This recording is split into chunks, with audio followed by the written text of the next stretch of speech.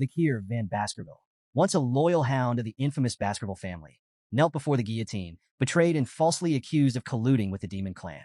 As the blade hovered above him, he vowed, if fate gave him another chance, he would never be a submissive hound again. To his shock, the guillotine's finality dissolved, and he awoke, not in the afterlife, but in the fragile body of an infant. Surrounded by the cries of newborns, Vikir realized he was in the Baskerville family nursery. His new life began under ominous circumstances. The cold-eyed patriarch Hugo Le Baskerville entered to inspect the infants. Dismissing the others as useless, Hugo's attention fixed on the silent Vikir, whose unyielding gaze betrayed no fear. Intrigued, Hugo ordered him sent to the Cradle of Swords, a deadly trial meant to forge Baskerville heirs. Vikir's hatred for Hugo burned hot. This was the man who had orchestrated his downfall in his past life. Memories of betrayal rushed back. He had been the Baskervilles' expendable pawn, loyal to the core, yet executed for knowing too much. But this time, Vikir would write a different story. Revenge could wait. Survival came first. The Cradle of Swords awaited, a brutal labyrinth of blades where children had to crawl to the Styx River, a mythical waterway said to fortify the body. The first to reach the river would reap its full benefits, while others were left with scraps. Vikir remembered how his siblings had sabotaged him in his past life, denying him the river's blessing. Not this time. Crawling through the razor-sharp maze, his infant body bleeding from countless cuts, Vikir pressed forward. Pain was an old friend, and he embraced it. Against all odds, he reached the river and plunged in. The Styx River's waters burned like molten fire, seeping into his wounds and bones. The agony was unbearable, yet Vikir endured. Compared to the torment of his past life, this was a whisper. Every second submerged strengthened his resolve and body. Outside, attendants panicked as they watched the infant endure far longer than any child before him. Hugo observed with his signature smirk, indifferent to their pleas for intervention. 7 minutes, reported John Barrymore, the family's butler. Hugo chuckled, his amusement tinged with grim expectation. He might not survive, Hugo called out, signaling it was time to surface. But Vikir ignored him. Each second in the river was a rare chance to grow stronger, and he refused to abandon it. The water began to flood his lungs, and his vision blurred. Even as his body screamed for air, his mind chanted a single mantra, endure. Just as darkness threatened to claim him, Hugo pulled Vikir from the Styx River. The patriarch's smug smile betrayed a mix of amusement and satisfaction. Greedy little thing, he mocked. You even try to drink the river. As Hugo examined him, something unusual caught his attention. Vikir already had teeth, an extraordinary trait for a newborn. Intrigued, Hugo turned to the head butler and asked the child's name. Upon hearing it, his smirk deepened. A very greedy son has been born, he mused, half amused, half impressed. Though weak and groggy, Vikir's mind remained razor-sharp. Silently, he vowed to grow stronger in secret and someday tear Hugo apart with his own hands. His hatred didn't stop with Hugo. It extended to the entire Baskerville family. They had tried to erase him once, but this time, he would make them disappear into history. As he lay in the nursery, the memories of his past life seared his thoughts. He was Hugo's illegitimate son, cursed with low status despite his extraordinary talents. By 20, he had proven himself a master of assassination, espionage, and conquest, earning renown despite the family's disdain. Yet to the Baskervilles, he had always been a tool, disposable and replaceable. At 30, when demonic gates unleashed hell upon the world, Vikir became a pillar of resistance, fighting for 5 grueling years. His efforts turned the tide, but instead of recognition, betrayal awaited him. Accused of treachery and silence for knowing too much, his life had ended on the guillotine. This time, however, Vikir vowed that no one, not Hugo, not the Baskervilles, would get the chance to betray him again. As he fully awoke, the power of the Styx River coursed through his veins, giving him a stronger starting point than in his previous life. Yet his thoughts were interrupted by the soft creak of the nursery door. A maid entered, startled to see him awake, muttering about Madam's unusual request to leave something on his bed. Curiosity piqued. Vikir waited until the maid left before inspecting the small box she had placed beside him. The lid creaked open, revealing 2 venomous mambas, their crimson eyes glinting in the dim light. Vikir's sharp mind pieced it together instantly. This gift was an assassination attempt, orchestrated by one of the few women in the Baskerville family addressed as Madam. The motive was obvious: eliminate competition. If Vikir died, the other infants in the nursery might also succumb to the Viper's fangs, removing all potential rivals. Hatred burned in his chest as the snakes lunged at him. With cold precision, Vikir caught the mid-strike, his tiny hands fueled by a lifetime's worth of rage and survival instinct. The venomous creatures writhed in his grip, but were no match for his iron will. By morning, the snakes lay lifeless beside him as Vakir peacefully dozed. The scene sent shockwaves through the Baskerville household. Chaos erupted as the nannies on duty faced brutal interrogations, their failure deemed an unforgivable crime. They were swiftly executed, but the Viper's origins remained a mystery to all, except Vakir. 8 years passed, and Vakir sat in a classroom, half listening as the teacher droned on about the hierarchy of swordsmanship. The students were captivated by the descriptions of the stages. Sword beginner, unable to imbue their blade with mana. Sword expert, capable of infusing a small amount of mana. Sword graduate, their blade shimmered with a liquid-like mana aura. Sword master, the pinnacle of mastery, able to form and shape solid mana freely.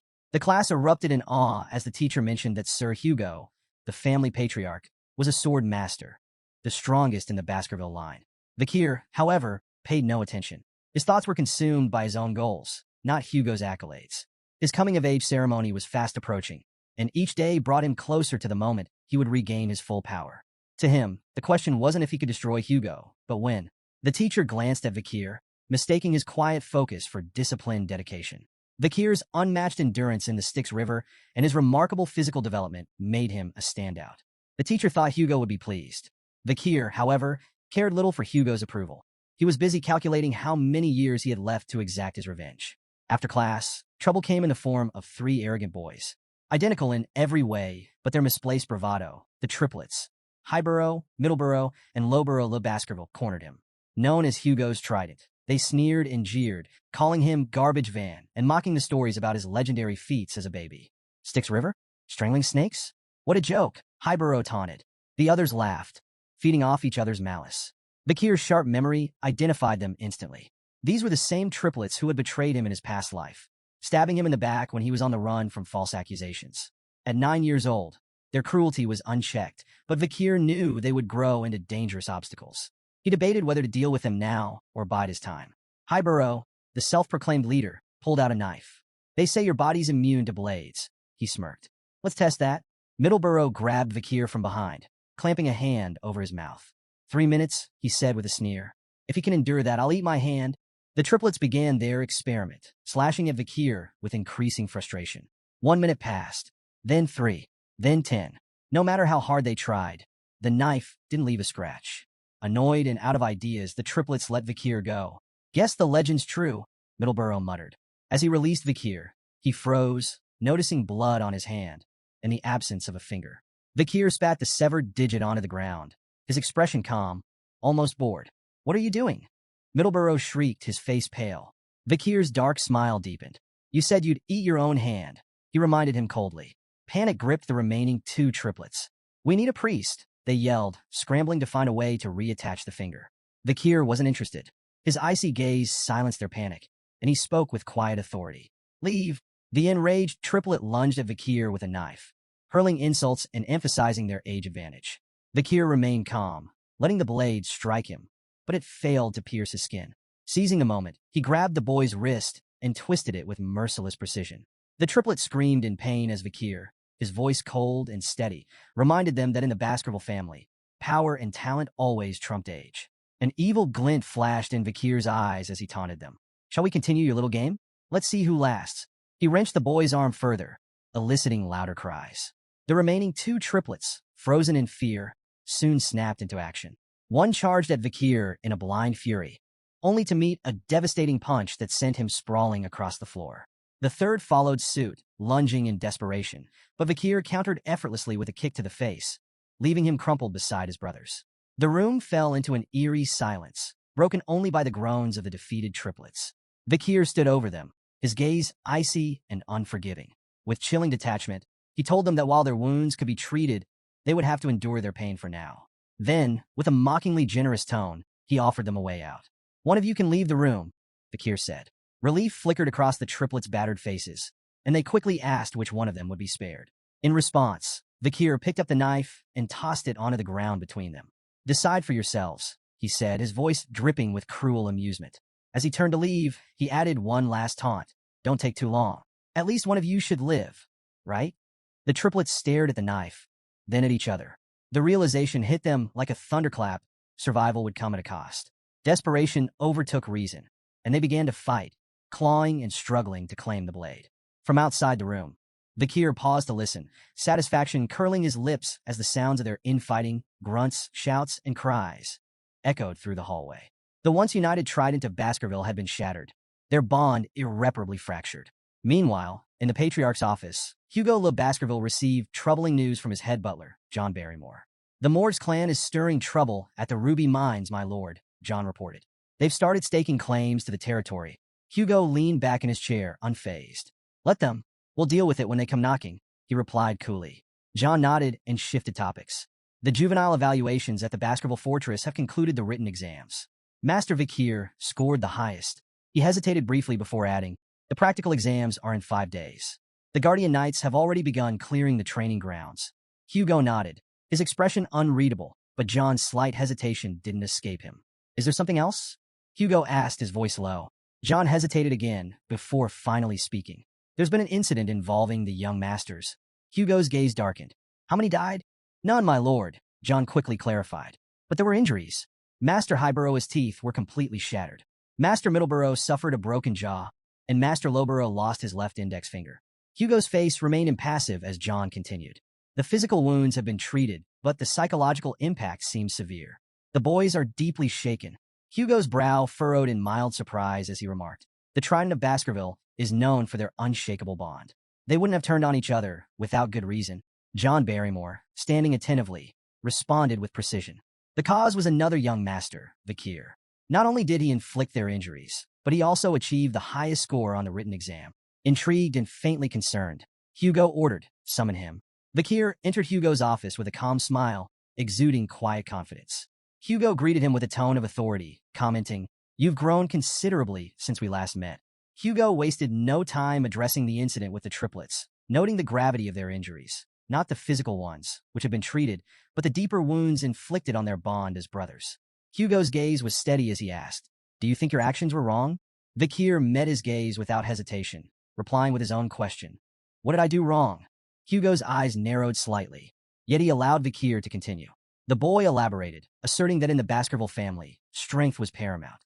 If strength decides all, how can the stronger party ever be in the wrongs? Hugo paused, his expression unreadable, before revealing, "The triplets have already forgiven you." The revelation caught Vikir off guard. "They forgave me?" he echoed, incredulous. An old memory surfaced in Vikir's mind, a scene from his previous life. A young woman, the last survivor of a family annihilated by the Baskervilles, had come to Hugo as a nun. Despite her suffering, she forgave him, citing her faith. Hugo's response, cold and cutting, now rang clearly in Vikir's ears. Forgiveness is merely an excuse for the weak, who lack the strength to seek revenge. Drawing from that memory, Vikir repeated Hugo's own words back to him. Forgiveness is nothing more than a way for the powerless to cope with their inability to retaliate.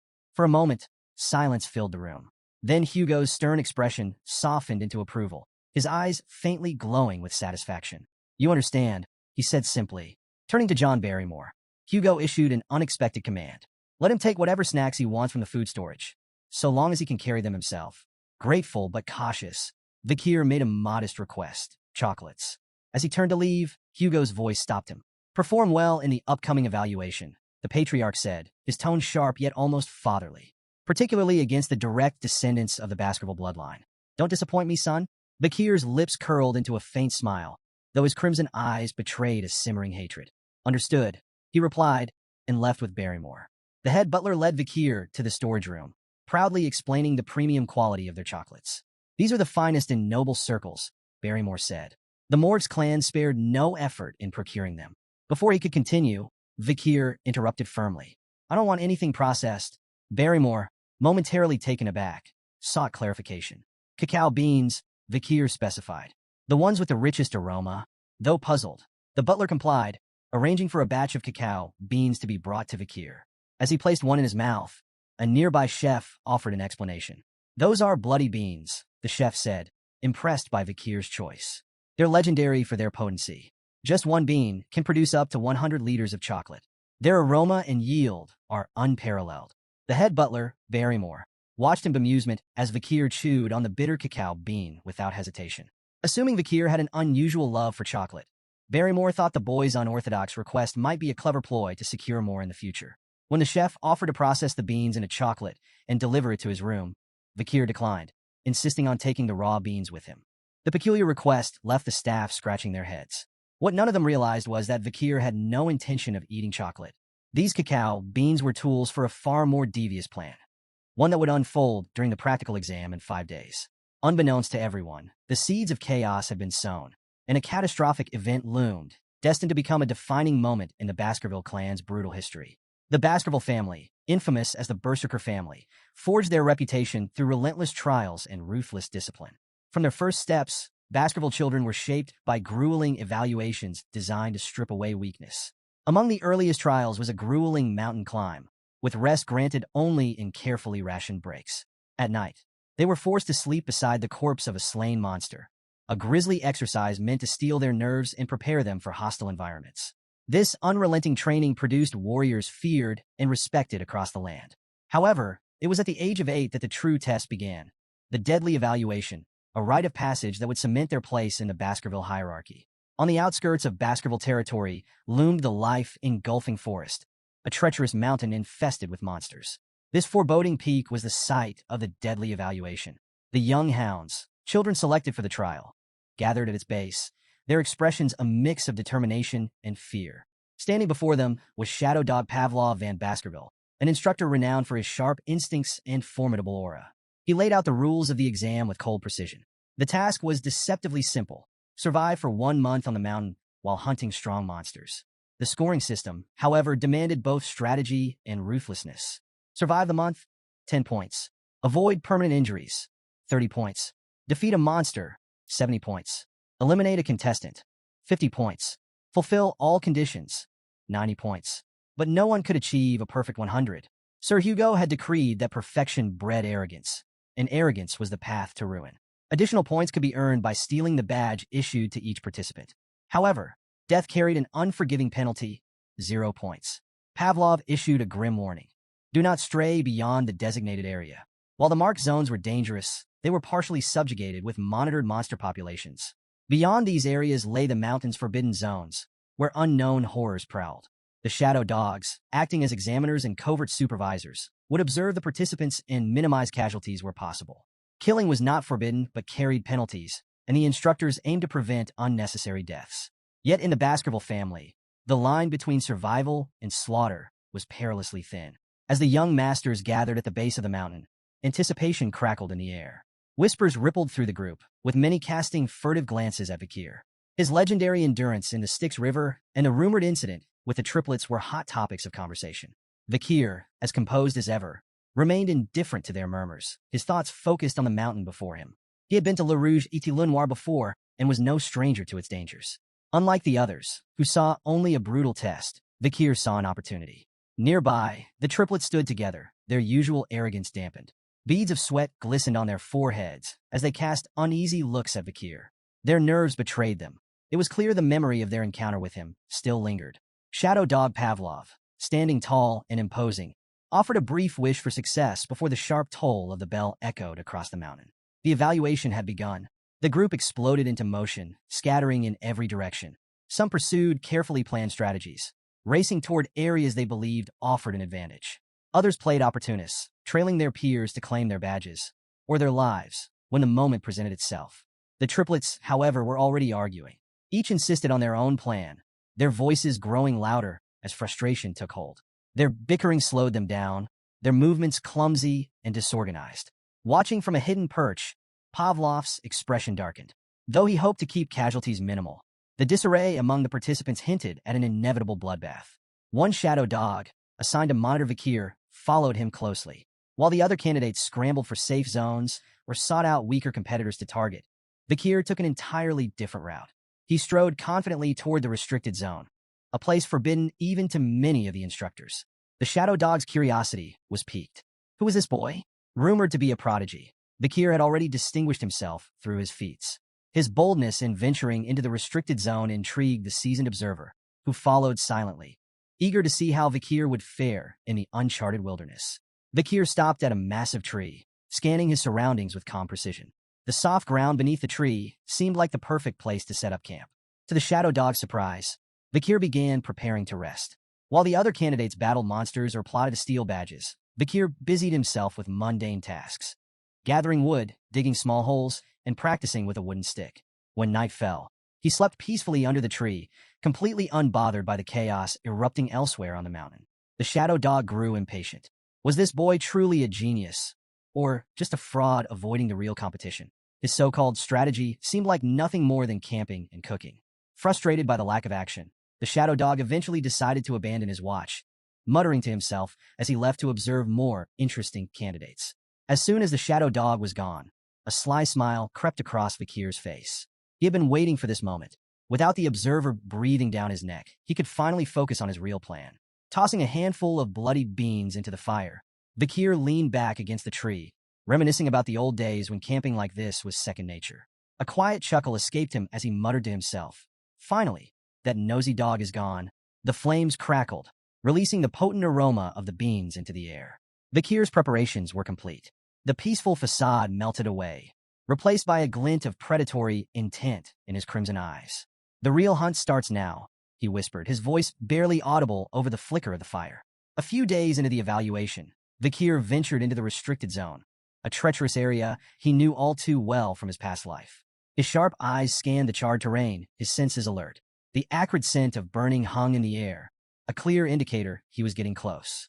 Scorched roots and smoldering stool confirmed his suspicion. His target was near.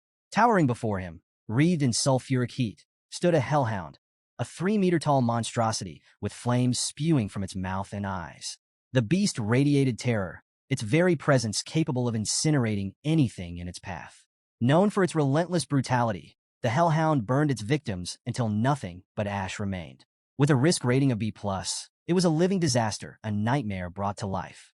For a brief moment, doubt flickered through Vikir's mind.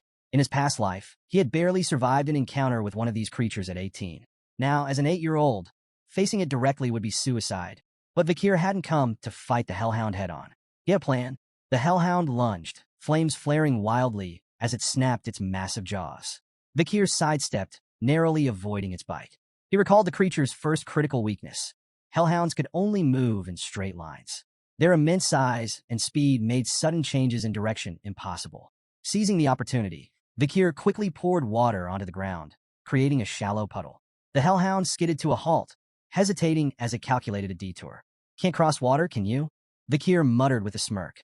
Like most canine monsters, the hellhound was instinctively repelled by water, even in shallow amounts. This bought Vikir precious time to reposition himself. But the danger was far from over. The beast's bloodlust was unrelenting, and it lunged again, flames roaring. Vikir sprang into action, executing the final step of his plan. As the hellhound opened its massive jaws to roar, Vikir hurled a bloody bean directly into its throat.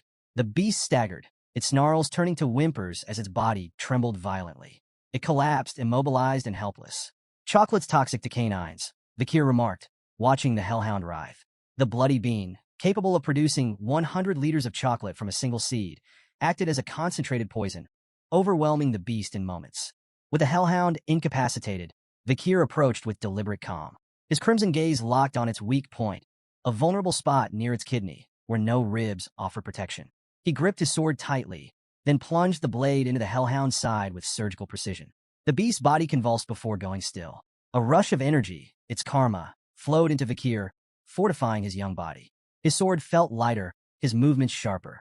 Inch by inch, he could feel himself reclaiming the immense power he had once possessed before his regression, all while still in the body of an 8-year-old.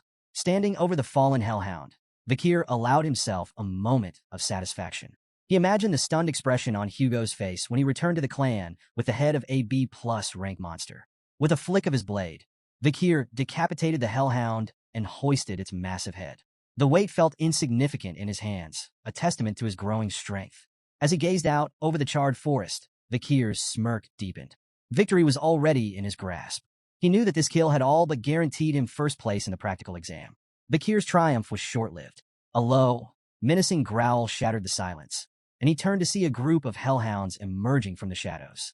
Their flaming eyes locked onto him, filled with vengeful fury. It was clear they had come for their fallen comrade.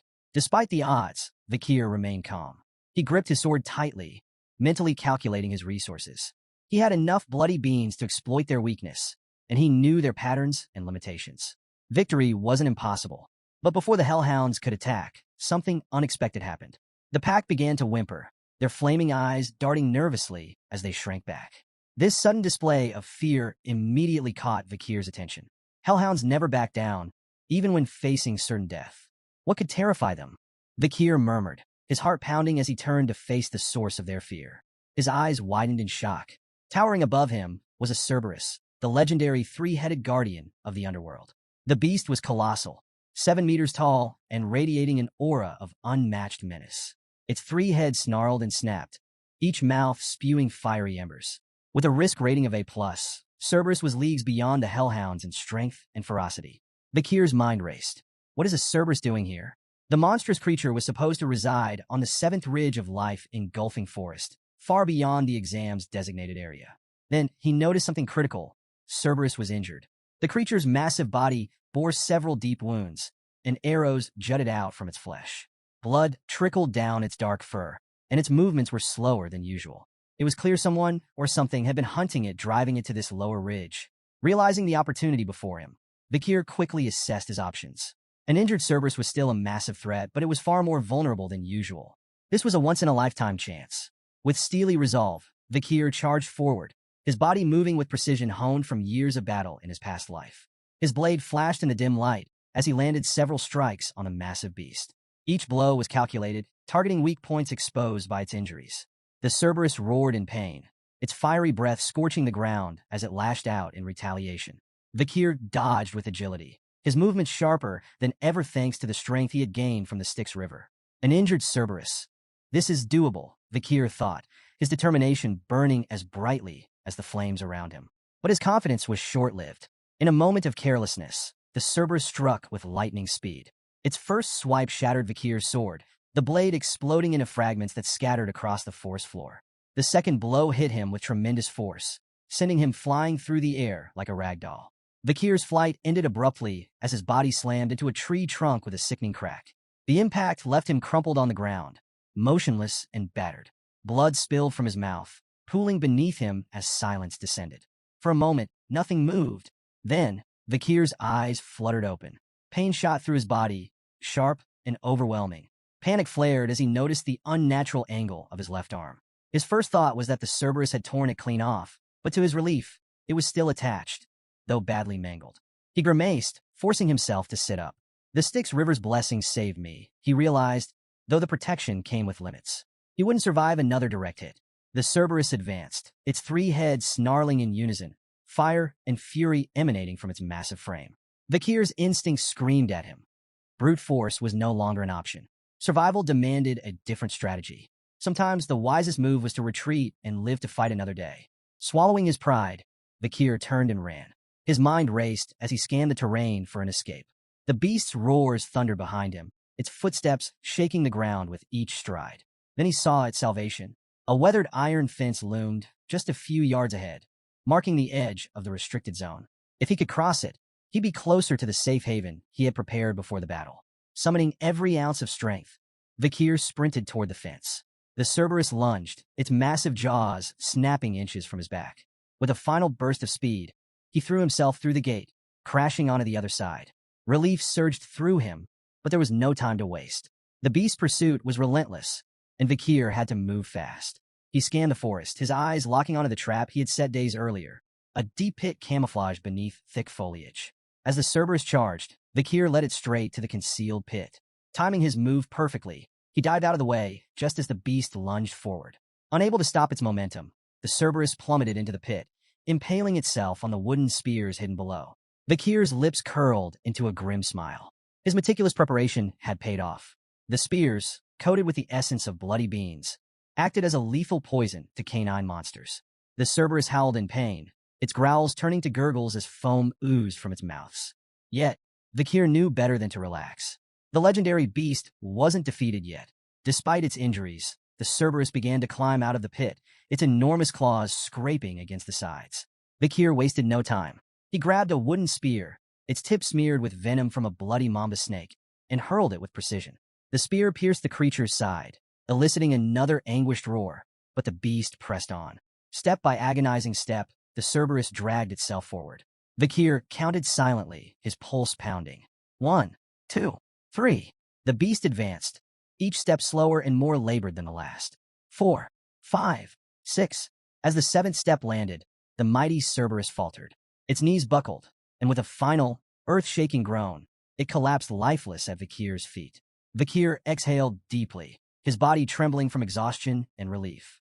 The venom of the bloody mamba, true to its legend, had ensured the creature couldn't take more than 7 steps after being struck. He had hidden the spear long ago, a precaution for the most dire of circumstances. Today, it had saved his life. The immense energy of the defeated Cerberus surged into Vikir, strengthening his body further. His muscles felt lighter, his reflexes sharper. Power coursed through him, and he marveled at how close he was to reclaiming the strength of his former life. He turned to the massive corpse of the Cerberus, a testament to his victory. Its 3 heads alone would be proof enough of his feat, but there was a problem. The poisoned spears and venomous effects would be obvious upon examination. Rumors could spread, undermining his achievement. Vikir considered his options.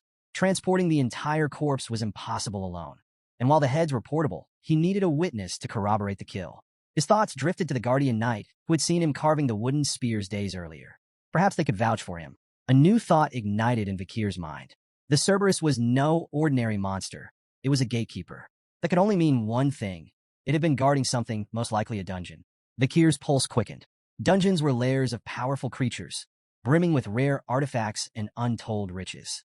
The chance to uncover hidden treasure was too tempting to ignore. Before venturing further, Vikir took a calculated precaution. Scooping up a handful of the Cerberus's foul-smelling feces, he smeared it on his body. The stench was revolting, but it served a purpose, masking his scent from smaller predators that might cross his path. Survival before dignity. Following the Cerberus's trail through the forest, Vikir's experienced eyes spotted the signs. A path of dried soil, rotting leaves, and disturbed roots. Recognition struck him like a lightning bolt. This dungeon, he muttered to himself. In his past life, this place would be discovered a decade from now. By then, it would have already been plundered, its treasures long gone. But now, it was untouched. The air around it practically hummed with mana, an unmistakable sign of its vitality. The dungeon's entrance loomed before him, shrouded in oppressive darkness. Vikir approached cautiously, his crimson eyes faintly glowing with anticipation. One wrong step could mean death. He stepped inside, the silence broken only by the soft echo of his footsteps. The further he descended, the more the dungeon revealed its wonders. Veins of ruby minerals streaked the walls, their faint glimmers lighting the way. Vikir deduced they were connected to the nearby Red All Mountain, famous for its precious gems. His excitement grew as he pressed deeper into the labyrinth. Then, a glimmer of light ahead caught his attention. Quickening his pace, he entered a massive, brightly lit chamber and stopped in awe. At the chamber center stood a colossal ruby mounted atop a stone pillar, its intense, otherworldly glow illuminating the room. This wasn't just any jewel. Vikir could tell at a glance that the gem was infused with mana, its brilliance far surpassing anything he had ever seen. For a moment, he simply marveled at the treasure before him. But his awe was short-lived. Nearby, a skeleton lay crumpled on the ground. As he approached, the signs of violence became apparent. Deep stab wounds marred the brittle bones, and dried blood stained the floor around it, a silent testament to the victim's gruesome fate. Vikir knelt beside the remains, his sharp mind piecing together clues. Lying next to the skeleton was a weathered letter, its edges worn with age. Curiosity piqued, he picked it up and began to read. The writer introduced himself as Cain, but notably avoided providing his full name. The handwriting struck a chord of recognition deep within Vikir. His crimson eyes narrowed. This is Baskerville handwriting, he murmured, his suspicions growing. The letter detailed a harrowing tale. Cain and his brother, Abel, had stumbled upon this legendary chamber, a place spoken of in Baskerville lore for generations. Together, they had navigated countless trials and slain powerful monsters to reach this fabled location. But their journey ended here. The letter revealed they had been trapped by the dungeon's final trial, imprisoned in this chamber for 3 agonizing years. Vikir's thoughts churned as he absorbed the weight of Cain and Abel's grim tale. What treasure could possibly justify such suffering? His attention returned to the massive ruby at the chamber's center. Its mesmerizing glow seemed to call out to him, and Vikir knew instinctively it held the key to the dungeon's final challenge. Approaching cautiously, he read the riddle inscribed on the stone aloud. When entering, it's 1. But once inside, it's 2. When leaving, it's 1. The cryptic words hung heavily in the air, their meaning elusive. Vakir recalled Cain's letter, where the brothers had wrestled with this very puzzle. Cain and Abel, twins separated at birth, had believed the riddle required them to become one again. This interpretation led to tragedy. Cain, driven by desperation, had killed Abel in a futile attempt to solve the riddle. Yet even after his brother's death, the treasure remained inaccessible. Racked with guilt, Cain had abandoned the dungeon empty-handed, his letter warning future adventurers of its cruelty. He called it the Devil's Den, a place designed to prey on human greed, offering despair instead of salvation. Vakir reread the riddle, refusing to succumb to the same despair that had broken Cain. The answer wasn't about people, it couldn't be. His sharp gaze scanned the chamber, noting every detail. The ruby's light, the skeleton's silent testimony, and the phrasing of the riddle itself. 1, 2, 1. Suddenly it clicked. The answer wasn't about twins or sacrifice. It was about shadows. Vakir stepped toward the ruby, his thoughts crystallizing. In the dark passage leading to the chamber, he had cast no shadow. Upon entering the ruby's glow, he became two, himself and his shadow. And when the light disappeared, the shadow would vanish, leaving only one again. It was simple, too simple for Cain and Abel, blinded by their assumptions. Vakir gripped his weapon and struck the ruby with a precise blow. The gem shattered into fragments, its brilliant light extinguished in an instant. The chamber lit up with a final, blinding flash as the ruby crumbled. Then, as silence returned, the treasure the dungeon had guarded was revealed. Vakir's breath caught.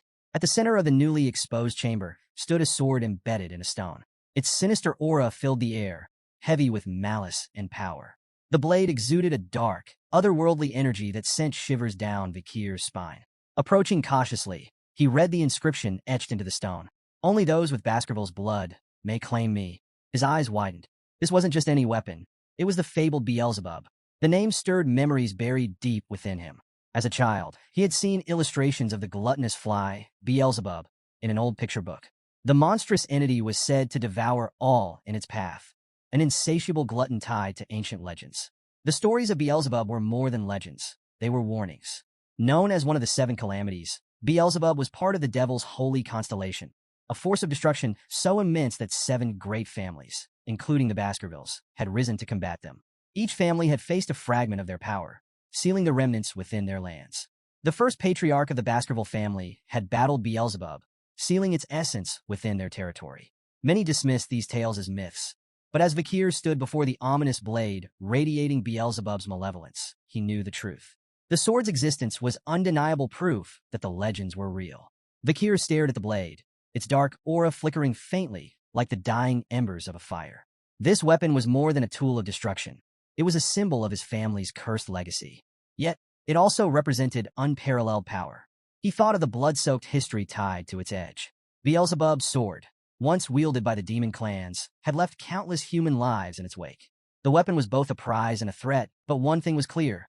It could not fall into the wrong hands. "This sword is mine now," Vakir declared, reaching for the hilt. The moment his fingers closed around it, an intense surge of energy shot through his body, forcing a gasp from his lips. The blade reacted instantly, vanishing from sight only to reappear moments later, fused to his hand. Vakir held his breath as the sword materialized again, emerging directly from his palm as if it had always been part of him. Its faint, ominous aura pulsed in rhythm with his heartbeat. He stared at the weapon in awe. The sword wasn't just a relic. It was a fragment of the devil's holy constellation, imbued with potential that made his blood race. A grin spread across his face as he marveled at the power it could unlock. With such a weapon, his path to vengeance grew clearer. After thoroughly exploring the dungeon and finding nothing else of value, Vakir decided to leave. But as he approached the exit, a sudden wave of nausea overtook him. His vision blurred, his legs buckled, and he fell to his knees, clutching his stomach. At first, he thought it was his own hunger, but the sensation was strange, foreign. Then he understood. It wasn't his hunger. It was the sword's. Beelzebub's insatiable appetite was now linked to him, its hunger coursing through his veins. Stumbling out of the dungeon, Vakir felt the blade tugging at him, pulling in a specific direction. Unable to resist, he followed its guidance. It led him back to the Hellhound's corpse, still steaming from its earlier battle. Confused but compelled, Vakir extended the blade toward the body. His eyes widened as the sword came alive, voraciously absorbing the Hellhound's blood. The once dark blade pulsed with crimson light as it fed, its hunger satiated at last. As the feeding ended, the sword let out a strange, satisfied sound, like a child after a hearty meal. Vikir's own hunger faded, replaced by a gnawing frustration. The blade was unpredictable. Its needs a burden he hadn't anticipated. Yet, its power was undeniable. Examining the weapon, Vikir noted its intricate design, slots embedded within the blade, faintly glowing. He recalled the stories about Beelzebub's inherent ability, gluttonous flies. The sword could absorb not only the blood of its victims but their skills, adding them to its arsenal. This ability made Beelzebub a weapon of limitless potential, but also one of chaos. Many of its past wielders had overindulged its appetite, allowing it to absorb so much that even their most fearsome opponents had been rendered powerless. I won't make the same mistake, Vikir muttered. He resolved to limit the sword's consumption to 3 abilities at a time, no more. Any more would risk making the blade unmanageable, and himself its victim. The barren trees and dried soil of the mountain took on a new meaning as Vikir reflected on the blade's gluttony. He suspected Beelzebub had been the cause of this desolation, its insatiable hunger draining life from everything around it. Inspecting the first slot, Vikir noted the newly absorbed skill, Hemorrhage Hellhound B+. This ability caused wounds inflicted by the blade to bleed uncontrollably, even from the smallest cuts, a devastating tool for attrition-based battles. His gaze shifted to the massive corpse of a Cerberus, and an idea sparked. Extending Beelzebub toward the body, Vikir allowed the blade to begin feeding. The sword's dark aura flared, and the Cerberus's blood was drawn into it. Before the weapon could devour the entire corpse, Vikir stopped it with a sharp word, tapping the hilt lightly, as if scolding a pet. Enough, he muttered. The blade responded with a shrill cry, like a reprimanded child. Beelzebub's 3 slots were now filled. 1. Incinerate Cerberus. A+, inflict severe, flaming injuries that are resistant to healing. 2. Hemorrhage Hellhound, B+, causes catastrophic blood loss from even minor wounds. 3. High-speed regeneration. F. A minor healing ability absorbed from a crushed sewer rat. Vikir smirked, noting the high-speed regeneration skill. While not as impressive as the others, it could still prove useful in emergencies. He glanced at the squashed rat beneath the Cerberus's corpse and felt a mix of amusement and practicality. Reflecting on Incinerate Cerberus, Vikir marveled at its raw destructive power. Thermal injuries, he knew, inflicted far more agony than hemorrhage. With his preparations for the exam complete, Vikir chose to remain near the Cerberus's remains until the evaluation officially ended. When the young hounds returned to Baskerville Fortress, the elders began assessing their performances.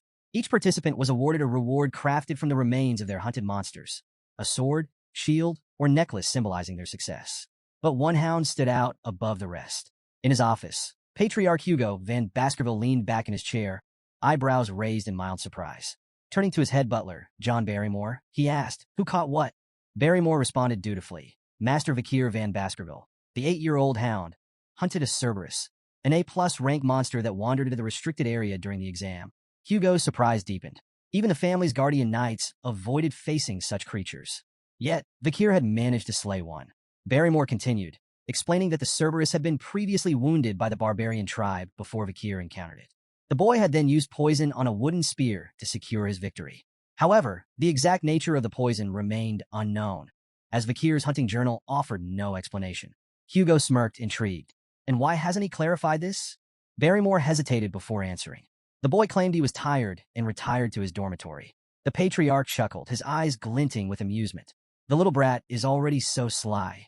He understands that information is power, and power has its value. Barrymore nodded, though his astonishment lingered. It's remarkable that such talent comes from a hound named Van, rather than Lon. Hugo dismissed Barrymore's implication with a smirk. I do not judge hounds by their lineage. I raise them for their talent and their spite. Even mutts can rise to greatness. His tone left no room for doubt. In the Baskerville clan, skill and ambition outweighed noble birth. Barrymore hesitated, his mind drifting briefly to Hugo's second son, who was undergoing isolation training. He wondered if Hugo's indifference masked concern, but chose not to voice his thoughts. Instead, he bowed slightly and apologized for his earlier comment. Hugo waved it off. Enough of that. Bring me something to lift my spirits. Shall I summon Master Vikir? Barrymore offered immediately. Hugo nodded, and the butler departed. When Vikir entered the Patriarch's office, his composed, self-assured demeanor didn't escape Barrymore's notice. Hugo, ever direct, wasted no time questioning him about the Cerberus hunt. How did you manage it? Hugo asked. With calm precision, Vikir revealed his use of chocolate as a poison, exploiting its lethal effect on canine monsters. Hugo's eyes briefly widened in surprise, quickly piecing together the implications. The boy's earlier request for chocolate hadn't been a whim. It had been a carefully laid strategy. Barrymore, standing nearby, was equally astonished but kept his focus on the subtle tension between the two. The lack of formal greetings struck him as unusual. Was this how a father and son truly interacted? As the conversation continued, Hugo shifted gears. Why didn't you explain this to Barrymore earlier? Vakir's reply was curt but deliberate. The butler is not my master. Hugo raised an eyebrow, intrigued. Then who is your master? I belong to the clan, Vakir said without hesitation. The master of the clan is my master as well. Hugo smirked faintly, leaning back in his chair. Well said. He congratulated Vakir on his performance during the practical exam and declared that the Cerberus's corpse and all associated materials would belong solely to him. Hugo then announced an additional reward. As the highest scorer, Vakir was entitled to a special privilege, the opportunity to make a wish. Vakir's eyes gleamed at the prospect. Without hesitation, he requested access to the 10,000-book library, one of the largest and most prestigious repositories of knowledge in the Empire. Deep within the Baskerville clan's territory, the library housed forbidden techniques and secrets, accessible only to the Patriarch, the second-in-command, and their direct descendants. Hugo's eyebrows rose at the request. He reminded Vakir of the strict rules governing access, emphasizing that illegitimate children were barred from entry. Vakir, undeterred, replied coolly, "If access is denied, I'll accept the decision." Inwardly, however, he was already devising plans to sneak in if necessary. To his astonishment, Hugo granted permission. "You may enter," Hugo said, his tone calm but unreadable. Vakir was momentarily speechless, but quickly recovered. Hugo wasn't finished. "Specifically, I want you to seek out the Baskerville 6 technique in the 6th restricted zone of the library." Barrymore's composure faltered. The 6th restricted zone was an area even the legitimate children of the family rarely ventured. No illegitimate child had ever been granted access this far, much less given a directive to retrieve such an advanced technique. The weight of the moment wasn't lost on Vakir. While he maintained his composure, his mind raced. Why is he giving me this opportunity? Even so, he reminded himself that the 6th technique, while formidable, was still far below Hugo's level of mastery. Before his regression, Hugo had achieved mastery over the Baskerville 7th technique, wielding the legendary power to bear 9 fangs. It was a feat that made him unparalleled within the clan, solidifying his place at its apex. But Vakir's ambitions extended far beyond the 6th or even the 7th technique. His sights were set on the ultimate prize, the textbook of swordsmanship, the foundational manual created by the first Baskerville Patriarch, who had subdued the 7 great disasters. It contained the teachings that had shaped the clan's unmatched legacy, and Vakir believed it held the key to his success. As Hugo offered a faint smile and wished him good luck, Vakir bowed, expressing his gratitude. Inside, however, he marveled at how Hugo had unknowingly handed him an opportunity of incalculable value. He doesn't realize what he's given me, Vakir thought. But it didn't matter. What mattered was what he would do with it. Arriving at the 10,000-book library for the first time, Vakir stood in awe. Towering shelves filled with ancient tomes stretched endlessly before him, each spine bearing a title that sparked his imagination. He read a few aloud, letting the evocative names linger in the quiet air. Severing incisors, grinding molars, piercing canines, snaggle tooth that embeds twice, wisdom teeth that lay down. These were the forbidden secrets of Baskerville swordsmanship he had long coveted but had been barred from learning in his past life. Yet he understood the logic behind the restrictions.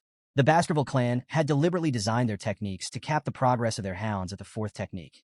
It was a safeguard, a leash, ensuring no hound could turn their sharpened fangs against their master. Pressing onward, Vakir's steps were purposeful as he navigated the labyrinth of knowledge. Eventually, he arrived at a section guarded by heavy chains. Behind the iron bindings rested a massive tome, its lock glinting in the dim light. Vakir's crimson eyes narrowed. This is it, the Baskerville 6 technique. For a moment, he couldn't believe it. Hugo had truly granted him access to something he could only dream of in his past life. Unlocking the chains, Vakir smirked. He knew why Hugo had allowed him here, because the Patriarch likely believed number 8-year-old could possibly memorize the book's contents in a single day. But Hugo underestimated him. Before his regression, Vakir had already studied the theories behind the 1st through 4th techniques exhaustively. His obsession had even bred frustration. He had grown sick of those early stages, dissecting them endlessly in his quest to deduce the 5th technique.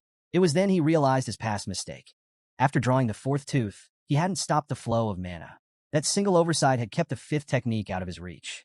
The Baskerville swordsmanship followed a unique progression system. Each technique corresponded to a specific number of fangs. The 1st technique bore 1 fang, the 2nd 2, and so on. With each stage, a distinct red sword energy manifested, a visual representation of the user's mastery. The sixth technique, with its immense power, was a treasure Hugo likely thought Vikir could glimpse but never truly grasp. But Vikir's focus wasn't on the sixth technique itself. He wasn't here for what Hugo expected. His goal was far more audacious: to find a way to transcend his current limitations entirely. Leaving the swordsmanship section, Vikir caught the guards off guard. They stared at him in disbelief. "You're already finished reading?" one asked, incredulous. Another guard, clearly impressed, offered to retrieve more advanced texts from the deeper sections of the library. "You should check out the techniques stored in the restricted zones. That's where the real treasures are." But Vikir declined with a polite nod. "I've completed my task." The guards exchanged amazed glances as Vikir walked away. "Does he even realize how valuable those techniques are?" one whispered. "If it were me, I'd spend every second memorizing them," the other added.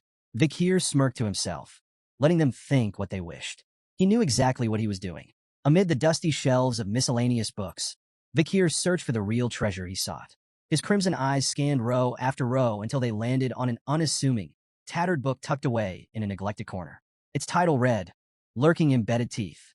The book's worn cover and damaged pages made it appear worthless, a relic forgotten by time. Vikir held it in his hands, his expression calm, but inside his heart raced. He vividly recalled the time before his regression when he had served in the Hound Squad. During a mission, his team had stumbled upon a torn page from a Baskerville swordsmanship textbook. The page bore the unmistakable handwriting of a Baskerville ancestor and contained cryptic hints about a forgotten technique. When the page was brought to Hugo, it sent the patriarch into an obsessive frenzy. Determined to find the original text, Hugo scoured the library for years before finally locating it, within the lurking embedded teeth. The book, hidden among useless texts, contained the writings of a Baskerville ancestor and revealed the existence of the legendary 10th Fong technique. Vikir remembered the carnage that followed. Hugo, captivated by the promise of the 10th Fong, declared war on anyone holding the missing pages. He dispatched Baskerville hounds to the 7 great families to recover the remaining 6 pages. The mission came at an unimaginable cost. Hounds died by the dozens, their bodies piling high, drenched in blood. When the pages were finally recovered, Hugo's only acknowledgement was a cold, dismissive phrase: "Good job." Vikir's hands clenched as the memory burned in his mind. The senseless waste of life enraged him. He vowed that history would not repeat itself. He would surpass Hugo, not by mimicking his methods, but by learning from his mistakes. Flipping through lurking embedded teeth, Vikir noted its disjointed techniques and incomplete passages. Without the missing pages, the book was little more than a fragmented puzzle. But Vikir had an advantage no one else did. Before his regression, he had memorized every detail of those lost pages. The reason he couldn't progress beyond the 4th technique in his previous life wasn't his lack of skill or mana. It was the absence of this original text. The missing pages were the key to understanding the techniques in their entirety. As Vikir closed lurking embedded teeth, he muttered to himself, "To most, this book would seem like meaningless, disjointed nonsense.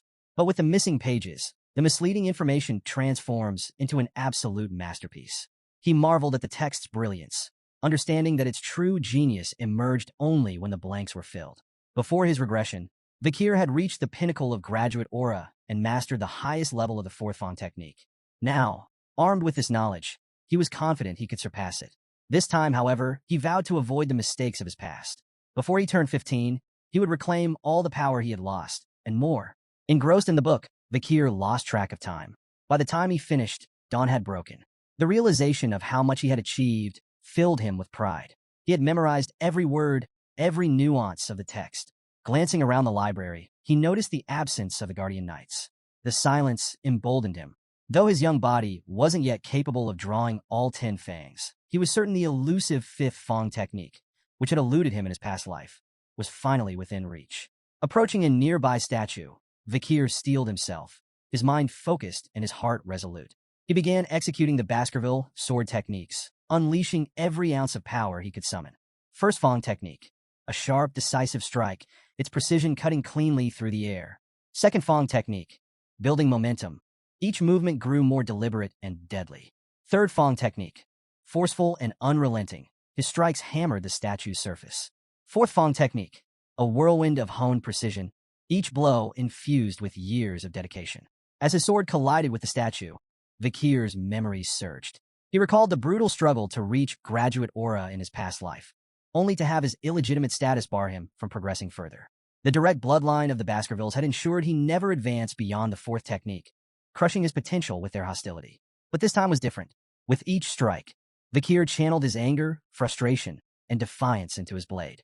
In his mind, the statue became a vivid image of Hugo's face, taunting him. With a ferocious swing, he unleashed his full force, slicing through the statue in a series of precise, calculated blows. As the dust settled, Vikir stepped back, his breath ragged and his body trembling. For a moment, he stood still, hands gripping his weapon tightly, anticipation coursing through him. Then it came, a hot surge of energy flowing from his heart to his neck. He knew instantly. A triumphant smile spread across his face. He had done it, overwhelmed with emotion. Vikir nearly felt tears welling in his eyes.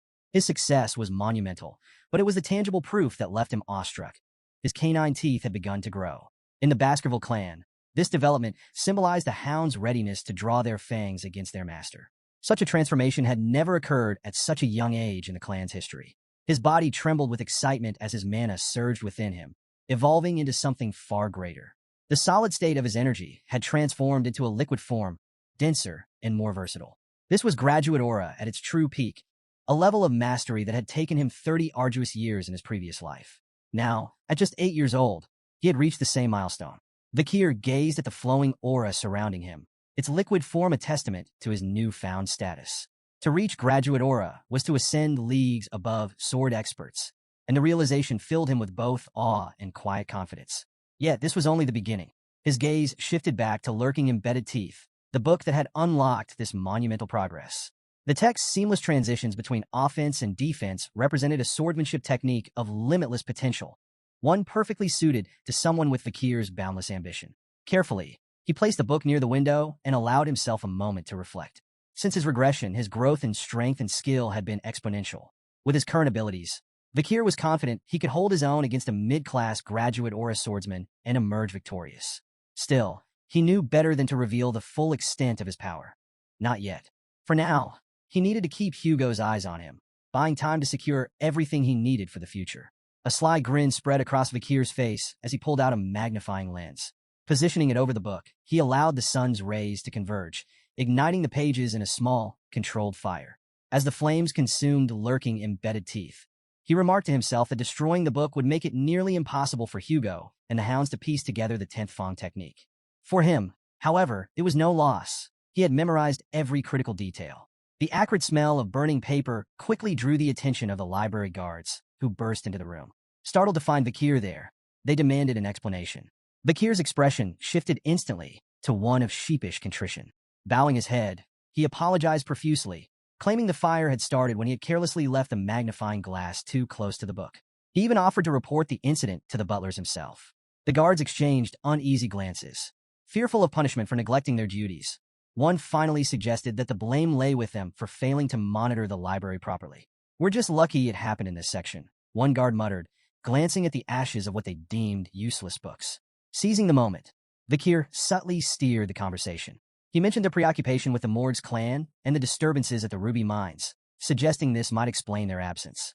The guards nodded in agreement, grateful for the excuse and eager to bury the matter. They promised to keep the incident a secret if Vikir did the same. As he left the library, Vikir apologized again, thanking the guards for their understanding. Once he was out of sight, a mischievous grin spread across his face. The guards' voices echoed behind him, praising him as thoughtful and considerate, someone who deserved respect. Vikir relished their naivety, knowing he had orchestrated the situation perfectly. Later, in Hugo's office, the patriarch leaned back in his chair, his piercing gaze fixed on Vikir. "So," Hugo began, "did you learn anything enlightening from the libraries?" Vikir replied cryptically, "Something warm, sharp, soft, and viscous." Hugo and Barrymore exchanged startled glances. The implications of Vikir's words hit them simultaneously. He might have achieved aura. Aura was the hallmark of a swordsman's true awakening, signifying their official entry into the world of the blade. Even among the most talented Baskerville hounds, reaching this milestone before the age of 15 was unheard of. Hugo, visibly skeptical, reminded himself that Vikir was only 8 years old. Shaking his head, he demanded, "Prove it. Show me what you've learned." Vikir nodded without hesitation, his crimson eyes glinting with quiet determination. In the heart of a massive Colosseum-like structure, Vikir stood alone at the center, his sword steady in his grip. Surrounding him, rows of young hounds looked on, their faces filled with confusion and curiosity. Beside Hugo, the head butler leaned in, his voice low. How do you plan to test the boy's skills? Hugo's smirk was both calculated and unsettling.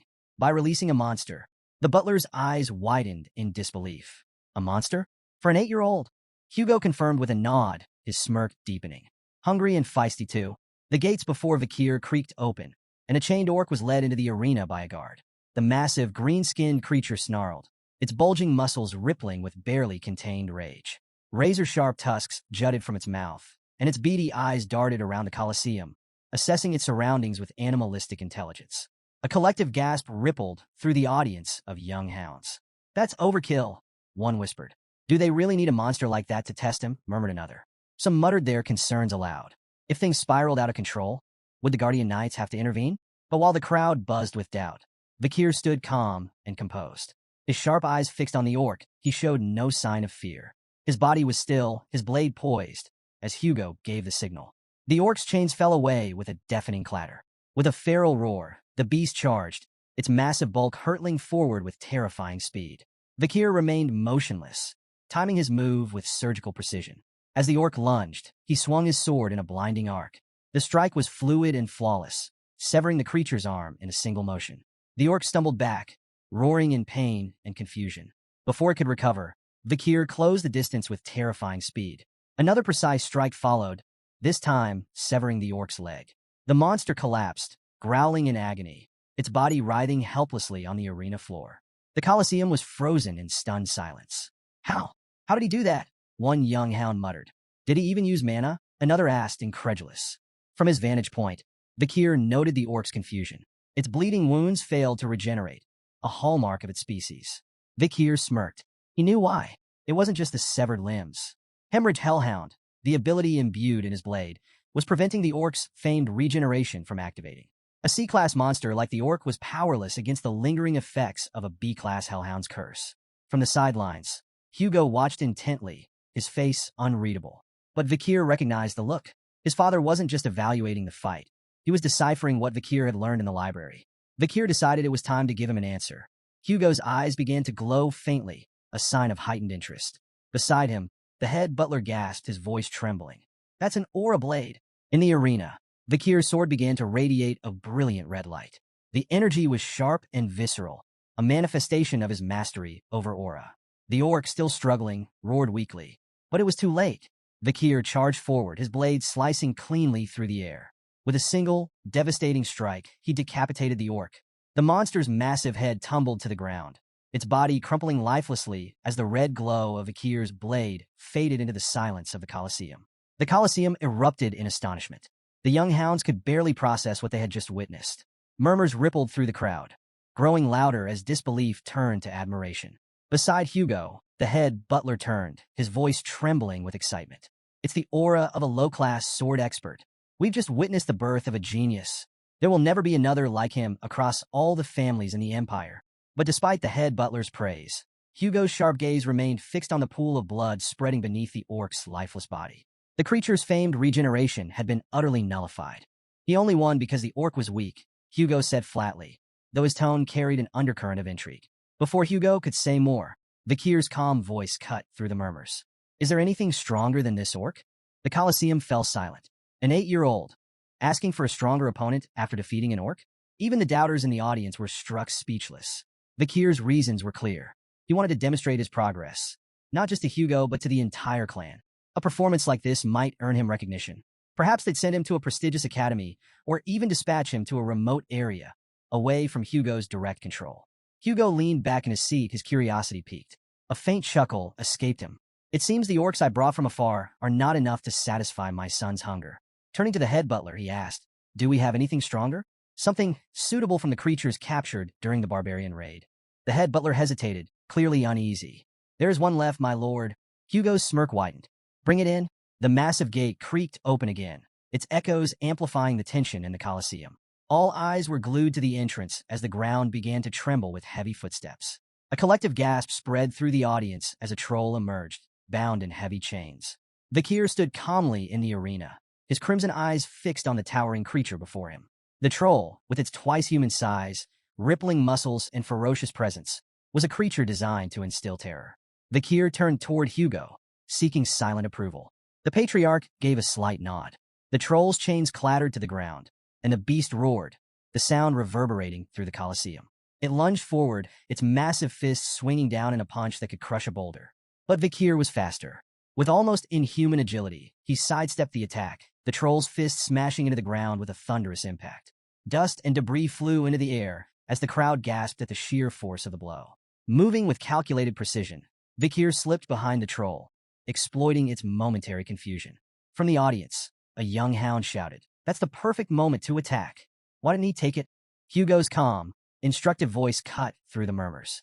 Trolls have extraordinary regenerative abilities. Only fatal attacks are worth it.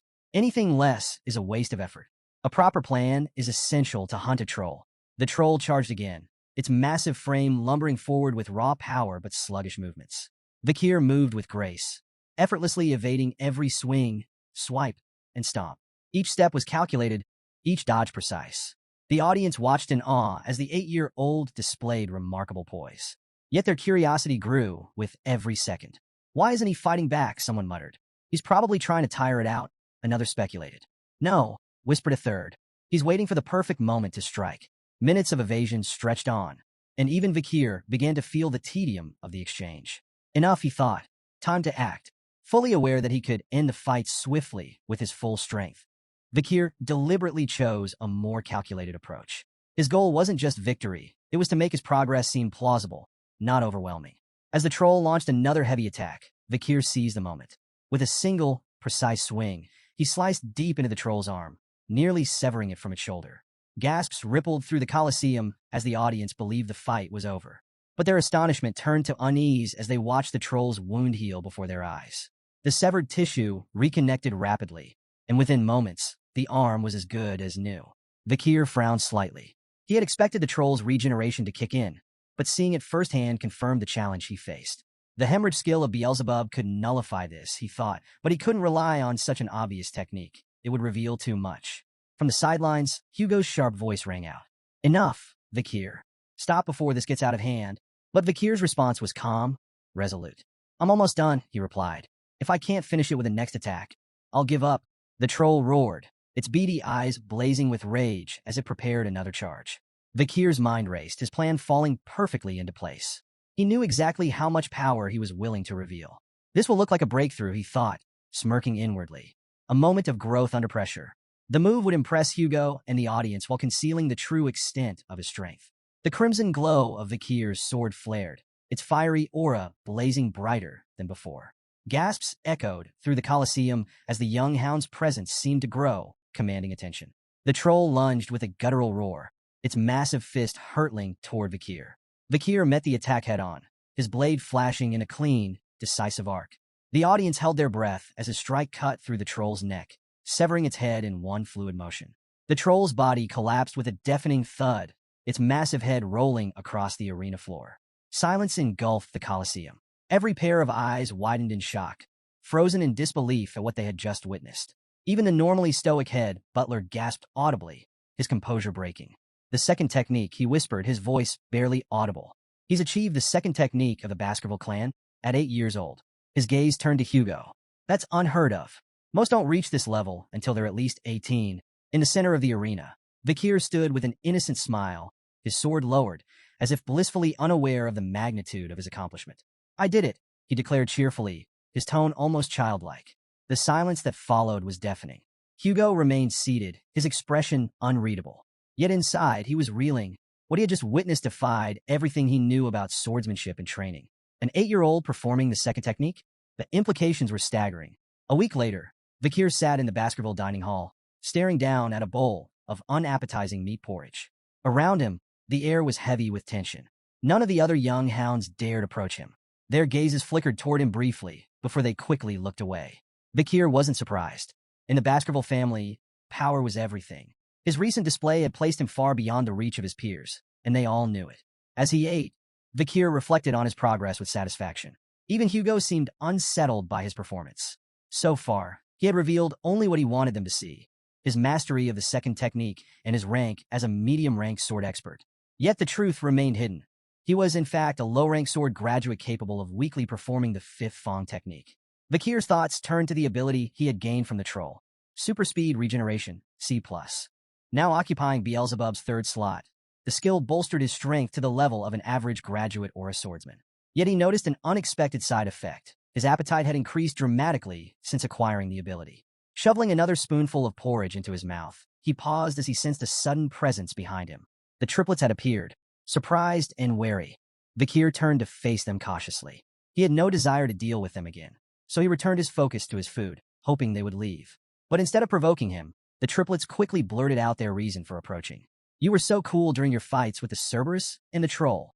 The statement hit Vikir like a thunderbolt. He was so shocked that he spat out his porridge. The triplets, alarmed, asked if he was okay, but Vikir remained suspicious.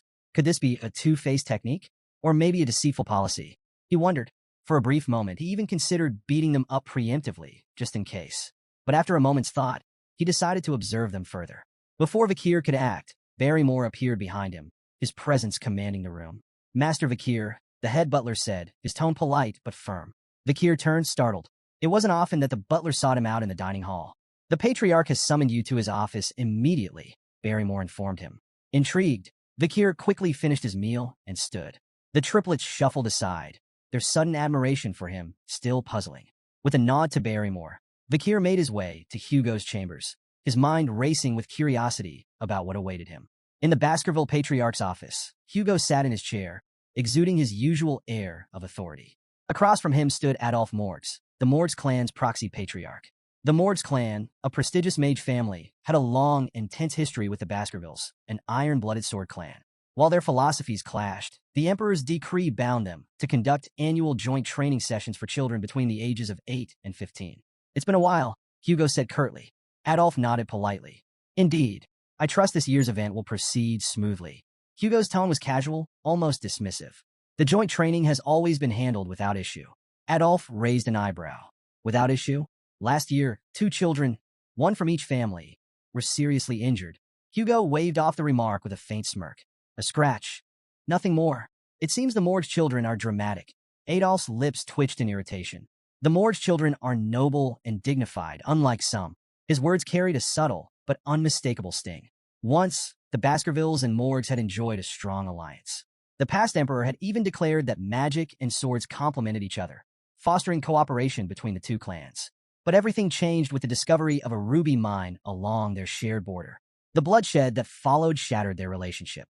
Now, the joint training sessions continued solely because of imperial command. Adolphe had arrived on behalf of his brother to ensure this year's event proceeded without complications. Turning to Hugo, he remarked, "I've heard there's a supernova in the Baskerville family. A rare genius, born once in a century. A blessing to the Empire, no doubt." Though secretly pleased, Hugo downplayed the compliment. "It's nothing extraordinary," Adolphe smirked, detecting the subtle pride in Hugo's tone. "We, too, have a genius in our family," he said, gesturing toward the door. Morgs clan head Raspine's daughter, Camus. The door opened, revealing a red-haired girl with a fiery demeanor. She strode into the room with confidence, her sharp eyes immediately locking onto Hugo. Adolphe began a formal introduction, but Camus interrupted, pointing an accusatory finger at Hugo. "Are you the thief who stole our ruby mine? Give it back." The room fell into a tense silence. Hugo's face darkened, his calm demeanor giving way to a sharp glare directed at Adolphe. "Thief?" he asked coldly. "Is that what you're teaching your kin now?" Adolphe looked startled. "I never said such a thing." Camus, however, was unfazed. Fixing Adolphe with a determined glare, she declared, "You did. An hour and 42 minutes ago, right before we got off the carriage, you called him that annoying chin beard who stole the ruby mine." Hugo's glare deepened further as Adolphe stammered, his composure crumbling. "Camus, you must have misheard. I said no such thing." But Camus stood her ground, arms crossed. "You definitely said it." Hugo's patience was wearing thin. "It seems the Morgs clan struggles with teaching children proper etiquette," he remarked, his voice laced with irritation. Adolphe, scrambling to salvage the situation, tried to defuse the tension. "It's simply a misunderstanding, Patriarch Baskerville. Camus is young and spirited." Hugo's sharp gaze remained fixed on him. "There's no need to explain the Morgs clan's problems with education to me," he said icily. Camus, undeterred, persisted. Crossing her arms, she repeated her demand, her fiery tone cutting through the air. "Our research is impossible without those stolen rubies." Adolphe's voice turned warning. "Camus," but she ignored him, stepping closer to Hugo. Hugo's patience finally snapped. His voice was sharp, tinged with barely concealed anger. "It seems the Morgs don't teach manners at all. Adolf bristled at the comment, his composure cracking. And what do you plan to do? He retorted, his words biting. Threaten an 8-year-old girl? The insult struck a nerve. Hugo's proud Baskerville dignity prevented him from stooping to such behavior, leaving him momentarily speechless. Before the tension could escalate further, a calm but cutting voice sliced through the heated exchange. It seems the morgues don't teach their children not to envy what belongs to others. All eyes turned toward the speaker, Vakir. He stood in the doorway alongside the head butler, his composed demeanor stark against the tension in the room. The butler formally announced his arrival as Hugo turned to see his son, standing steady and unruffled.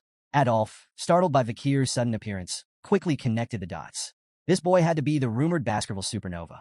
His thoughts were interrupted when he noticed something odd. Camus, who had been sitting beside him moments earlier, was no longer there. Camus had moved swiftly, now standing directly in front of Vakir. Her fiery demeanor was on full display as she demanded, "What did you just say?" Adolf called her name sharply, trying to stop her from causing a scene, but Camus ignored him entirely. Vakir, meanwhile, remained unruffled, studying her intently. As Vakir observed her, memories of Camus' future self surfaced in his mind. In time, she would rise as the Morgues clan's legendary iron-blooded empress, a figure revered and feared across the empire. Renowned as a genius of geniuses, Camus would create an era of unprecedented power for the Morgues clan. She was infamous for her ferocity, having eradicated the monsters and barbarians from life-engulfing forest to form the infamous border of blood and ashes. Her political acumen would even allow her to manipulate the imperial family, earning her the title Fire Goddess of Authority. But for now, Camus was just a child. A fiery, talented child, yes, but still far from the towering legend she would one day become. His musings were interrupted by Camus snapping. "Why does the ruby mine belong to you?" Remaining calm, Vakir countered, "Because it does. Your tantrum won't change that. Don't you think your behavior is childish?" Camus bristled at the remark, her irritation palpable. Without a word, she began casting a spell. Vakir instinctively prepared for an attack, but to his surprise, Camus conjured an intricate ice sculpture instead. She pointed at the sculpture, her tone defiant as she began explaining. "This is the joint security area," she said, using the sculpture as a visual aid. She pointed to a small cave carved into the icy representation. The mine entrance lies within Morgue's territory, but the vein itself runs beneath Baskerville land. This prevents you from claiming it entirely, but it also makes it impossible for us to mine freely without crossing into Baskerville territory. Her finger traced the icy veins with precision, her voice steady but laced with frustration. "We've offered, repeatedly, to pay rent for the use of the land, but your family rejects every proposal. You treat us like trespassers, interfering with our work."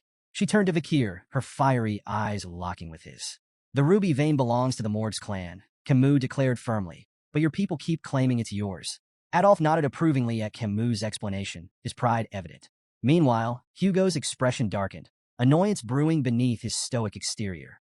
Vakir, still calm and composed, interjected, "Rubies are common magic ingredients. The Baskervilles don't need them." Camus turned to him, her frustration evident. "Then why not rent your land if you don't need the rubies?" Vakir met her fiery gaze, his tone even. "The Baskervilles are fiercely protective of their land. We're uninterested in letting others profit from it. Entering Baskerville territory will bring losses, not gains, for your clan." Camus refused to accept his reasoning. With a determined glare, she placed her hand over the portion of her ice sculpture representing Baskerville land. "Then whose arm is this?" she asked defiantly. Vakir moved swiftly, catching her wrist in his grip. His confident smile returned. "It's my arm," he said coolly, "because it's in my land." Camus' face flushed crimson, caught off guard by his unexpected reply. She stammered, What are you talking about? How could I belong to you?" Clearly amused, Vakir tilted his head, his grin turning mischievous. "Who said you're mine?" he teased, his tone ambiguous. Before Camus could respond, Vakir reached behind him and produced a knife. The sudden motion startled everyone in the room, Camus, Adolf, and even the head butler. Vakir's grin darkened, and his voice dropped. "What I'm saying," he said ominously, "is that your arm is mine."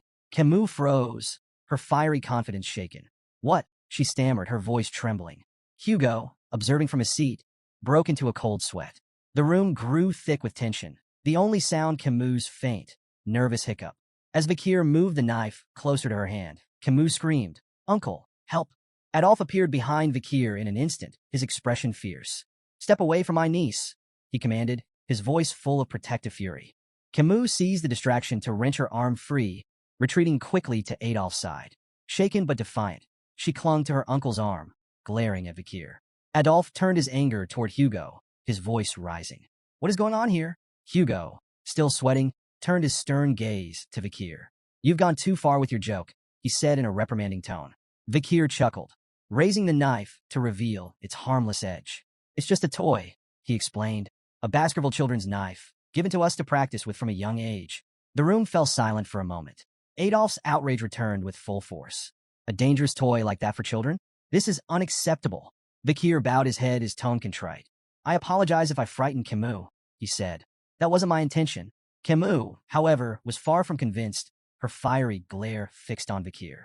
Adolphe's frustration simmered. This boy fails to take anything seriously, he snapped. Hugo stepped in, his tone light but firm. Adults shouldn't meddle in the affairs of children, he said. Let's focus on the ruby mines and move on to the friendly duels. Adolphe hesitated, but seeing Hugo's resolve, he relented with a sharp nod. Camus, still upset and wiping away tears, turned to Vikir, her voice trembling with indignation. I won't forget this. Vikir met her glare with a faint, unreadable smile. Good, he said simply. Camus' fist clenched, her frustration bubbling over. But before she could respond, Adolphe guided her away. Vikir remained in place, his calm demeanor unwavering, his crimson eyes gleaming faintly in the dim light of the office. The day of the friendly duels had arrived. Children from both the Baskerville and Morgs clans, aged 8 to 15, gathered in the grand arena to showcase their skills. The younger participants displayed theoretical techniques and mana sensitivity, while the older children engaged in live combat. Yet, this year, all eyes were on one match. Camus Morgs versus Vikir van Baskerville. Camus stood confidently in the arena, her fiery red hair catching the sunlight. She turned to Vikir, her expression sharp and determined. Get ready, she said firmly. I won't hold back. Without hesitation, Camus began casting a spell. Her intricate hand movements and the shimmering glow of mana captivated the audience. Spectators murmured in awe as her magical energy grew more intense. A voice in the crowd broke through the noise. Is she casting quadruspells? The exclamations turned to gasps of astonishment. Quadruspell casting, the ability to cast 4 spells simultaneously, was a feat that eluded even many adult mages. Seeing an 8-year-old achieve it left the audience awestruck. She really is the Morgs clan's genius mage, one spectator remarked. Exactly what we'd expect from someone like her. Camus unleashed a flurry of attacks, casting 4 powerful spells simultaneously. Fire, ice, wind, and earth magic surged toward Vikir with precision and force. But Vikir dodged effortlessly. His movements were fluid, almost casual. Shaking his head slightly, he spoke with a faint tone of criticism. Instead of showing off with flashy spells, maybe focus on mastering just one. Camus sneered. Her pride stung. Why do you even care? You're just an idiot who doesn't understand magic. With a swift incantation, she conjured a sand wall, a thick barrier of swirling grains, to separate them. But Vikir, unimpressed, broke through it with a single kick. The wall crumbled like paper, scattering in the wind. Camus froze, stunned. Is this the strength of someone who's bathed in the river Styx? Her mind raced, recalling the tales of the infamous Baskerville trial. But before she could regroup, Vikir moved in with lightning speed. Realizing too late that the attack was unavoidable, Camus shut her eyes, bracing for the blow. But it never came. When she opened her eyes, she found herself propelled backward. Not by a strike, but by a flick to her forehead. The sheer power of the flick sent her tumbling across the arena floor. On the sidelines, Adolphe stared in disbelief. A flick? That was just a flick. Camus winced, holding her forehead, her fiery demeanor shaken. Why did you flick me? Are you going easy on me? Vikir smiled faintly, tapping his own forehead. Maybe it's time to end this before things get out of hand. Camus' eyes watered with frustration, but she refused to yield. With a defiant shout, she cast another spell. This time, she conjured 2 sand walls, layered for extra protection. Try getting through this, she declared confidently. Vikir stood unbothered, considering walking around the walls entirely. But with a faint smirk, he decided to humor her. Drawing back his fist, he punched straight through both barriers. The sand wall shattered, leaving a clean hole in his wake. Camus froze, astonished, as Vikir stepped through the debris. As he approached her, Vikir mimicked a flicking motion with his hand. Whose arm crossed the wall? He asked, his tone calm and deliberate. Camus opened her mouth to respond, but before she could, Vikir answered for her with another flick to her forehead. The stronger one, he said simply. The force of the flick sent Camus sprawling to the ground again. Growling in frustration, she pushed herself up, her fiery glare fixed on Vikir. Still ready to fight, she snarled, I'm not done yet. Vikir sighed inwardly. Dealing with children is harder than I thought. I could end this in zero point 0.1 seconds if I wanted to, but that would just cause more problems. Dodging Camus' relentless spells with ease, Vikir's sharp gaze wandered to another part of the arena. Two contestants, a sword apprentice and a mage, were locked in a duel. The swordsman's precise, powerful strikes tore through the mage's spells. An idea sparked in Vikir's mind. They might be useful for this. Meanwhile, Camus' frustration boiled over. "Stop running away and fight me," she shouted, her voice trembling with anger. Vikir seized the opportunity, his tone calm but firm. "You might want to have a defensive spell ready." Camus blinked, momentarily confused by his sudden comment. Before she could process his warning, she noticed the mage behind Vikir preparing a large-scale attack. The intense glow of gathering mana filled the air. Adolf, observing from the sidelines, pieced together Vikir's plan. His voice rose in alarm. "Camus, watch out." The mage's spell erupted in a massive, fiery blast that engulfed the arena. Gasps and cries rippled through the audience as heat and blinding light consumed the battlefield. For a few tense moments, nothing was visible but flames and dust. In the chaos, Camus activated a defensive spell just in time, narrowly avoiding serious injury. But as the dust settled, she realized her clothes had been burned away by the flames. The crowd murmured in shock, their whispers growing louder. Camus froze. Tears welled up in her eyes as the horrifying reality sank in. She had been exposed in front of the entire audience. Her hands trembled as she tried to cover herself, humiliation washing over her. She heard her uncle Adolf calling her name, his voice filled with worry. How could this happen? She thought, her shame overwhelming. As the smoke began to clear, Vikir stepped forward. His calm figure emerged from the dissipating dust, unscathed and composed. The audience fell silent, their attention fixed on him. Vikir approached Camus, shrugging off his jacket as he reached her. To the crowd's surprise, he draped it over her shoulders. "You'll need this," he said simply, his voice steady. Camus stared at him in shock, her face flushed. "But you'll be exposed if you give me your only jacket." Vikir brushed off her concern with a faint smile, his tone light but resolute. "It doesn't matter." Camus, still reeling from the chaos, struggled to understand why her supposed rival would offer her kindness. Her confusion deepened when she noticed a thin line of blood trailing down Vikir's arm. "You're hurt," she said, pointing at the wound. Vikir glanced down, momentarily surprised. He hadn't expected his body, strengthened by the river Styx, to be scratched. Examining the cut more closely, he realized the swordsman's blade in the adjacent duel must have carried lingering aura. As the dust fully settled, the scene came into focus for the audience. Camus sat on the ground, wrapped in Vikir's jacket, her fiery demeanor momentarily subdued. Beside her stood Vikir, his shirtless figure revealing a small but noticeable wound on his arm. The crowd murmured in awe, their gazes drawn to Vikir's impressive physique. Despite his young age, his toned muscles and disciplined build stood as a testament to the brutal training of a Baskerville hound. Among the spectators, admiration for Vikir was growing. But for Camus, the situation was more complicated.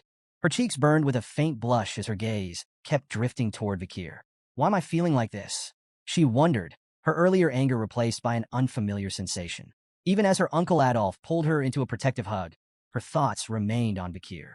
Later, Vikir walked alongside Hugo down a dimly lit hallway, breaking the silence. Hugo's voice was calm but probing. "How was the battle with the Morg's girls?" Vikir answered thoughtfully. "It was interesting. I learned the purpose of the event once again." Hugo nodded slightly. "A battle with a mage is different from a duel between swordsmen. Why didn't you go for a decisive blow?" Vikir hesitated before admitting. "I wasn't sure how to handle a lady in battle." Hugo's expression hardened.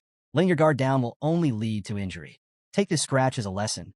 The unexpected concern in Hugo's tone gave Vikir pause. This isn't the Hugo I remember, Vikir thought. The Hugo he knew had been strict, cold, and brutal, his emotions as unyielding as stone. Rumors whispered that Hugo's harshness stemmed from the loss of his first wife and eldest daughter, but such things had never been Vikir's concern. Yet now, hearing a faint trace of worry in Hugo's voice, Vikir felt a rare moment of unease.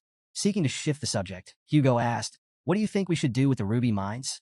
Without hesitation, Vikir replied, "We should give control of the mines to the Morgs." Hugo's eyebrows shot up in surprise. "And your reasoning?" "The Baskervilles' primary focus is territorial expansion," Vikir explained. "The monsters and barbarians around the mines will be obstacles if we try to claim the region directly.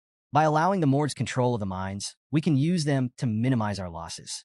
Their presence will draw the threats into that area, allowing us to handle everything at once." Hugo listened carefully, his sharp mind processing Vikir's words. Slowly, a smile spread across his face. Interesting, he said. Once the Mords assign a large number of people to the mines, we'll push the monsters and barbarians into that region. The ruby veins will be soaked in their blood, and the Mords will think twice before stepping onto our land again. Placing a hand on Vikir's head, Hugo said, "Your idea aligns with about 90% of what I had in mind." Impressive. Vikir accepted the praise silently, his expression composed. Inside, he mused on the irony. This plan was originally Hugo's idea. Vikir had carried it out on his orders in his previous life. Now, seeing it unfold from this perspective brought an odd sense of satisfaction. To conclude, Vikir added, "We should keep a close eye on the Mord's movements." Hugo dismissed the concern with a wave of his hand. "There's no need. I've already increased the number of hounds scouting the area." Vikir nodded, choosing to keep his thoughts to himself. As they continued walking, a familiar voice rang out behind them, stopping them in their tracks. "Hugo, I have something to discuss before I leave." Turning toward the source, they saw Adolf approaching, his expression serious. Hugo nodded, gesturing toward a nearby room. "Let's talk." Once seated, Hugo leaned back in his chair. "What is it you want to discuss?" Adolf wasted no time. "I think it's time to resolve the issues surrounding the ruby mines peacefully," he began. Hugo raised an eyebrow. "Peacefully?" Adolf continued. "We could implement usage fees, but I have another suggestion, an engagement between the Morgs and Baskerville children." As the two patriarchs discussed the potential union, Camus sat nearby. Her gaze occasionally drifted toward Vikir, her cheeks faintly flushed. Hugo noticed this, leaning forward with subtle interest. "Which children do you have in mind?" he asked. Adolf smiled confidently. "The eldest son of the Baskerville clan and the eldest daughter of the Morgs, my niece Camus. She's exceptional, beautiful, intelligent, talented. She lacks nothing and would make an ideal match." Hugo raised an eyebrow. "My eldest son is 25. That's a 17-year age gap." Adolf waved the concern away. "What's a mere 17 years? In the grand scheme of things, it's nothing." Before Hugo could respond, Camus interjected firmly, "I will not marry anyone weaker than my mother. And I don't want a significant age gap in my partner." Adolf's face twisted in frustration as he turned to his niece. "Camus, if you insist on marrying someone stronger than your mother, you'll be alone for the rest of your life. That's not a realistic demand." Hugo, clearly displeased, added dryly, "Engagements aren't a buffet where you can pick and choose. Consider the bigger picture." But Camus, confident and unwavering, crossed her arms. "I have no intention of playing around." Suddenly, Camus' face flushed a deep red, and she looked away, drawing the attention of both Hugo and Adolf. Adolf followed her gaze, his eyes narrowing as realization dawned. She was looking at Vikir. Adolf's mind reeled. "No, this can't be happening. Not him." Leaning toward her, Adolf hissed in a harsh whisper, "Don't even think about it. Vikir is of the Van surname, not from the Lil lineage. He's a small fish in a big pond. This is absurd." Hugo, sensing the rising tension, sighed and decided to intervene. "The most important thing in an engagement," he said, "is the opinion of those involved. Let's hear what Vikir has to say." All eyes turned to Vikir. Camus looked at him expectantly, her blush deepening as the room fell silent. Meeting her gaze, Vikir's calm voice broke through the tension. "I accept." The room erupted into chaos. Adolf's face turned beet red. He opened his mouth to object, but before he could say a word, Vikir added, "To do as I'm told." Adolf's outrage doubled, his voice rising. "What kind of attitude is that toward the Morgs clan's daughter?" Camus, on the other hand, was completely flustered. Her face turned crimson as she tried to decipher Vikir's cryptic response. Is he shy? Does this mean he's secretly okay with the engagement? Her mind raced with possibilities, each more baffling than the last. Hugo, clearly amused by the situation, interjected with a composed tone. "In the Baskerville household, names and titles hold little meaning. Greatness comes from ability, not bloodline. Even those of Van descent can rise to prominence." Adolf's expression remained skeptical, his eyes narrowing as he turned to scrutinize Vikir. The young Baskerville stood tall, calm and unyielding under Adolf's piercing gaze. Internally, however, Vikir was assessing Adolf just as carefully. As a six-circle mage and one of the Mords clan's strongest supporters, Adolf was undeniably formidable. Breaking the silence, Adolf said coldly, "I don't think it's wise to rush this. We can't have just anyone become Camus' husband." Vikir reflected on the peculiar customs of the clans, where engagements often felt more like polite suggestions than binding agreements. Still, he couldn't help but wonder if Adolf, with his lofty standards, was dissatisfied even with the renowned genius of the Baskerville clan. Adolf's skepticism grew as he stepped closer, placing a firm hand on Vikir's shoulder. He applied pressure, clearly testing the boy. But to Adolf's surprise, Vikir didn't budge. His sturdy frame defied expectations, as though the weight of a six-circle mage was nothing to him. Intrigued, Adolf asked sharply, "Why aren't you responding? Are you even paying attention?" Vikir's blunt reply was like a thunderclap in the room. "I stopped listening after you said it was unwise to say certain things to me." Camus gasped audibly, her eyes wide. Her uncle, one of the most powerful mages in the clan, had been dismissed by a child. Meanwhile, Hugo struggled to stifle his laughter, turning away to hide the smirk threatening to break across his face. Adolf, instead of anger, erupted in a dark, booming laugh. Turning to Hugo, he declared, "I think I need to have a more in-depth conversation with this boy." Hugo raised an eyebrow, suspicious. "What are you planning, Adolf? You're not going to scold an 8-year-old, are you?" Adolf laughed again, the sound echoing ominously. "Not as a deputy patriarch of the Mord's clan. I'm speaking as her uncle. After all, Vikir might one day marry my niece." Camus' face turned crimson. "Uncle, stop it," she pleaded, but Adolf ignored her protests. "These moments are inevitable, Camus," he said, waving her off. Hugo, sensing where this was heading, gave Adolf a skeptical look. "You're serious about this, aren't you?" Adolf nodded, his expression grimly amused. "Completely." Hugo sighed, hesitant but ultimately relenting. "Fine," he said, "but don't take it too far. The last thing we need is a political incident over a conversation." Camus groaned in frustration. "This isn't a conversation," she muttered, crossing her arms. It quickly became clear to everyone in the room. This wasn't going to be a talk. It was a duel. After some time, Vikir and Adolf stood face to face in the center of the arena, tension crackling in the air. Hugo and Camus watched from the sidelines, each with their own thoughts. Adolf smirked and declared, "Show me everything you've got, boy. Don't hold back." Vikir's confidence barely wavered. "If I actually go all out, you might end up face first on the floor," he mused, suppressing a grin. To kick things off, Adolf performed an intricate spell, seamlessly combining fire, earth, and water magic to create a clay pot. He filled it with water and balanced it on his head with a flourish. "Your challenge," he announced, "is to make even a single drop spill. If you succeed, you win." Vikir raised an eyebrow. "A pot-on-head challenge? This guy's either crazy confident or crazy." Camus leaned toward Hugo. "This is classic Adolf," she explained. "His control is basically unmatched." Vikir analyzed the setup. Charging straight at Adolf might not work, but it'd give him valuable intel. Without hesitation, he lunged forward, sword in hand, aiming directly for his opponent. "Vikir, no!" Camus cried, horrified by his reckless approach. Adolf didn't flinch. He raised a hand, casting a shimmering barrier that effortlessly absorbed Vikir's strike. "Rookie mistake," Adolf said smugly, glancing at Camus. "Why are you helping him? Shield magic makes swordsmen like him obsolete." Vikir clicked his tongue, frustrated but unfazed. Adolf, clearly enjoying himself, launched a series of flashy spells. Fireballs, wind blades, and earth spikes flew toward Vikir, but he dodged them all with cat-like agility. From the sidelines, Camus seethed. "He never used this much magic against me," she shouted. Adolf turned to her, feigning betrayal. "Et2, Camus? My own niece, rooting for the enemy." He returned his gaze to Vikir, playful menace gleaming in his eyes. "You'll pay for that." Hugo stayed quiet, watching intently. Vikir's movements were sharp, his strikes precise. "Let's see how far he can push Adolf," Hugo murmured to himself. Vikir observed Adolf's techniques closely, replaying memories from his past life and adapting them to his current form. Adolf bragged, "No sword can break my shield." But cracks began to form as Vikir struck the same spot over and over, his attacks like a perfectly tuned machine. Adolf's smug grin faltered. Persistent little, before he could finish, Vikir's sword shattered. Adolf immediately regained his composure. "Amateur mistake," he taunted. "You ignored your weapon's durability." But the air shifted. Hugo and Camus exchanged knowing glances as Adolf continued his mockery, oblivious to the danger. Water poured down Adolf's face, soaking him completely. He froze. "What the?" He glared at the shattered pot above him. "How did a shard pierce my shield and the pot?" Vikir, calm and composed, simply shrugged. "Maybe it was too full." Camus stood frozen, cheeks flushed as the weight of the moment hit her. Vikir had defeated her invincible Uncle Adolf. Her thoughts spiraled.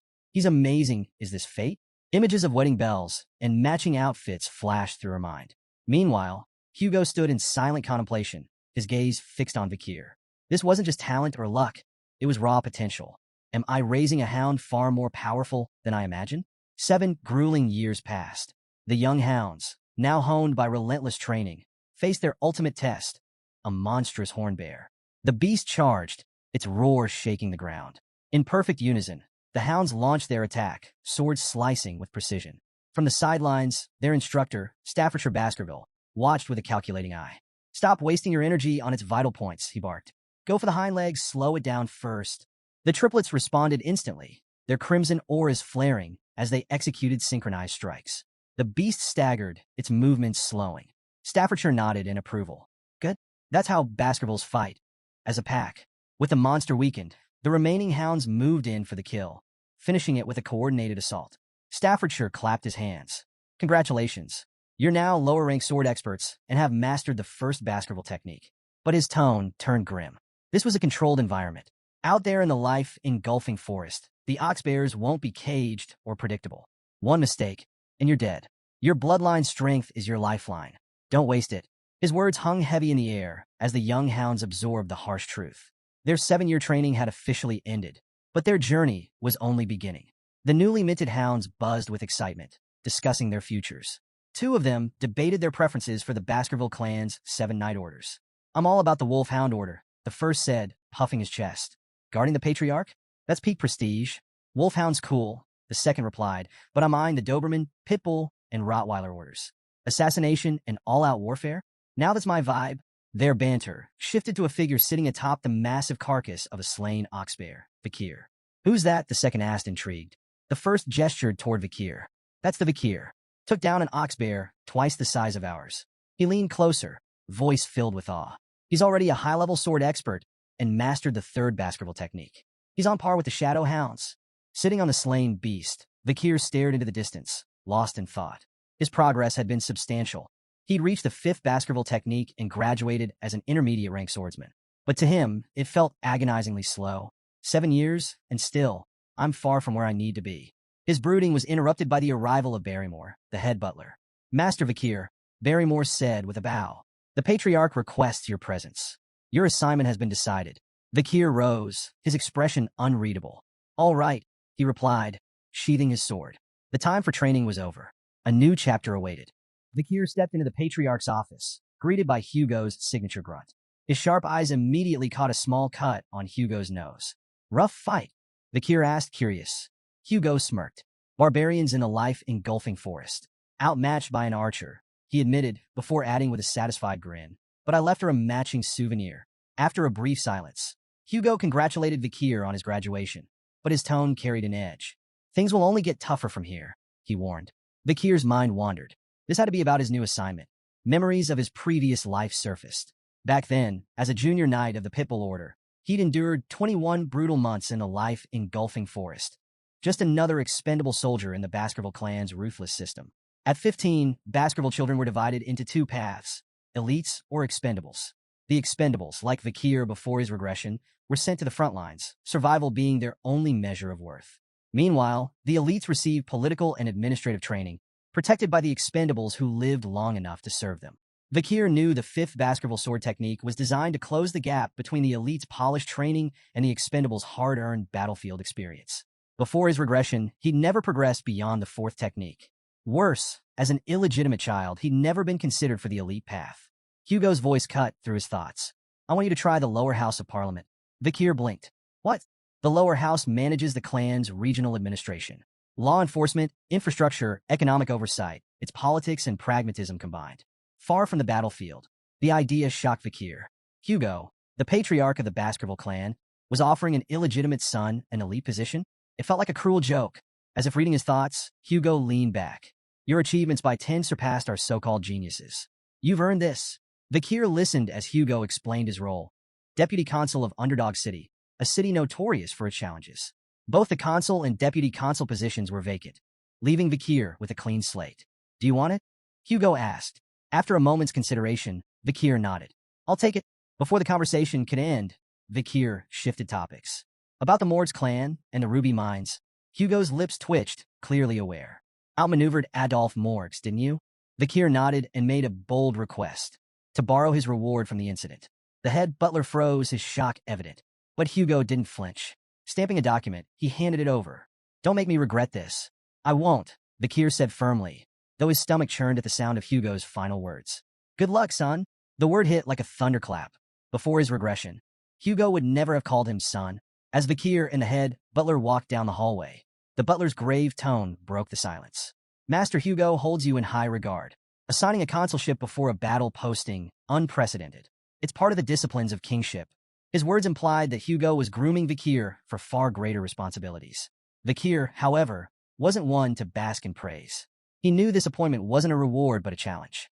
This was a chance to sharpen his skills in a less dangerous environment. Even so, memories of his past life refused to let him relax. The cold sensation of the guillotine's blade haunted him. That vivid memory fueled his resolve. Someday, Hugo La Baskerville would feel the same icy despair. Meanwhile, in Underdog City, a bustling villa buzzed with activity. A bald man barked orders at two workers. The villa must be spotless by tomorrow. The new deputy consul arrives then. One worker, wiping sweat from his brow, muttered, "I hope he knows business." His companion snorted. "Business? The guy's only 15. Their speculation was interrupted by a boy approaching the villa. Mistaking him for a servant's child, one worker placed a hand on his shoulder. "Hey kid, whose son are you?" The boy's glare was icy. "Remove your hand." The workers exchanged glances, taken aback, as the boy produced a document. "I'm Vakir van Baskerville," he announced coolly, "your new deputy consul." The men stood dumbfounded, their eyes darting between Vakir and the papers. One finally stammered, "But you're early." Ignoring their confusion, Vakir strode inside, issuing his first order. "Prepare food and drinks. We're hosting a party tonight." By nightfall, the villa was a whirlwind of celebration. Nobles mingled, tables groaned under feasts, and laughter echoed through the halls. Yet not everyone was in a festive mood. Chihuahua Baskerville, the general secretary of Underdog City, was pacing in his office. From his window, he could see the lavish party raging below. His fists clenched. "Unbelievable," he muttered.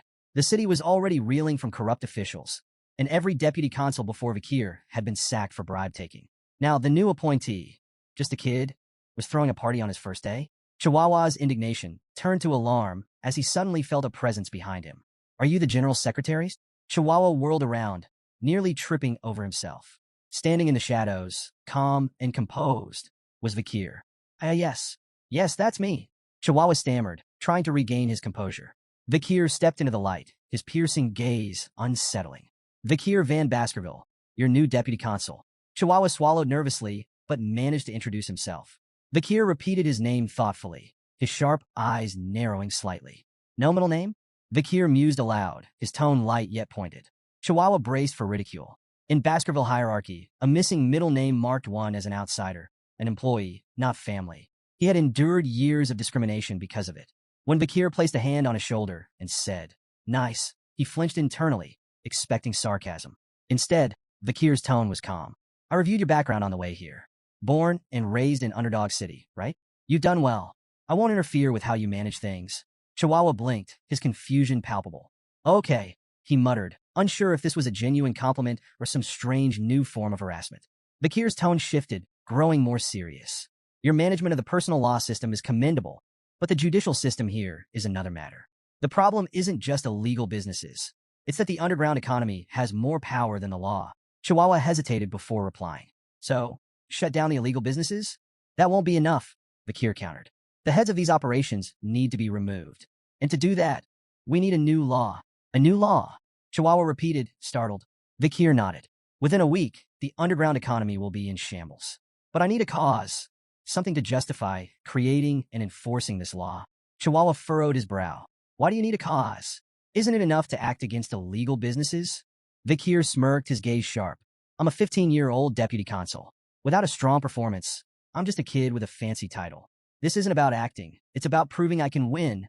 His expression twisted into a mischievous grin as he added, "To put it simply, I'll lay out poop for the flies." Chihuahua stood there dumbfounded. What in the world was this kid planning? The next day, Vakir arrived at Dort Smile Street, Underdog City's bustling downtown hub. Crowds had already gathered, their curiosity piqued by the rumors of their new deputy consul's first public action. Standing on a makeshift stage, Vakir held a large stake in his hand, his calm demeanor commanding attention. Chihuahua and the other officials stood nearby, exchanging puzzled glances. Since dawn, Vakir had been on that stage, silently biding his time. Finally, he stepped forward and introduced himself. "I am Vakir van Baskerville, your new deputy consul." The crowd buzzed with surprise, their whispers swelling like a tide. Many found it hard to believe that someone so young could hold such a high position. While a few onlookers murmured that Vakir was cute, Most questioned what someone his age could possibly achieve. Undeterred, Vikir raised his voice, addressing the crowd with confidence. He reminded them of the Baskerville family's long-standing laws, unwavering and as strict as ever, regardless of who held office. But skepticism was thick in the air. Doubts about his age, ability, and resolve rippled through the crowd. Some muttered bitterly about the corruption of past officials, assuming Vikir would inevitably fall into the same trap. Standing beside him, Chihuahua clenched his fists. Unable to stay silent, he snapped at the crowd, demanding respect for the new deputy consul. His sharp tone momentarily hushed the murmurs, though many still whispered that Chihuahua seemed better suited for the role than the boy standing on the stage. Then, Vikir acted. With a display of raw strength, he hoisted the large stake high above his head. In one powerful motion, he drove it into the ground with such force that the earth seemed to tremble. Gasps spread through the audience, their skepticism giving way to astonishment. Before the awe could fade, Vikir made his move. Standing tall, he declared the introduction of a new decree, the Vikir Special Law. The first provision, he announced, his voice carrying over the crowd, is simple. Anyone who pulls this stake from the ground will be rewarded with 100 million gold, personally paid by me. The crowd erupted in disbelief. 100 million? They shouted, their voices blending into a chaotic cacophony of awe and doubt. Could it really be that simple? Could pulling out a stake make someone unimaginably rich? Yet, despite the excitement, no one stepped forward. Vikir's sharp eyes scanned the hesitant faces, his gaze daring someone to take the challenge. What's wrong? He taunted. Does no one have the guts to try? When the silence persisted, he smirked and raised the stakes, literally. Paragraph 1, Article 2, he declared. The prize is now 1 billion gold to the person who pulls out this stake. Gasps of shock rippled through the crowd. 1 billion gold was beyond anyone's wildest imagination, a life-changing fortune. The murmurs turned feverish as the audience grappled with the sheer magnitude of the reward. Amid the tension, a loud, mocking laugh cut through the noise. An overweight man lumbered forward, his face twisted in disdain. What is this nonsense? Do you take us for fools? He barked. No one's going to fall for such a ridiculous stunt. But someone in the crowd, quieter yet no less intrigued, muttered, 1 billion isn't exactly pocket change. The mood shifted. Whispers of curiosity and hesitation rippled through the audience. Behind Vikir, Chihuahua was more perplexed than ever. Why weren't they the ones embarrassed by this spectacle? Why was the crowd the one feeling the pressure? Unfazed by the noise, Vikir remained calm, his presence commanding. He stepped forward, his voice cutting through the whispers. So, he asked, his tone sharp and direct, is there no one brave enough to accept the challenge? The crowd fell silent once again, the weight of his words hanging heavy in the air. When no one stepped forward, Vikir raised the stakes once more. His calm voice carried over the hushed crowd. The reward is now 10 billion gold. The crowd collectively froze, their disbelief palpable. Whispers rippled through the gathering. This has to be a joke, someone murmured. Don't be stupid, another cautioned. Look at his sword. If you seem too greedy, he might cut you down. Despite the unimaginable prize, fear and hesitation kept everyone rooted in place. Beside Vikir, Chihuahua leaned in, whispering anxiously. Deputy Consul, there isn't enough money in the city to back that promise. Before Vikir could reply, a small hand shot up from the crowd. I'll try, said a timid voice. Gasps echoed through the audience. All eyes turned to the source, a frail young girl clutching a basket of flowers. Judy? The flower girl, an old man muttered, stepping forward as if to stop her. Child, don't. But Judy shook her head, determination flickering in her eyes. My mother is sick. I have no choice. The crowd whispered in astonishment as she approached the stage, her movements hesitant yet resolute. Standing before the massive stake, Judy glanced nervously at Vikir, who towered over her with an unreadable expression. Vikir spoke a single word, pull. His voice was calm, devoid of any hint of mockery or encouragement. Judy couldn't tell if he was serious or testing her. With trembling hands, she wrapped her fingers around the stake. Taking a deep breath, she pulled with all her strength. To everyone's shock, the stake slid out effortlessly, as though it had been planted in sand. A stunned silence fell over the crowd. Mouths hung open, eyes wide in disbelief. How could a frail little girl succeed where no one else dared to try? Judy stared at the stake in her hands, unsure of what to do next. She glanced nervously at Vikir, her heart racing when she saw him reach for his sword. Tears welled up in her eyes as she thought of her sick mother and the consequences of her boldness. But instead of cold steel, something warm and heavy landed in her hands. Startled, she opened her eyes to see Vikir kneeling before her, holding out a small bag. For now, here's 100 million gold, he said calmly. Judy froze, clutching the bag tightly as the weight of his words sank in. Was this real? Bakir rose to his feet, his tone businesslike. Where's your home? He asked. 10 billion gold is too heavy to carry. I'll have it delivered with a guard to protect it. Placing a hand gently on Judy's head, Bakir spoke with quiet authority. This is the law. It must always be obeyed. The crowd erupted into a cacophony of murmurs and gasps. Bakir had done the unthinkable. He had kept his outlandish promise. Even Chihuahua, standing on the stage, was left slack-jawed, unable to process what he had just witnessed. This bold performance was a turning point. The Bakir special law swept through the city, becoming the talk of Underdog. It overshadowed even the Baskerville clan's long-standing governance law. For the first time, people saw the young deputy consul as more than just a figurehead. He was someone who kept his word, no matter how audacious it seemed. Citizens were deeply moved by the simple fairness of the law, rewards for those who upheld it and consequences for those who broke it. Word of Bakir's commitment spread like wildfire. Unlike his corrupt predecessors, Bakir wasn't about greed or empty promises. He was earning the city's respect. In a matter of weeks, the atmosphere in Underdog City began to shift. Crime rates plummeted, and for the first time in years, the streets felt safer. The people began to take pride in their leadership. In the deputy consul's office, Chihuahua was scribbling on a board when Bakir approached, noting that the text was written in the Eastern language. Impressive handwriting, Bakir remarked casually, sparking a conversation. Still reeling from the earlier spectacle, Chihuahua confessed, Deputy Consul, I've lived in this city for 2 decades, and I've never seen anything like today. It was inspiring. Bakir offered a faint smile. Fear and wrath can only go so far. Trust in the law is what matters. Today wasn't about theatrics. It was about trust. Chihuahua, visibly moved, stepped forward and bowed deeply. You have my loyalty, sir. From this day forward, I will serve you for the rest of my life. Relax, Chihuahua. You're going to overheat, Bakir teased, but his thoughts were already drifting. Reflecting on his success, Bakir couldn't help but think of a future that once was. He remembered Camus Morgues, whose iron-fisted rule had once brought crime rates to an impressive 1%. But her methods relied on fear, alienating the people she ruled. Bakir was determined to forge a better path, one that earned loyalty, not resentment. Turning to the map spread out on his desk, Bakir marked several locations. These were potential hideouts and operational bases for illegal groups. The real challenges are just beginning, he murmured. The 10 billion gold reward had already been spent. Now it was time to recover those funds. Pointing to the marked areas, he laid out his plan to monitor these locations and confiscate the dirty money fueling the city's criminal networks. Chihuahua leaned over the map, intrigued. How do you know these are their bases? With a smirk, Bakir tapped his nose. I can smell them. The truth, of course, was far less mystical. Bakir's memories from before his regression had provided him with precise knowledge of these operations. While Chihuahua marveled at his investigative prowess, Bakir kept his advantage to himself, confident that his next steps would tighten his grip on the city's underground economy. Their conversation was interrupted by a staff member bursting into the room. Deputy Consul, he announced, the Village Hall's Youth Autonomy Association has requested a meeting. Chihuahua didn't seem surprised. It's about time, he muttered. Bakir, however, scowled. Arrogant bastards, he said bluntly. What do they want?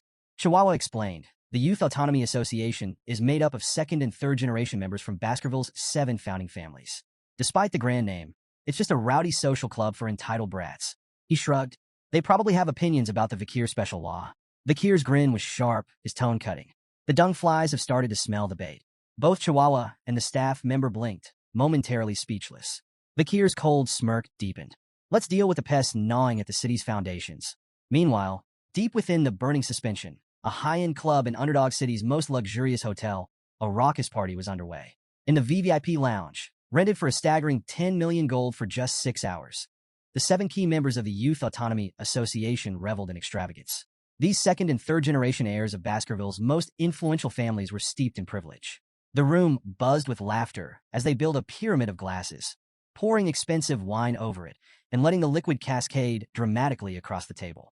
The blonde ringleader of the group smirked as he turned to the waiters. Drink it, he ordered, gesturing to the wine pooling on the table. Without hesitation, the waiters complied, lapping up the spilled wine like obedient dogs. Thank you, sir, for the privilege, one muttered, wiping his mouth. Reclining on a plush sofa, the blonde man chuckled. No matter how recklessly I spend, my money always comes back to me, he bragged. One of his companions nodded, raising a glass. Thanks to the Baskervilles, of course. All that territorial expansion gives us an endless supply of barbarians to kidnap and sell as slaves. Another laughed. The Baskervilles' ambitions are a blessing.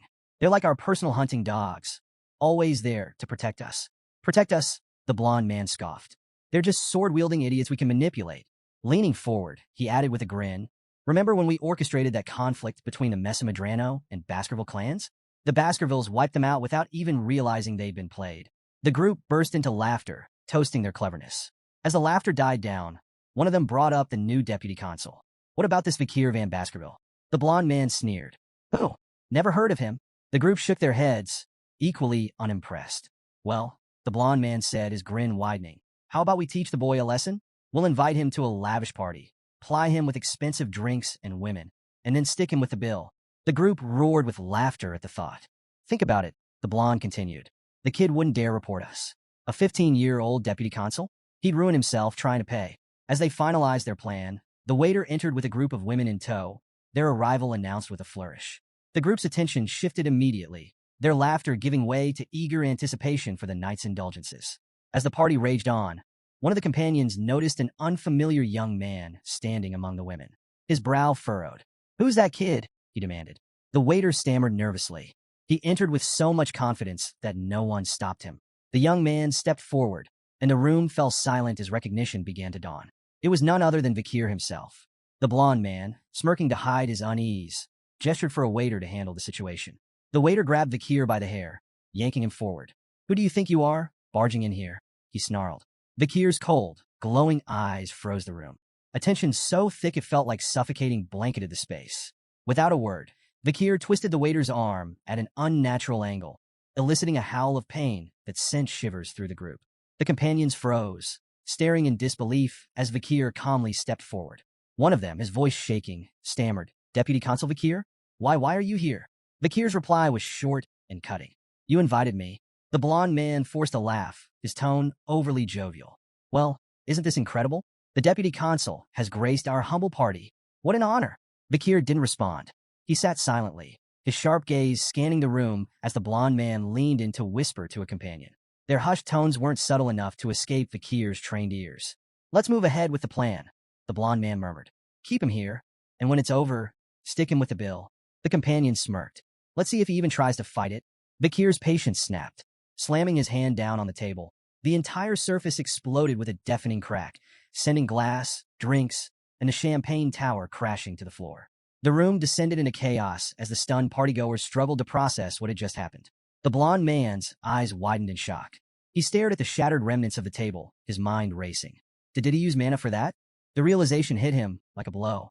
Vikir wasn't just a child.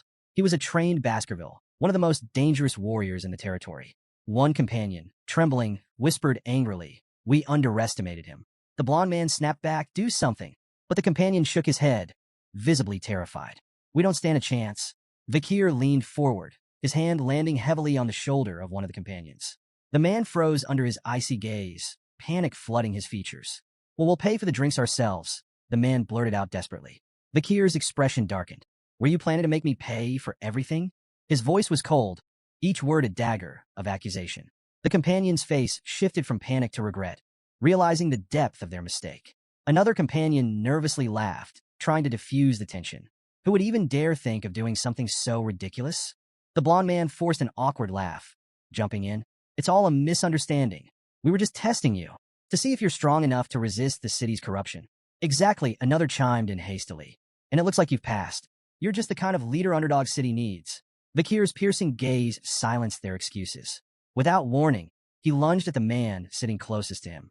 In one swift motion, his palm struck the man's stomach with a claw-like grip, driving him backward with devastating force. The man gasped in pain as Vikir leaned in, his voice low but firm. An owner can test their dog, he said coldly, but a dog should never test its owner. Ever. The room plunged into an uneasy silence as Vikir's icy gaze swept across the group. His voice was calm, but razor-sharp. Have you grown so complacent with your wealth and power that my actions don't move you? His eyes narrowed. You have no idea what real fear looks like. Without hesitation, he threw the man beneath his grip to the ground and stomped on his face. The sickening crunch reverberated through the room. Vikir straightened and looked back at the others. Do you even know why I'm doing this? If not, perhaps you all need the same lesson. The blonde man's face turned deathly pale. Stammering, he insisted, We understand perfectly. There's no need for more. Vikir's expression darkened. If you really understood, you'd already know what's coming next. He delivered a sharp kick to the downed man, eliciting a groan of pain. Tension boiled over. The blond man spat. "You bastard." Another sneered, his voice dripping with scorn. "Do you really think you can get away with this?" In an instant, Vikir closed the distance between them, standing mere inches from the second man. His voice was cold and unyielding.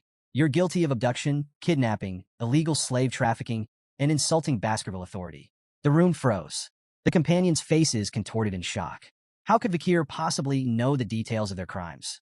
Before they could react, Vikir's fist collided with the second man's face, sending him sprawling to the ground. "Animals don't learn until they're taught," Vikir said, his tone dripping with disdain. His lips curled into a sinister grin. "And now, I'll teach you disobedient creatures what happens when you defy the law." In the dim confines of a prison cell, two figures stood in stark contrast. Vikir, calm and composed, regarded the scene with indifference, while General Secretary Chihuahua looked visibly shaken. Before them, the blond man, his face swollen and bloodied, screamed profanities. His voice echoed harshly off the stone walls. "You think this ends here?" The blond man snarled, venom in his tone. "The moment I'm out of here, I'll have both of your heads on spikes. My father will never forgive this." Chihuahua, unnerved by the outburst, turned to Vikir. "Deputy Consul," he began cautiously, "did you really have to go this far?" Vikir glanced at him, his faint smirk betraying no remorse. "Do you think I overdid it?" Chihuahua's response was emphatic. "Yes. Look at him. He's barely human anymore. You've turned him into a meat bag." Vikir's smile didn't waver. He strode toward the cell, his voice calm but laced with menace. This is nothing. I haven't even started." Chihuahua's unease deepened. "What are you planning?" he asked, his tone wary. Vikir's response was chilling. "I'm going to purge all the corrupt civil servants who've twisted the Baskerville system into something monstrous." He gestured toward the prisoners behind the bars. "Look at them, arrogant smug. They've trampled the clan's authority for far too long.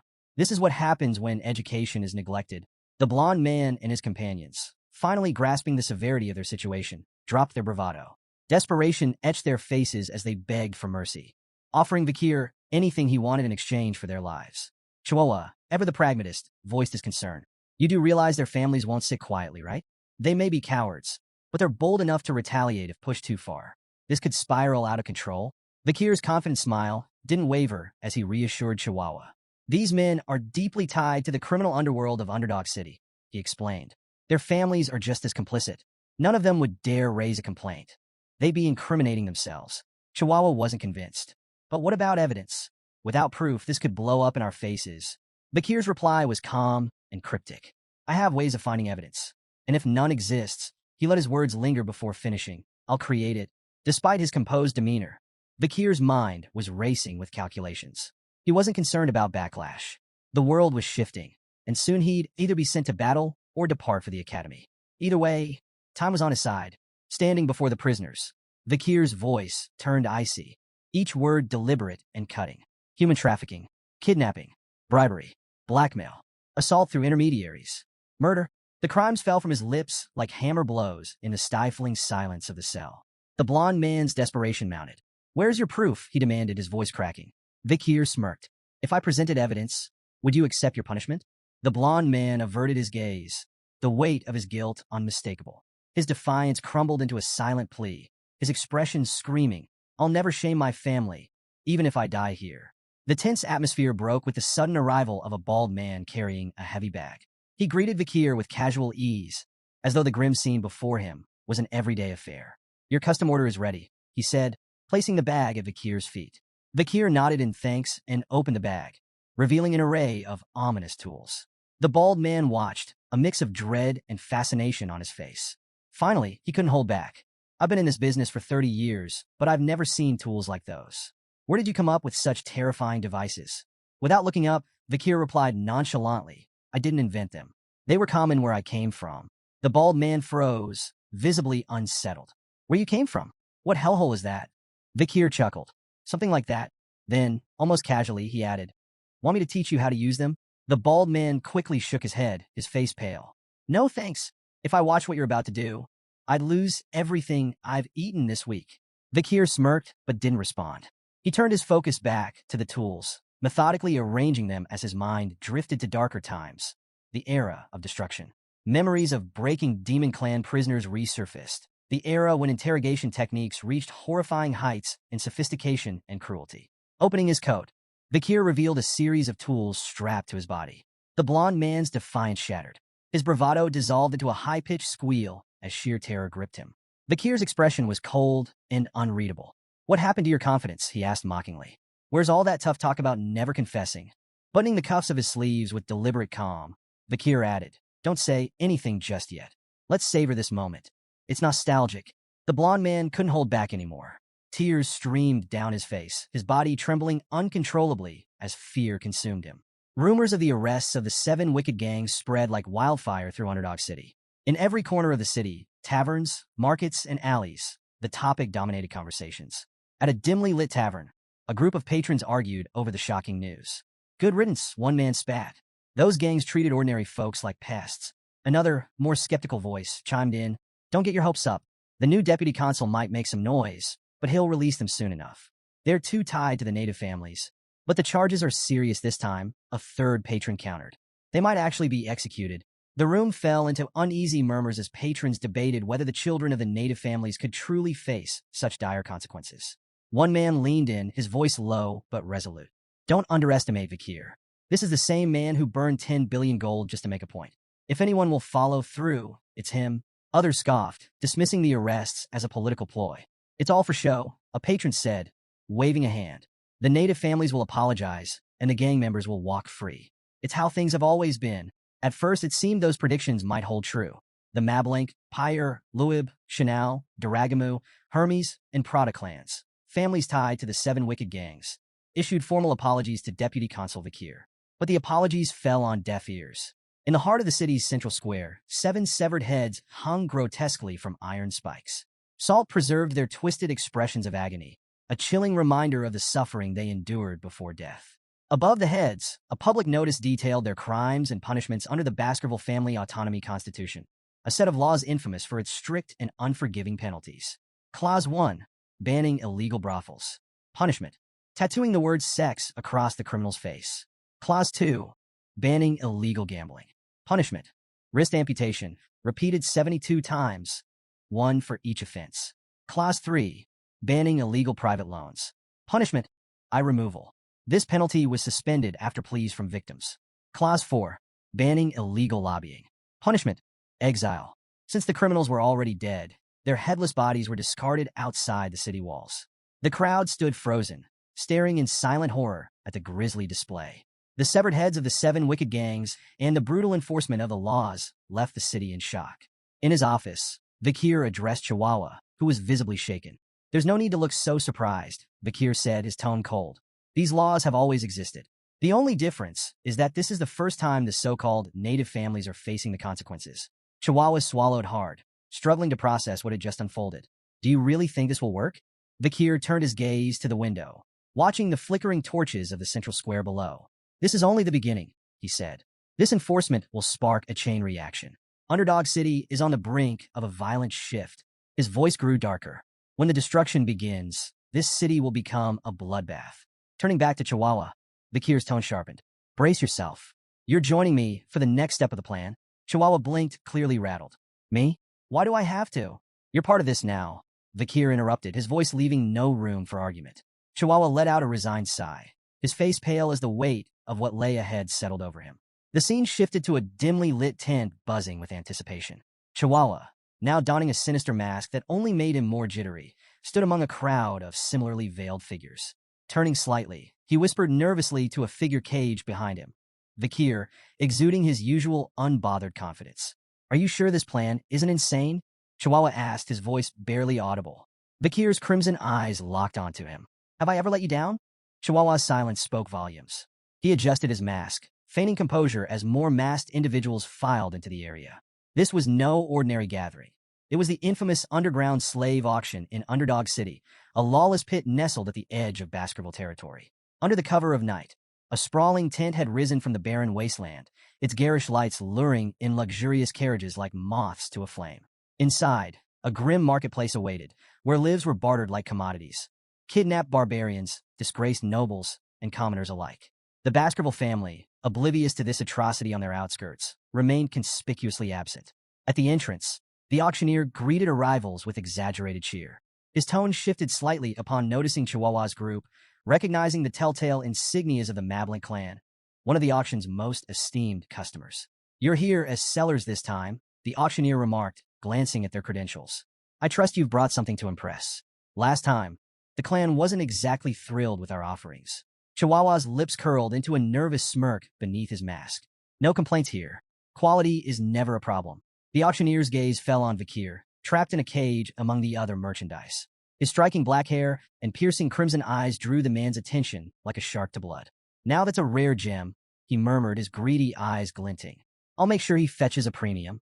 Feigning agreement, Chihuahua nodded and let the auctioneer handle the rest.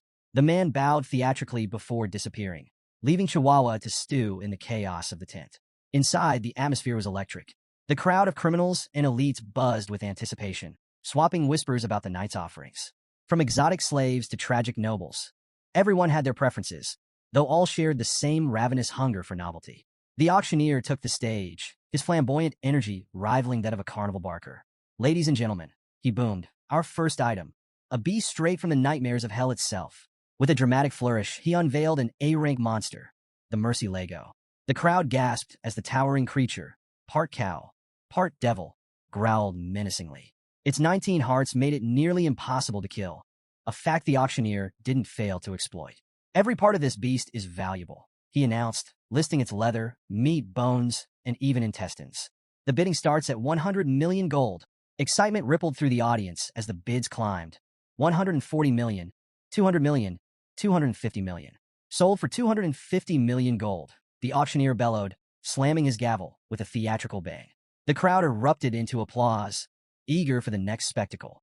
As the auction continued, a variety of bizarre and horrifying products paraded across the stage, each commanding the audience's morbid fascination.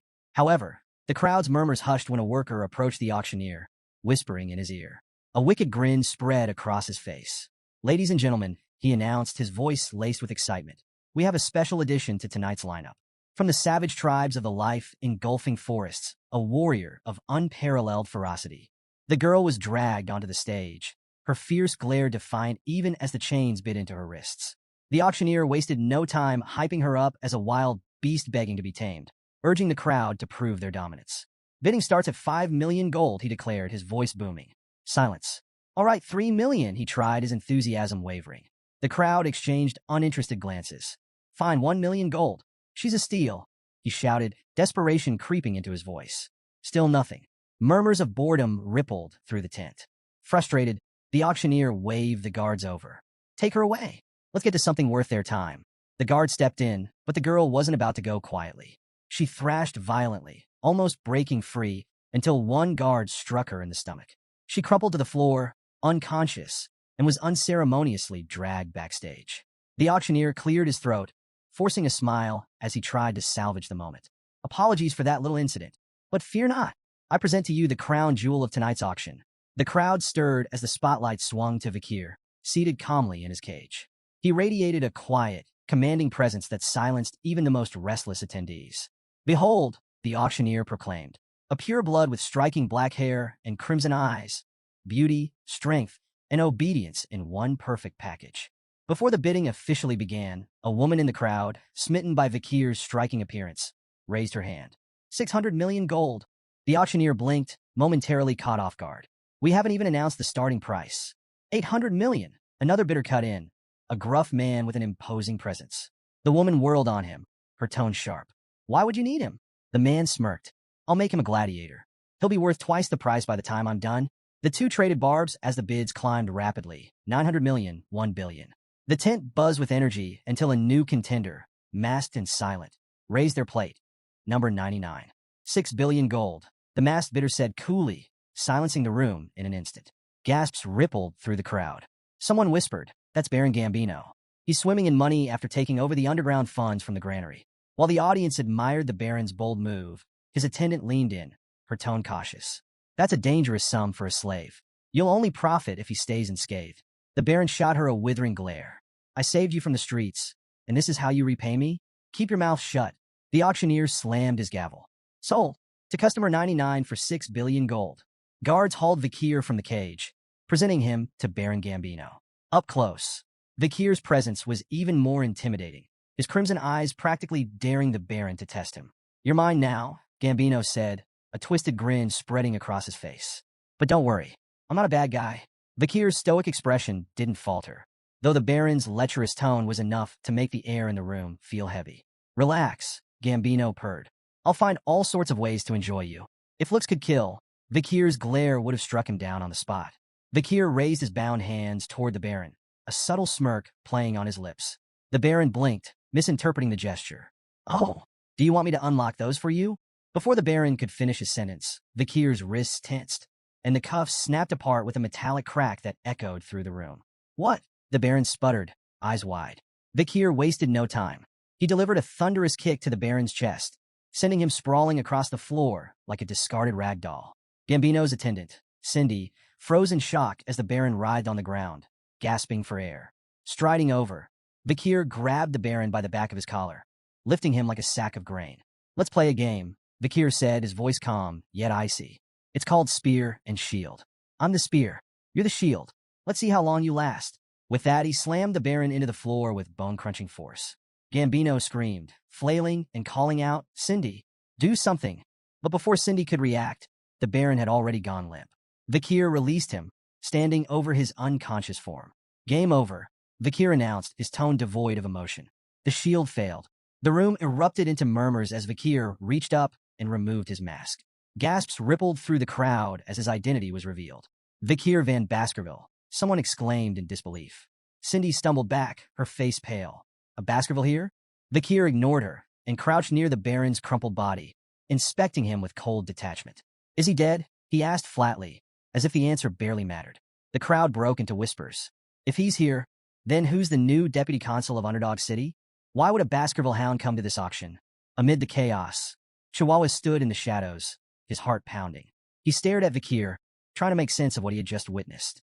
This isn't just an incident anymore, he thought, his mind racing. It's a catastrophe. Vikir straightened, surveying the tent with a chilling smile. "A circus," he muttered, his crimson eyes gleaming with menace. "That's what this place is. But don't expect the clowns to survive the show." Tension gripped the room. Vikir stood unarmed at the center, surrounded by a sea of guards.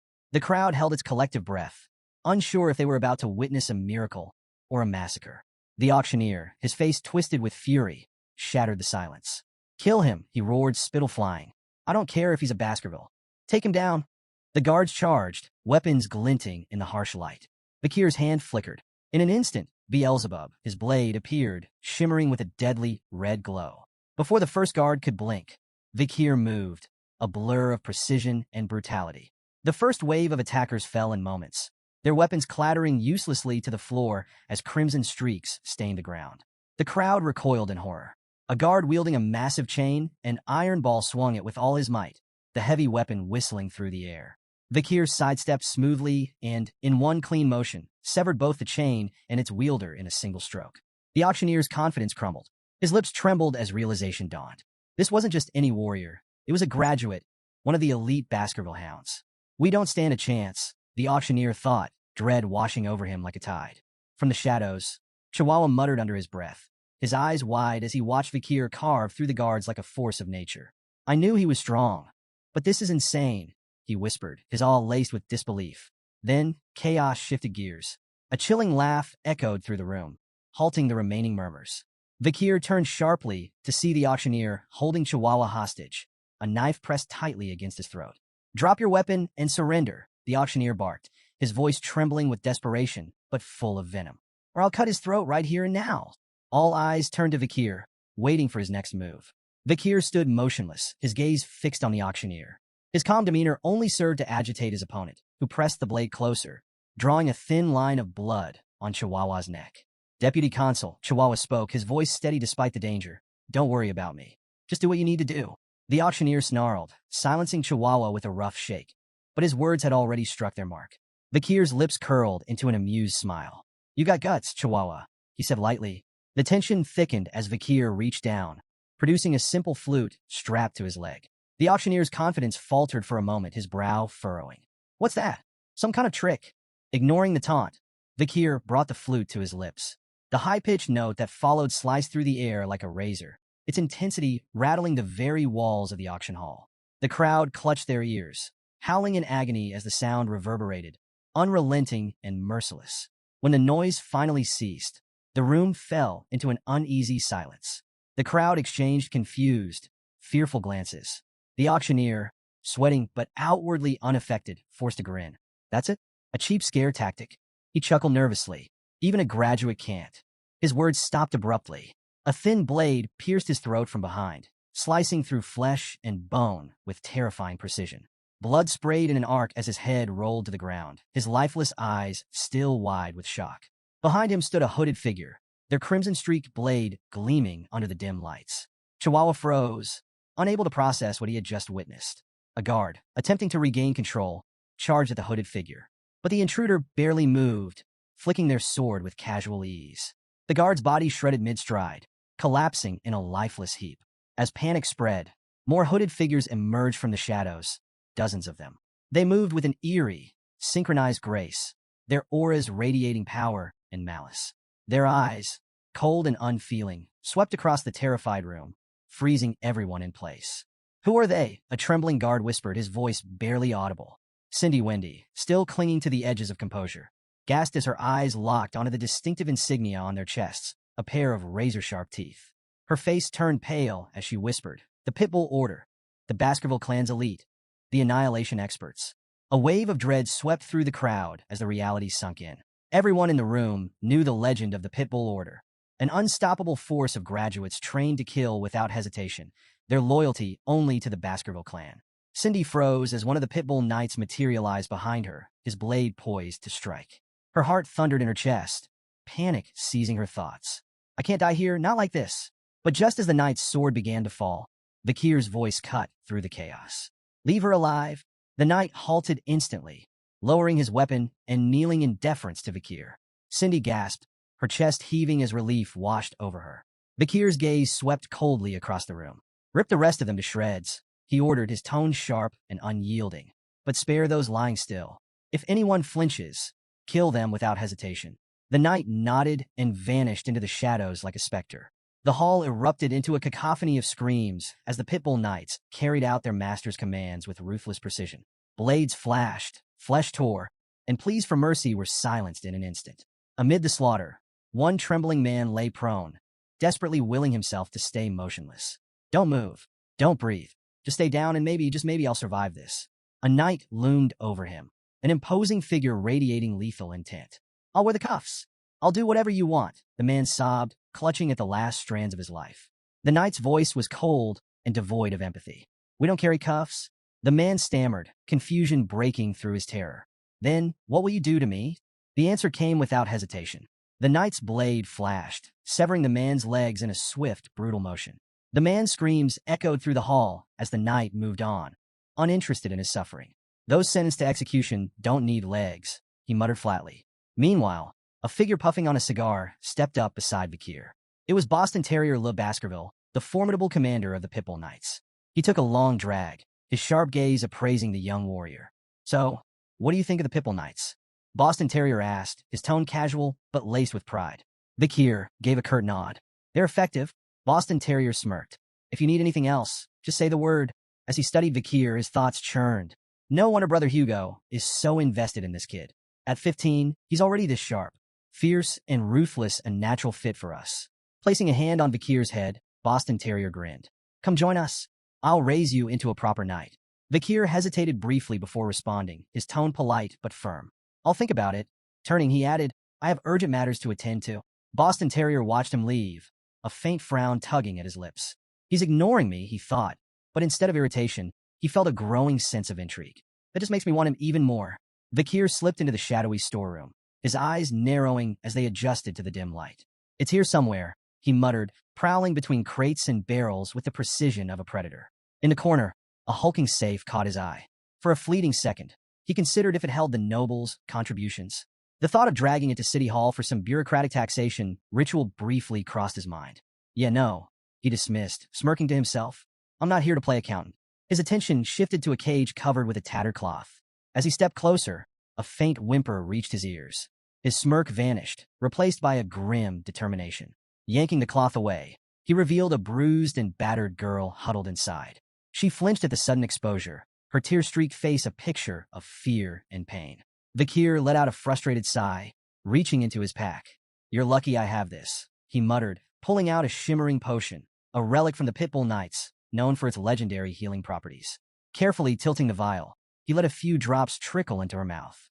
The transformation was almost instant.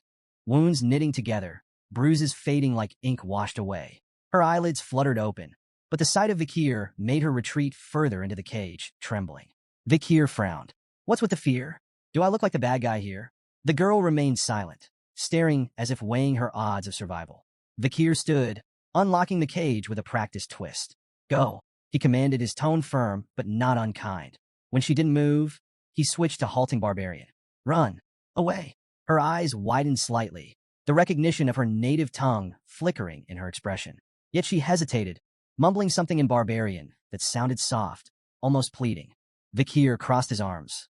"Look, I'm not fluent, but this isn't a language test.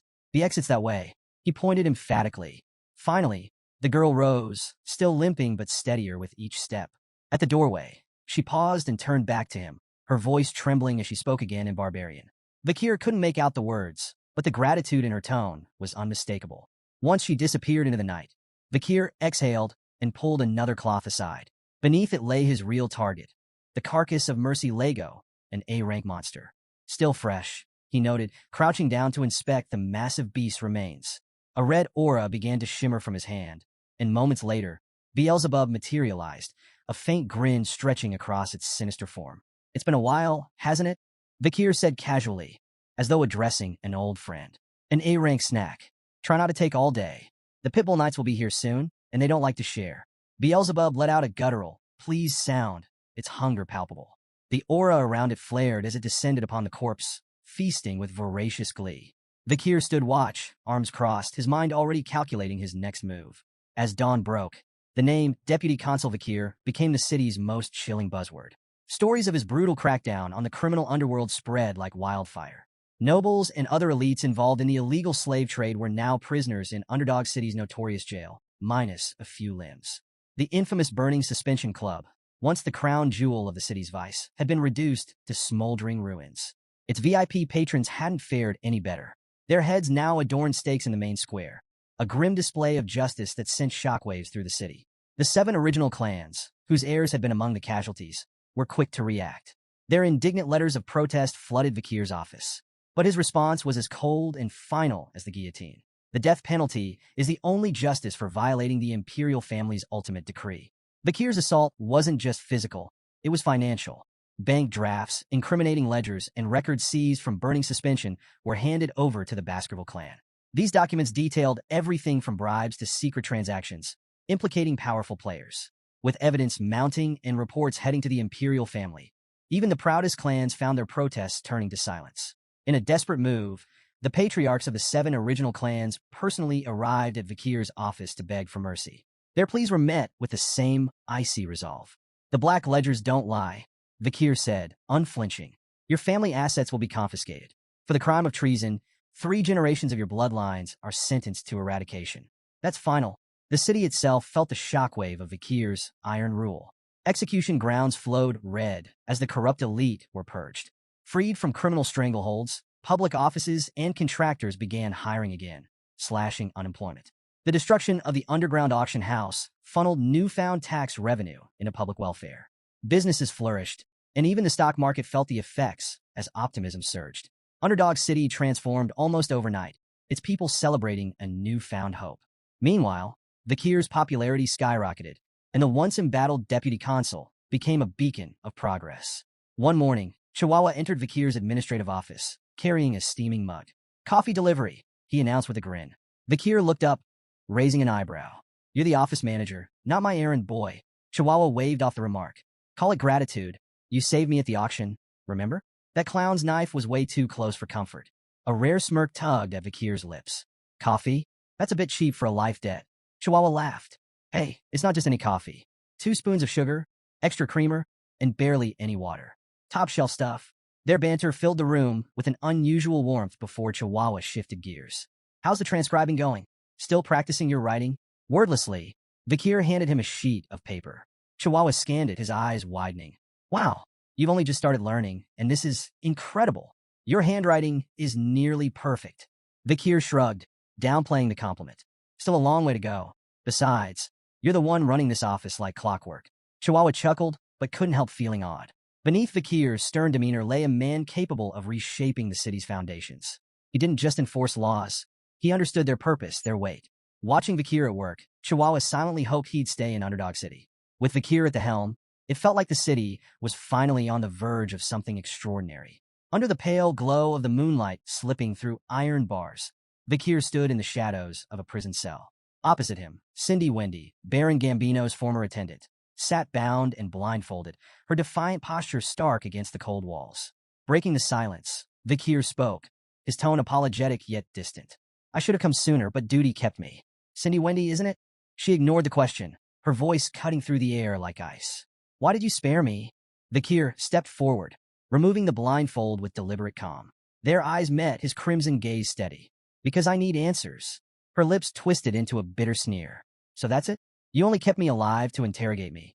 Ignoring the jab, Vikir began pacing slowly, his words precise. Baron Gambino's meteoric rise wasn't natural. A nobody doesn't climb the ladder that fast without help. That help was you. Your talent for generating wealth made him untouchable. If you'd chosen a different path, you could have been a respected merchant, maybe even a banker. He stopped in front of her, dragging a chair noisily across the floor. Sitting down, he locked eyes with her. Let's keep this simple. Answer my questions honestly, and you'll walk free. Refuse, and his voice trailed off ominously, leaving the alternative to her imagination. Cindy's eyes narrowed as she bit her lip, wrestling with her anger before spitting out a reply. Fine, I'll answer. Vikir leaned back, his first question direct and unsettling in its simplicity. How would you rate my performance as a law enforcer? Her laugh was sharp and mocking. A shining beacon of justice in Underdog City, she quipped, sarcasm oozing from every word. Unmoved, Vikir leaned forward. Mockery's a dangerous game, Cindy. Play along, or the deal's off. With an exasperated sigh, she dropped the act. Fine, you're doing well. Happy. Vikir's demeanor shifted instantly, his grin sudden and wolfish. Rising, he closed the distance between them, gripping her chin.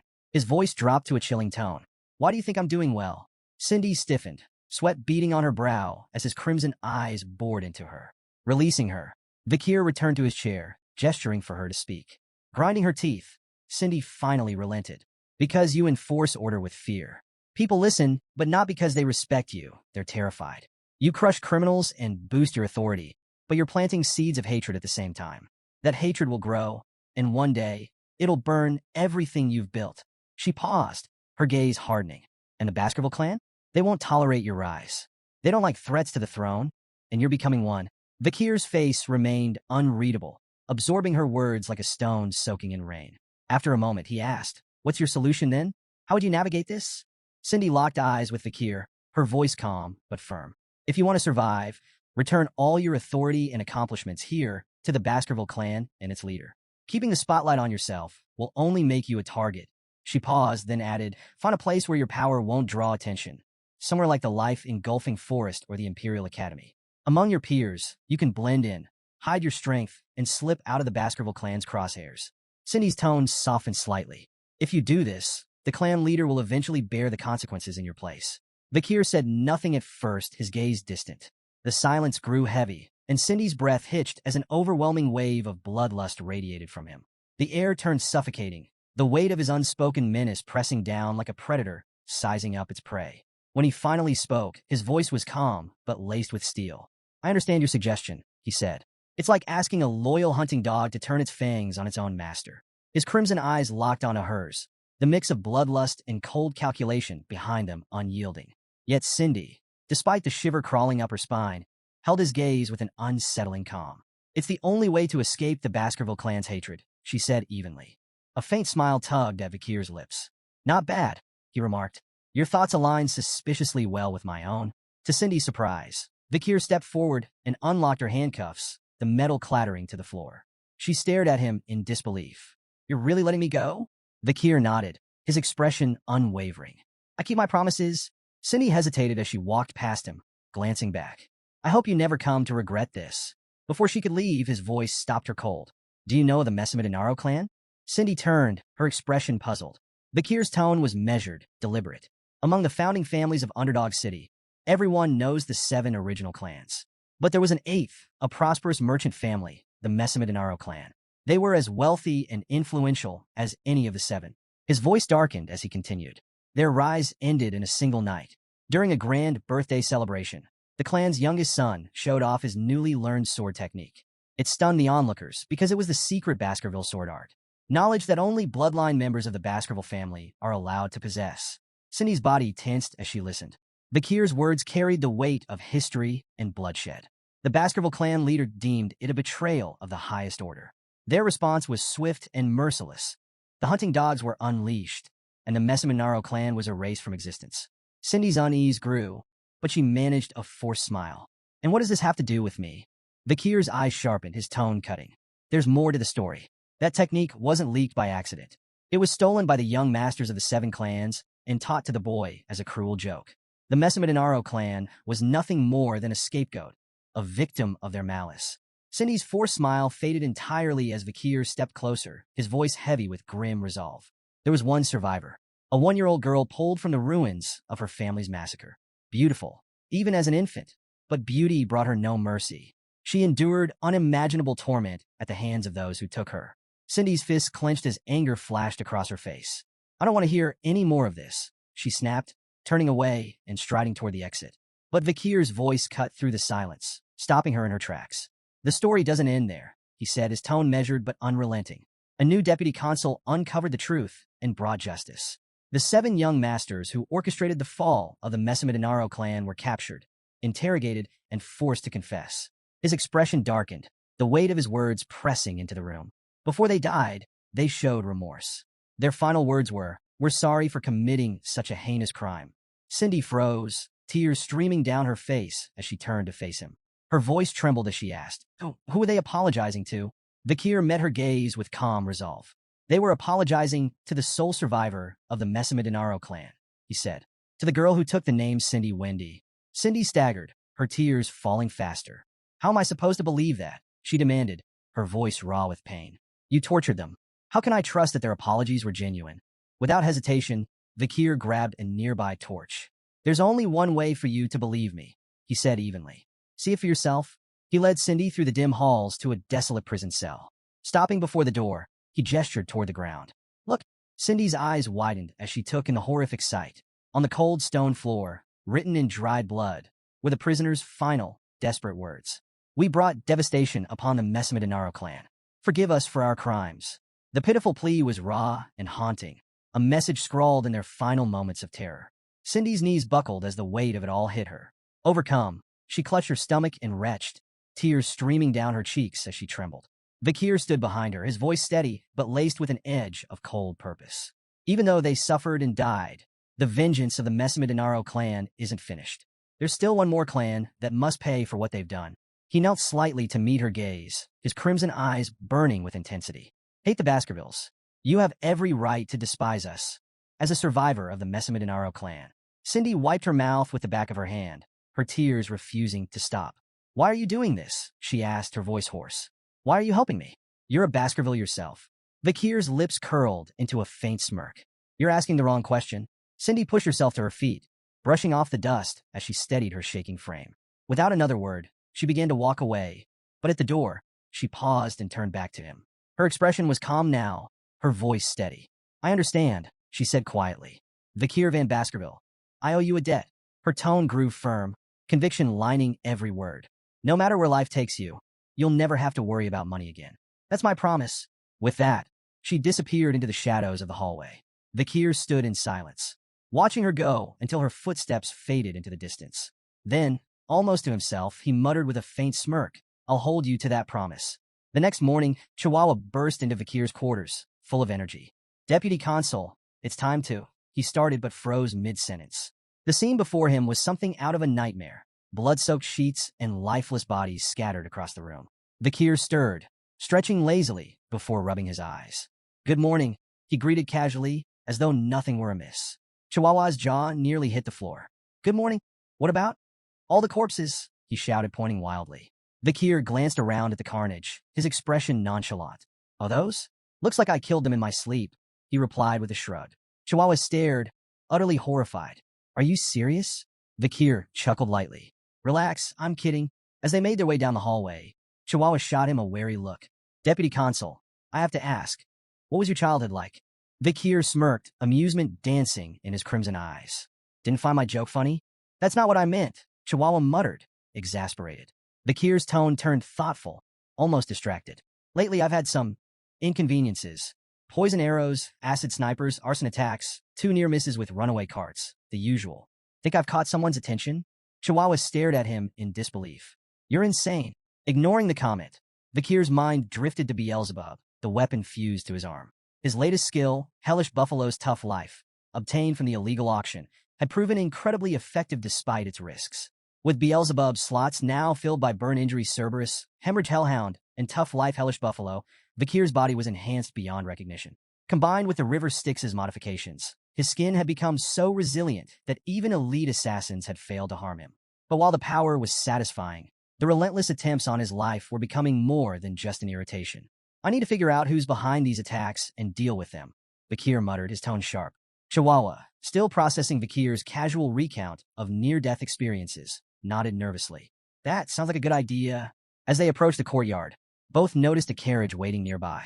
The flag it bore was unmistakable, the Baskerville crest. They've sent someone from the main family, Vikir said, his tone growing serious. The carriage door opened, and a figure stepped out. Chihuahua immediately began sweating bullets, his posture stiff as he whispered to himself. No way. It's really him. Vikir, by contrast, remained calm, his crimson gaze steady. The figure descending from the carriage was none other than John Barrymore, the legendary head butler of the Baskerville household. John greeted Vikir with a warm smile. It's been quite a while, hasn't it? Vikir inclined his head politely. You look well, head butler, he replied. The butler chuckled as he approached. Do I? I've always believed you'd do well since leaving the main residence. Just luck, Vikir replied modestly, his expression betraying little. Nearby, Chihuahua was awestruck. John Barrymore wasn't just a servant. He was the servant, a man who had faithfully served the fearsome Baskerville family for 4 generations. Meeting him was like standing in the presence of a myth. Breaking the moment, Vikir addressed John directly. What brings you here, head butler? John's ever-present smile didn't falter as he delivered his message. The patriarch has been following your progress and is pleased. He's ordered you to return to the main residence. Vikir blinked, momentarily thrown. Hugo is pleased, he thought, struggling to picture such a concept. In his mind, he imagined his stern Uncle Hugo smiling, an image so absurd he almost laughed out loud. At the Baskerville estate, Hugo Le Baskerville, the clan patriarch, sat at his desk, his piercing gaze fixed on a newspaper article with a peculiar headline. The most beloved figure among underdog citizens, Vikir. The piece listed several awards Vikir had earned. Most trusted by merchants, most loved by farmers, most respected by children and scholars, most targeted by assassins. Hugo's sharp eyes scanned the page before looking up at Vikir, standing silently before him. The Baskervilles have always been known for their weapons, not their wits, Hugo remarked bluntly. But with your actions, perhaps we can change that reputation. He nodded, a faint trace of approval in his expression. You've done well, Vikir. Vikir bowed deeply, placing a hand over his chest. I only did what was expected of me. Yet inwardly, he couldn't help but wonder if Hugo's rare praise masked another layer of intent. Was that faint smirk truly pride, or something far colder? Hugo leaned back in his chair, his tone commanding. Reward and punishment must always suit the occasion. You've earned your reward. You will be attending the Colosseo Academy this year. Vikir nodded, unsurprised. He had anticipated this move. The Colosseo Academy was the Empire's premier institution for the elite, accepting only the children of aristocracy and royalty. Its strict dormitory rules and unparalleled security made it the perfect training ground for the future rulers of the empire, and an ideal way for Vikir to grow stronger while keeping a safe distance from Hugo's scrutiny. Hugo continued, mentioning his intent to send companions with Vikir, but admitted he hadn't decided who. Do you have any siblings you prefer to take with you? He asked. Vikir answered smoothly, Highborough, Middleborough, and Lowborough. We're closest. Internally, he thought of them less as companions and more as reliable punching bags. Hugo nodded, seemingly satisfied. Done. He then asked Vikir if he recalled a plan they had discussed when he was just 8 years old. Vikir's mind immediately went to their joint training with the Morgs. You're referring to the plan to lend the ruby mines to the Morgs and use them to wipe out the barbarians? A smirk spread across Hugo's face. Exactly. And it worked. Intrigued, Vikir pressed for details. Hugo explained that the Morgs, seeking Baskerville support for a joint raid, had approached them with humility. The alliance was already yielding promising results. Switching topics, Hugo added one final task before Vakir's departure. Inspect the territory. Ensure the laws you implemented are being upheld. It will be educational. Vakir bowed once more. I'll follow your orders, Patriarch. The next day, Vakir and Chihuahua stood at the city gates. Tears streamed down Chihuahua's face as he waved frantically. Deputy Consul, I'll do my best to manage everything while you're gone. Vakir turned slightly, glancing back at the emotional Chihuahua. Though he said nothing, he silently noted that this parting was likely permanent. As Vakir and his small group traveled farther from the city, the quiet was broken by his voice, sharp and commanding. Come out, now. In an instant, dozens of figures dressed in black emerged from the surrounding trees and rocks, encircling the group. One of them stepped closer to Vakir, removing his head covering to reveal his face. The man stepped forward, removing his hood to reveal a sharp face and an air of confidence. Staffordshire Baskerville, he introduced himself. Knight of the Pitbull Order. Vakir nodded in acknowledgement. Thank you for waiting. I wanted the departure to proceed in an orderly fashion. Staffordshire waved off the apology. No trouble at all. Our mission is to safely escort you to the Morg's family's juvenile fortress. Vakir's expression remained calm as he asked, Any word from my uncle, Boston Terriers? Staffordshire chuckled. He's doing well, but he's been relentless about trying to recruit you into the Pitbull Order ever since the slave auction incident. A faint smirk tugged at Vakir's lips. Internally, he couldn't help but feel uneasy about his uncle's obsession. It bordered on fanatical. The group eventually reached a hilly region where farmers worked the land with quiet diligence. Vakir gestured toward the fields. Is this the territory we lent to the Morgs? Staffordshire nodded. That's right. Everything seems peaceful here. No signs of trouble. Vakir's eyes swept across the farmland, his sharp gaze taking in every detail. Though the stated purpose of their mission was a routine inspection, Vakir knew the real goal, to eliminate the barbarians. As they moved on, Staffordshire provided more information. The Morgs family has assembled quite the force. 3 delegates, 30 members of the lower house parliament, and around 100 unaffiliated mages. Vakir noted the Morgs' efforts, contrasting it with the Baskervilles' modest contribution. Just himself, a dozen knights, and the elite forces stationed on standby beyond the mountains. Hugo's parting words echoed in his mind. Observe the barbarians' way of life. It'll serve you well. The fortress came into view, looming in the distance. Its surroundings were grim. Dead trees littered the landscape, their branches adorned with skeletons swaying in the breeze. Vakir observed the macabre scene. A mage's handiwork, he remarked. Clearly a message from the Morgs to the barbarians. Staffordshire shuddered. It's unsettling to say the least. But Vakir's thoughts drifted to Camus Morgs. How much had she changed since their last encounter? As they neared the gates, 3 figures appeared on top of the walls. A stern voice called out, State your business. Vakir and Staffordshire looked up, surprised. Standing above them were 3 identical girls, their expressions equally defiant. One stepped forward confidently. No one passes without our permission. The other 2 immediately echoed her words in perfect unison. Vakir sighed inwardly. The 3 flowers. The infamous Morgs triplets, high cis, middle cis, and low cis, were well known for their chaos and unpredictable behavior. People often joked that their combined insanity could rival the gods themselves. Steeling himself, Vakir stepped forward. I am Vakir of the Baskerville Envoy team, here to inspect the territory and strengthen relations. Open the gates. High cis crossed her arms, unimpressed. I need to report to the person in charge first, she said smugly. You'll get your response tomorrow. Irritation flickered across Vakir's face. You're denying me entry into my own land? High cis smirked, and the other 2 followed suit. Tenant protection law, she retorted, her tone dripping with mockery. Don't look down on us just because we're renters. That law, it's from your family after all. Vakir's temple throbbed with annoyance as the mocking tone of High cis grated against his nerves. A familiar red aura flickered faintly around his hand, a reflection of his growing irritation. He exhaled slowly, reining in his anger before it boiled over. Keeping his voice calm, but icy, Vakir replied, I've amended the law. It now allows me to evict tenants I dislike. His words were sharp enough to cut through the tension. Open the gates. Now. A wave of killing intent radiated from Vakir, slamming into the triplets like a physical force. The sudden surge of bloodlust made them hesitate, a flicker of fear flashing across their faces. High cis, recovering quickly, glared at Vakir and sneered. We've heard about the psycho kid running Underdog City, but we've dealt with enough lunatics to know how to handle you. With a swift motion, she cast a spell, aiming it near Vakir. The explosion shook the ground, sending his horse rearing in fright. From above, Lo Sis shouted, "Don't even think about stepping on a morgue's territory without permission." Her insults sharpened. "Stupid swordsman. You think you can handle us? I'd love to see the so-called rising star of the Baskervilles try." Beside Vakir, Staffordshire's expression darkened as he instinctively drew his sword. "This won't end with words," he muttered grimly. Vakir signaled his readiness, a cold resolve settling over him. But before they could act, voices erupted from their group. "These girls don't even know their place." One member spat angrily. Another chimed in, his voice dripping with disdain. "Their words are absurd." The familiarity of the voices caught Vakir's attention. He glanced toward the hooded figures in his group, his thoughts turning. "I've heard those voices before." The morgue's triplets exchanged amused glances, their confidence unshaken. High Sis scoffed. "Mere underlings." Middle Sis smirked. "You think you outrank us?"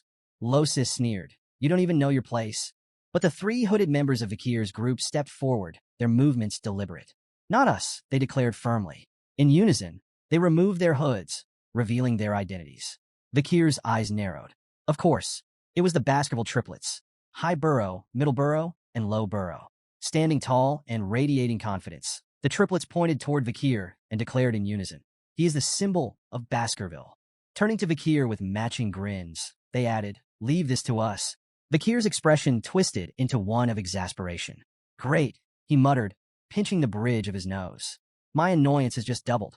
Despite his irritation, the scene unfolded with the over-the-top theatrics only the Baskerville triplets could provide. Vakir, though thoroughly vexed, knew their motives well enough. High Burrow glanced back at Vakir, his tone brimming with gratitude. "Thanks for recommending us to the Academy. Don't worry, we've got this handled." Vakir's thoughts raced as he pieced together their intent. "So, this is about the Academy?" Typical. To him, they were glorified sandbags, clumsy, brainless, but undeniably loyal. With the right training, they could at least be molded into effective soldiers. A faint smirk crossed Vakir's lips as he decided to humor them. "Fine, I'll leave this to you, older brothers." The Baskerville triplets practically glowed with pride at Vakir's begrudging acknowledgement. They stood straighter, their confidence soaring. Meanwhile, Mord's three flowers looked on with disdain. High Sis sneered, her voice dripping with contempt. "Pathetic," clinging to each other like scared little children. The Baskerville triplets, unfazed by the insult, responded in perfect unison by flipping them off. "No, you're the fools," they retorted, their defiance as synchronized as their gestures. High Sis's face twisted with anger, joined by Middle Sis and Low Sis, who bristled at the audacity. "They need to be taught a lesson," High Sis growled, her tone promising retribution. As the tension thickened, Vakir's thoughts wandered to memories of the morgue's triplets before his regression. He remembered them as formidable mages, each with a distinct affinity, water, earth, and nature. Individually strong, their combined magic was devastating, amplifying their spells to an extraordinary level. It was this seamless synergy that earned them the title Morgue's Three Flowers. Proving their reputation, the Morgue's triplets summoned their power, combining magic to create a colossal barrier of intertwining vines and earth. The massive wall loomed over their opponents, its dense structure exuding raw magical energy. High Sis perched atop the barrier, laughing triumphantly. "Let's see you get past this," she jeered, her sisters joining in to mock the Baskervilles. Undeterred, High Burrow drew his sword with a confident smirk. "This," he said coolly, nodding toward the vine wall. "It's nothing." Without hesitation, he executed the Baskerville first technique. His blade cut through the air with precision, slicing the vine barrier apart in one devastating strike. The once imposing wall crumbled into ruin, its shattered remains scattering across the field. From a distance, Staffordshire's eyes widened in admiration. "A flawless execution of the first technique," he murmured, impressed. But High Burrow's victory was short-lived. Before he could fully recover, a vine whip lashed out with blinding speed. He managed to block the strike with his sword, but the force sent him staggering backward. High Burrow, Middle Burrow, and Low Burrow shouted in alarm, rushing forward to assist as their brother struggled to regain his footing. Perched atop the wreckage of her barrier, Low Sis smirked down at the Baskervilles. "Your pathetic swords will never reach us," she taunted, her voice brimming with confidence. The Baskerville triplets' expressions darkened, their anger flaring like hunting hounds scenting blood. The air between the two groups grew heavy with unspoken tension, the promise of further violence thick in the atmosphere. Staffordshire turned to Vakir, observing his calm demeanor amidst the chaos. "Enjoying the show?" he asked, a trace of amusement in his tone. Vakir raised an eyebrow, unimpressed. "What exactly do you mean by show?" Staffordshire gestured toward the clash. The age-old debate. Magic versus swordsmanship. Magic channels mana from the surroundings to amplify elemental power, while swordsmanship focuses a warrior's own energy for pure, explosive strength. Watching the two collide, it's fascinating, don't you think? Vakir sighed, his crimson eyes narrowing in exasperation. If you put it like that, I'm part of this debate too. Staffordshire smirked knowingly.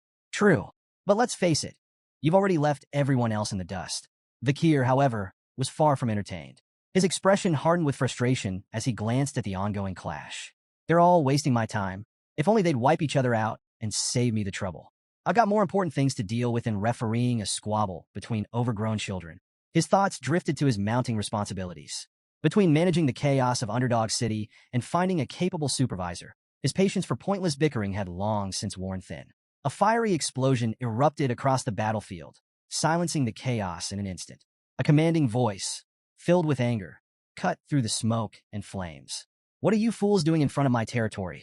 High Burrow, momentarily distracted, tried to seize the advantage against High Sis, but the battle's tide shifted dramatically as a massive wall of fire surged forth.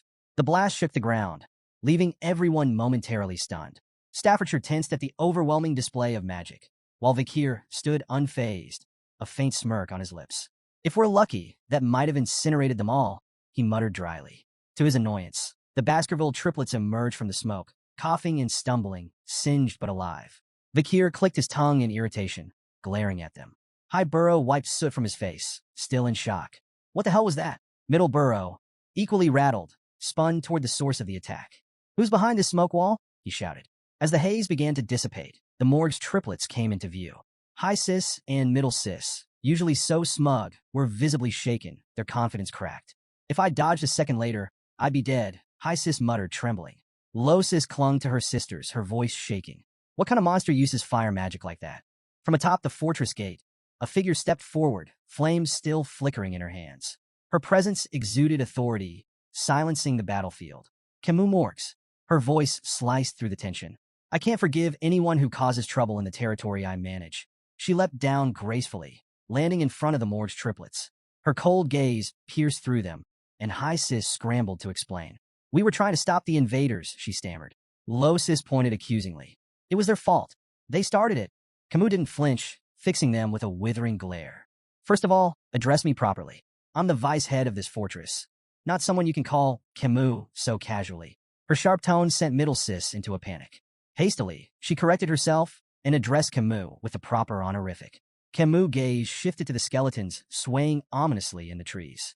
If you don't want to end up like them, she said icily, I suggest you think more carefully next time.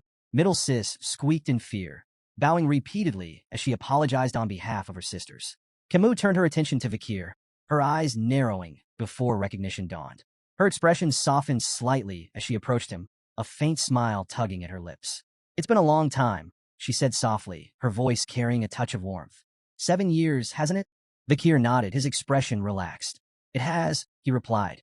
As Camus studied him, Vakir's gaze briefly lingered on her. She looked more mature now, and he found himself noting her increased allure. He recalled how, in his previous life, Camus had captured the attention of countless men in high society. Rumors and scandals swirled around her, some involving even married men. But in this timeline, there were no whispers of such stories. Dismissing the thought, Vakir returned to the matter at hand. Open the gates, he said bluntly, his tone firm. Words won't work on the triplets. Camus blinked at Vakir's bluntness, her expression darkening. That's all you have to say to me after all this time, she snapped, her voice edged with frustration. Vakir tilted his head slightly, his crimson eyes studying her with a mix of curiosity and detachment. What else should I say? He replied, his tone calm and neutral. Camus' frustration boiled over. Staffordshire, observing from a safe distance, raised an eyebrow, wondering if this verbal sparring might escalate into a clash between the two stars of their respective clans. Pointing a trembling finger at Vakir, Camus glared at him, her eyes shimmering with unshed tears. 0 points. You get 0 points, she declared, her voice quivering with a mix of anger and embarrassment. Your attitude toward your future wife is appalling. The words hung in the air like a lightning strike. The entire group, Morg's 3 flowers, Baskerville's triplets, Staffordshire, and even Vakir, froze in stunned silence. Camus, realizing what she had just said, turned away sharply, her face reddening. She muttered a flustered humph while refusing to meet anyone's gaze. The collective thought running through everyone's mind was the same. Whose wife? Later, as the group rode toward the fortress, Vikir and Camus found themselves riding side by side. Their earlier tension softened into casual conversation. The Baskerville clan doesn't seem to know much about the barbarians, Camus remarked, her tone light but probing. Vikir raised an eyebrow. We know more than you think, he countered confidently. We've fought them countless times, probably more than the Morg's family ever has. Camus glanced at him sideways, her smirk returning. If that's true, why send those idiots? She asked, gesturing toward the Baskerville triplets in the distance, who were currently bickering over whose sword was shinier. Vikir shrugged. The arrangement was already made with the Morg's family, he replied. The main force is stationed on the other side of the mountain range. You know that. Camus leaned slightly closer, her voice teasing. You may think you know, but I wonder if you're as informed about the barbarians as you claim. Vikir met her gaze evenly. As the leader of this delegation, it's my duty to know everything. Of course I'm well informed. Camus' expression softened into a faint smile. For someone the clan may have wanted to discard, you seem surprisingly trusted now. The conversation shifted naturally. Which of the barbaric tribes do you find the most troublesome? Camus asked, her curiosity evident. Vikir considered for a moment before answering. The Balak warrior tribe and the Rococo sorcerer tribe, he said. The Balak are unmatched archers. Their skill surpasses even the Empire's best. And no, that's not common knowledge. Camus nodded, impressed. 8 points, she said, evaluating him in her own whimsical way. 8 points? Out of what? Vikir asked, frowning slightly. Camus grinned playfully. Out of 100, of course. You answered well, so you earned points. Vikir gave her a skeptical look, but let it go. Camus continued her peculiar scoring. I don't like overly intelligent men, she declared. They're boring. A little foolishness makes them more interesting. She shifted her gaze to his horse. Your choice of horse? Awful. That massive beast doesn't suit someone of your shorter stature. Her teasing tone carried a playful jab as she deducted 6 points. Then, she critiqued his attire. Your clothes? Bland and uninspired. For points for effort. Noticing that Vikir was entirely ignoring her commentary, she smirked. 1 point for your so-called manners. Finally, her eyes softened as she studied his face. Your face? 99 points, she said, her tone quieter and more sincere. But you lose 1 for that lack of expression control. Vikir let out a heavy sigh, his patience wearing thin. Enough with these pointless evaluations, he said, his tone firm. Camus' eyes narrowed, her tone sharp as she shot back. Pointless? I'm just being stern with my future husband. Vikir froze, confusion flashing across his face. Future husband? What are you even talking about? Camus folded her arms, huffing indignantly. You passed the test, remember? My uncle's test. That duel was to determine if you were worthy to be my husband. Vikir's eyes narrowed as realization set in. She was talking about the duel he had fought 7 years ago against her uncle, a test of his abilities as her potential partner. Camus, her frustration mounting, continued venting. I never agreed to this. That duel ruined my path to marriage. But she sighed heavily, her anger fading into reluctant resignation. A promise is a promise, so I have to follow through. Not that I'm happy about it. Vikir watched her silently, acknowledging her skill as a fire mage, among the best he had ever seen.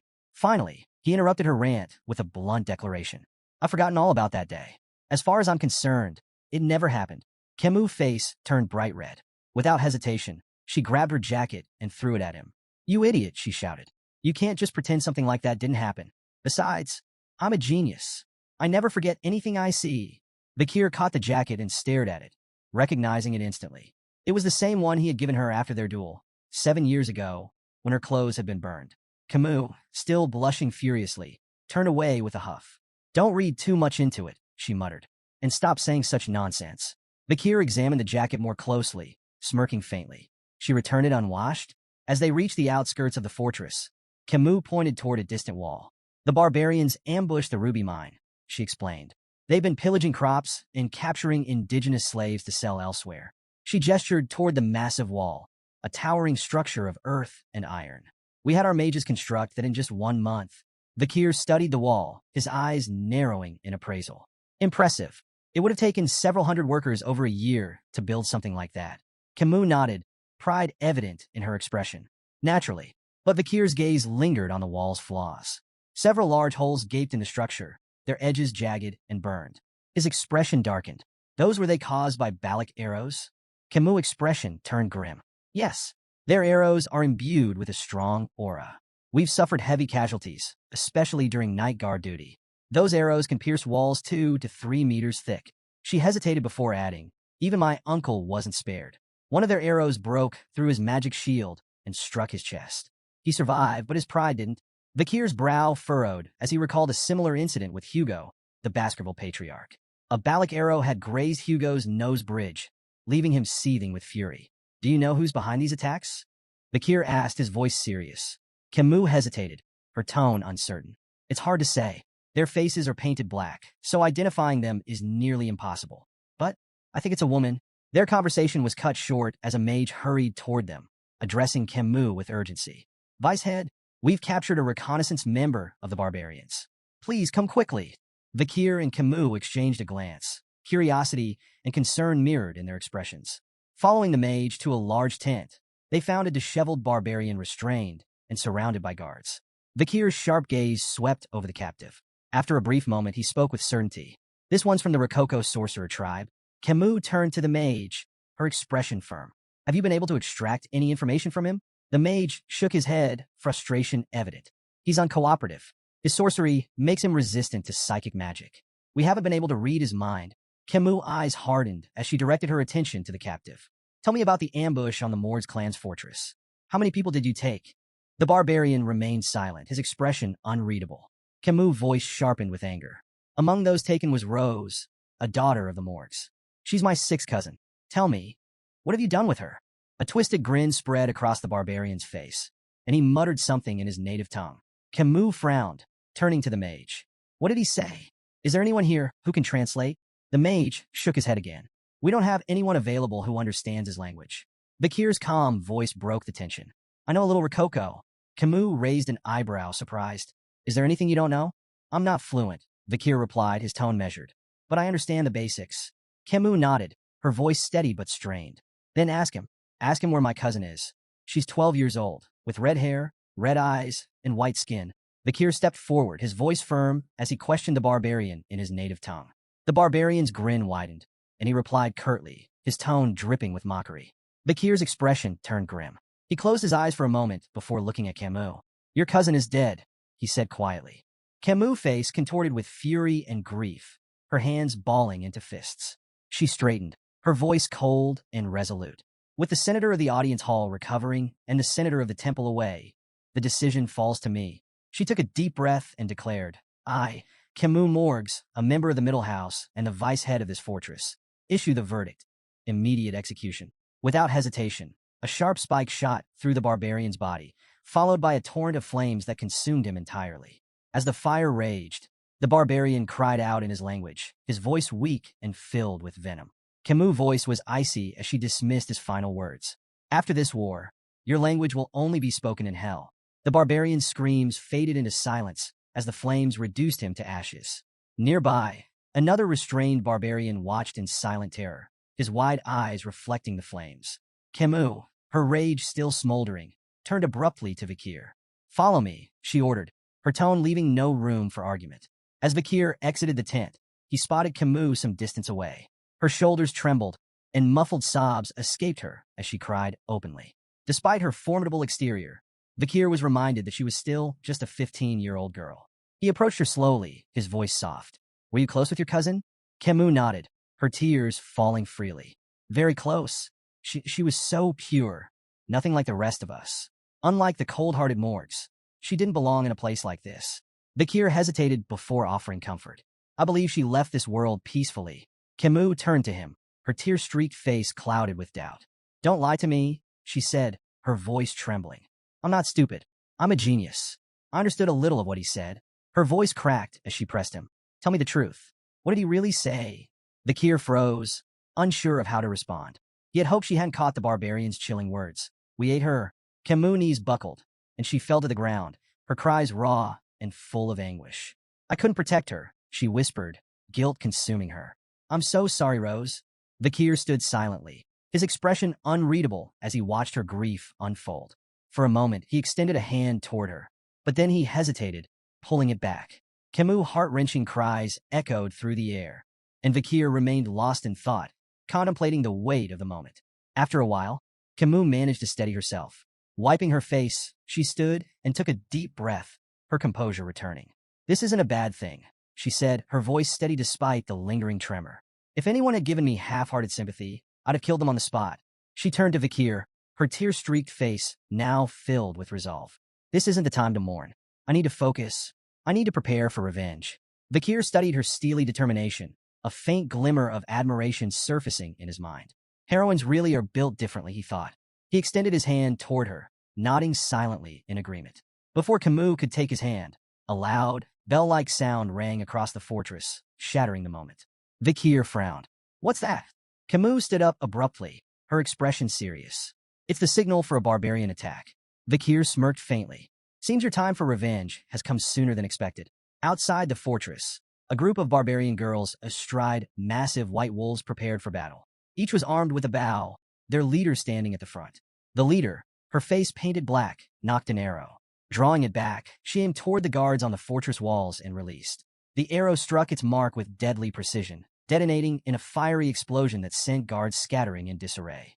She raised her voice, commanding her companions. Attack! The barbarian girls launched into battle, their wolves charging with terrifying speed. The massive beasts tore into soldiers with relentless ferocity, while the barbarians themselves struck with brutal efficiency. Ropes flew through the air, lassoing soldiers by the neck and dragging them down with startling precision. The fortress descended into chaos. Vikir arrived at the scene, his sharp eyes scanning the battlefield. The gruesome sight before him, a storm of blood, smoke, and bodies, was something he had seen countless times before. Did I get here too quickly? He wondered, assessing the chaotic scene. His focus sharpened as he prepared to enter the fray. Suddenly, a rope shot toward Vikir, wrapping tightly around his neck before he could react. His crimson eyes narrowed as he turned his gaze forward, spotting two barbarian girls expertly holding the ends of the rope. In their native tongue, one of them grinned and said, "We've caught a good one. This hunt for husbands is going well." Vikir immediately understood their intention. The barbarians were capturing men to breed stronger offspring for their tribe. Without missing a beat, Vikir grabbed the rope with one hand and yanked it forcefully, sending the two girls flying through the air. "Sorry," he said dryly, "but I'm not available. I might already be engaged." The barbarian girls crashed to the ground with a heavy thud, eliciting shocked gasps from the male barbarians nearby. "What? Who is this guy?" one of them muttered in disbelief. The others quickly readied their arrows, uncertainty flickering in their eyes as they debated whether Vikir was friend or foe. Despite the tension, Vikir remained calm. Hugo's warning rang in his mind. Avoid engaging in battle before meeting up with the main force. Vikir hesitated briefly, considering whether to hold back, but his decision came swiftly. Drawing his sword, he strode forward confidently, unbothered by the arrows flying toward him. With precision and agility, he cut through the barrage with ease, each strike precise and deadly. His movements were fluid, almost mesmerizing, as he deflected every projectile aimed at him. The barbarians' shock turned to panic. "How is that possible?" they whispered among themselves. Their awe, however, was short-lived. A wave of fire suddenly erupted across the battlefield, engulfing the barbarians in searing heat. Cries of pain echoed as flames consumed their surroundings. Camus stepped forward, flames crackling in her hands, her expression fierce and unyielding. "These barbarians will burn," she declared, her voice dripping with fury. Vikir turned to her in astonishment, realizing she had transformed the battlefield into an inferno. Camus glanced at him, her sharp eyes narrowing. "Are you using liquid aura?" she asked, a rare note of acknowledgement in her tone. Her words carried weight. "You're the only man I could ever recognize." Vikir responded calmly. "I received orders from the Patriarch to avoid battle until regrouping with the main force." Camus scoffed, undeterred by his explanation. As she began casting more spells, her voice rang with defiance. "An order from the Baskerville Patriarch? Do you think that will stop me?" The intensity of her flames increased as she stepped forward. "A Baskerville should refrain from intervening," she said coldly. "I'll handle this myself. Every last barbarian here will burn." Camus unleashed a series of devastating fire spells, setting the battlefield ablaze. The sheer heat distorted the air as flames roared across the terrain, consuming everything in their path. Vikir watched in astonishment, quickly recognizing her technique. "Burned," a powerful fire spell. His sharp gaze caught the details of her casting. She was using a quadra-casting method, layering 4 simultaneous fire spells to amplify their destruction exponentially. Driven by her rage and thirst for vengeance, Camus poured her all into the attack, leaving a scorched wasteland in her wake. Suddenly, from the shadows, a barbarian perched on a wolf's back raised a blowgun and fired. The poison needle struck Camus in the neck before she could react. Her body stiffened, and she winced as the poison coursed through her veins. Her legs buckled, and she collapsed to the ground, her movements sluggish and uncoordinated. Through blurred vision, she spotted her attacker, the barbarian grinning smugly as he reloaded his blowgun. Vikir observed the scene, clicking his tongue in annoyance. She's more trouble than I thought. A rope shot toward Camus, aiming to ensnare her, but Vikir's hand snapped out, catching him midair with ease. Camus, despite the poison weakening her, managed a faint smile. Nice catch, she murmured. Vikir glanced down at her, his voice blunt. We should retreat.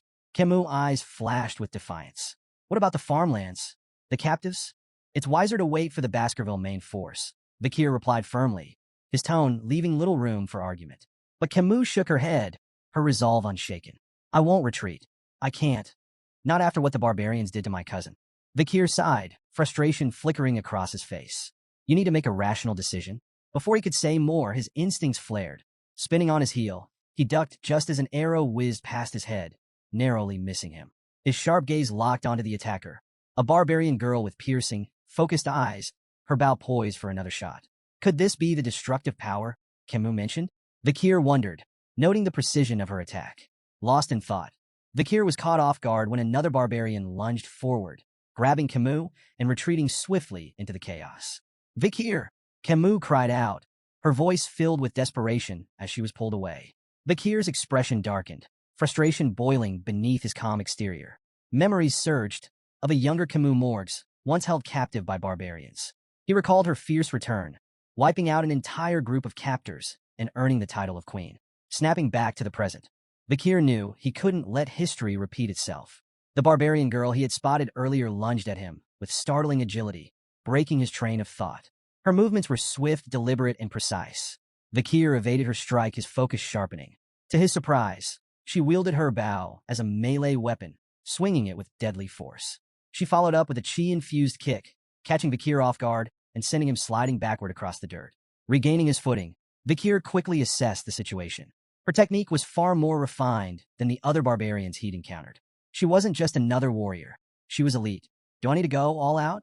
He wondered. Before he could act, the barbarian girl surprised him further. Attempting to speak his language, she said haltingly, We meet again. Vikir's eyes narrowed as recognition dawned. She was the same girl he had freed at the slave auction. Though he had once shown her mercy, he couldn't help but inwardly label her a troublemaker. The girl met his gaze with a sly smirk, as if enjoying the unexpected reunion.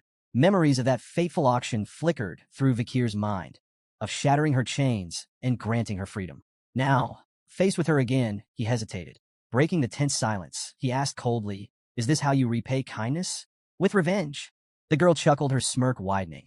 Not revenge for you, she said, her tone steady despite her broken grasp of the language. For them, the Morgs, they captured me, enslaved me. I repay them now. Her words were clear. Their paths had crossed by chance, not intent. Mounting her wolf with effortless confidence, she glanced down at him. Your girl, Camus. She's next leader of Morg's clan. She pointed into the distance where the chaos of battle raged. If you want her back, follow. With that, she urged her wolf forward, disappearing into the fray with an air of challenge. Vikir stood still, weighing his options. His crimson eyes burned with resolve as he debated whether to unleash the full extent of his strength. The tense moment was shattered by the arrival of Adolphe Morgs, Camus' uncle, whose imposing presence instantly heightened the tension. Without wasting a second, Adolphe began casting a spell, his voice laced with disdain as he demanded the barbarians return his niece. The ground beneath him fractured, jagged shards of earth flying through the air toward the retreating barbarians. But they were prepared. With uncanny agility, they maneuvered their wolves over the unstable terrain, leaping effortlessly between shattered rocks and evading the spell's destructive force. Adolphe could only watch their retreat, frustration etched on his face. His curses echoed across the battlefield, a vent for his mounting anger. The ambush had unraveled mere minutes after the warning bell, a testament to his force's inexperience and lack of preparation. As he seethed, a mage approached, bearing troubling news. The barbarians have fled into the restricted area of life-engulfing forest, the mage reported grimly. At the mention of the forest, Adolphe's rage shifted to grim concern. Life-engulfing forest, deep within the mountains, was infamous for its deadly ecosystem. It was a perilous region no sane person would enter at night, a place where survival was nearly impossible. Even with his niece's life at stake, Adolphe hesitated. The risks were staggering, and the thought of losing more lives weighed heavily on him. Before he could voice his uncertainty, Vikir's calm voice broke through. We can still pursue them, he stated simply, his tone steady and confident.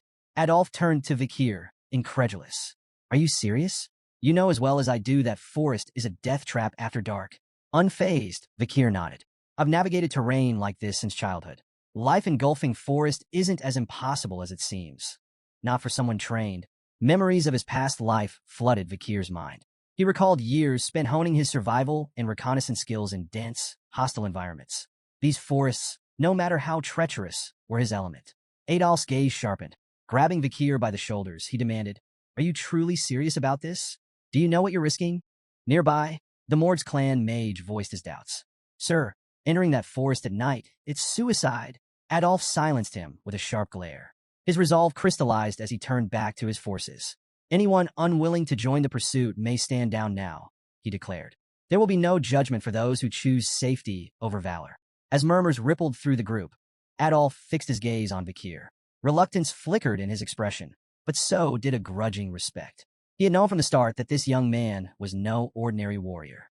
With no other options, he had to entrust his niece's rescue to Vikir. Vikir, Adolf said, his tone heavy with resignation. I'm entrusting you with this mission. Bring my niece back. Life engulfing forest was a place that lived up to its ominous name. Nestled within Baskerville territory, it was a realm of horrors where survival was a fleeting hope. Bone-sucking mosquitoes, poisonous thorn-covered vines, silent spiders that hunted soundlessly, and countless other lethal creatures made it a graveyard for the unprepared. Few who entered lasted more than an hour. Despite its dangers, the Morgs and Baskerville troops pressed forward, closely following Vikir as he navigated the treacherous terrain with practiced ease. He moved like a shadow, leaping over obstacles and cutting through hazards with swift precision. Adolf, watching in awe, couldn't contain his curiosity any longer. Are all Baskerville boys like this? He asked, his voice tinged with disbelief. Staffordshire Baskerville chuckled, shaking his head. No, not all of them. But young Master Vikir? He's different. Their conversation was cut short when two enormous, venomous bees emerged, buzzing aggressively as they blocked the group's path. Before anyone could react, Vikir dispatched them in a single fluid motion, his blade slicing through the air with effortless grace. The bees fell, lifeless, before they could even pose a threat. The onlookers froze, stunned by the display. He's so cool, the Baskerville triplets whispered in unison, their admiration practically glowing. Suddenly, Vikir stopped behind a large tree and raised a hand, motioning for the group to halt. He pointed ahead, where faint flickers of light pierced through the dense canopy. They're close, Vikir said, his voice low. The barbarians haven't gone far. He added a warning, his tone grave. Balak hunters scatter dry leaves around their camps to detect pursuers. From here on, every step needs to be taken with extreme caution. Before the group could react, Adolf stepped forward, casting a spell. Silence. He intoned, the magic targeting Vikir. Vikir shot him a questioning look, but Adolf quickly explained. This spell ensures you make no sound as you move. Adolf smiled, a hint of his confidence restored. I'll take it from here. Thank you for your help, nephew-in-law. Vikir's brow furrowed. Nephew-in-law? He thought, puzzled. What is he talking about? Not far ahead, the barbarians had set up camp in a clearing. A fire crackled at its center, casting flickering shadows on the surrounding trees. Camus was tied tightly to a tree, her wrists and ankles bound with thick ropes. Her fiery spirit, however, remained unbroken. You're all going to burn to ash the moment I get out of here, she shouted, her voice filled with fury. I'll make you regret capturing me with my special fireball. Her captors paid her no mind, likely unable to understand her language. Nearby, two barbarian girls chatted casually. One spoke of her interest in the man they had encountered earlier, while the other lamented her lack of success in husband hunting. Camus gritted her teeth, her frustration mounting. They're not even listening to me, she thought bitterly. She caught snippets of their conversation and pieced it together. Husband hunting? Wife hunting? Realization dawned. Is that why they've been ambushing us this whole time? Her thoughts were interrupted as the male barbarian who had captured her approached. Smirking, he addressed Camus in his native tongue. An excellent catch like you. Every male in our tribe will want you. Camus glared at him, her fiery spirit undiminished. You perverted bastard, she shouted. If that's your plan, just kill me now. The barbarian scratched his ear lazily, feigning confusion. I don't understand what you're saying, he said with a mocking grin. Then, with unsettling cruelty, he grabbed her chin, forcing her to meet his gaze. But I can tell you're talking back just by looking into your eyes, he sneered. Camus struggled, her anger boiling over as she spat. Touch me again, and I'll burn you alive. Ignoring her, The barbarian raised an arrowhead in his hand. Slowly, deliberately, he licked its tip, his intentions clear. This arrogant slave needs to be disciplined, he said menacingly, his voice dripping with malice. Before things could escalate further, another barbarian strode into the clearing, a figure Vikir immediately recognized. It was the barbarian girl he had freed during the slave auction. "Stay away from my slave," she commanded sharply, her piercing gaze fixed on the male barbarian, Ahan. Ahan hesitated, his bravado faltering. "Commander Ian," he stammered. Then, regaining a shred of pride, he added, "But I was the one who captured her." Commander Ian shot him a cold glare. "Lower your voice," she ordered, her tone sharp enough to make him flinch. Defensive, Ahan tried to justify himself. "I shot the paralyzing arrow. I set the trap." Ian cut him off without missing a beat. "If I hadn't stepped in, you'd be a corpse. That boy with the sword would have taken your head in seconds." Ahan froze, her words sinking in. After a moment, he muttered weakly, "So, this woman, she's your prize now?" "That's right," Ian replied, her voice brooking no argument. Camus, still bound to the tree, watched the exchange with growing curiosity. An internal power struggle? She thought. While her grasp of the barbarian language was limited, she caught enough to piece things together. The girl's name was Ian, and she was clearly their commander, a position of authority that even the brash Ahan seemed to fear. Ahan, still nursing his wounded pride, jabbed a finger toward Ian. "You may be a commander, but you're still just a woman." The clearing fell silent. Ian's eyes burned with fury as a powerful blue aura erupted around her, the air growing tense with her presence. Fixing Ahan with an icy glare, she retorted, "And what difference does that make? If you got a problem with me, come forward. I'll leave you in a bloody heap." Ahan's bravado evaporated as his body broke out in a cold sweat. Raising his hands in surrender, he stammered, "I'm not angry. Do as you please." He turned and retreated hastily, thoroughly cowed. Camus watched the scene, taking note of the respect or fear that Ian commanded. "She's definitely in charge here." Commander Ian turned her attention to Camus, her gaze appraising. "Good eyes, strong physique, as expected from the future leader of the Morg's bloodline," she said, almost to herself. But her tone darkened as she delivered a sudden, sharp kick to Camus' side. Camus winced, anger flashing in her eyes as Ian continued bitterly. "You Morg's bastards sold me into slavery. If not for a stroke of kindness, I'd still be rotting in chains. But you won't be so lucky." Leaning closer, Ian's voice dropped to a menacing whisper. "I'll tame you. You'll feel it in your very bones and soul. Menial tasks, like licking the space between my toes, will become your new routine." Camus' fiery spirit flared as she gritted her teeth. "You think I'll break that easily? Dream on." Before Ian could respond, a piercing scream shattered the tension. A barbarian behind her burst into flames, his agonized cries echoing through the clearing. "What is this? An explosion?" Ian snapped, spinning around to assess the situation. The burning barbarian collapsed as the fire spread, and the remaining warriors scrambled to arm themselves. "It's an ambush," one of them shouted, panic creeping into their voices. From the roaring inferno, a lone figure emerged. The firelight framed him like an avenging specter, his silhouette cutting an imposing figure against the chaos. "Barbarians," the figure called out, his voice sharp and resolute. "You'll pay for what you've done." Camus' face lit up with relief and joy as she recognized the voice. "Uncle Adolf," she exclaimed, her hope renewed. Amidst the burning wreckage, Adolf Morg stood with flames dancing in his hands, his presence commanding and unyielding. His booming voice cut through the battlefield. "Release my niece immediately, or face annihilation." The barbarians froze, startled by the overwhelming force of the Baskerville and Morg's troops who were now hunting them down with ruthless efficiency. Perched on a tree branch above the chaos, Vikir surveyed the scene. His sharp eyes scanned the battlefield, narrowing in thought. Something felt off. The Balak hunters, renowned for their precision and tactical ambushes, were now scattered and in complete disarray. Below, barbarian girls astride their wolves voiced their frustration, barking orders to one another as they struggled to regroup against the relentless onslaught of the Morgs and Baskerville forces. Adolf's voice thundered once more as he spotted several barbarians attempting to flee. "No one escapes. Eliminate every last one of them." Camus, still tied to a tree, watched the pandemonium unfold with a smug grin. They deserve this, she thought, satisfaction gleaming in her eyes. But her moment of amusement was cut short. A rustling sound behind her caught her attention, and she turned her head sharply, her eyes widening in surprise. "Vikir," she exclaimed, her voice far too loud for the circumstances. Emerging from the shadows behind her, Vikir placed a finger to his lips, signaling for silence. Her loud reaction prompted a sigh of exasperation. With a swift motion, Vikir cut the ropes binding her to the tree and helped her to her feet. You came to save me. Camus beamed, her happiness radiant. Vakir, slightly irritated, replied curtly, do you not understand the meaning of silence? Before they could retreat further, Commander Ian stepped out from the shadows, blocking their path. Her sharp eyes gleamed with anticipation as she regarded Vakir. I expected you to come, Ian said, her voice calm yet brimming with authority. She studied him intently, her words carrying a weight that demanded attention. Your speed, your composure, your determination to save her. Impressive. I won't ask about your past, but you've passed. Vakir frowned at her cryptic remark. Past what?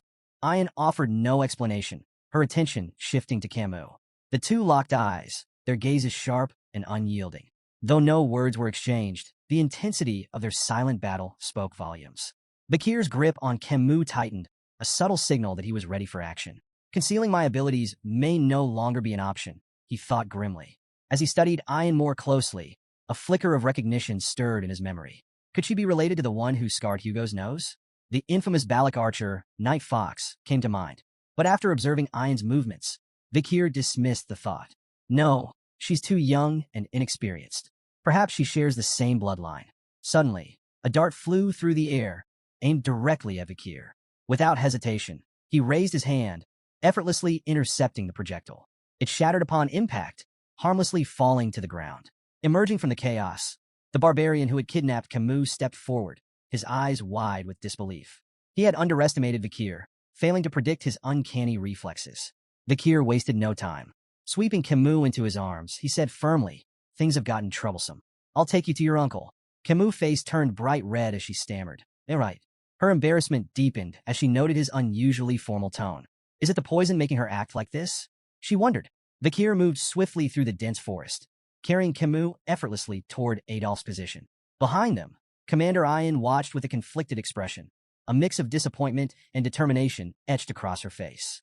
Will you come to me willingly one day? She murmured to herself, her voice barely audible over the rustling leaves. As they pressed forward, Vakir glanced down at Camus. Are you sure the poison isn't too severe? He asked, his voice calm but concerned. Camus hesitated, unsure of her condition. I think, maybe it is, she replied uncertainly, her tone betraying her unease. Their exchange was cut short as two barbarians emerged from the shadows, firing arrows in quick succession. Vakir deflected both projectiles with precision, his movements swift and efficient. From a distance, Ian silently raised her bow, her expression cold and resolute. Her sharp eyes locked onto Camus as she knocked an arrow imbued with a bluish aura. Should I eliminate the girl from Morgs? She mused aloud, her voice devoid of emotion. Without hesitation, she released the arrow, its path streaking through the air with deadly accuracy. Vakir's glowing red eyes tracked the arrow as it sped toward them, its trajectory unerringly aimed at Camus. Reacting instinctively, he twisted his body to shield her. Camus, sensing his sudden movement, turned her head just in time to see the arrow close in, only 2 inches from her eye. But the arrow never struck. A shimmering ice wall materialized between them, stopping the projectile in its tracks. Are you hurt, my dear niece? Adolph's voice rang out, laden with worry. He approached quickly, flame still flickering faintly in his hands, the ice spell dissipating as he stepped forward. Uncle! Camus cried, relief washing over her. Adolph wasted no time, reaching out to cast Cure Poison. It's a severe numbing poison, he explained. I've slowed its effects, but we'll need to visit Divine Quo Vadis for complete treatment once we return. But before the spell could fully take effect, Camus pushed his hands away. Let go for a moment, she demanded, surprising Adolph. He stepped back, confused, only to watch in shock as Camus ran toward Vakir, throwing her arms around him in a tight embrace. Thank you for saving me again, she said, her voice earnest and filled with gratitude. Adolph stood frozen, his eyes wide in disbelief. Tears welled up as he shouted, Camus, I did my best too. Camus turned to him, her expression indignant. And yet, you show up now? She snapped. I'm telling Mother about this. Before Adolph could muster a response, a rope shot through the air, wrapping tightly around Vakir's neck. Commander Ian stepped forward, holding the rope firmly. Come with me willingly, she demanded, pulling with all her strength. It'll be easier for both of us. I don't have much time. Despite her efforts, Vakir remained unyielding, his feet firmly planted. Ian's frustration grew as she struggled to comprehend how he could resist so effortlessly. Camus gasped, her recognition immediate. It's you again, she exclaimed, her disbelief evident. Vakir remained calm, his focus unwavering. Gripping the rope with one hand, he broke it effortlessly, snapping it like a twig. Ayan flinched at his strength, but held her ground. Her words, however, lingered in Vikir's mind. Notam, what does she mean by that? He wondered, sensing a deeper urgency behind her actions. A sudden, overwhelming wave of killing intent swept through the forest, suffocating the air. Birds burst from the treetops in panicked flight, their cries fading as an oppressive sense of dread settled over the area. Ayan's face turned deathly pale as her eyes darted upward, horror etched across her features. Her trembling voice cut through the eerie silence.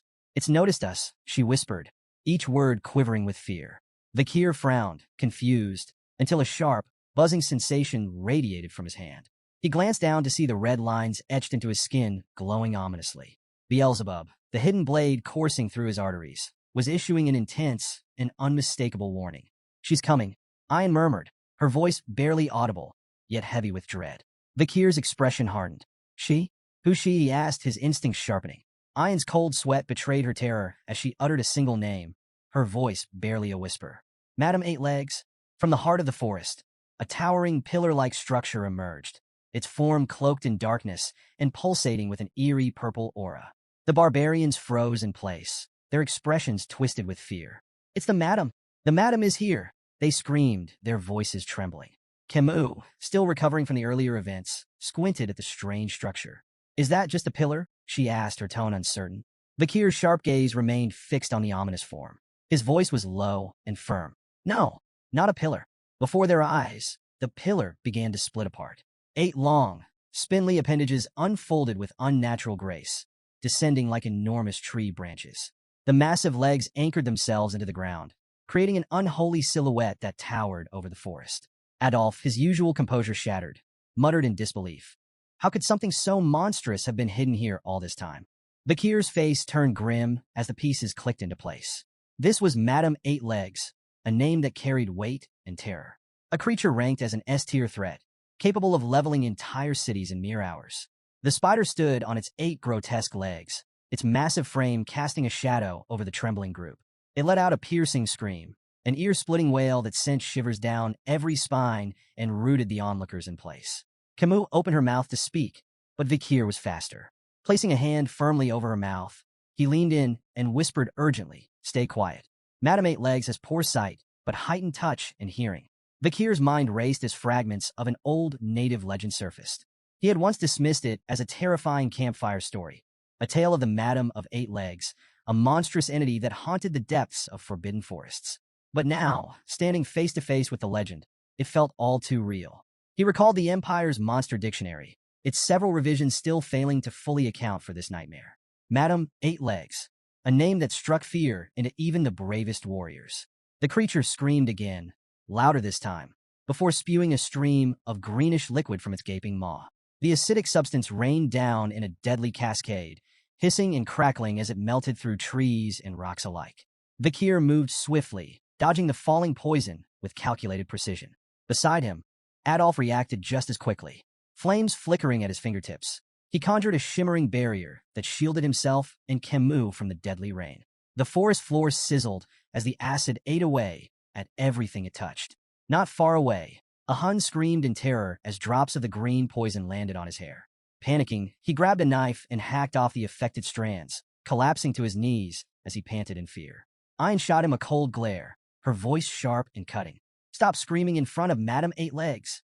Her eyes flicked briefly toward the monstrous spider, her tone growing darker. "If you weren't the shaman's grandchild, I'd kill you myself." Turning back to the other barbarians, Ayn barked her orders with steely resolve. "Retreat, all of you." On the other side of the chaos, Adolf, cradling Camus in his arms, echoed the sentiment in a quieter tone.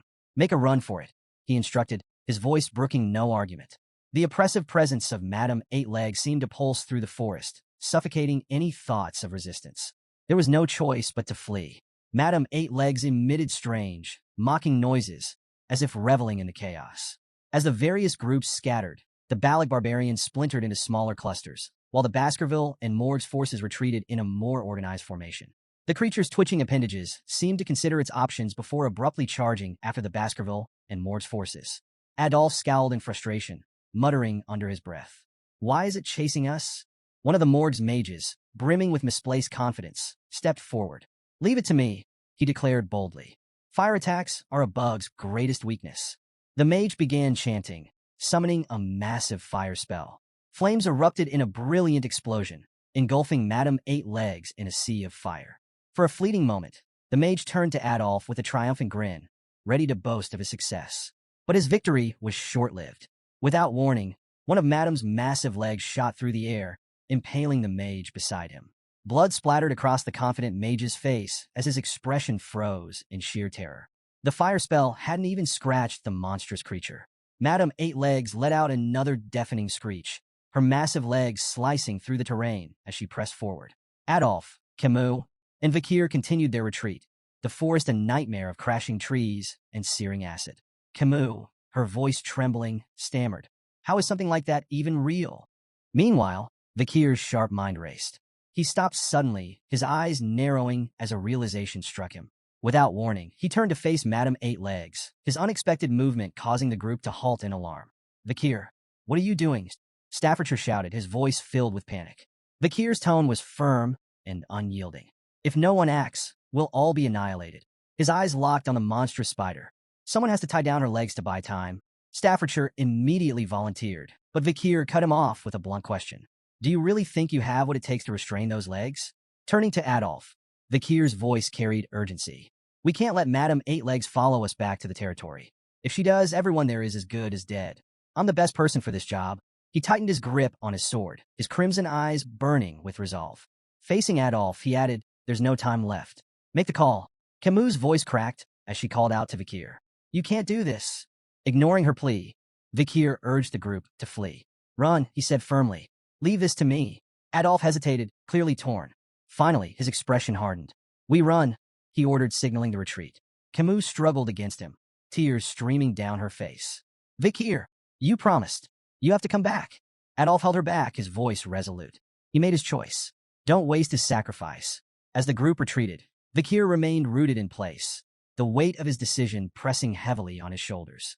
His grip on his sword tightened, but he paused, letting out a slow, resigned sigh. He didn't have a personal stake in the survival of Baskerville territory, nor did he believe the Allied forces were capable of stopping Madame Eight Legs' growing power. Yet, amidst the chaos, he saw an opportunity. "If I can feign my death here," Vakir thought, "I'll finally slip out from under Hugo's watchful eye." This deception could buy him the time he needed, time to master the elusive 10th technique. The unrefined skill lingered in his mind like an itch he couldn't scratch, a secret weapon waiting to be perfected. With mastery of the 10th technique, Vakir could refine his control over his power, burying it so deeply that even Hugo would fail to sense it. Then, when the moment was right, he would return to the clan, not as a hound, but as something far more dangerous. A crimson aura radiated from Vakir's hand as Beelzebub emerged, the weapon's menacing energy reflecting his steely resolve. He knew this battle might truly be his last. If he failed to wield every ounce of strength, skill, and cunning at his disposal, Madame Eight Legs would crush him. His crimson eyes burned with intensity as he committed to unleashing everything. The vast mana reserves gifted by the River Styx, the ethereal energy reserved for the highest-ranking Baskerville techniques, and the raw, unrelenting power of Beelzebub. The demonic sword pulsed in his grip, its blade cloaked in a violent red aura. With calculated precision, Vakir dashed toward Madame Eight Legs, his movements swift and deliberate. The monstrous spider loomed above him, her massive form radiating malice. Vakir leaped high into the air, the red glow surrounding him intensifying with each passing second. For a brief moment, he hovered above the creature, locking eyes with Madame Eight Legs. She let out a piercing, otherworldly scream, her legs twitching in agitation. Channeling the Baskerville 5th technique, Vakir descended with blinding speed, his blade aimed at the creature's head. The air around him vibrated with the sheer force of his attack. Madame Eight Legs struggled violently, but her limbs seemed inexplicably rooted to the ground. Vakir's attack slammed into her head with devastating force, driving it deep into the earth. From afar, a radiant red light burst into the sky, illuminating the entire forest like a second dawn. Adolf, clutching Camus tightly, and the Baskerville triplets fled the scene with tears streaming down their faces. The deafening explosion of energy rattled the trees, and Camus, watching the clash unfold, felt a surge of raw emotion. A single tear slipped down her cheek as she screamed, "Vakir!" In the aftermath, silence blanketed the forest. Only the ominous red glow remained, marking the site of the monumental battle. Bakir's vision blurred and shifted. He was no longer in the forest. Instead, he found himself kneeling before a guillotine. The cold steel blade loomed above him as his eyes locked on Hugo La Baskerville. Hugo stood motionless under the moonlight, his face expressionless. Slowly, he raised his hand, signaling the blade to fall. Bakir's cold gaze didn't waver as the blade descended. He watched as his own head rolled to the ground, his final sight the cold, indifferent gazes of the onlookers. Hugo turned and walked away, his back framed by the pale glow of the moon. In the end, Hugo did it, Bakir thought bitterly. But before the thought could take root, his eyes snapped open. Bakir awoke to the sight of an unfamiliar ceiling, his mind clouded with confusion. He lay on a thin mattress, his body wrapped in heavy bandages, and one eye completely covered. Scars crisscrossed his flesh, and a rope was wound tightly around his neck, its rough fibers biting into his skin. Where am I? He wondered, his thoughts sluggish as he tried to make sense of his surroundings. Fragments of the battle against Madame Eight Legs surged to the forefront of his mind. The blinding explosion that had stunned the monstrous creature lingered vividly, possibly the sole reason he was still breathing. Attempting to sit up, a jolt of searing pain shot through his body, forcing him to stop. Every muscle screamed in protest, his veins felt stretched to their limits, and his bones throbbed with fractures. There wasn't a part of him untouched by the brutal encounter. The memory of Madame's final, devastating attack made the rope around his neck feel like a trivial annoyance in comparison. Yet, ironically, it was that very trap, set during the chaos of battle, that had saved his life, anchoring him just out of reach of certain death. Bakir closed his eyes briefly, evaluating his situation. Despite his injuries, everything seemed to be going according to his plan. Adolphe and Camus had witnessed his supposed final stand, providing ample proof to confirm his death. Hugo's watchful gaze was finally off him. Dragging himself out of the room, Bakir surveyed his surroundings. Barbarians moved about the camp with purpose. Children practiced archery while slaves hurried under harsh commands. The chilling realization hit him. Gulak, the Balak camp. He was deep within the territory of the Baskerville clan's sworn enemies. His eyes scanned the area, noticing something unsettling. Among the slaves were captured soldiers bearing the insignias of both the Baskerville and Mord's clans. Why am I still alive? He wondered. In his condition, escape was impossible, yet his execution seemed equally overdue. Before he could dwell further, a familiar face appeared. A Hun, the barbarian who had kidnapped Camus, sauntered over with a smirk plastered on his face. You should be grateful, a Hun sneered, looking down at him. If you weren't the commander's pet dog, you'd already be boiling in a pot. Pet dog. The phrase echoed in Bakir's mind, igniting a deep, simmering rage. Memories of Hugo flashed before him, of chains, humiliation, and subjugation. A surge of killing intent radiated from Bakir, catching a Hun off guard. Startled but defensive, a Hun lashed out, his fist connecting with Bakir's already battered body and knocking him to the ground. Arrogant bastard, a Hun spat, his frustration evident. With a dismissive glare, he added, Follow the rope, dog. Your owner's waiting. Bakir lay still, his body racked with pain from the fall, his rage boiling beneath his calm exterior. He glared after a Hun's retreating figure, silently vowing to repay the humiliation tenfold once his strength returned. Dragging himself up, Bakir began following the rope tied around his neck. Its length stretched endlessly through the camp, each step testing his patience and fortitude. How far does this thing go? He muttered under his breath, his irritation growing with every tug. Finally, the rope grew taut, and Bakir found himself at its end. What lay before him stopped him in his tracks. Ayan, the barbarian girl from before, stood waist-deep in a small pond. She held the other end of the rope with casual ease, her expression relaxed. As she noticed him, a mischievous smile spread across her face. Lie down, she instructed, her voice carrying an air of playful authority. Bakir froze, his mind racing. He stared at her, bewildered and unsure how to respond to the bizarre command. Before Bakir could fully process her words, Ayan yanked the rope with surprising force, sending him stumbling forward. Whiz! An arrow streaked through the air, narrowly missing Bakir's head before embedding itself into a nearby tree trunk. Ayan's sharp glare turned toward a group of children holding bows in the distance. What did I tell you about practicing near the pond? Go somewhere else, she barked, her voice commanding enough to send the children scattering. As Bakir lay on the ground, recovering from the unexpected tumble, Ayan turned her attention back to him, a sly smirk playing on her lips. I never properly thanked you for the auction, she began, her tone light but calculated. Pointing at him, she continued, in Balak culture, kindness is repaid twofold and revenge tenfold. Since you saved me once, I've saved you twice. Bakir's brows furrowed in confusion. Twice. he asked, his tone skeptical. Ayan crossed her arms, clearly enjoying herself. After that explosion, who do you think dragged your sorry self out of the forest? If I hadn't gone back for you, you'd be spider food by now. So yes, twice. Her smug response only deepened Vikir's unease. He sat up slowly, the rope around his neck pulling uncomfortably.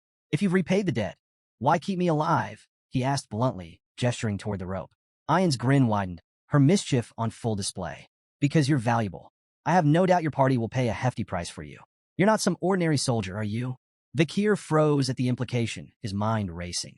If the Baskerville clan got involved in hostage negotiations, his entire plan to feign his death and escape Hugo's control would unravel. He kept his expression neutral, suppressing the panic bubbling beneath the surface.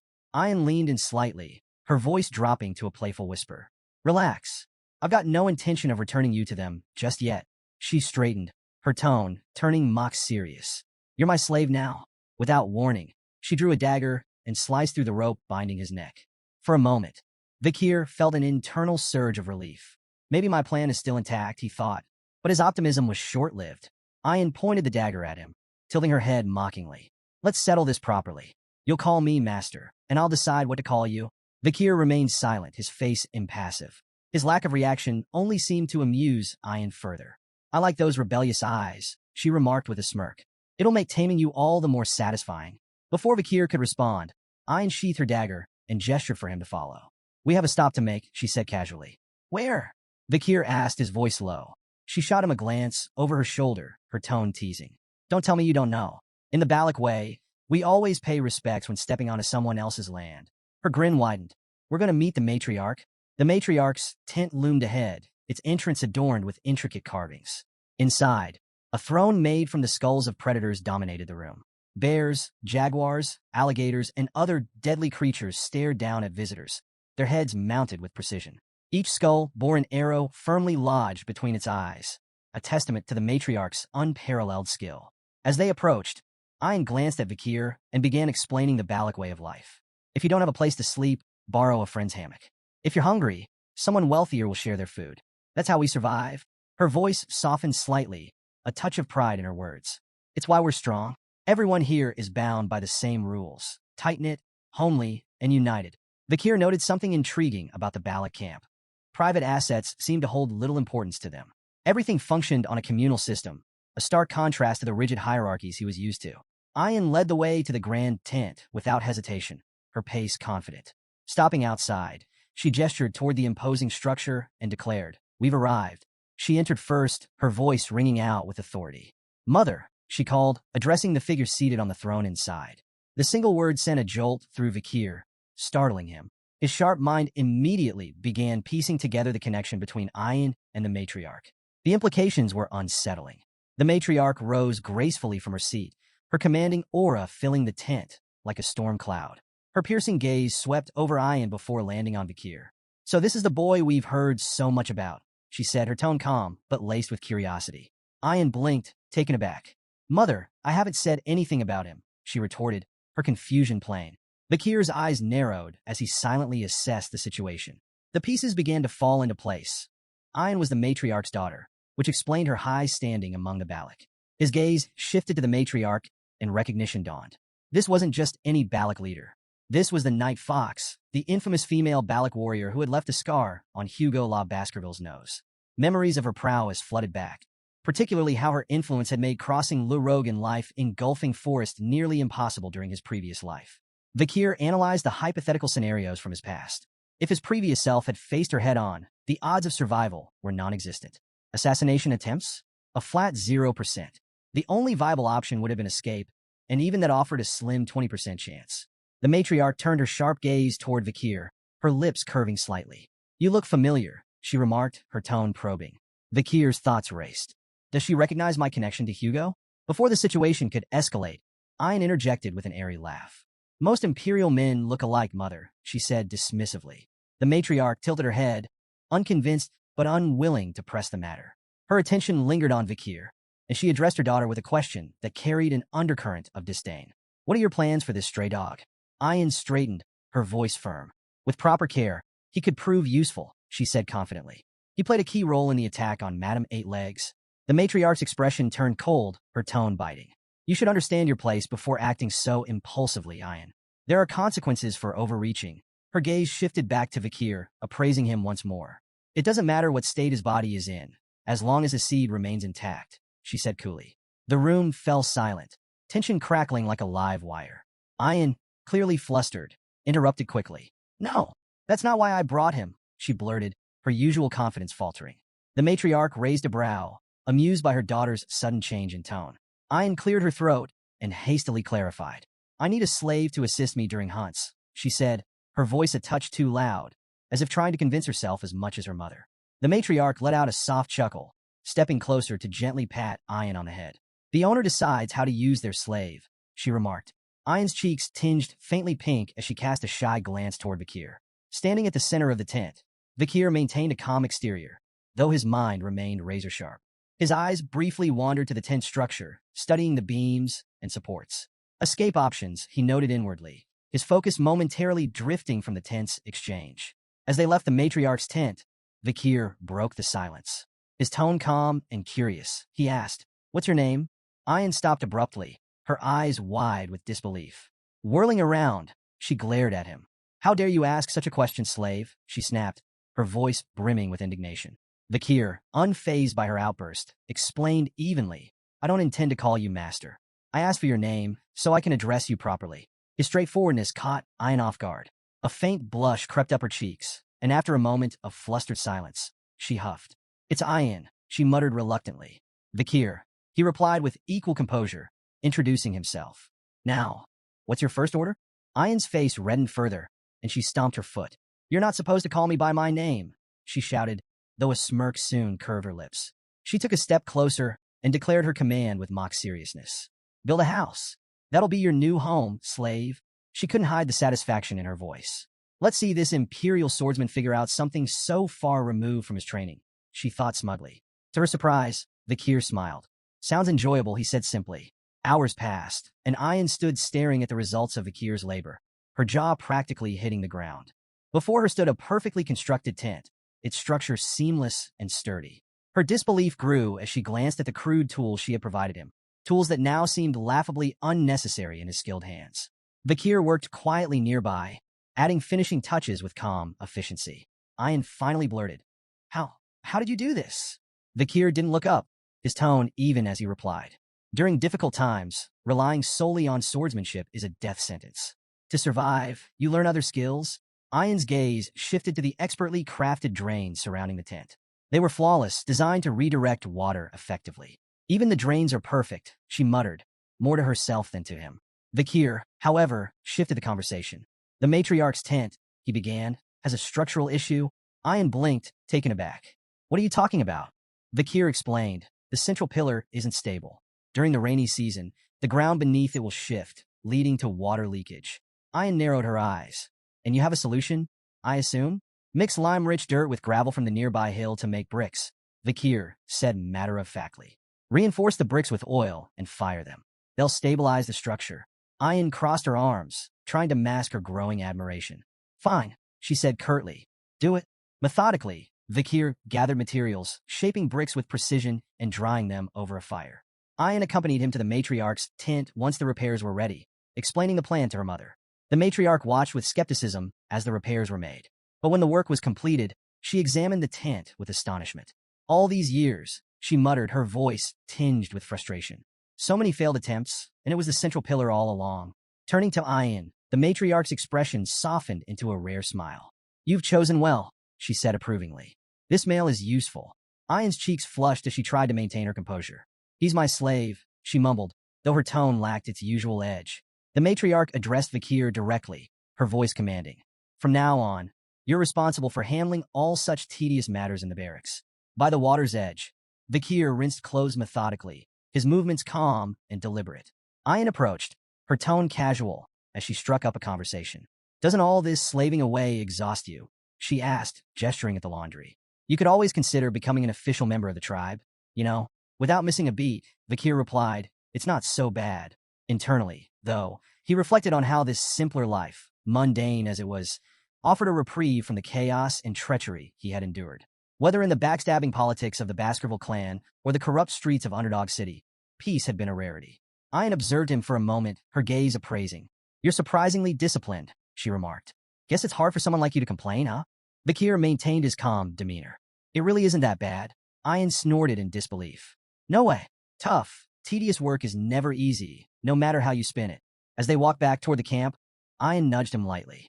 You should stop with this complacent attitude, she said. Follow my lead. I'll help you figure out how to survive among the Balak people. Who knows? If you do well, maybe I'll even untie that rope around your neck. Vakir glanced at her curiously. What do you want me to do? Ayan smiled slyly, clearly pleased with his directness. Now we're getting somewhere. She paused for dramatic effect. I want you to go on a hunt and bring back some big prey. Intrigued, Vakir pressed her for details. Ayan explained. The warriors haven't brought in anything substantial recently. The kids are growing, and they need meat. If you manage to catch something impressive, it wouldn't be crazy for your title to change from slave to commoner. Playfully slapping him on the back, Ayan added with a grin. You should feel honored to serve as the slave of the Balak's esteemed hunting commander. Vakir winced slightly at the force of her slap, but remained composed. After a brief moment of consideration, he nodded. Fine, I'll do it.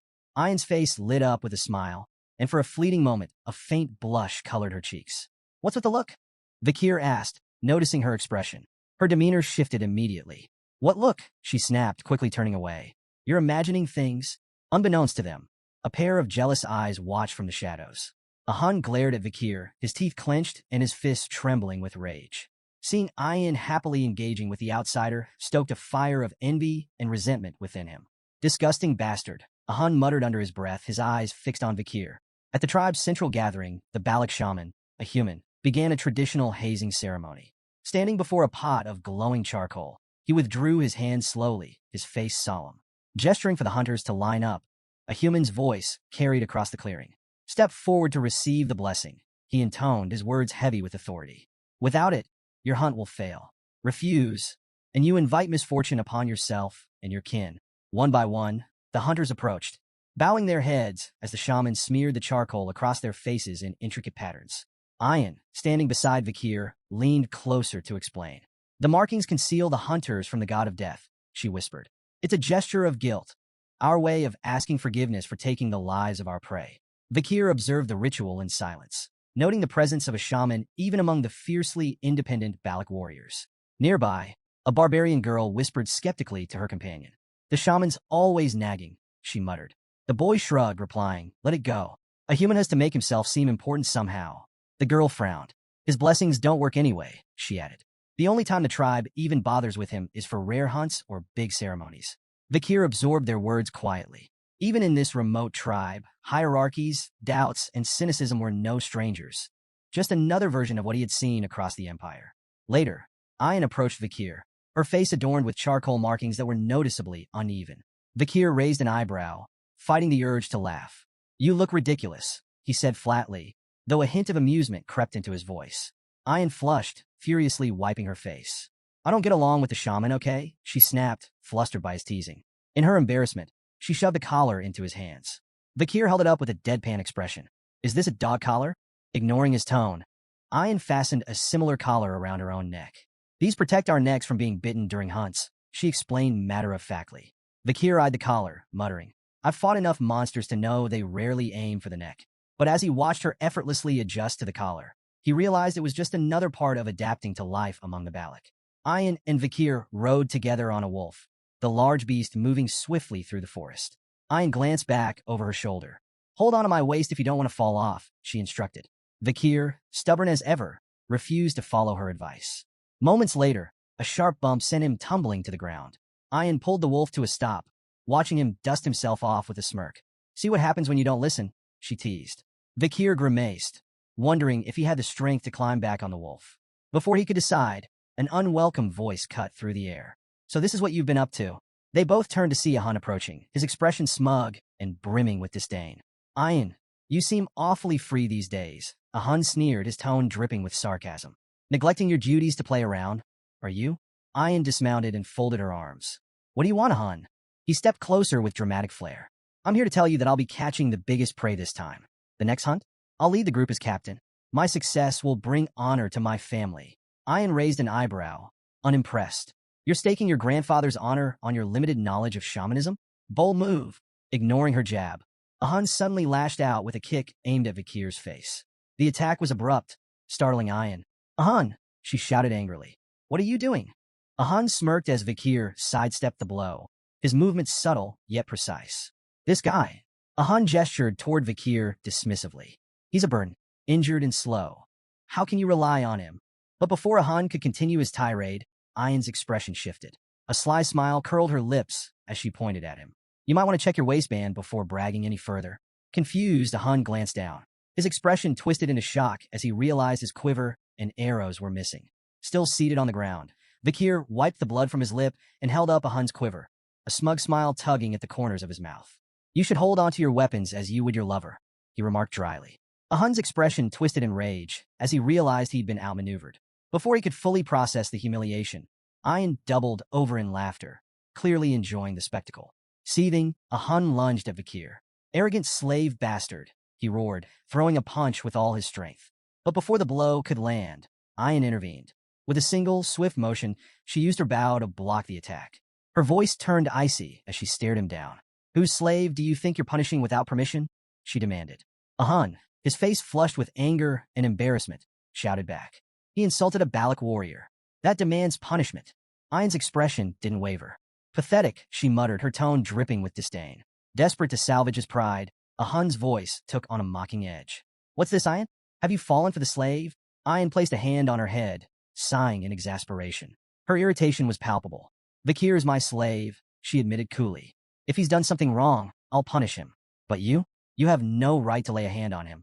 The tension in the air was palpable as Ayan turned toward Vikir, who watched the exchange silently, his expression unreadable. Without warning, Ayan's fist shot out, connecting with Vikir's face. The impact sent him sprawling, blood spraying onto the green grass. Ahan stumbled back in shock, his jaw slack as he watched the scene unfold. Ayan turned to Ahan, fixing him with a cold stare. Are you satisfied now? She asked sharply. Ahan opened his mouth to speak, but Ayan cut him off. I get it, you're frustrated. You haven't managed to capture a maiden, and it's eating you up. But touch my slave again, her voice dropped, and I'll make sure you regret it. Ahan, cowed by her words and her sheer presence, nodded reluctantly. His bravado extinguished, he turned and retreated, muttering under his breath. Later, as Ayan and Vikir rode the wolf back toward the camp, Ayan kept sneaking glances at him. Her expression was conflicted, an uncharacteristic mix of guilt and concern. After several minutes of silence, she broke the ice. Does it hurt? She asked cautiously. Vikir didn't reply. She tried again. Are you angry? Still nothing. Frustrated by his silence, Ayan finally spoke up. Look, it was necessary, she began defensively. Ahan's stubborn and petty. If I didn't deal with him like that, he'd keep looking for excuses to retaliate. When Vikir remained unresponsive, Ayan sighed heavily. Why aren't you saying anything? Finally, Vikir spoke, his voice calm, but tinged with a hint of dry humor. It hurts? Ayan froze. Then, with surprising agility, she twisted in midair, landing backward on the wolf to face him. Her hands cupped his face as her eyes filled with worry. Does it hurt a lot? Is it bad? Are you in danger? She asked anxiously, her words tumbling out in rapid succession. Vikir remained stoic. It hurts to talk, he replied plainly. But it's not the first time. Before he could finish, Ayan leaned forward, her lips suddenly meeting his. Time seemed to freeze as Ayan pulled away, her face flushed a deep crimson. She pressed her fingers to her lips, as if only now realizing what she had done. Turning forward hastily to avoid his gaze, she muttered, I knew I was right. You show promise. Even for an imperial bastard. Vikir blinked, wiping his face as he tried to process the moment. His mind wandered briefly. Do barbarians usually lick each other's injuries? He wondered. The thought of spreading infection crossed his mind, though it seemed a trivial concern compared to his confusion. Ayan glanced back, her tone suddenly more composed. So, is there anything you want from me? If it's within my ability, I'll make it happen, she offered. Vikir raised an eyebrow, intrigued. Anything? Her body tensed at his question, and she stiffened visibly. Trembling slightly, she nodded. A Balak warrior never goes back on their word. Vikir's expression turned serious as he considered her offer, leaving Ayan's mind to spiral. Her cheeks grew redder as she assumed he was plotting something inappropriate. Finally, Vikir broke the silence. Teach me how to shoot arrows, he said plainly. Ayan's hopeful expression fell flat, disappointment etched into her face. She quickly recovered, though, and nodded. Fine, she said curtly. As they continued onward, she added, we'll start your special training tomorrow. Vikir nodded in agreement, unaware of her lingering irritation. The next morning, Vakir took aim at a tree trunk, releasing an arrow under Ayan's watchful eye. The arrow missed its mark, landing far from the embedded target. Ayan sighed, her tone tinged with exasperation and amusement. No. Aim for the arrow already stuck in the trunk, she instructed. Vakir raised an eyebrow. Are you sure you're qualified to teach? Ayan smirked. You're the one who asked for lessons, she retorted. You'll learn properly, or you'll learn nothing at all. She reminded him of the importance of mastering the bow, especially since his injuries prevented him from wielding a sword effectively. If you want to capture prey and stop being a slave, you'll do this right, she emphasized. To correct his stance, Ayan pressed firmly against his back, adjusting his posture. Vakir winced, feeling the strain on his battered body. Suddenly, Vakira, Ayan's wolf, appeared behind them, startling her slightly. Without realizing it, Ayan applied more pressure to Vakir's back, eliciting a loud crack. Vakir crumpled to the ground, groaning in pain. Ayan, unfazed, turned to Vakira and asked, Did you find it? The wolf howled in response, and Ayan's lips curled into a confident smile. Good boy. Turning back to Vakir, she clapped her hands impatiently. Get up. We're moving now. They arrived at a serene stream where the river met the ocean, a tranquil location teeming with life. Ayan gestured at the unique surroundings. This place is special, she explained. It's where the ocean and river meet, so you'll find animals from both habitats. It's a prime hunting spot. She paused, sharing a story her grandmother used to tell. The salmon here fight their way up the waterfalls, dreaming they'll become something greater, massive, legendary beasts. Most fail, though. They fall onto sharp rocks and become food for the ox bears. Vakir's gaze shifted to the massive bear prowling nearby. Is that one of them? He asked, noting its impressive stature. It looks a lot tougher than the ox bears I've seen before. Ayan nodded, her tone reverent. That's no ordinary ox bear. It's a superior specimen, born from a powerful bloodline and a survivor of countless battles. It's the kind of prey only the best hunters can take down. When Vakir questioned if their task was to take down the colossal ox bear, Ayan shook her head with a smirk. We're not here for the dominant female, she explained. Our target is the smaller male trying to court her. As they watched from a distance, several male bears approached the towering female, each attempting to win her favor. One by one, she rebuffed them with brutal swipes, sending them fleeing into the forest. Intrigued by the display, Vakir asked what kind of mate the female was searching for. Ayan chuckled. Strength isn't the answer, she corrected. To Vakir's surprise, a much smaller male approached the female. This time, instead of rejecting him, she greeted him with gentle nudges and playful gestures. Ayan explained that female ox bears often preferred weaker males because stronger ones could become dangerously aggressive during mating, sometimes even fatally injuring their partners. It's not about brute force, Ayan added. It's about survival and raising healthy cubs. Drawing a parallel, Ayan noted that the Balak tribe had a similar philosophy. They often sought partners with excellent genes, especially if those partners were weakened from injury or fatigue, as it indicated resilience. Vakir observed the pair of bears wandering off together. Ayan instructed him to wait. The female will completely drain his strength, she explained. Once he's exhausted, we'll strike.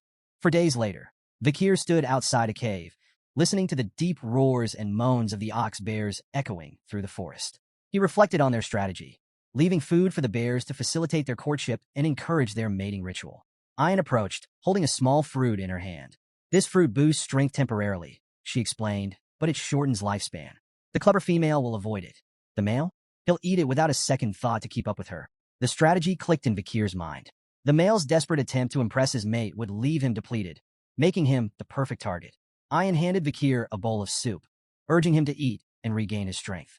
As he sipped, he couldn't help but comment on the bear's remarkable stamina during their mating ritual. Ayan smirked, leaning closer. That's just typical for Balak males, she teased. Imperials like you wouldn't know anything about it. Too reserved. Vakir raised an eyebrow, unimpressed by her jab. Before he could respond, Ayan leaned in playfully. What about you? Can you match their vigor? His unamused expression deepened, but their exchange was interrupted by a deafening roar from the cave. Ayan immediately straightened, her teasing demeanor gone. It's time, she said sharply. From their vantage point in a nearby tree, Vakir and Ayan watched as the female bear let out another earth-shaking roar, signaling the end of their mating ritual. The exhausted male stumbled out of the cave, his legs shaky, his strength utterly spent. The female emerged moments later, her demeanor entirely different. She charged at the male, swiping at him with ferocious intensity. Vakir watched the aggressive display with fascination. Why does she chase him off after mating? He asked. Ayan explained, her tone matter-of-fact. Once the ritual is over, she becomes territorial. She'll drive him away to protect her space and ensure he never comes back. From now on, she's a predator, not a partner. Vakir couldn't help but smirk as he watched the exhausted male bear stumble forward, desperate for rest after 4 relentless days. He looks ready to collapse, Vakir observed, his tone laced with amusement. I nodded in agreement. He's completely drained. All he wants now is a safe, secluded spot to recover. That's where we'll strike. The two tracked the bear deeper into an unforgiving, icy terrain. The cold air stung Vakir's skin, the frost cutting deeper than he anticipated. He noted the bear's resilience and commented on its remarkable endurance. Ox bears aren't just brutes, Ein explained. They're smart. They know how to survive. This one came here deliberately to avoid blood-sucking insects. It's calculated, choosing its recovery spot wisely. As the chill seeped further into Vakir's body, his movements became stiffer. Though he tried to hide his discomfort, Ein noticed immediately. She paused and offered a solution. We need to share body warmth, she said, matter-of-factly. If your muscles stiffen, you'll slow us down. Vakir hesitated, reluctant to agree, but the biting cold left him little choice. With a resigned sigh, he relented and hugged Ein from behind. Caught off guard, Ein's face turned crimson. She stammered, quickly rationalizing the situation. This is just a practical decision. I have to keep you healthy. As your master, it's my responsibility. Vakir remained quiet, unsure whether to tease her or let it slide. Their awkward moment was interrupted when Bakira, Ein's wolf, stopped abruptly, his growl low and menacing. The pair froze, their focus sharpening. The tracks, Ein whispered, her tone tense. They've disappeared. Before she could finish her thought, a thunderous growl shattered the silence. The ox bear, having set a trap of its own, lunged from a hidden spot with terrifying speed. Meanwhile, back at the Balik camp, a group of barbarians gathered around a massive boar, its size so impressive it overshadowed anything else brought back that day. A female barbarian, holding 3 modestly sized rabbits, stared at the boar in awe. I thought these would be enough, she said, glancing down at her catch. But compared to that, a male barbarian stepped forward, addressing a Hun with visible admiration. This is incredible, he said, gesturing toward the boar. You've outdone yourself, a Hun. Another chimed in, suggesting that a Hun should be made the tribe's new hunting commander. Even Ein can't handle every Hun alone, he added. The group's attention shifted briefly as someone mentioned Ein's current hunt. She brought a slave with her, a female barbarian noted, her tone skeptical. I doubt they'll catch anything worthwhile. A Hun, basking in the praise, dismissed Ein's efforts entirely. That so-called slave is nothing but dead weight, he scoffed. Mark my words, they'll come back empty-handed. I bet they won't even catch a rabbit. On the other side of the forest, the ferocious male ox bear launched a sudden attack, its massive paw swinging toward Ein with devastating force. Before the blow could land, Vakir reacted swiftly, pulling her out of harm's way just in time. The bear's crushing strike missed her by mere inches, the sheer force blowing strands of her hair into the air. Both Vakir and Ein tumbled off their wolf, landing hard on the frosty ground. Vakira, the wolf, growled fiercely, leaping into action to shield its companions. Vakir quickly turned to Ein. Are you okay? He asked, his tone calm but urgent.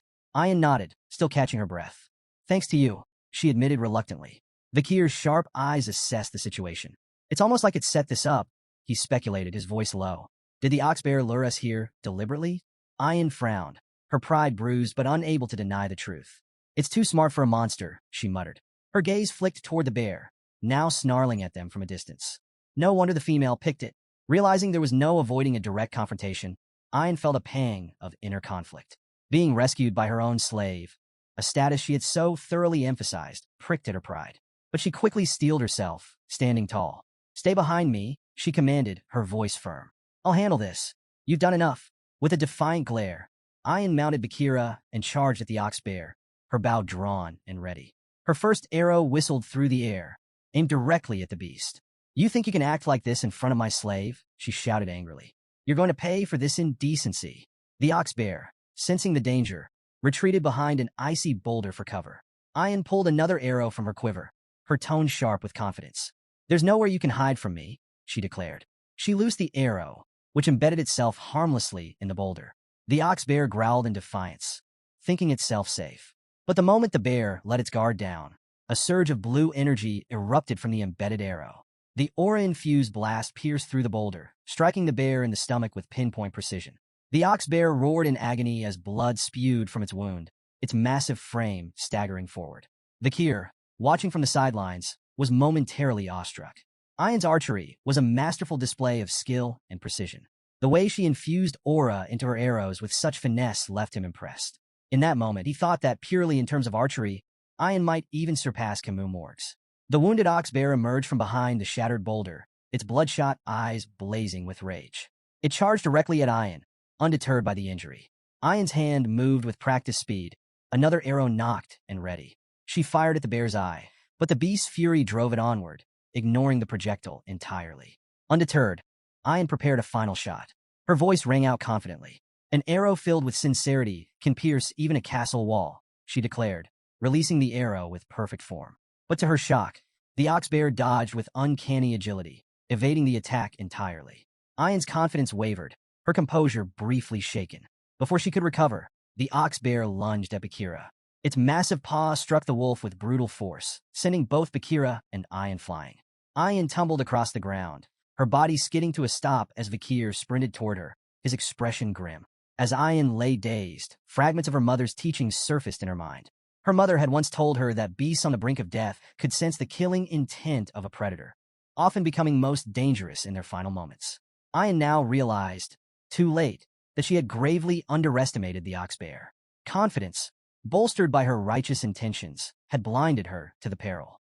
The ox bear, now a towering menace, advanced with drool dripping from its massive jaws. Its mouth opened wide, ready to deliver a fatal bite. Paralyzed by fear, Ayan closed her eyes and braced for the inevitable. Instead of the crushing jaws of death, however, a familiar voice cut through the chaos. "Are you done demonstrating a master's dignity?" Her eyes flew open, and she saw Vakir standing before her, positioned squarely between her and the ox bear. His calm yet commanding presence sent a shiver down her spine. With a deliberate step forward, Vakir spoke with quiet confidence. "It's my turn now."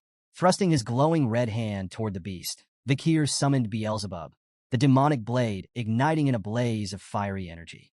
Flames infused with the power of Cerberus roared forth, engulfing the ox bear's head in a hellish inferno. The beast reared back, letting out an agonized roar as the searing heat overwhelmed it. Ayan, frozen in place, could only watch in awe. The sheer ferocity of Vakir's attack left her speechless, her heart racing at the raw display of power. The ox bear staggered, its charred form collapsing lifelessly to the ground. The battle was over. The flames subsided, revealing Vakir's frame. The intense heat had burned away the bandages covering his injuries, exposing his fully healed body, including his once bandaged eye. Ayan's cheeks flushed a deep crimson as she marveled at his strength, her gratitude and amazement impossible to hide. "You saved me again," she murmured softly, her voice barely audible over the crackling of the fire. But her joy quickly turned to concern as Vakir's expression twisted with pain. She rushed forward as he admitted, "I might have overdone it." His legs gave out, and he collapsed to the ground. "Vakir!" Ayan cried, her earlier awe replaced by panic. She knelt by his side, frantically calling his name and trying to rouse him.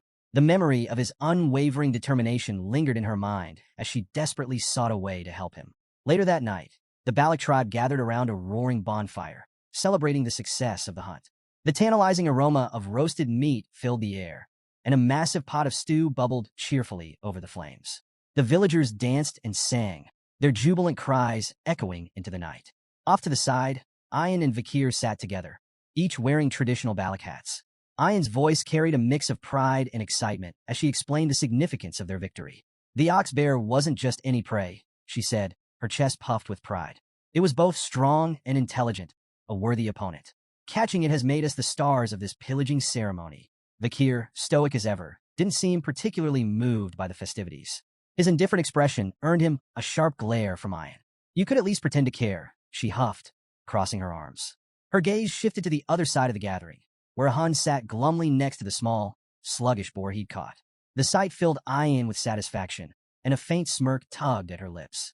"That boar," she said, tilting her chin toward it. "Compared to our ox bear, it's nothing.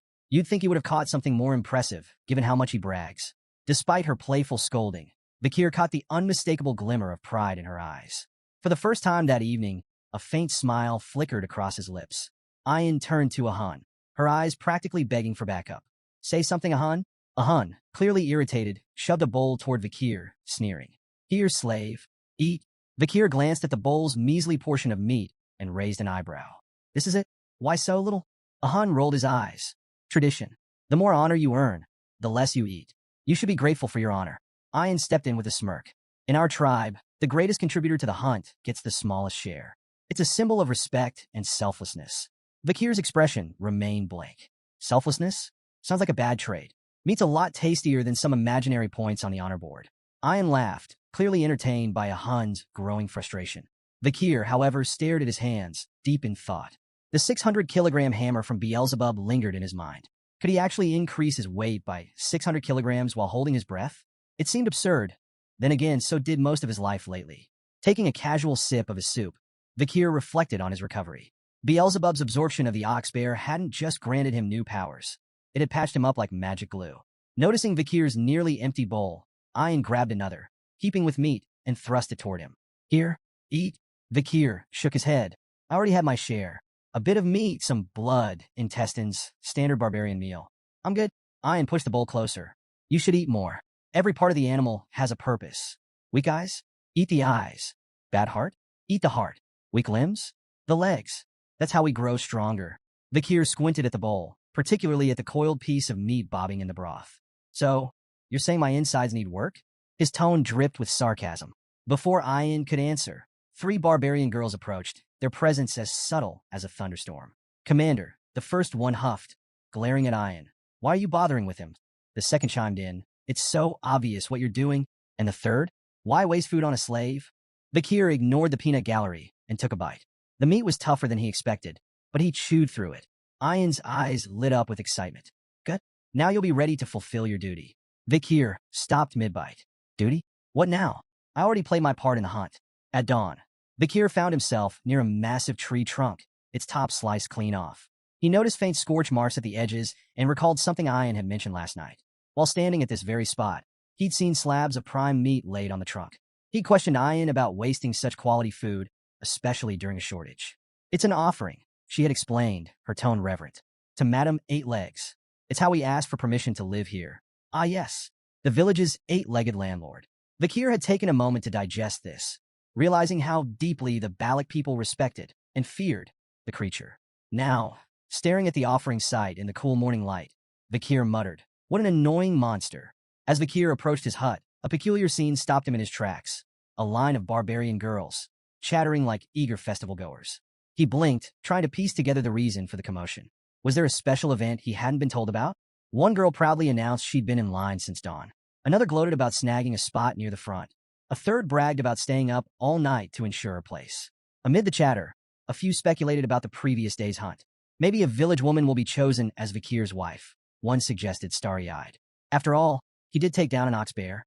Before Vakir could back away unnoticed, Ian appeared, a freshly hunted deer slung over her shoulder. Spotting the crowd, her expression soured. What's this nonsense? She barked. Go home. He's already spoken for. The girls gasped and immediately began protesting. You can't claim him just because you fed him stew, one argued. Yeah, that's unfair, another chimed in. You should have shared with us. Ian narrowed her eyes. If you're so hungry, why don't you catch something yourself? Set some traps. Prove you're worthy. The girls groaned in defeat, explaining they had tried and failed. We even went as far as the Empire's border, one muttered wistfully. But there's no one like him out there. Then keep going. Ian snapped, her tone sharp. Try hell while you're at it. Her glare was enough to send the girls scattering, their excitement evaporating like morning mist. As they disappeared, Ian muttered under her breath, annoyed yet wary. Those sneaky girls might try something while Vakir's still recovering. Her irritation turned into a self-assured smirk. After all, she had fed him the ox bear stew that made her claim indisputable. A sudden shift in the air made her glance sideways. There, not 10 feet away, stood Vakir, arms crossed, watching the entire scene unfold. Ian froze. Oh, I didn't realize you were standing there, she stammered, visibly flustered. Vakir's face twisted slightly as realization dawned. So that's what I ate yesterday. Sensing his discomfort, Ian scrambled to change the subject. Anyway, my mother held a meeting with the elders last night. You'll be called before her soon as the honorable hunter. When the time comes, make sure to ask for what I'll suggest. It's important. Later, in the matriarch's tent, the atmosphere was charged with quiet reverence. On one side, the elders sat stoically. Opposite them, the younger prodigies gathered in silent awe. Vakir knelt, bowing his head respectfully. The matriarch, the famed night fox of Aquila, greeted him with a warm yet commanding nod. "You've brought great honor to our village by hunting the ox bear," she said. "Because of you, we feasted well." Vakir replied humbly, "I only did my duty." The matriarch smiled, her gaze sharp yet kind. "You've healed quickly, proof of both your resilience and the tribe's care," she noted. As Vakir observed her, he felt a flicker of respect. Despite her reputation as a fearsome archer who had once terrorized even the Empire, she carried herself with an almost maternal warmth. He couldn't help but compare her to Hugo, both commanding figures, but her demeanor was far more approachable. The matriarch rose gracefully, her voice commanding as she addressed the gathering. "Vakir's deeds have proven his worth. From this day forward, he is no longer a slave, but a member of the Balak family." The room buzzed with a mix of murmurs and hushed whispers. While many nodded in agreement, a few elders, notably a human, the tribe's shaman and Ian's grandfather, exchanged skeptical glances. A human cleared his throat loudly, his disapproval evident. The matriarch ignored the undercurrent of dissent, her tone steady. "As a member of our family, you have earned a reward. Speak your desire." She paused, her lips curling into a teasing smile. "Perhaps a maiden to share your life? I would gladly bless such a union. Or, if that's not your interest, perhaps a loyal servant instead?" Ian, standing nearby, subtly gestured to Vakir with discreet hand signs. Her message was clear. Stick to the plan. Vakir locked eyes with her briefly, before closing his own in thought. When he reopened them, his voice was calm, yet firm as he spoke. "I request to bathe in a hero's spring." A heavy silence blanketed the room. The weight of his words hung in the air like a thundercloud. The matriarch's playful demeanor vanished, replaced by a sharp, calculating expression. Her gaze bore into Vakir. "Do you understand what you're asking?" she asked, her voice cold. Before Vakir could reply, a human stood abruptly, his voice booming with anger. "Such arrogance! Do you truly believe yourself worthy of the hero's spring?" He turned to the matriarch, his tone seething. "This place is sacred, reserved for the strongest warriors of the Balak. His request is nothing but an insult." The room erupted in murmurs as other elders chimed in. One elder slammed his fist on the ground. "The hero's spring is not for outsiders. This is a privilege for our finest warriors, not some commoner." But Ian stepped forward, her voice cutting through the commotion. "Enough," she declared. "Vakir has proven himself more than worthy. None of you can deny his strength. He captured the ox bear during the pillaging ceremony, a feat even our most seasoned warriors have failed to achieve." The room quieted as her words resonated. The matriarch's piercing gaze shifted to Vakir. "Do you truly understand the significance of the hero's spring?" Without hesitation, Vakir nodded. "I do. It is no ordinary shrine. Its waters can heal wounds, internal and external alike. Only the mightiest warriors are granted access to its power." The matriarch listened, her expression unreadable. Around her, the elders resumed their debate. "The hero's spring must remain exclusive," one elder argued fiercely. "To allow an outsider to touch its waters is to insult generations of our warriors." Another elder, however, countered, stroking his beard thoughtfully. "This could be a chance to inspire him further. If he holds such potential, granting him this honor might benefit the tribe." The arguments volleyed back and forth. Some elders feared tarnishing the spring's legacy, while others acknowledged Vakir's feats and the value of rewarding his contributions. The matriarch's expression tightened, her frustration flickering. She wanted to honor Vakir's bold request, but could feel the weight of tradition and a human's staunch opposition pressing down on her. Just then, a sudden bell rang out, cutting through the tense atmosphere like a blade.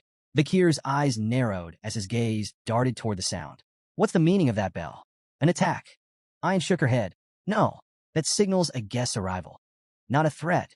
The matriarch seized the opportunity to end the heated debate. "This meeting is adjourned. Return to your duties," she commanded, rising gracefully and exiting the tent. As the elders filed out, a human lingered, his expression dark and brooding. His disapproval was palpable, the faint click of his tongue like thunder in the quiet. Watching the matriarch leave, his unease simmered beneath the surface, a storm waiting to break. Vakir's attention shifted to the growing commotion outside. "Is that the guest you were talking about?" he asked Ian, gesturing toward the group setting up nearby. She nodded. "Merchants from beyond the forest. They visit a few times a year, bringing goods we can't make ourselves. The tribe always looks forward to their arrival." Vakir's sharp gaze fixed on a symbol emblazoned on one of the merchant banners. Recognition flashed in his eyes. "The bourgeois family," he muttered, his voice low. Ian glanced at him. "You know them?" "More than I'd like," he replied, his mind racing. The bourgeois family was one of the 7 most powerful merchant clans in the empire. Their presence in such a remote region was unusual, almost suspicious.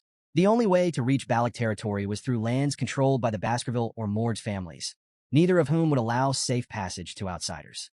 Vakir's thoughts turned dark. How did they get here? Smuggling routes? Backdoor deals? The merchants wasted no time setting up their vibrant stalls. Their leader, a round, jovial man with an air of authority, addressing the tribe in fluent Balak. Welcome, friends. For the next 5 days, the market is open. Barter your finest goods and discover treasures from beyond the forest. Excited murmurs spread among the villagers, who surged forward to browse the offerings. The merchants displayed their wares with practiced flair. One held up a gleaming glass orb, claiming it could bring sweet dreams when placed near a bed. Another showcased perfumes, cosmetics, and sacks of grain. Vakir observed the frenzy with a critical eye. The goods on display were mundane by imperial standards, but the merchants bartered them for rare forest treasures of far greater value.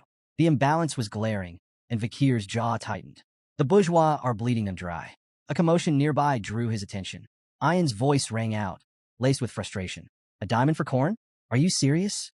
For a brief moment, Vakir felt a flicker of relief. At least someone here recognized the absurdity of the trades. But then, to his horror, Ian's expression shifted. She grinned triumphantly, handing over a diamond for 2 ears of corn. Clutching her prize like a trophy, she beamed with pride, clearly convinced she had struck an incredible deal. Vakir pinched the bridge of his nose, exhaling sharply. Hopeless, he muttered, watching her celebrate her victory. Elsewhere in the market, 3 Balak warriors were locked in intense negotiations with the merchant leader. I'll trade this pearl clam for 2 radishes, one of them demanded, his tone suggesting he genuinely believed it was a steal. Another inspected a cabbage with a critical eye, scrutinizing its quality before eventually bartering a prized deer antler for it. Their persistence wore down the merchant leader, who, with exaggerated reluctance, tossed in extra items to seal the deals. The warriors left with wide grins, proudly celebrating their victories. The merchant leader, meanwhile, smirked as he watched them walk away, amused by how easily they'd given up treasures worth far more than the goods they'd received. In a quieter corner of the market, a young Balak girl timidly approached the merchant leader. Her wide eyes sparkled with hope as she pointed at one of the glowing glass orbs on display. "Excuse me, sir," she said softly. "May I trade for that orb?" The merchant leader crouched down, his smile dripping with condescension. "Well now, little one, what do you have to offer?" Beaming with pride, she reached in her pouch and pulled out a small, wriggling sun larva. It's very rare, and it's nutritious too." The merchant leader's face twisted with disgust. "Ugh, disgusting," he barked, slapping the larva from her hand. The tiny creature hit the ground with a wet thud, and the girl froze, her face crumpling as tears welled up in her eyes. Sneering, the merchant leader turned to leave, muttering under his breath, "For a primitive barbarian, she's quite pretty. She'd fetch a decent price as a slave." The girl knelt, clutching the rejected larva in trembling hands, tears streaming silently down her cheeks. Suddenly, a shadow loomed over her, and a gentle hand rested on her head. She looked up to see Vakir standing beside her. His expression was calm, but the fire in his eyes burned with quiet fury. "This trade is invalid," Vakir declared, his voice steady but sharp enough to cut through the market's noise. The merchant leader stopped mid-stride and turned back, his feigned confidence masking unease. "And what do you know about valid trades?" he asked mockingly. "Surely a savage like you wouldn't understand the intricacies of imperial customs." "Perhaps there's been a misunderstanding." Vakir's gaze locked onto the merchant with chilling precision. "A misunderstanding?" he asked, his tone colder than ice. "Do you mean your intention to sell a Balak child as a slave?" The merchant leader flinched but quickly recovered, waving his hand dismissively. Now, no need to be dramatic. These trades are sanctioned by the Balak shaman, a servant of the forest god, no less. It's not your place, boy, to question their sacred authority." Vakir ignored the merchant's bluster, taking a deliberate step forward. His voice, though calm, carried an undeniable weight. "I demand the cancellation of every trade conducted today. They are blatantly unfair." The merchant leader furrowed his brow in feigned confusion, his voice dripping with mockery. "Unfair, you say? And who made you the arbiter of fairness?" Vakir's expression remained cold, his tone sharper than steel. "Fairness is determined by market value, something your trades blatantly disregard." He stepped forward, his presence commanding, as he began dismantling the merchant's schemes piece by piece. "Take that corn you bartered. Each ear is worth 100 gold at most. Yet a diamond, worth 2 million gold, was given in exchange. And the ox-bear horn? Properly crafted into billiard balls, it would fetch no less than 1 million gold. It's comparable in value to goblin bud mushrooms, banned for export due to their high medicinal demand in the empire." The crowd murmured in disbelief as the merchant leader's confident grin began to crack. Vikir's precise breakdown of values left the merchants visibly shaken, their earlier smugness now replaced with unease. Reaching for one of the merchant's prized items, a glass orb, Vikir held it aloft for all to see. "And this," he began, his voice heavy with contempt, "is your so-called treasure for sweet dreams." The merchant leader forced a tight smile. "Ah yes, one of our finest wares, a marvel for peaceful sleep, perfect for weary minds." Vikir rolled the orb between his fingers, his eyes narrowing. "This orb is coated with microscopic holes that release a drug. It's banned in the Empire for its devastating effects. While it may induce dreams at first, prolonged exposure destroys the mind, leaving its users broken." Without warning, he crushed the orb in his hand. The crowd gasped as shards fell to the ground, releasing a fine, powdery mist into the air. "This isn't a treasure," Vikir continued, his voice hard as iron. "It's poison, and you've been spreading it under the guise of trade." The merchant leader stumbled backward, his pale face glistening with sweat. Nearby, one of his associates leaned in, whispering frantically, "Who is this boy? How does he know so much?" The leader swallowed hard, his voice barely audible. "Someone who knows far too much." Ayan's voice cut through the tense silence like a whip. "What did you mean by poison bodies and harm?" she demanded, her fury palpable. Vikir gave her a single nod, confirming her worst suspicions. Ayan's expression darkened further, and her rage turned toward the merchant leader. "How dare you poison our people?" she roared, her voice trembling with indignation. "You've been deceiving the Balak without fear or consequence, haven't you?" The merchant leader raised his hands, stammering as he searched for a defense. But before he could speak, a sharp whistle pierced the air. Ayan's arrow struck true, embedding itself in his shoulder. The leader screamed in pain, clutching the wound as blood seeped through his fingers. His face contorted in agony as he staggered back, tears springing to his eyes. "You cowards preyed on us with your lies and poisons." Ayan snarled, her bow drawn and ready for another shot. The merchant leader glared at her, his voice weak but venomous. "You'll regret this," he spat, his words barely audible over his labored breathing. His companions wasted no time. Scrambling to their feet, they shouted frantic orders to pack their goods. The merchants hastily mounted their horses, clutching whatever they could as they fled into the night, leaving behind shattered wares and stunned villagers. Vikir watched the merchants flee into the shadows of the forest. He turned to Ayan, his expression calm but questioning. "You're letting them escape?" he asked. "You know they'll regroup to recover their losses. Why not end it now?" Ayan lowered her bow, a cold glint in her eyes. "Sometimes you don't kill the beast outright," she said sharply. "You wound it, let it run, and it'll lead you back to the pack. Then you take them all down in one strike." Vikir considered her strategy, his gaze shifting back to the fading silhouettes. The merchant leader, still clutching his bleeding shoulder, cursed and spat promises of revenge as he stumbled deeper into the forest with his group. The merchants eventually reached a hidden mercenary camp nestled in the woods. The firelight cast flickering shadows over the assembled fighters, their sharp weapons glinting ominously. The merchant leader, now seething with a mix of pain and humiliation, wasted no time ranting. "Those savages," he roared. "They humiliated us. They stole everything." The mercenary leader leaned lazily against a tree, his piercing eyes shining in the light of the campfire. Lighting a cigarette, he smirked. "Sounds like words won't get you far with that lot," he drawled, exhaling a cloud of smoke. "You hired us to handle your dirty work, didn't you? So we'll handle it. Either we wipe them out or drag them back in chains. It's your call." The merchant leader hesitated, his earlier bravado now tempered by the reality of the Balak's strength. "You don't understand," he said, his voice wavering. "The Balaks aren't ordinary. You'll need everything you've got to defeat them." The mercenary leader chuckled, flicking ash from his cigarette. "If you're that scared, why'd you bother hiring us in the first place? You're paying for results, so let us do our job. And remember," he added, his tone darkening, "our deal still stands. We get a cut of your profits. If things go south, we'll help ourselves to the spoils." Reluctantly, the merchant leader nodded. "Fine, just make them pay for what they did." The mercenaries began preparing for their ambush, whispering strategies under the cover of night. One passed a matchstick to his companion, who lit a cigarette, then handed it to a third man eager to do the same. "Hold up," the second man warned. "Only two to a match. You know the superstition. Third man gets bad luck." The third mercenary scoffed, lighting his cigarette anyway. "Superstitions for fools," he muttered. The words barely left his lips when an arrow whistled through the air, striking him clean through the forehead. He dropped like a stone, cigarette still smoldering between his fingers. "What the second man began, but his words were cut short as a second arrow slammed into his skull. The camp erupted in chaos, but the mercenary leader remained oblivious. He continued regaling the merchant leader with stories of past exploits, boasting about how many Baloks he had captured and sold into slavery. The merchant leader's horrified expression brought his tale to an abrupt halt. He turned just in time to see an arrow embed itself squarely into his forehead.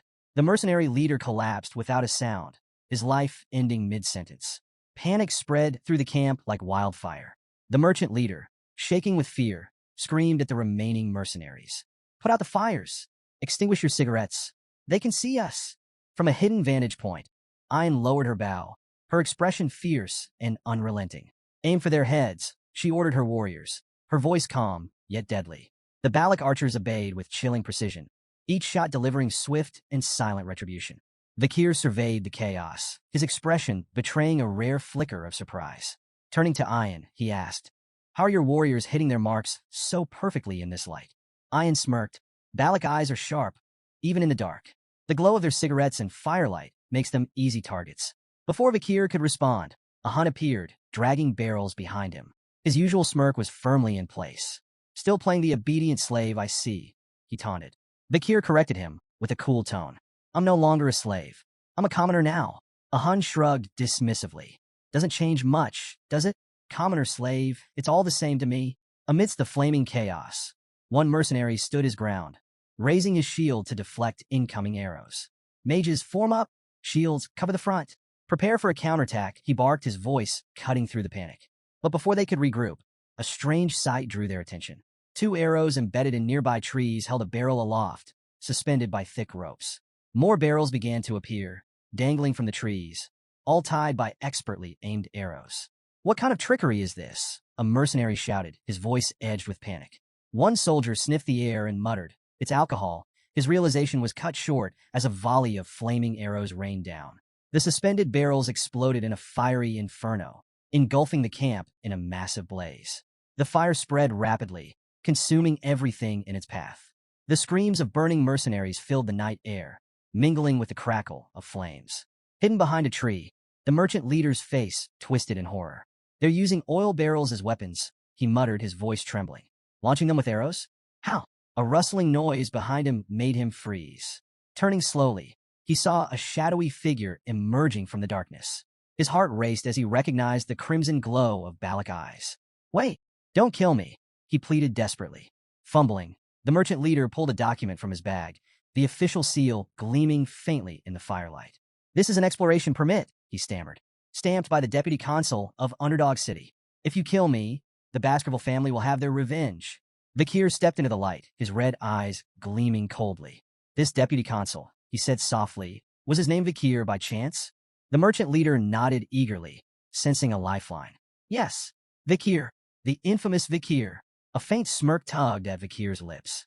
"Strange," he replied icily. "I don't recall granting any such permit." The merchant leader's face paled as recognition dawned. "You're—" His words were cut short by Vakir's arrow, which struck him cleanly in the chest, silencing him forever. "Those who forged the Baskerville seal," Vakir stated, his voice steady and unforgiving, "are executed without exception." Moments later, Ayn arrived astride her wolf, urgency in her voice. "We need to move, slave.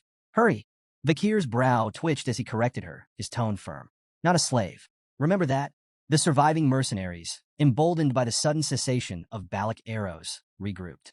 "They're retreating," one shouted. "Pursue them. Make them pay." Before they could advance, the forest seemed to shift. A monstrous presence descended upon their position, a suffocating aura that struck terror into even the bravest. Screams of fear echoed through the night, as the mercenaries faced something far worse than the Balak warriors. Standing beside Vakir, Ayn watched the distant carnage. "The fire tactic was clever," she remarked, her tone tinged with admiration. "You're becoming a real Balak warrior." Vakir smirked faintly. "I could say the same whenever I see you." Their attention shifted to the looming shadow of Madame Eight Legs, her monstrous aura palpable even from afar. Vakir's expression hardened, his voice carrying a note of resignation. "This night just keeps getting better." Back in the village, the matriarch addressed the gathered Balak warriors with a warm smile. Placing a hand on Vakir's shoulder, she declared, "For your many achievements, resolving our food shortage, minimizing casualties with clever tactics, uncovering the truth behind the warriors' ailments, and exposing the merchant's deceit, I grant you permission to enter the hero's spring." The crowd murmured in approval as she added, Tonight's full moon marks a sacred time. Ayan, guide Vikir to the spring. Ayan stood with a cheerful, yes, mother, and led Vikir toward the sacred site. As they walked, she looped her arm around his casually, her tone light, but pointed. Did you notice a human stayed quiet back there? He was quick to blame curses for the warrior's sickness. But your discoveries? Let's just say they didn't help his reputation. Vikir's gaze drifted toward the shaman, recalling the merchant leader's words about a human being a supposed proxy of the forest god. He couldn't help but wonder how much truth there was in those claims, or how much the shaman might be hiding. That night, Vikir submerged himself in the hero's spring, letting its warmth seep into his battered body. He closed his eyes as relief washed over him. The spring's magical properties soothed his muscles, mended his bones, and purified his mana. It was leagues beyond the river Styx back in Baskerville, free of its limiting conditions. He was so absorbed in the spring's restorative effects that he almost missed Ayan slipping into the water beside him. Opening one eye, he raised a brow. The matriarch said I should bathe alone. If you're here, the spring's effect might diminish. Ayan waved off his concerns with a grin. Details. True Balacs don't bother with minor rules. Rolling his eyes, Vikir let it slide. His interest peaked when Ayan mentioned Sir Adonai, the legendary figure credited with discovering the spring. Adonai? What's his story? Ayan's tone shifted to reverence as she explained. He's the only warrior in Balac history who dared to face Madame Eightlegs head-on. The most powerful man in our legends. You should show him respect. Vikir nodded, acknowledging her words. If he stood up to that monster, he deserves honor. Ayan frowned, catching the faint trace of skepticism in his tone. I'm being serious. You're impossible to talk to sometimes. She huffed and turned away, muttering about how frustrating outsiders could be. Her irritation softened as she thought back to her mother's earlier words. The matriarch had spoken of Vikir's transformation, from a slave to a respected commoner with a growing reputation. With the hero's spring aiding his recovery, her mother had said, he might become the man he's destined to be. He wouldn't make a bad husband. Ayan's face flushed as she stole a glance at Vikir, her resolve strengthening. Today, I'm going to make him mine, she thought with determination. Breaking the silence, Ayan shifted the conversation, trying to mask her embarrassment. You know, I was aware of those merchants' shady profits, she said confidently. If you hadn't stepped in, I would have handled it myself. Vikir smirked knowingly, which only flustered her further. Her cheeks burned as she blurted, I really do know the price difference between diamonds and corn in the Empire. Curious to test her claim, Vikir asked Ayan to explain the actual exchange rate of diamonds to corn in the Empire. 20 corns per diamond, she declared confidently, only to falter at Vikir's silent stare. Quickly revising, she added, fine, 30 corns. Final answer. Vikir raised a brow before calmly revealing the truth. The staggering amount of corn 1 diamond could fetch. Ayan's jaw dropped. That's insane, she exclaimed, quickly clapping a hand over her mouth. Trying to save face, she mumbled, well, the Empire's logic is just weird. What could they possibly need all those shiny rocks for anyway? Unmoved by her evasions, Vikir shifted the focus. None of that matters. What does matter is this. Choose how you address me. My name or slave. I don't like ambiguity. Ayan blinked at his seriousness, her demeanor softening. Standing, she moved closer to him, her piercing gaze locking onto his. You don't like ambiguity, huh? She said softly. Gently, she took hold of his chin, tilting his face to meet hers. Her playful smirk turned intent as she leaned in closer. Then I won't call you slave, and I won't call you Vikir, either. Her voice dropped to a whisper, teasingly. What I want to call you is... Suddenly, their moment was shattered by the splash of children joyfully diving into the spring. Commander, they shouted as they ran toward Ayan, completely ignoring the tension in the air. Vikir's brother. Vikir. Ayan spun around, startled. How did you even get here? She demanded, her exasperation drowned out by their laughter and splashing. Vikir glanced at the commotion, only half listening. Her unfinished words lingered in his mind. If it's not my name or slave, then what does she want to call me? Ayan's temper flared as the kids splashed around. You rascals. If you keep playing here, the spring's effects will be ruined. But Vikir smirked, his tone laced with amusement. Didn't someone say a true Balac doesn't bother with minor rules? The children immediately took his side, chiming in with playful glee. Yes, stingy Ayan? One of the older children stepped forward, his serious tone contrasting with the chaos. It was the matriarch's command, he explained. She said the sick children should use the spring. It'll help heal the damage caused by the merchant's drugs. Ayan froze, her expression shifting to one of realization. Mother planned this, she muttered, her tone exasperated. Of course she did. Nearby, a small girl shyly approached Vikir, her brother by her side. Thank you for helping my sister, the boy said, his voice filled with gratitude. The girl nodded, adding a soft, Thank you.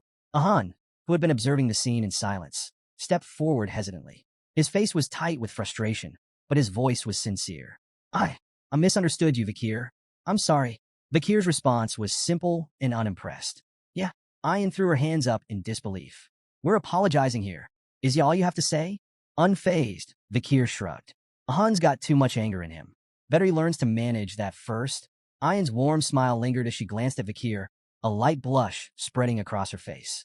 We still have so much time together, she thought, feeling a quiet contentment. With a cheerful grin, she called out, Congratulations on officially becoming one of us, Vikir. After some time, a loud thud broke the peace as a solid punch sent Ahan sprawling to the ground. He groaned, clutching his face, blood trickling from his nose. Standing over him was none other than Vikir van Baskerville, now a striking 17-year-old. You're more of a crybaby than I thought, Vikir said with faint amusement. Ahan gritted his teeth, wiping the blood from his nose as he scrambled to his feet. Don't walk away. Let's go another round. But Vikir had already turned, his calm demeanor unshaken. That's enough for today, he said casually, his back to Ahan. Running away again? Ahan shouted, his frustration palpable. Vikir didn't stop walking. I'm just going for a stroll. The moment Vikir left, Ahan's friends rushed to help him up. Man, he's a beast, one muttered, shaking his head. He's gotten stronger since he recovered. Another chimed in, stronger? I heard his marksmanship's on par with Commander Ayan now. The third scoffed. On par? Don't make me laugh. I could probably give him a bloody nose with one punch. Ahan surprised them by revealing the truth. You don't get it. His punch didn't even hit me. His friends blinked in confusion. What are you talking about? Ahan clenched his fists, still feeling the phantom impact. It stopped right in front of my face. The wind pressure from his punch made my nose bleed. Elsewhere, Vikir stood in front of a wall riddled with massive holes.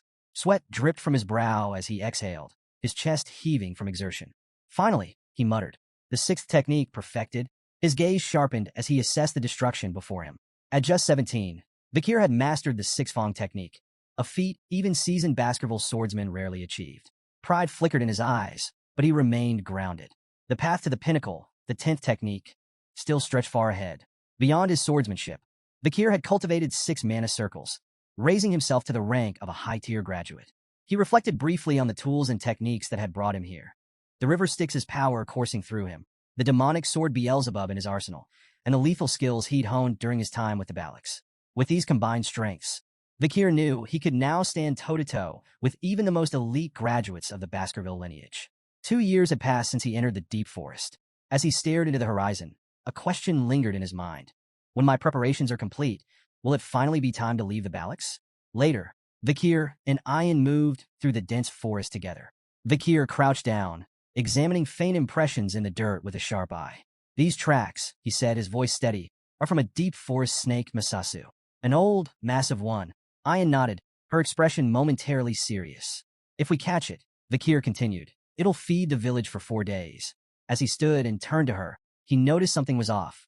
Ayan's gaze was distant, her face clouded with thought. You seem distracted, Vikir remarked, narrowing his eyes. Something on your mind other than the hunt? Caught off guard by Vikir's question, Ayan's face flushed crimson, and she stumbled over her words. Of course not, she blurted, though her tone was anything but convincing. Desperate to change the subject, she quickly pulled a knife from her belt. Anyway, she said hastily, another hunting group wanted me to ask you about something. Vikir's brow arched, suspicion flickering in his eyes. It was clear she was dodging the conversation. Ayan held up the blade for him to inspect. They found this on an imperialist who trespassed into the forest, she explained. Do you recognize the emblem? Vikir leaned closer, his sharp gaze scanning the intricate design on the blade's hilt. His expression darkened as he nodded.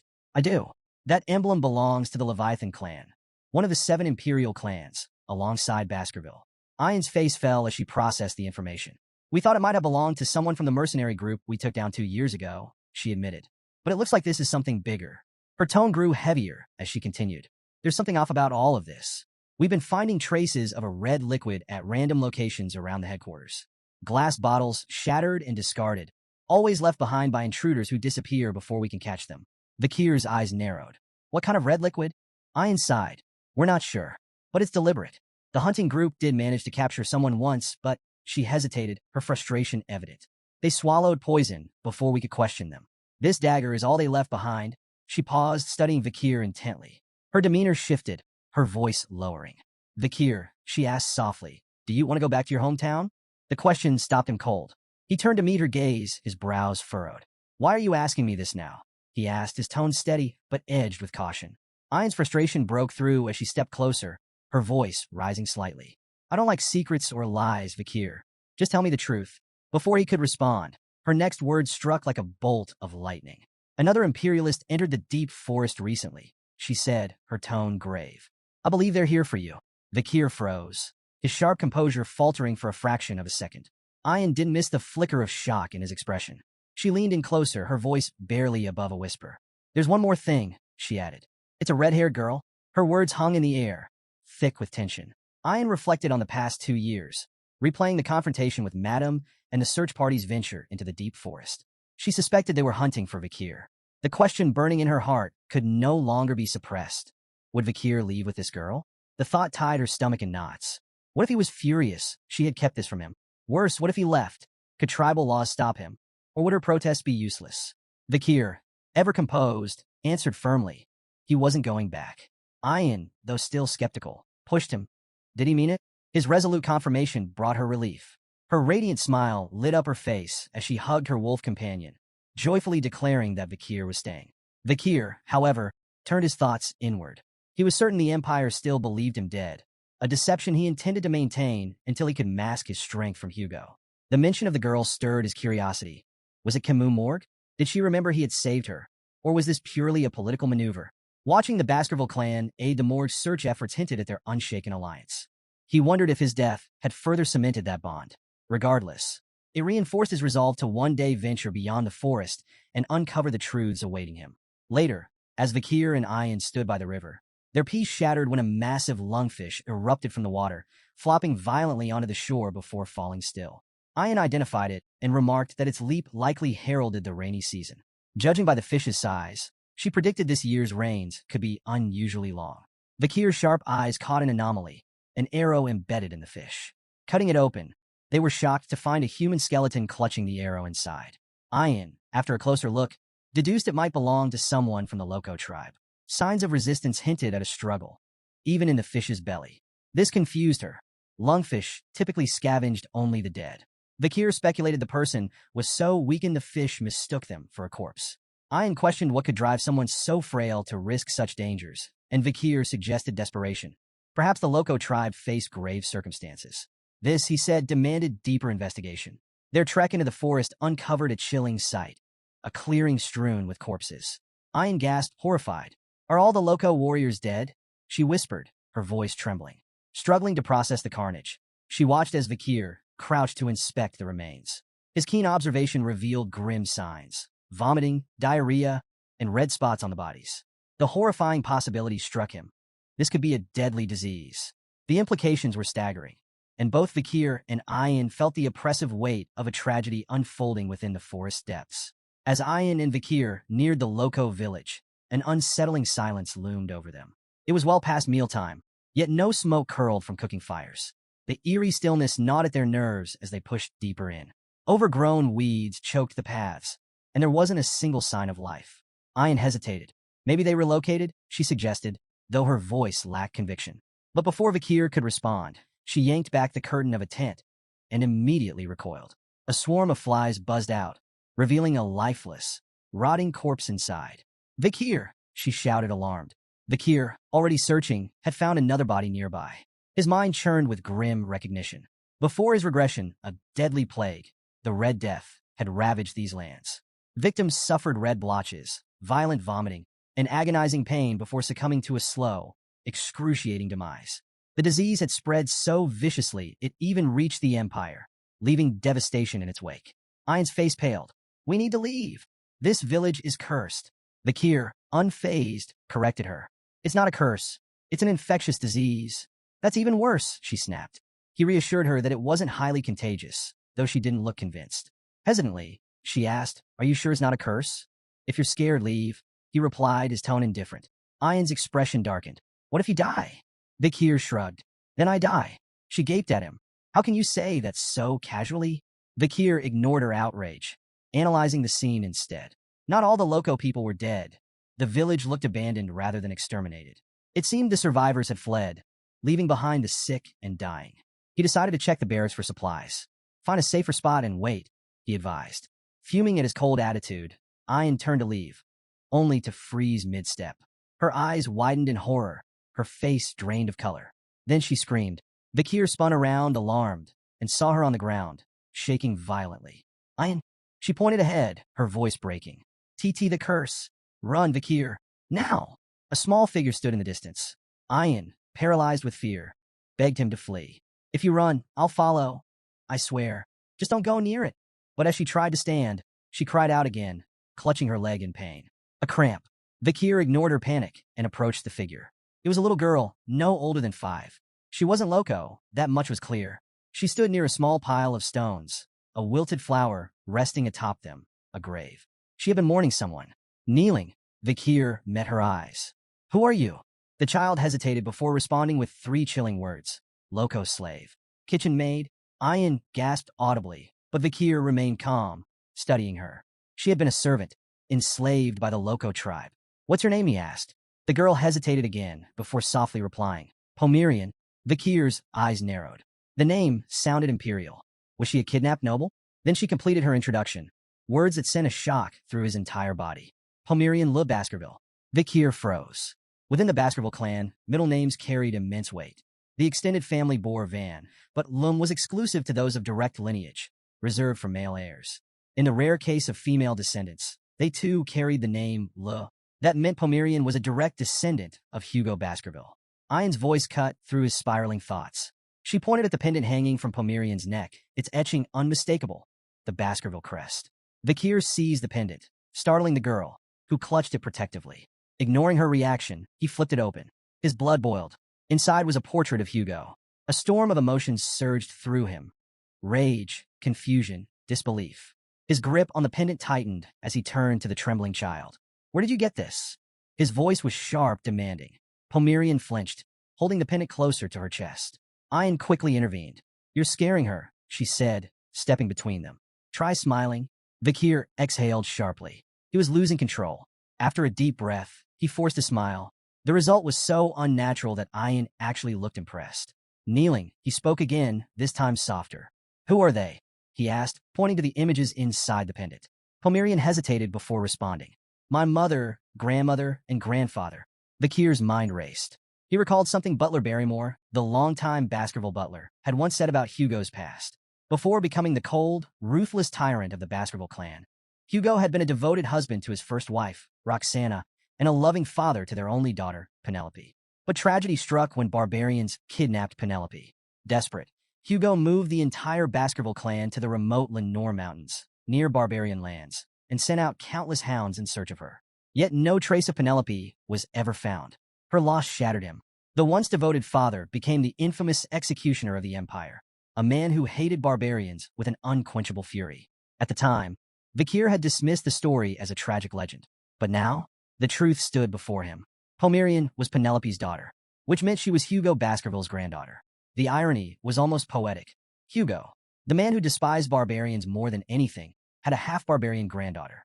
Vikir smirked. He could only imagine Hugo's face when he learned the truth.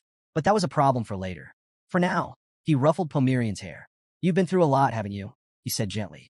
The girl studied him, uncertain.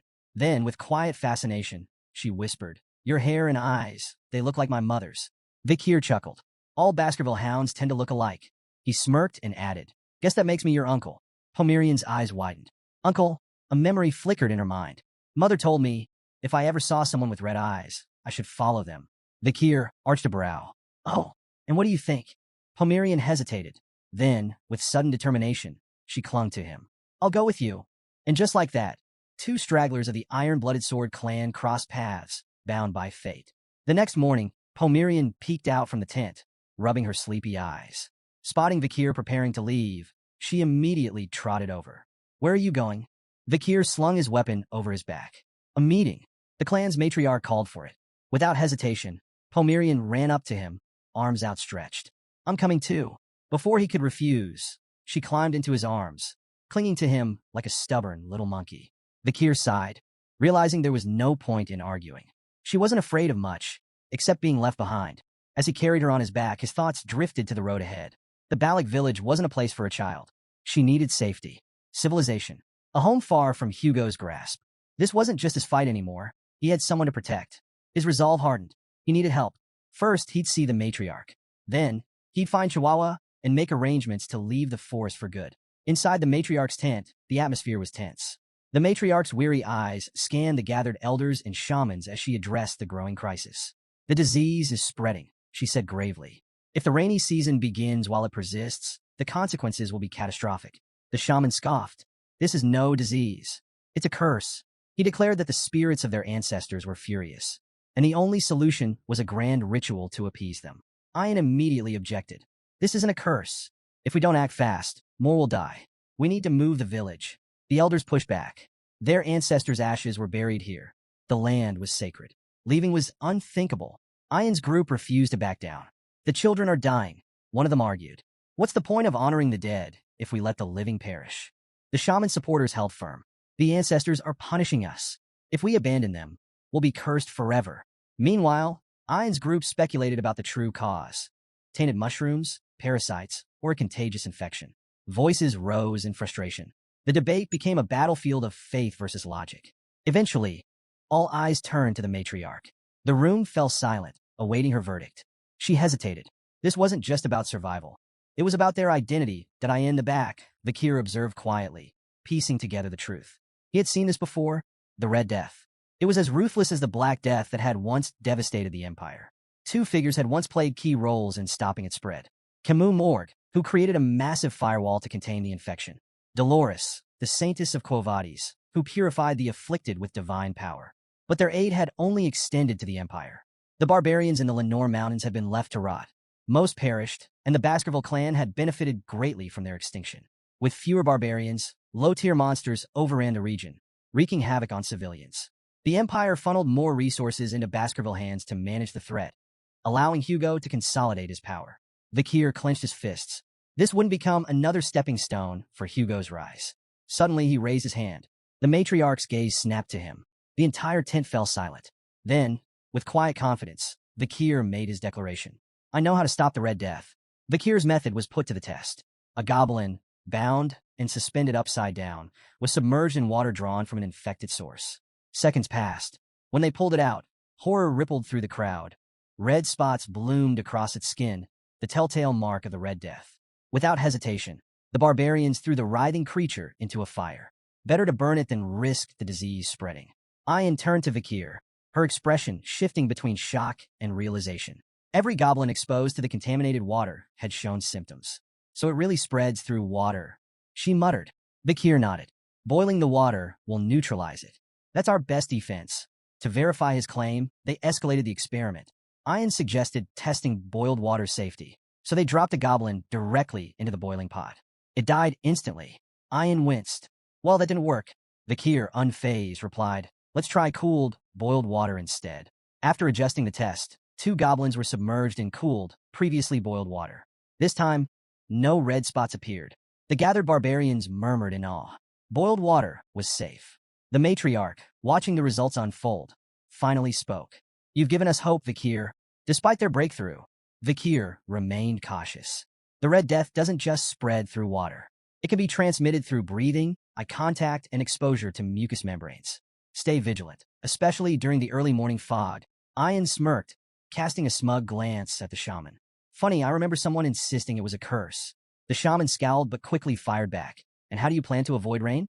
The river will flood. The humidity will rise. You can't fight water forever.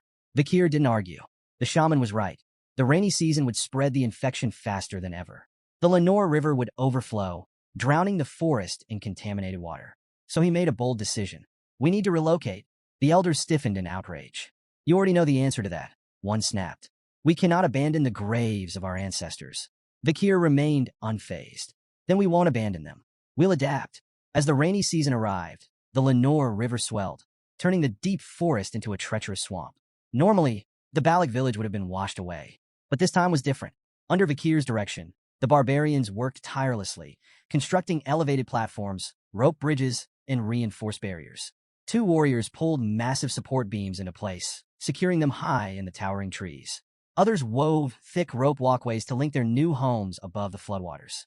When the work was done, the village no longer stood on the ground. it thrived above it. As the storm raged and rivers overflowed, the Balak remained untouched.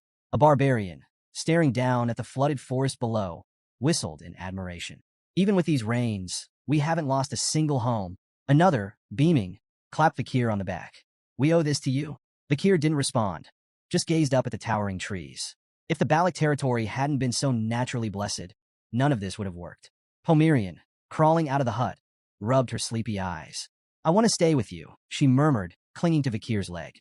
Before he could respond, urgent shouts cut through the air. Two barbarians were waving frantically from a nearby platform. Something fell off. Vakir's instinct screamed, danger. A massive catfish erupted from the murky waters, its gaping maw aimed at the unsuspecting warriors. Their fearful screams rang out as they scrambled to react. Too late. Just as the catfish lunged, an arrow whizzed through the air, striking it cleanly in the side. The impact sent the beast flailing back into the water. The sharpshooter? Ayan. Lowering her bow, she glared at the catfish. You ugly bastard. Try that again, and I'll turn you in a stew. Vakir exhaled, momentarily impressed. Fast, precise, sufficient. Ayan had saved them in seconds. He turned to her. That thing, is it the infamous Mishisu? Ayan shook her head. No, this one's Ka. It's ruled these waters for decades. Before she could say more, Ka slammed into a platform. The impact sent two barbarians tumbling toward the water. Vakir moved instantly. His hand glowed red as he summoned Beelzebub. His blade blurred as he unleashed the sixth Baskerville technique, 6 lurking ambushes. A flurry of precise, deadly slashes struck Ka, forcing it back. The beast screeched in agony before retreating into the depths. The fallen barbarians caught onto a nearby tree trunk and managed to climb back up, shaken but safe. The gathered warriors, still processing what had happened, suddenly erupted into cheers. Vakir, the hero of Balak Village. You saved us again. As chants of praise filled the air, Vakir noticed a bitter glare from the crowd. The shaman, watching from a distance, clicked his tongue in irritation. Meanwhile, Ayan smirked, giving Vakir a thumbs up.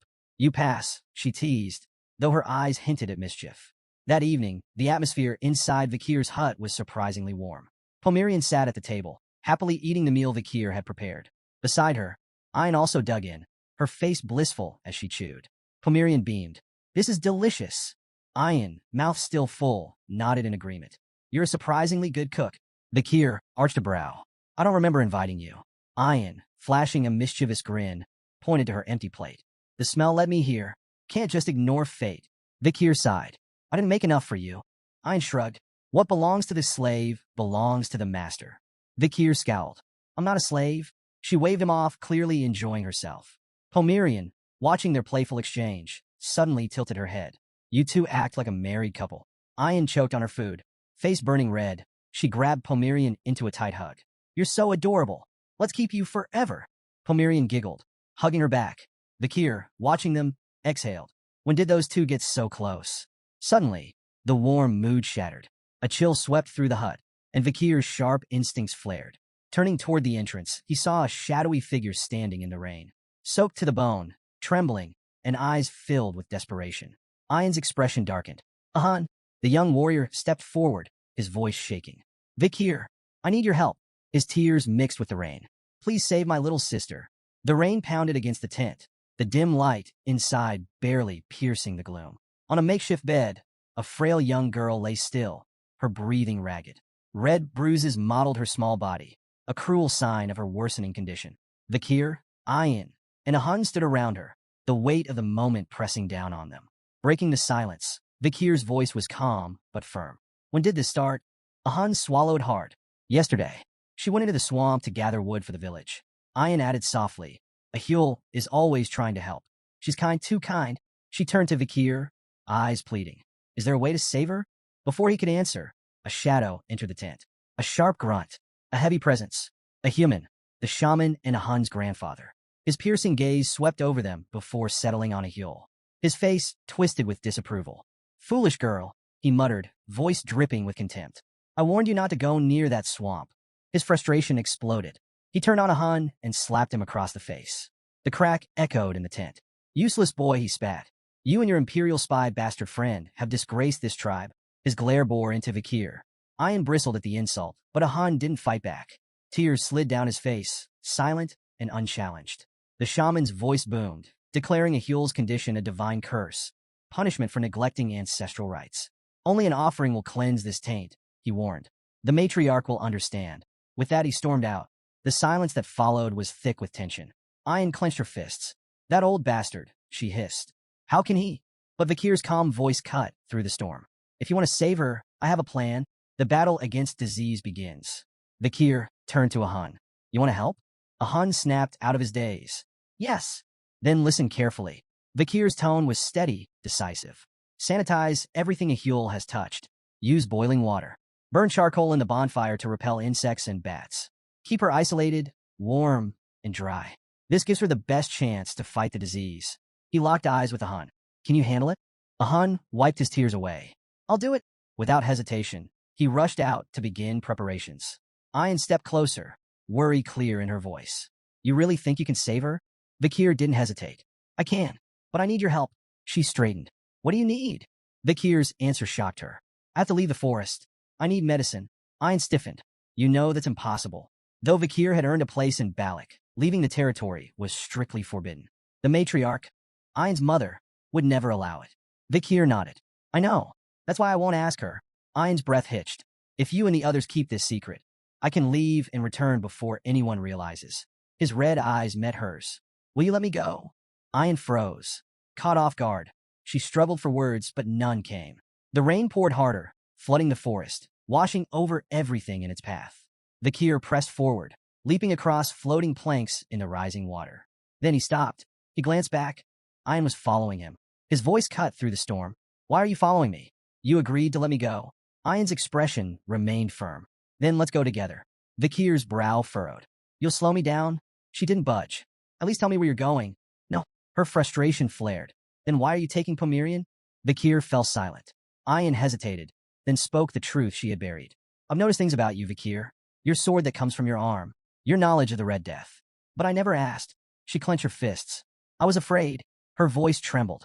I was afraid that if I pushed for answers, you'd disappear. She looked away. Finally, she whispered, You'll come back, right? Eyes shut. She braced herself for an answer she didn't want to hear. A moment passed. Then his calm voice reached her. I will come back. She opened her eyes.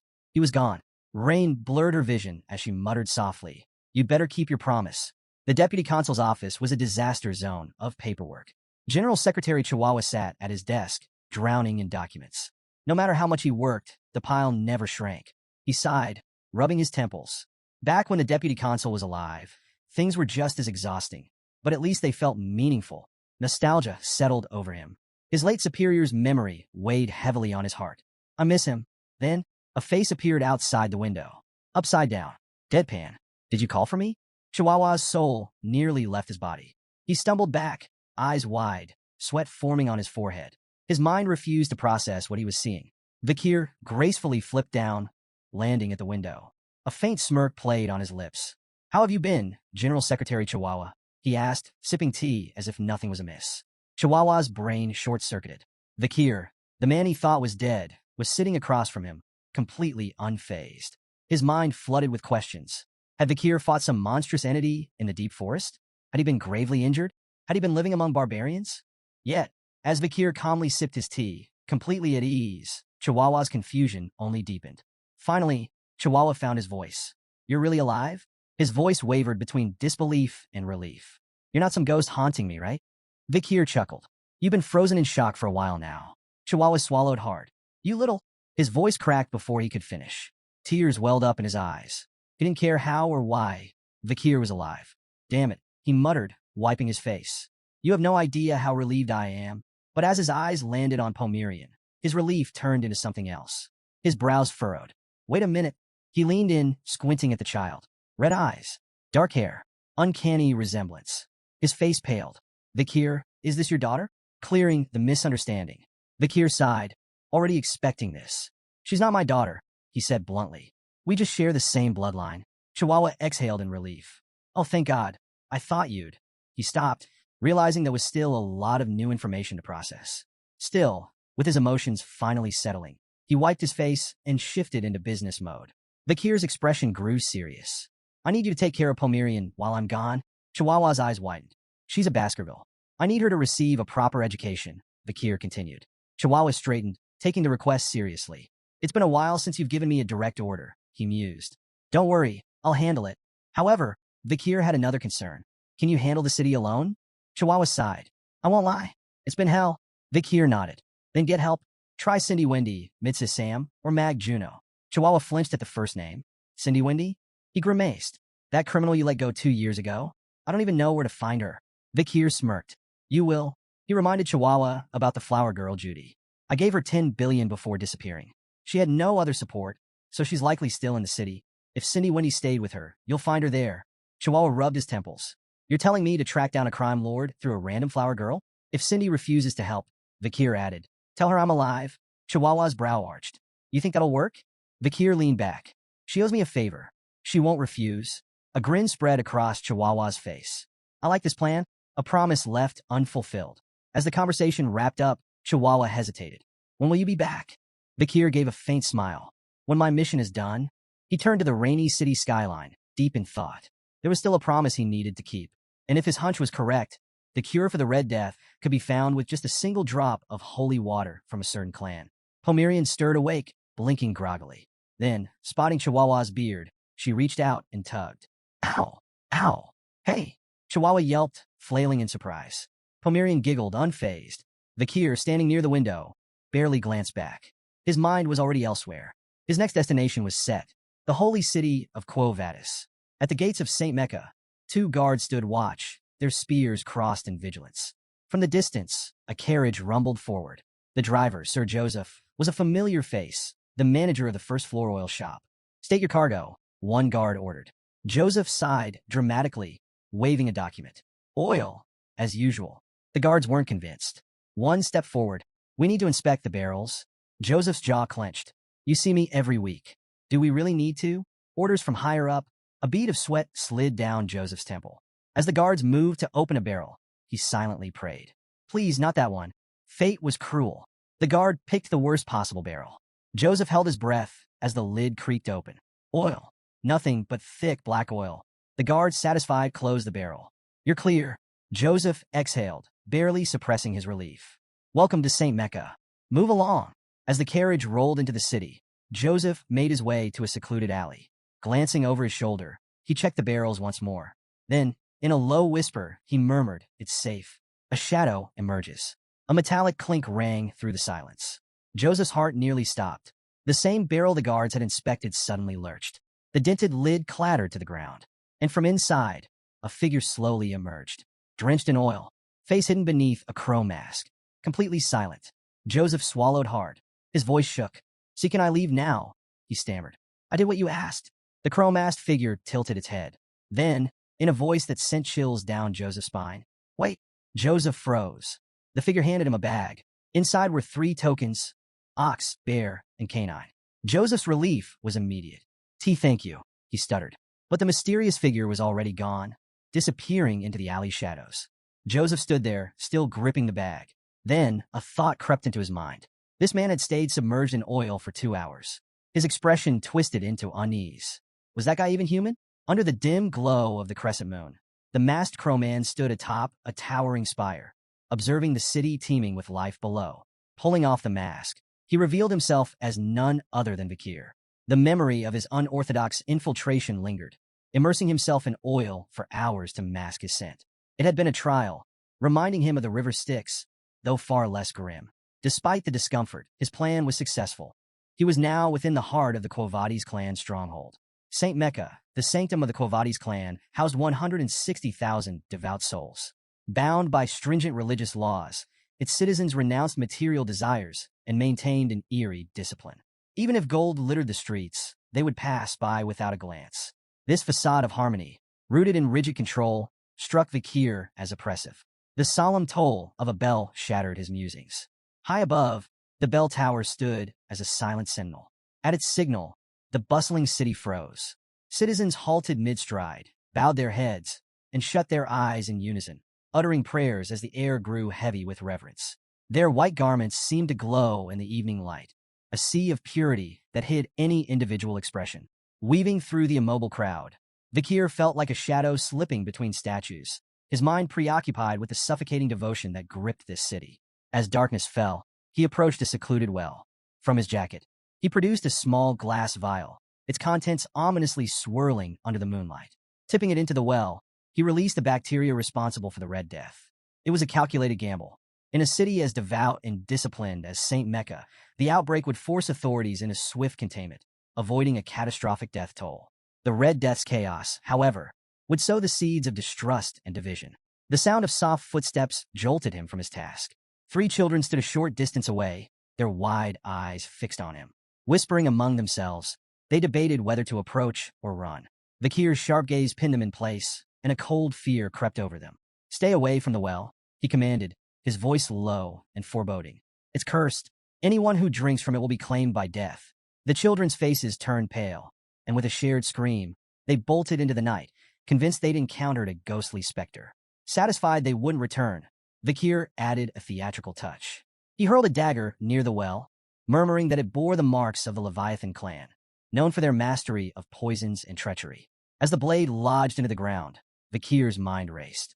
The Leviathan clan's presence in the spread of the Red Death was plausible. Their enmity with the Quavades clan made them prime suspects, and the resulting blame could ignite tensions into a full-blown war. A slow grin crept across his face.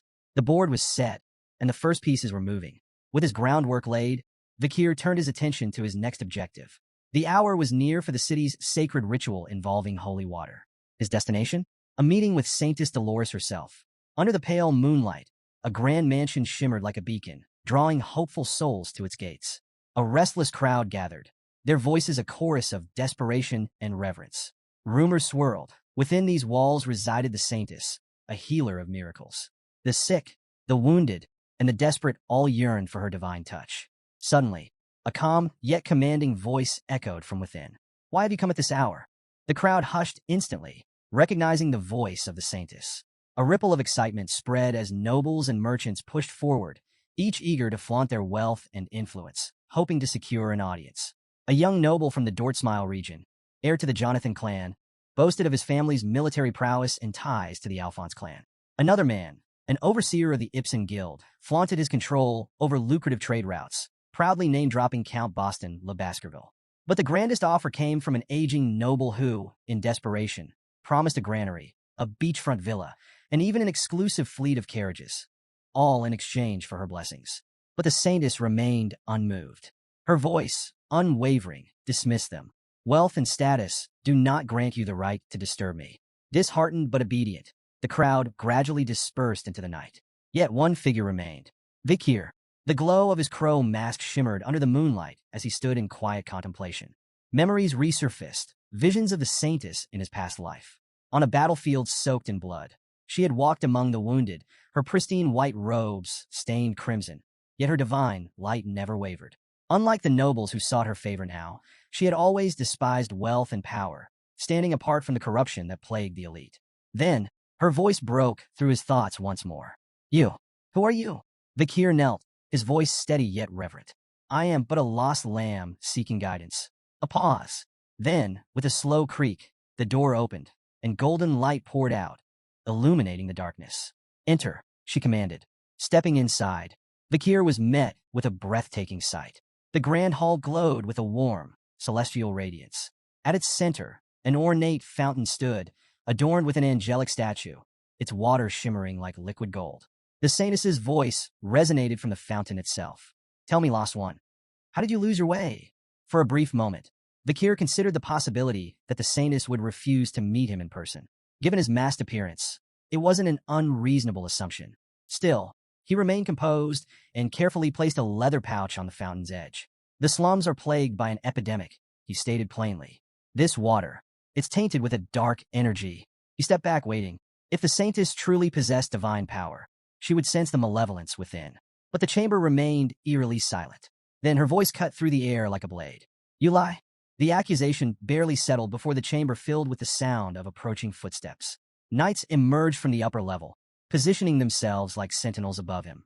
The atmosphere turned heavy, their leader stepping forward with an air of cold authority. "Your words are far too bold for someone claiming to be a lost lamb," he remarked, his gaze sharp. "Who are you really?" Vakir remained silent, but recognition flickered in his eyes. Pietro Quavades, an old comrade from his past life, known for his unshakable sense of justice and ruthlessness in pursuit of it. Pietro had mastered interrogation techniques so brutal that demons might have taken notes. Vakir himself had learned a thing or two from him, enough to break the infamous 7 young masters of Underdog City. Finally, Vakir spoke. I didn't expect to see you here. Pietro's eyes narrowed, but he showed no sign of familiarity. Instead, he acknowledged the epidemic report with skepticism. And yet, here you stand, masked like a thief in the night, he countered. Remove it. Show your face. That is the proper way to meet the Saintess. Vakir ignored the demand and turned toward the exit. My task is done, he said, moving to leave. A blur. Something sliced past him, grazing his mask before embedding into the ground. Vakir halted, his eyes flicking to Pietro, who now held an open book in his hand. His voice was calm, but firm. I can't let someone so suspicious walk away. Vakir's mind raced. The attack, it wasn't just paper. Pietro had infused the scripture itself with divine energy, turning sacred verses into weapons. The ingenuity of it intrigued him. Holy pages as projectiles? Now that's creative. Before he could dwell on it further, Pietro moved. In one fluid motion, he leapt from the upper floor, landing directly in Vakir's path. These pouches of tainted water, Pietro said, eyes locked onto him. You could be the one spreading the disease. Vakir let out a low chuckle. If that were true, why would I report it? Pietro remained unfazed. A smokescreen, a way to lure the Saintess out. Vakir kept his face unreadable, but inwardly, he had to admit, Pietro wasn't wrong. Without warning, another flurry of scripture-infused pages shot toward him. Vakir moved instantly, twisting through the assault with precise, calculated steps. Pages cut through the air, glowing with divine radiance, yet not a single one touched him. He landed lightly on the opposite side of the chamber, his eyes assessing Pietro. Fast, tactical, as sharp as ever. He considered activating his aura to shift the battle in his favor. But the moment he did, the truth would be undeniable. He was a Baskerville. And that wasn't a secret he was willing to reveal. Not yet. Vakir saw an opening and took it. Launching off the wall, he propelled himself forward, his foot swinging in a powerful kick aimed straight at Pietro. The knight barely had time to raise his arm guard, reinforced with his holy book as a shield. The impact sent a shockwave through the floor, cracking the stone beneath him. Pietro staggered, his eyes widening in disbelief. That strength! How does he have such monstrous power in such a small frame? But Vakir wasn't done. Using the rebound, he pushed off Pietro's guard and flipped backward, landing gracefully. He smirked. 600 kilogram stability. A technique he had developed 2 years ago after taking down the legendary Oxbear. This was its first real test in battle, and judging by the cracked floor and Pietro's shaken stance, it worked beautifully. Not giving Pietro a chance to recover, Vakir shot forward, unleashing a relentless barrage of punches. Pietro blocked with his book, deflecting the blows, but the sheer speed and force behind them made it impossible to counter. Pietro clenched his jaw. This lost lamb isn't weak at all. Then, Vakir raised a hand, and with a flick of his wrist, Cerberus flame ignited. A surge of fire erupted toward Pietro, consuming his book in an instant. Flames licked at his hands, searing his skin. With a pained grunt, Pietro flung the burning tome aside and plunged his hands into the fountain, desperately trying to cool the blistering heat. Vakir remained composed. Do you want to keep going? Pietro, despite his obvious pain, wasn't ready to back down. Gritting his teeth, he lunged forward. You use sorcery. You stand against the divine. Vakir sighed. Then, without hesitation, he kicked the burning book straight at Pietro's face. The knight recoiled, momentarily blinded. That was the opening. Vakir moved like a shadow, closing the distance instantly. His fist slammed into Pietro's chest with devastating force. A sickening crack echoed through the room as Pietro's armor shattered. The sheer impact sent him hurtling backward, crashing into the grand fountain. The angelic statue collapsed in a spray of water and stone before Pietro slammed into the far wall, blood spilling from his mouth. Silence. The knights above stared in frozen disbelief. One whispered, "Is this a dream?" Another stammered, "Pietro lost?" The fallen knight lay crumpled amidst the rubble, his breath ragged. Slowly, his comrades moved, forming a defensive formation with shields raised and swords drawn, ready to face Vakir. Vakir exhaled, adjusting his stance. "If you want to continue, A voice cut through the tension like a blade. Enough! The air in the room shifted. The knights immediately stepped aside, bowing as she entered. Vakir turned his gaze to her. Saintess Dolores. She took in the scene, the shattered fountain, the wounded Pietro, the knights bristling with tension. Then, her sharp eyes settled on Vakir. So, she mused, her voice laced with amusement. You're the lost young lamb? Vakir met her gaze. That's what I said. A small smile played on her lips. You look more like a puppy than a lamb. A small, stubborn puppy, covered in bruises. One night flared with anger. He's no puppy. He's a bloodthirsty wolf. The saintess waved off the remark with a chuckle. Be a dear and fetch some tea. What? Tea. The knight hesitated, but ultimately obeyed, clearly confused. Meanwhile, Dolores turned and began walking away. She glanced back at Vikir, her expression unreadable. Come, she said. We need to talk. Vikir sat across from the saintess at an ornately set tea table, his posture relaxed, but his senses alert.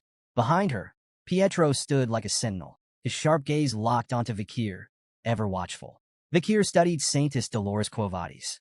Despite appearing no older than 16, her name carried immense weight. During the war against demons, she had worked tirelessly on the front lines, healing the wounded when all seemed lost. To soldiers and marshals alike, she was a beacon of hope, a symbol of compassion in an age of despair. Even Vikir, hardened by battle, had once regarded her with a degree of reverence. Then, unexpectedly, she sighed. I've been really stressed lately. Vikir blinked. That was not what he expected. The saintess continued, seemingly unfazed by his silence. I just got back from the Imperial Academy of Colosso. I'm on break, but family matters have kept me busy. Vikir narrowed his eyes. What was she playing at? Why shift the conversation to something so mundane? She turned her gaze to the window, watching the moonlit city below. Nobles and merchants are relentless. They demand my presence at all hours, but most of their problems are self-inflicted. She swirled her tea absent-mindedly. Narcotics, personal misadventures, things they call urgent, but are really just the consequences of their own indulgence. Very few of them are actually suffering from serious illnesses. Taking a slow sip of her tea, she exhaled softly. People rarely care about justice, righteousness, or equality. They only focus on their immediate needs. Her words hung in the air, an unspoken challenge for Vikir to reflect on them. Vikir, ever composed, responded evenly. Theology is essentially the process of understanding humans, so such things are inevitable. The saintess's eyes flickered with intrigue. Asmo's Old Testament, chapter 6, verse 9. For the first time, genuine surprise flashed across her face. I never thought I'd meet someone who still remembers that passage. Vikir said nothing, merely taking a sip of his own tea. This woman was sharper than most gave her credit for. Still, there were more pressing matters. He placed a pouch of contaminated water on the table. There's an epidemic in the slums of St. Mecca, he stated. It's spreading fast. The saintess's demeanor shifted instantly, her light-hearted tone vanishing. Are you certain? Vikir nodded. See for yourself. She studied the pouch carefully, but did not immediately take it. Her gaze flickered back to him. Did you have anything to do with this? Vikir met her eyes, unshaken. If I did, why would I be telling you? Pietro, ever the skeptic, tensed. Silence settled over the room as the saintess continued scrutinizing him. Vikir could almost hear her calculating the risks, the possibilities. Then, slowly he raised his hand. Pietro moved instantly. In a blur, he stepped between them, reaching for his weapon. Saintess stepped back, but there was no attack. Instead, a radiant golden glow enveloped Vikir's hand. I dislike harming innocent people, he said simply. Especially in my hometown. Pietro froze. The saintess stared, her previous composure breaking in a genuine astonishment. The power radiating from Vikir, it was unmistakable. Are you? She hesitated, her voice tinged with disbelief. A believer of Lewin? Vikir remained unfazed. He met the saintess's gaze and spoke with calm precision. Now, will you hear me out? With no objections, he began recounting his findings. He detailed how he had witnessed suspicious individuals pouring liquid from glass bottles into the slum's water supply. These figures, he asserted, were the real culprits behind the epidemic. The saintess's eyes darkened. And their motive? Wordlessly, Vikir unfolded a map, laying it on the table. He pointed to two key locations, his tone measured as he explained his deductions. The Leviathan clan, the bourgeois family, two factions with everything to gain from a crisis. The Leviathan clan thrives on poison, Vikir began. They would see this epidemic as an experiment, an opportunity to collect samples and refine their methods. If the Quo Vadis clan collapses, their influence will spread unchecked. The saintess's lips pressed into a thin line. She knew of the Leviathan clan's long-standing enmity with her own. But Vikir wasn't finished. He tapped another point on the map. The bourgeois family. They don't need poison. They profit from disaster. His voice was sharp, cutting through the tension. When an epidemic sweeps through, the poor die first. Landowners go bankrupt. Factories shut down. Stores close. That's when the bourgeois family steps in, buying up land, seizing assets, expanding their empire. The saintess and Pietro exchanged stunned glances. It all made too much sense. Bakir leaned back. The Leviathan clan sets the fire. The bourgeois family waits for the ashes to settle. And to mask their scheme, they blame the native tribes of the deep forest. Silence. Pietro looked like he'd just swallowed glass. The saintess, normally composed, found herself genuinely shaken. Bakir had pieced together an insidious conspiracy with alarming clarity. Finally, she exhaled. Just who on earth are you? Bakir smirked. Call me Night Bloodhound. Pietro scoffed. Blasphemous. His gaze flicked to Bakir's dark attire. His torn cloak, the faint traces of blood still staining his boots. That name suits you far too well. The saintess, however, remained thoughtful. Even if your name is ominous, your words hold weight. She stood. Pietro, we're going to the slums? Pietro straightened. Understood. They would investigate the epidemic firsthand and report their findings to the Quo Vadis leadership. Bakir observed the saintess in silence. She acted swiftly and decisively, a rare trait among nobles. Meeting her had been fortunate. With her involved, the truth wouldn't stay buried for long. As she prepared to leave, the saintess glanced back at him. There was something about him that unsettled her. His small frame, battered from battle, seemed at odds with the sheer power he had displayed. His presence carried a storm of emotions: blood, oil, steel, violence, and fury. Yet beneath it all, there was sadness. A sadness so deep, so ancient, that she found herself wondering, who was this man before he became the Night Bloodhound? When they arrived at a small church deep in the slums, the air was thick with desperation. The moment the saintess stepped inside, the sisters rushed to her, their faces streaked with tears. Saintess, please, save them. The sight that met her eyes was devastating. Rows of infected lay writhing in agony, their bodies marked by the telltale signs of the disease. Their groans of suffering filled the sacred space, mixing with the scent of damp straw and fevered sweat. The saintess's hands trembled. Night Bloodhound was right. The epidemic was real, and it was spreading. Bakir stood beside her, his expression unreadable. Guilt gnawed at him. He had set this chain of events in motion, knowing innocent people would suffer. It was a calculated risk, but it didn't make it any easier to watch. Still, one thing brought him relief. There were no children among the afflicted. His earlier deception, the cursed well, had worked. The children had stayed away. At least some lives had been spared. But this was no longer his battle. Now, it was her turn. The saintess stepped forward, her presence radiating warmth and sorrow. My people, she whispered, her voice heavy with emotion. God's love is boundless. His light will heal you. She knelt, clasping her hands together, and began to pray.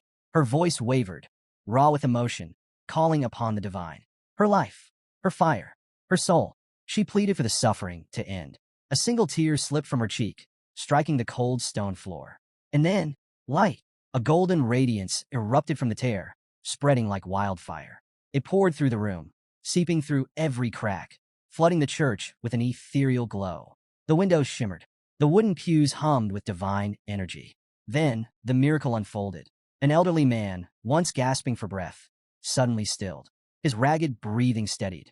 The red lesions on his skin faded, disappearing like a bad dream. Around the room, the same transformation took place. Fevered bodies cooled. Pain-ridden groans turned to gasps of awe. The disease was lifting. The sisters wept with joy, falling to their knees. Their prayers of desperation became prayers of gratitude. Bakir watched in silence. Even after all he had seen, the wars, the bloodshed, the horrors, this was something different. The saintess truly was a miracle incarnate. And if her power could do this, it could change the fate of the deep forest. Late into the night, Saintess Dolores sat alone in her study, her face illuminated by the flickering candlelight. Before her, a map lay open, marked with precise notations. Her thoughts were razor-sharp. Her divine power had stabilized the afflicted, but it wasn't a cure. More cases would surface unless the true source of the epidemic was eradicated. Her gaze shifted to a glass tube filled with an infected patient's bodily fluids. A nightmare in liquid form. Short incubation. Slow, agonizing death. A disease designed not just to kill, but to prolong suffering. Her grip tightened. This wasn't natural. After careful deliberation, she reached a conclusion. Purifying the deepest well in the slums was the key. If she concentrated her divine power into a single, potent drop, it could neutralize the contamination at its source and put an end to the outbreak. A deep breath, a sense of renewed purpose washed over her. There were still people to save, but as she stood, a sudden pain lanced through her skull. She staggered, gripping the edge of her table. A headache, sharp, unrelenting. Was it anemia? Exhaustion? The strain of overusing her divine power? She clenched her teeth, pushing the pain aside. There was no time for weakness. Moments later, she emerged from her chambers, her expression unreadable. Waiting outside was a trio of noblemen. One of them, overly enthusiastic, lit up at her arrival. Saintess, what perfect timing. Dolores raised an eyebrow. Why were they here? Another noble, practically beaming with self-importance, stepped forward. We couldn't possibly allow someone as noble as yourself to venture into the filth of the slums alone, he declared. So we took the liberty of gathering some relief supplies. With a flourish of his hand, he gestured to 3 wagons stacked high with goods. Food, medicine, blankets, the works. The poor souls in the slums have truly hit the jackpot today, he chuckled, nudging his companion. Dolores studied them. Their smiles were too wide. Their voices dripped with self-satisfaction. This wasn't charity. It was theater. They weren't here for the sick. They were here for themselves. With a serene smile, Saintess Dolores walked past the noblemen, their exaggerated pledges of loyalty trailing behind her. It is a gentleman's duty to protect a lady, one declared dramatically. We swear to assist you in every way possible, another added, his eyes practically sparkling as if expecting praise. Her presence clearly captivated them, their hearts racing as if they were knights in a chivalric ballad rather than men about to enter a disease-ridden slum. Ever composed, Dolores offered them a gentle nod. I trust you will handle everything with great care, she said, her tone light yet distant. Their enthusiasm lasted all of 5 minutes. As they stepped deeper into the relief zone, the air grew thick with decay. The stench of sickness, filth, and human suffering assailed them like a physical blow. The first noble gagged, clutching his silk handkerchief over his nose. By the heavens, this stench. My limited edition shoes are going to be ruined. The second noble froze in place, eyes darting around in panic. Wait, what if we catch it? Shouldn't we be keeping a safe distance? The third, less subtle than the others, turned to a nearby priest. Clear this mess at once. And while you're at it, treat me first. Dolores watched them without surprise. Their discomfort was inevitable. Men who acted for image would always falter when faced with true suffering. True empathy wasn't about performance. It was about grace, kindness, and sacrifice, a lesson these men had yet to learn. Her thoughts were interrupted as she turned her gaze toward a nearby tent. A heavy, ominous aura lingered around it. Inside lay the most critical patients, those fighting not just the disease but despair itself. The suffering within that tent was unimaginable. Without hesitation, Dolores approached. Forgive me for not coming sooner. She pulled back the curtain and stepped inside. I am here now, she declared softly. Let me help. Inside the critical care tent, the moment she entered, she was met with urgency. A commanding voice rang out. More saline now. Dolores turned her head, expecting to see a priest or healer. But instead, her eyes landed on something shocking. A doctor, one who moved with efficiency, precision, and expertise. A priest nearby stared in disbelief. His mouth opened as if to speak, but no words came out, because he recognized something impossible. The doctor wasn't just any doctor. It was Night Bloodhound.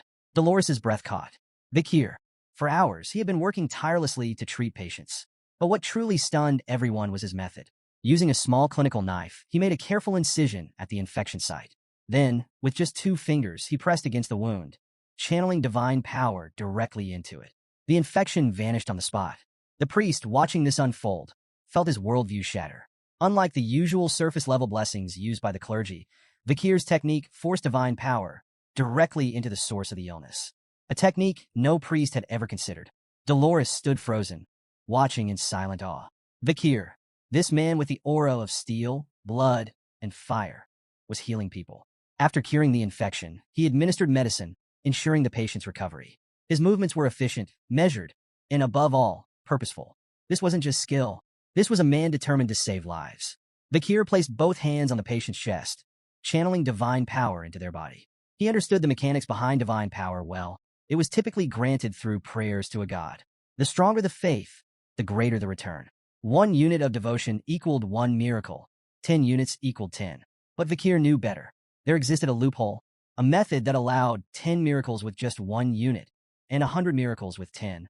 His mind drifted back to the Great Fall, a time of war and chaos, when hordes of monsters flooded the battlefield, and the wounded piled higher than prayers could reach. The clerics, their power reserves rapidly depleting, faced a grim realization. They didn't have enough divine energy to save everyone. So, the rules were rewritten. A divine decree altered the system. Miracles first, consequences later. Instead of strict calculations, clerics could now draw divine power without an immediate limit. The catch: the excess power came with an invisible cost, an interest to be paid later. This phenomenon became known as advanced divine power, and it wasn't limited to clerics. Anyone, even non-believers, could harness it, provided they had purged enough evil. Vakir, with a soul steeped in karmic energy from his past, could tap into this power naturally within the sacred grounds of Saint Mecca. It was this ability that made his miracles so efficient, allowing him to perform feats others deemed impossible. Just then, a child's sobs broke through the silence. A young girl knelt beside her unconscious mother, shaking her weak form. "Mama, wake up, please." Vakir, having finished his previous treatment, approached her with calm assurance. "She'll wake up soon," he said softly. He reached into his pocket, pulling out a gold coin. Pressing it into the girl's small hand, he instructed her, "Use this for food, firewood, whatever she needs to recover." Before the girl could respond, a priest quickly intervened. "Wait, we cannot give material assistance," he objected, his tone firm. "Monetary demands never end. If you start now, you'll give away everything before you realize it." Vakir, still composed, tilted his head slightly. "If demands are endless, then what defines their limit?" The priest blinked. Vakir's voice was even as he continued. "What truly is limitless?" Silence. The priest had no answer. Meanwhile, the little girl's quiet sobs softened. She clutched the coin tightly, her small fingers wrapped around it as if it were the first bit of hope she had ever held. Vakir watched her, his eyes unreadable. Then he spoke again, this time more softly. "I could give away all the money in my pocket right now. That much is true." His gaze fell upon the sick mother, her frail form barely moving. Then he apologized. "I'm sorry," Saintess Dolores observes. Dolores, watching from a distance, felt something shift within her. Why? Why would someone as calculating as Vakir, as strong, as composed, apologize? She turned his earlier words over in her mind. Theology is the pursuit of understanding humans. Then it clicked. He wasn't apologizing for what he had done. He was apologizing for what he couldn't do. For all his knowledge, all his power, he still couldn't save everyone. And she understood that feeling better than anyone. Her heartbeat quickened. At 16, she had seen miracles, had performed them herself.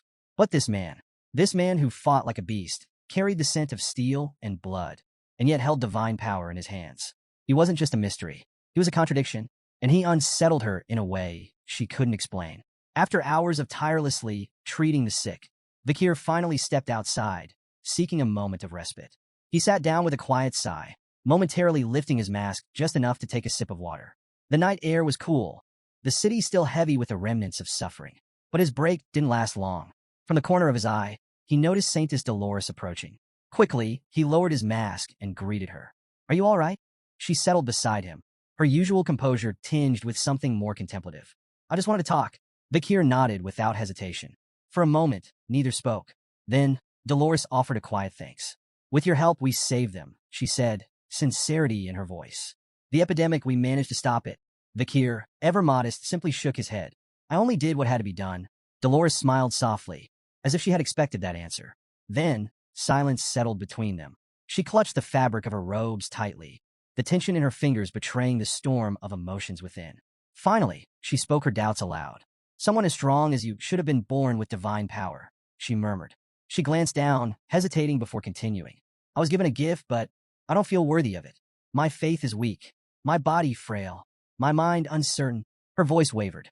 "Why would a higher power choose someone like me, when there are others, far more deserving?" Vakir's response caught her off guard. He smiled, calm assured. "Because of that doubt," he said simply. She looked at him confused. "The world doesn't need unshakable perfection," he continued.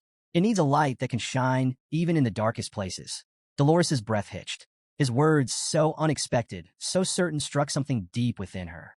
Tears welled in her eyes, but she blinked them back. "Do you really think I can become that person?" she asked, her voice small and certain. Vakir's reply was steady, unwavering. "You already are." Later, the clergy of the Quavadi's family gathered in solemn prayer, their efforts culminating in a sacred miracle. Before them, 3 drops of divine essence crystallized into liquid purity. Each drop held the power to cleanse the entire slums of the epidemic. Sealed in small glass bottles, they were given a name, Pliny de la Verge, or, as they were commonly known, the Saintess's Tear. In the grand hall of the temple, Saintess Dolores knelt before a podium. Before her, the sacred box containing the 3 bottles sat in quiet reverence. As she began her prayer, a radiant divine light filled the space. Her voice, clear, strong, yet laced with emotion, carried through the chamber. She spoke not of power, nor of miracles. She spoke of a woman, a mother, chosen to nurture the only son of a higher power. A woman who had spent sleepless nights in anguish, whose heartache surpassed the limits of endurance, whose sorrow was carried in silence. She declared this day as one of suffering, and she poured every ounce of that suffering into her prayer. As Saintess Dolores concluded her prayer, the divine light descended upon the podium, bathing the hall in its radiant glow. The air hummed with sacred energy, a testament to the power of her faith. Moments later, holy knights entered the chamber, their movements reverent as they approached the podium. At the center of their formation, a sealed box rested in their hands, containing the three saintesses' tears. The lead knight carefully secured the box, bowing deeply before Dolores. Saintess, your offering is a blessing upon this land. The tears shall be stored safely in the basement vault. Dolores nodded, entrusting them with this solemn duty. She watched in silence as they departed, their figures fading beyond the heavy doors. Finally alone, she allowed herself a brief moment of contemplation. What came next? Nearby, a priest knelt in prayer before a statue of the goddess, his focus unwavering. Dolores approached quietly. Father. The priest lifted his head. Cardinal Humbert Lon Quo Vadis, a towering figure within the Loon Church. His presence was both commanding and warm. His eyes softened as he looked at Dolores, greeting her with affection. My fairy, my daughter, he murmured, placing a firm but gentle hand on her shoulder. Come closer, child. She obeyed, bowing her head slightly. With a smile, the cardinal praised her efforts. The offering you have made this time is remarkable, fitting of your station. Dolores humbly accepted his praise, her tone measured. Your generosity knows no bounds, Father. The cardinal gestured for her to continue. Tell me, what have you learned of this plague? Dolores began outlining their plan. We will use the saintess's tear to purify the contaminated waters beneath St. Mecca. At this, the cardinal leaned forward, interest sharp. Have you identified the source? We have, Dolores confirmed. She explained. An unregistered well in the slums. Rumors had spread among the children. A spirit's curse. But upon investigation, they had found more than superstition. From beneath her robes, Dolores unwrapped a cloth bundle, revealing several objects placed before the cardinal. A dagger, a glass bottle, and an emblem. The cardinal's expression darkened. He picked up the emblem, his fingers tightening around it. Leviathan, bourgeois, two insignias etched into cold steel. The atmosphere shifted instantly. A surge of holy aura erupted from the cardinal, crackling with righteous fury. His voice boomed through the chamber. Blasphemy, a defilement of the sacred. These vermin dare insult divinity itself. His rage was uncontainable. With burning resolve, he declared holy war. The poison addicts and misers will answer for their sins. The cardinal's verdict. Dolores remained calm and composed, unfazed by the cardinal's outburst. Until his voice sharpened. The night hound. Dolores's breath hitched, her eyes flickering with surprise. He is a prime suspect, the cardinal continued, his tone commanding. Find him. Capture him. We will extract everything he knows. Dolores clenched her fists beneath her robes. Vakir, Night Bloodhound, was now a target. The cardinal's eyes widened in shock as Saintess Dolores abruptly raised her voice, her usual composure breaking for the first time. The Night Hound is innocent, she declared. The room fell into a stunned silence. She pressed on, her voice unwavering. He worked tirelessly to treat the sick. Without him, countless more would have died. A man who saves lives is not a man of evil. The cardinal's expression darkened. For a moment, he said nothing, studying her. Then he smiled. Not warmly, not kindly. It was the smile of a man who believed he understood something no one else did. I see what's truly happening. Dolores stiffened. His cryptic words unsettled her. Then he raised his hand toward the heavens. No matter your protests, the truth remains. His voice rang with divine authority. The Night Hound is to blame. Dolores clenched her fists. This was the first time she had ever openly opposed him. And to the cardinal, that defiance was proof enough. With a final gleam in his eye, he declared his verdict. I will personally interrogate the Night Hound, and I will uncover everything. Then, a wave of overwhelming pressure burst forth from Cardinal Humbert, rippling through the cathedral. A radiant beam of divine light shot skyward, piercing the night like a holy decree. The entire city of St. Mecca was bathed in its glow. Dolores gasped, staggering back. The intensity of his power was suffocating. The cardinal turned to her, his tone final. Your opposition is meaningless. Then came the words that made her blood run cold. The paladins have already been dispatched. At a modest inn where Vakir had been staying, a group of holy knights surrounded his room. Their movements were precise, calculated. Using a series of silent hand signals, they coordinated their approach. One knight exhaled sharply, then raised his foot. Bang! The door splintered open. Knight Hound, you are accused of orchestrating the Red Death. Their declaration rang through the room, but there was no response. No shadow moved. No figure stirred. The knights exchanged looks. The room was empty. Bakir was gone. The stolen Sainus' tear. Back at the cathedral, a priest rushed in, breathless. The cardinal turned, unshaken. Speak.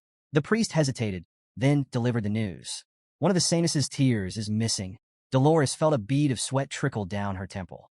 Had this been the real reason for the Night Hound's presence in St. Mecca? Had he been after the tear all along? Far above the city, atop a watchtower overlooking St. Mecca, a lone figure stood beneath the moonlight. Bakir, in his gloved hand, the missing Saintus' tears shimmered under the pale glow. A faint smirk crossed his lips. Tucking the bottle securely into his pouch, he murmured a quiet, amused thanks. A generous gift. Then he vanished into the shadows. Ayan stood perched on the edge of a jagged cliff, her bow drawn tight as she faced off against a monstrous Cerberus. The beast, its hide already bristling with embedded arrows, snarled menacingly. Each of its 3 heads locked onto her with unnerving precision. Nearby, a barbarian attempted to draw its attention with a thunderous shout, but the Cerberus remained fixated on Ayan, forcing her into a desperate retreat. Step by step, she edged backward, the rocky ground beneath her feet crumbling precariously. Then, in an instant, the cliff betrayed her footing. She plunged downward, smashing through tree branches during her chaotic descent. The brittle limbs offered no salvation, snapping one by one as she hurtled toward the forest floor. With a bone-jarring crash, she landed, her body racked with pain. Moments later, she stirred, her consciousness returning in a haze. Faint voices reached her ears, muffled and unintelligible, as her vision slowly adjusted. 2 figures stood nearby, men who appeared to be traveling merchants. One of them regarded her injured form with indifference, while the other bore a predatory smile, his eyes betraying a dangerous curiosity. Time passed, and Ayan awoke to find herself in a far grimmer scenario. Her trembling hands clutched a sword, the rough wood of a barricade pressing against her back. There was no way out. Encircling her was an unruly crowd of masked spectators, their jeering voices merging into a thunderous chorus. Their energy fed the suffocating tension in the air as her opponent stepped into the fray, a towering figure, his body marked by scars that told of countless battles. His sinister grin promised a fight that would end badly for her. With a chilling crack of his knuckles, he signaled the beginning of their brutal confrontation. The man charged at Ayan with a roar, his movements fueled by overconfidence. Though fear gripped her, Ayan's instincts kicked in. She dodged his initial assault with a nimble leap and struck back, the edge of her blade slicing into his shoulder. Her brief success, however, was met with indifference. Barely registering the wound, her opponent retaliated with raw, overwhelming strength. He seized her by the leg midair and hurled her like a rag doll against the unforgiving wooden wall. The impact left her gasping as a spray of blood escaped her lips, pain radiating through her battered frame. The crowd roared with delight, their masked faces lit with cruel amusement. To them, this wasn't a fight. It was a show, and Ayan's suffering was the highlight of their entertainment. Her body crumpled to the cold, unforgiving ground, her tears mixing with the dirt as humiliation and despair consumed her. Her opponent's triumphant shout echoed through the arena, stoking the crowd's frenzy. But as darkness threatened to claim her spirit, a spark of resolve ignited deep within. Faint images of her family, her mother's gentle smile, the warmth of home, flickered in her mind. With sheer determination, Ayan forced herself to rise. Every muscle in her body screamed in protest, but she ignored the searing pain, clawing her way back to her feet. The once indifferent crowd hushed for a moment, their murmurs swelling as they took notice of her defiance. Their masked faces turned toward her with renewed interest, curiosity flickering in their cruel eyes. What had seemed like a one-sided spectacle now carried an unexpected twist. Standing tall despite her wounds, Ayan smeared a mixture of blood and dirt across her face, a silent declaration of her unbroken will. Her gaze locked onto her opponent, unwavering and resolute. The energy in the arena shifted, the spectators leaning forward, hungry for more. If they had thought she would crumble, they had been mistaken. She wasn't done yet. No matter the odds, she was ready to fight. Years later, the fire that had once burned so fiercely within Ayan had dimmed to mere embers. Behind the cold steel bars of a prison cell, she sat motionless, her spirit shackled as much as her body. The defiance that had once gleamed in her eyes was now dulled by hopelessness. Even the cherished memories of her family, which had once given her strength, had faded into distant, unreachable echoes. The weight of despair pressed down on her, suffocating and unrelenting. The heavy silence of the cell was suddenly broken by an unexpected sound. Ayan's eyes snapped open, her gaze landing on a small glass tube lying before her, its remnants of elixir glistening faintly. Instinctively, she recoiled, unease creeping into her bones. Then, she noticed a shadowed figure standing just beyond the bars. As he stepped closer, recognition struck her like a thunderbolt. It was Vakir. Without hesitation, he unlocked her cell door. His voice, rough and commanding in the barbarian tongue, carried a simple order: leave. Ayan awoke with a gasp, her chest heaving as she was pulled from the depths of the nightmare. Tears streamed down her face, the lingering weight of her torment pressing heavily upon her. But as she blinked away the remnants of the dream, she realized she wasn't in a prison. Instead, she lay cradled in her mother's lap, the warmth of the matriarch's presence anchoring her to reality. With gentle concern, her mother asked if she had been dreaming. She mentioned that even in her sleep, Ayan had called out for Vakir. But the nightmare was not the only thing haunting her. Trembling, Ayan confided in her mother, her voice breaking under the weight of her suffering. A deep, unrelenting pain burned within her chest, her body racked with an agonizing dryness that felt as though it was suffocating her from the inside. Fear crept into her words as she admitted the terrible thought that had taken root in her mind. Was she afflicted with the Red Death? Through choked sobs, she confessed the unbearable truth. The pain was so overwhelming that it made her regret ever being born into this world. The matriarch's expression softened with sorrow, yet her touch remained steady and reassuring. Placing a comforting hand on her daughter's trembling form, she began to speak, her voice gentle and soothing, weaving a tale meant to mend the cracks in Ayan's wounded spirit. The matriarch's voice softened as she delved into a story from long ago, a memory woven with both joy and sorrow. She spoke of a time when she and Ayan's father had planted a tiny seed together. He had buried it in the soil, while she had diligently watered it each day. Before long, the seed sprouted, growing into a vibrant, beautiful flower. When the time came, they harvested the blossoms, extracting their sap and smoking it. What followed was a blissful euphoria, a fleeting moment of pure happiness. And it was during this time of joy that Ayan had come into their lives.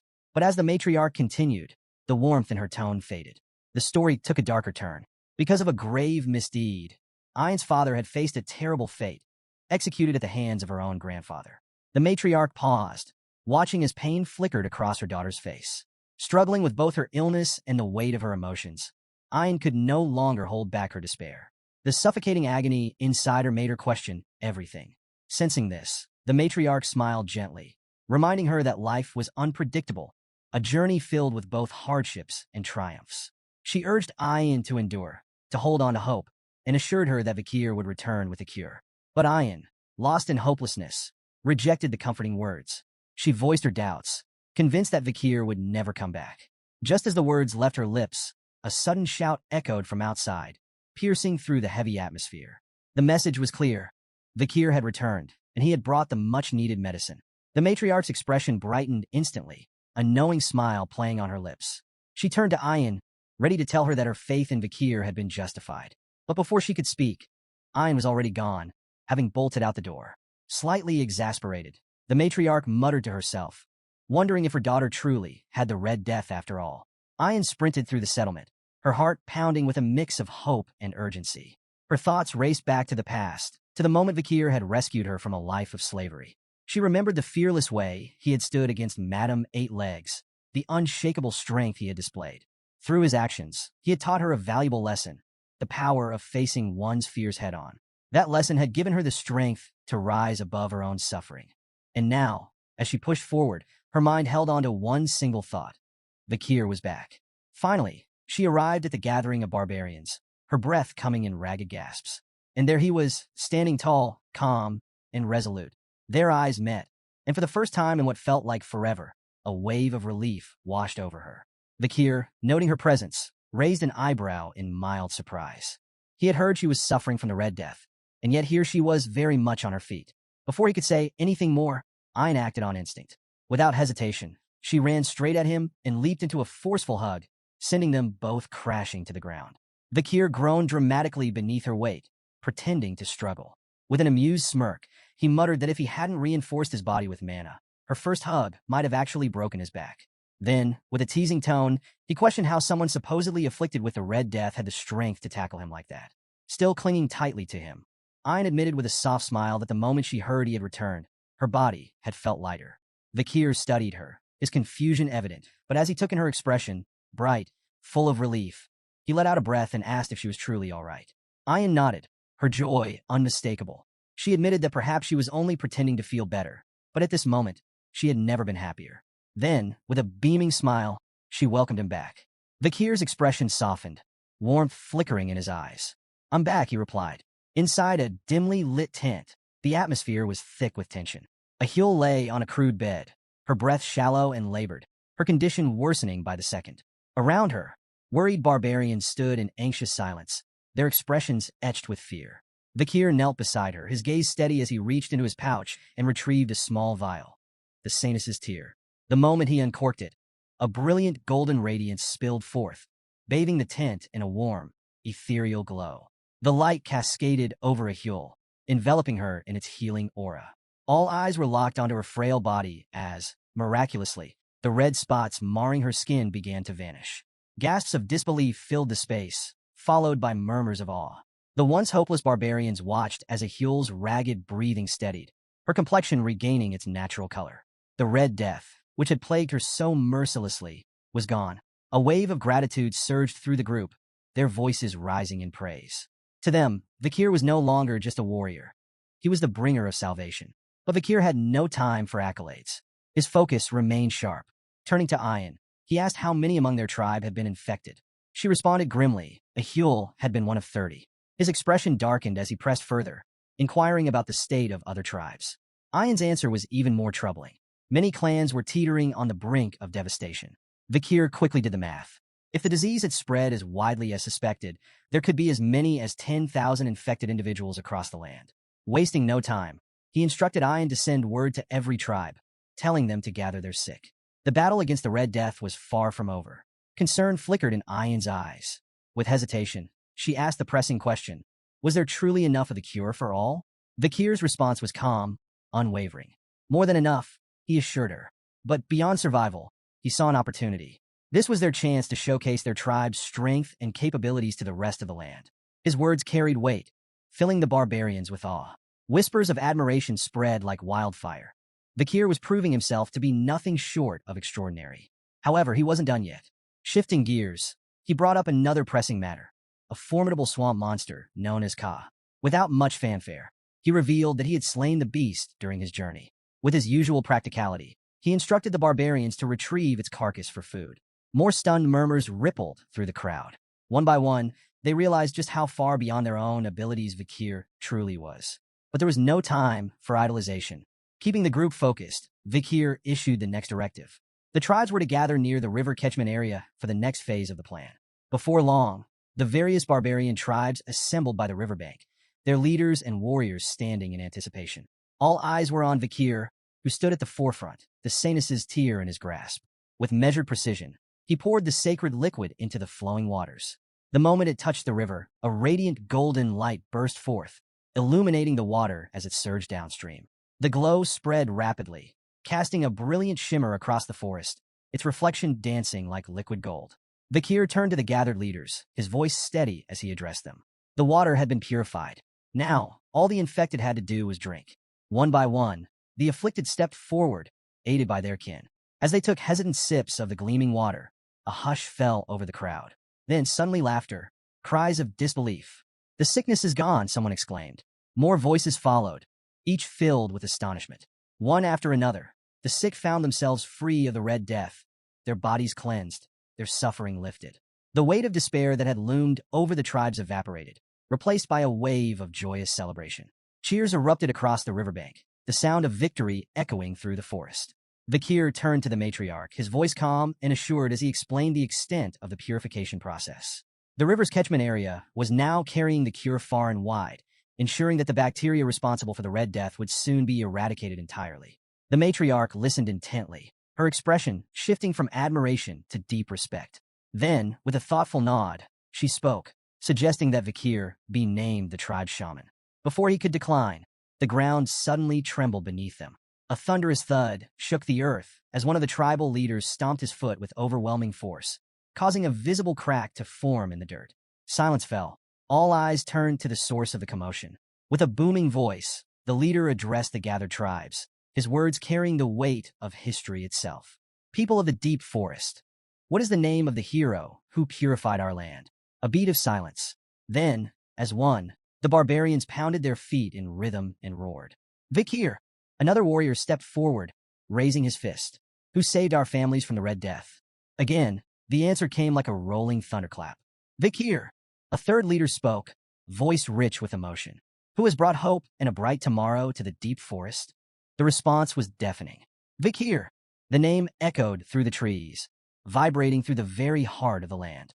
The people of the deep forest had spoken, their chants a declaration of gratitude and unwavering loyalty. Yet, amid the roaring celebration, Vikir remained composed. His mind was already working ahead, calculating his next move. The destruction caused by the Poison Clan had been devastating, but in the chaos, a unique advantage had emerged. Winning over the Deep Forest tribes was not just a victory. It was a strategic strike against the Baskerville clan. As a former member of Baskerville himself, Vikir recognized the opportunity before him. The loyalty of the mountain natives could be a powerful tool, one that might turn the tides in his favor against Hugo Baskerville, a man who had long stood as both a rival and an obstacle. A knowing smirk tugged at Vikir's lips. This was more than just gratitude from the tribes. This was leverage. The matriarch, basking in the moment of triumph, raised her arms joyfully, declaring that a grand festival would be held to celebrate their victory over the Red Death. But before the cheers could swell, Vikir raised a hand, his voice steady but commanding. There's still one last matter to resolve. The matriarch and Ayan turned toward him, their joyous expressions fading into curiosity. Vikir's eyes darkened. We need to find the one responsible for poisoning the forest. Far from the revelry, deep within a shadowy cave, a man named a human sat, reveling in his own wicked brilliance. A slow, satisfied chuckle rumbled from his throat as he imagined his scheme playing out exactly as planned. By now, he believed, the people of the deep forest should have been on the verge of collapse, their bodies succumbing to the poison he had so carefully spread. His lips curled into a sneer, all because of that imperial brat. The thought of the imperial smugglers forced his expression into something twisted, a mixture of resentment and amusement. He had been forced into dealings with them, but he would turn the situation to his advantage. A human had crafted the perfect deception. He had planned to emerge at just the right moment, presenting himself as the savior of his people by conveniently providing the antidote. He had even poisoned his own granddaughter, Yahello, to sell the illusion completely. The irony was delicious. To him, this was a masterstroke. But as he stepped out of the cave, returning to the village, his confidence was met with a sight that made his stomach lurch. The village was alive. Instead of finding his people writhing in agony, their bodies weakened by the disease, he saw them moving about cheerfully, bustling with energy. His confusion deepened as his eyes darted from person to person. Just days ago, they had been gasping for air, some barely clinging to life. And then, his gaze landed on Yahello. His supposed victim, the proof of his scheme, stood by a fire, humming as she cooked food. A human stood frozen, his mind struggling to make sense of the impossible. How could this be? Just days ago, the villagers had been at death's door, and now they moved about as if the Red Death had never touched them. Desperate for answers, he stumbled toward the riverbank, his breath quickening as he reached the water's edge. What he saw made his blood run cold. The river, once contaminated and deadly, now gleamed with crystal-clear purity. The reflection of his own bewildered face stared back at him, eyes wide with disbelief. The fish, which should have perished in the poisoned waters, swam freely beneath the surface. A human's jaw clenched, despair creeping into his features as the weight of reality pressed down on him. His carefully laid plan, ruined. Before he could process his spiraling thoughts, a voice shattered his daze. Clear water, isn't it? The casual remark came from behind him. A human spun around, his heart hammering in his chest. Standing there, watching him with a knowing smirk, was Vikir. A sharp hiss of frustration escaped a human's lips. You imperial bastard, he spat, masking his unease with venomous words. His mind raced. When had Vikir arrived? And more importantly, how much did he know? His unease only grew when he realized Vikir wasn't alone. Behind him stood a group of barbarians, their expressions grim and unreadable. Their silence carried weight, their stances unwavering. Then he saw it in Vikir's eyes, absolute certainty. The truth crashed down on a human like an avalanche. He knows. Memories from his past life surged through Vikir's mind. In his previous existence, There had been whispered tales of an old man from the deep forest who had orchestrated a horrifying tragedy. A man who had poisoned his own people under the guise of heroism, offering them salvation with a cure he never truly had. His plan had backfired spectacularly, leading to the deaths of nearly everyone in his tribe. Now, standing face to face with a human, Vikir realized the old legend was no myth. The villain of that story was right here, right now. A human, still clinging to his unraveling confidence, let out a hollow chuckle. Ah, has everyone come to greet the old shaman? His voice dripped with forced amusement, a desperate attempt to maintain control. But the barbarians weren't fooled. Their silence was deafening. Their eyes, once filled with respect for their elder, now held something far more dangerous, doubt. The weight of their scrutiny pressed down on a human, and for the first time, his mask began to crack. Vikir remained calm, his presence exuding quiet menace. He didn't need to say a word. His mere existence was enough to tighten the noose around a human's neck. Then the matriarch stepped forward, her piercing gaze locked onto a human, her voice even, but laced with sharp intent. Tell me, elder a human, have you completed the ceremony to rid our land of sickness? A human straightened, forcing himself to feign confidence. Of course, the infection should begin disappearing soon. The matriarch's expression didn't waver. Instead, she continued, her words carefully chosen. Strange. Word from the Empire suggests otherwise. A human's breath hitched. She went on, her tone growing heavier. A war is brewing in the Imperial lands. The cause? The discovery that the Red Death was artificially created and intentionally spread. Her gaze sharpened. Yet, the deep forest has no ties to the Imperial clan. How then did the infection reach our isolated lands? A human hesitated for a fraction of a second, but in that moment, it was clear he had no answer. Still, he grasped at straws, his voice teetering between uncertainty and indignation. I do not know. I only came to perform the rites for our tribe's recovery. The matriarch's eyes flickered with something dangerous. Is that so? She glanced briefly at Vikir, an unspoken confirmation passing between them. She had suspected a human's involvement before, but now she knew he was lying. Then her voice cut through the air like a blade. If that's the case, then tell me, elder, why were you at the catchment area instead of tending to the village? A human stiffened. Beads of sweat formed at his temples. He hadn't realized anyone had been watching him. The matriarch took another step closer, her presence suffocating. Vikir mentioned something interesting before. He believed you planned to exploit the Red Death to present yourself as the tribe's savior. Her voice lowered, laced with ice. After all, if you were the only one with the cure, your influence would be absolute, wouldn't it? A human's breath hitched. Then suddenly the air shifted. A chilling aura radiated from the matriarch, her authority pressing down like an unshakable force. The barbarians around them could feel it, the storm gathering within her. A human trembled. His body betrayed him, his fingers twitching at his sides. The matriarch's voice, steady yet merciless, rang through the air. Show me the contents of your pouch. As the tense confrontation unfolded, Vikir's mind drifted back to a past conversation with Ayan. She had once shared fragments of a human's mysterious origins, secrets that painted the old shaman in a far darker light. A human had never been a true member of the Balak tribe. His past was shrouded in secrecy, but what little was known was enough to unsettle even the most hardened warriors. Long ago, he had arrived in the deep forest as nothing more than a slave, bound to the previous shaman. But his fate took a treacherous turn. Through manipulation and deception, a human orchestrated a coup, betraying and killing his master. And with that single act of treachery, he not only claimed the shaman's life, he stole his sorcerous powers. For his role in the rebellion, a human was elevated from the lowest of slaves to the tribe shaman. Yet, despite his newfound status, his path within the tribe was anything but easy. If he wanted to belong, he had to endure years of humiliation. He was made to handle the filthiest tasks, from cleaning excrement to serving as live bait for dangerous hunts. Only after enduring years of degradation and proving his worth did he finally secure the tribe's respect in his old age. Now, standing before the trembling shaman, Vikir wondered, had those years of suffering twisted a human into what he was today? Had his desperation for power driven him to defy even the matriarch, scheming to claim control over the entire forest?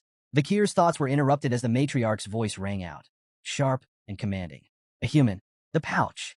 Now. The old man hesitated, his hands shaking as he fumbled for an excuse. It's nothing but flour. Something I saved for after the ceremony, he stammered. With great effort, he reached for the pouch, intending to prove his innocence. But his trembling hands betrayed him. The pouch slipped. Time seemed to slow as it tumbled through the air, then splashed into the river. A stunned silence followed. The barbarians watched, wide-eyed, as the pouch dissolved into the water, its contents washing away before anyone could examine them. A human's eyes widened in horror. Panic flashed across his face before he forced himself into a nervous laugh, attempting to wave off the incident. On my old man's tremors. A foolish mistake, he muttered, though the unease in his voice was unmistakable. But it was too late. No one believed it was an accident. The matriarch's gaze hardened as she turned to him. Strange, she mused, her voice cool and deliberate. Why would you throw it into the river? A human's breath hitched. Vakir remained unfazed. Unfortunate, he remarked casually. Without the pouch, we can't verify its contents using conventional means. A human's face twisted with anger. His calm facade crumbled, and in a desperate attempt to shift the blame, he pointed an accusing finger at Vakir. This is a setup, he snarled. You've been scheming against me from the start. Matriarch, I demand you punish this imperial wretch for disrespecting an honorable shaman. The matriarch regarded him with an unreadable expression. Then, after a pause, she spoke, her tone eerily calm. You are right, human. Accusations without proof cannot be acted upon. A human's lips curled into a smug grin. She continued, since you are so certain of your innocence, then I will ensure your honor and pride remain intact. A human straightened, believing he had successfully turned the situation in his favor. But his confidence shattered when the matriarch uttered two simple words. Call the Iliad. A ripple of murmurs spread through the gathered barbarians. A human's stomach dropped. The Iliad, a sacred ballad tradition, a trial by combat, invoked when words alone could not settle a dispute. In an Iliad might determine truth. The victor was deemed competent and righteous, while the loser was proven unworthy, either exiled in disgrace or in some cases executed for their failure. Ayan, standing to the side, smirked. You always stress the importance of tradition, don't you, a human? She remarked, her voice laced with quiet mockery. Now's the perfect time to uphold it. A human clenched his fists, cursing his misfortune. He had no choice but to accept. But then an idea struck him. Time. He needed time to prepare. He cleared his throat and forced a nod. Very well, he conceded, masking his panic. Let us hold the Iliad in 4 days, on the night of the full moon. Vakir's voice cut through the air like a knife. No. A human stiffened. Vakir's lips curled into a knowing smile. Tradition states that the challenger has the right to set the date. His gaze locked onto a human, like a predator eyeing cornered prey. I choose now. The barbarians erupted in gasps and murmurs. A human paled. Vakir's plan had worked flawlessly. He had maneuvered a human into a trial he couldn't escape, and with no time to scheme, no allies to call upon, and no tricks left to play, the old shaman was trapped. Near the summit of the mountain, the Balak tribe gathered beneath the watchful gaze of their ancestors. The warriors' circle had been drawn, marking the sacred battleground where justice would be decided. At its center stood the matriarch, her presence alone enough to command absolute respect. With a solemn tone, she declared the commencement of the Iliad, reminding all present that any attempt to flee would be met with swift execution by the warriors stationed nearby. Behind her loomed the mighty Warriors' Mountain, where the graves of their forebears rested. She called upon the spirits of the ancestors, urging both combatants to fight with honor and prove their righteousness in battle. The crowd buzzed with anticipation, their voices swelling as they cheered for Vakir. Ayan, her eyes gleaming with excitement, cupped her hands around her mouth and shouted, Finish him in one strike, Vakir. Her enthusiasm spread like wildfire, and soon the entire tribe echoed her sentiment, chanting his name with fervor. On the opposite side of the circle, a human clenched his jaw, resentment boiling beneath his skin. The complete lack of support stung more than he cared to admit. Gritting his teeth, he bit his finger, letting droplets of blood fall to the earth. At once, 3 skeletal warriors clawed their way out of the ground, their hollow eyes burning with eerie light. A human ordered them to cover his blind spots, ensuring he would always be aware of Vakir's movements. Armed with a bow and arrow, a human allowed himself a smug smile. To him, Vakir was still an outsider. He had only lived in the forest for 2 years, while a human had survived in its depths for a lifetime. The terrain was his ally. The moment Vakir revealed himself, he would take him down with a single, well-placed shot. But a human had made a fatal miscalculation. Vakir had no intention of playing by his rules. Hanging upside down from a high tree branch, Vakir watched a human from above, his presence undetected. His breathing was steady, his gaze calculating. The ability that made this possible, Silent Heal, was one he had acquired after defeating the master of the swamp. A technique perfected by assassins. It allowed him to move without making a single sound. Even the faintest breath of disturbed air was erased, rendering him a shadow among shadows. Below him, a human remained blissfully unaware, still lost in his own overconfidence. Then, with the precision of a striking serpent, Vakir moved. He dropped silently into the midst of the skeletal warriors, his blade already in motion before his feet even touched the ground. Red arcs of light followed his strikes, each one precise and deadly.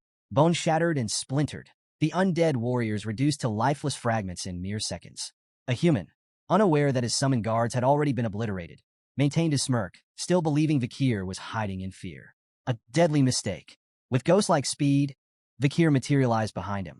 A human barely had time to react before Beelzebub, Vakir's blade, drove into his chest. The smirk vanished from a human's face. Confusion, pain, disbelief. His body shuddered as a strangled gasp escaped his lips. He had not heard anything. No footsteps, no rustling leaves, nothing. His mind struggled to process the impossible reality. He had lost before the battle had even begun. With a powerful shove, Vakir sent the shaman sprawling to the ground. A human landed hard, his wide, vacant eyes staring up at the darkening sky. He writhed in agony, his fingers twitching as if reaching for something, anything, to reverse his fate. But there was nothing left to grasp. With calm precision, Vakir withdrew Beelzebub, the blade gleaming in the dim light. The duel was over. Ayan rushed forward, her face alight with joy. "I knew you'd finish him in one move," she exclaimed, unable to contain her excitement. Around them, the gathered barbarians murmured in awe, still processing the sheer speed of what had just transpired. One of the elders, his voice filled with reverence, finally broke the silence. "The ancestors have spoken," he declared. A human's words were not even worthy of consideration. A human lay sprawled on the ground, his body racked with pain, the searing agony of his wound consuming every fiber of his being. His breaths came in ragged gasps as fear coiled around his heart, tightening its grip with every passing second. Was this how it would end? Desperation clawed at his mind, dragging him deep into the bitter memories of his past. The humiliation he had endured, the years spent groveling for acceptance in the Balak tribe, the injustice of it all, it crashed over him like a tidal wave. In his twisted perspective, the blame for his downfall lay with everyone but himself. Vakir, the Balak tribe, Loco, all of them. They had mocked him, scorned him, forced him into this wretched existence. Now, in his final moments, resentment was all he had left. They would all pay. Vakir, watching the old shaman suffering with a detached gaze, turned to Ayan. "We should end his pain," he suggested, his voice devoid of emotion. "It would be more merciful." But Ayan's expression darkened. His jaw clenched as he shook his head. "No," he declared coldly. "He doesn't deserve mercy." The weight of Ahul's near death still lingered in Ayan's heart, the thought of losing her to the Red Death fueling his anger. Even though a human was his grandfather, the man had crossed every line. A coward like him deserved to feel every ounce of his suffering. Yet, in the midst of his agony, a human wasn't done. Unnoticed by the others, he dragged his trembling fingers through his own blood, scrawling something onto the ground. The symbols took shape, an intricate pattern forming beneath him. As the final strokes were completed, an unnatural purple aura pulsed outward, thick and oppressive. Then, a deep, guttural groan echoed from the ancestral graves. The matriarch's sharp eyes snapped toward the burial grounds just as the heavy stone coffins creaked open. The sky darkened. The very air seemed to shudder.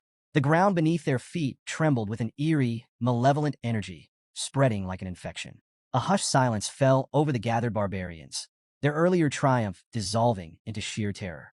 Ayan's face drained of color, his breath quickening as realization set in. "What is he doing?" he shouted, his voice laced with panic.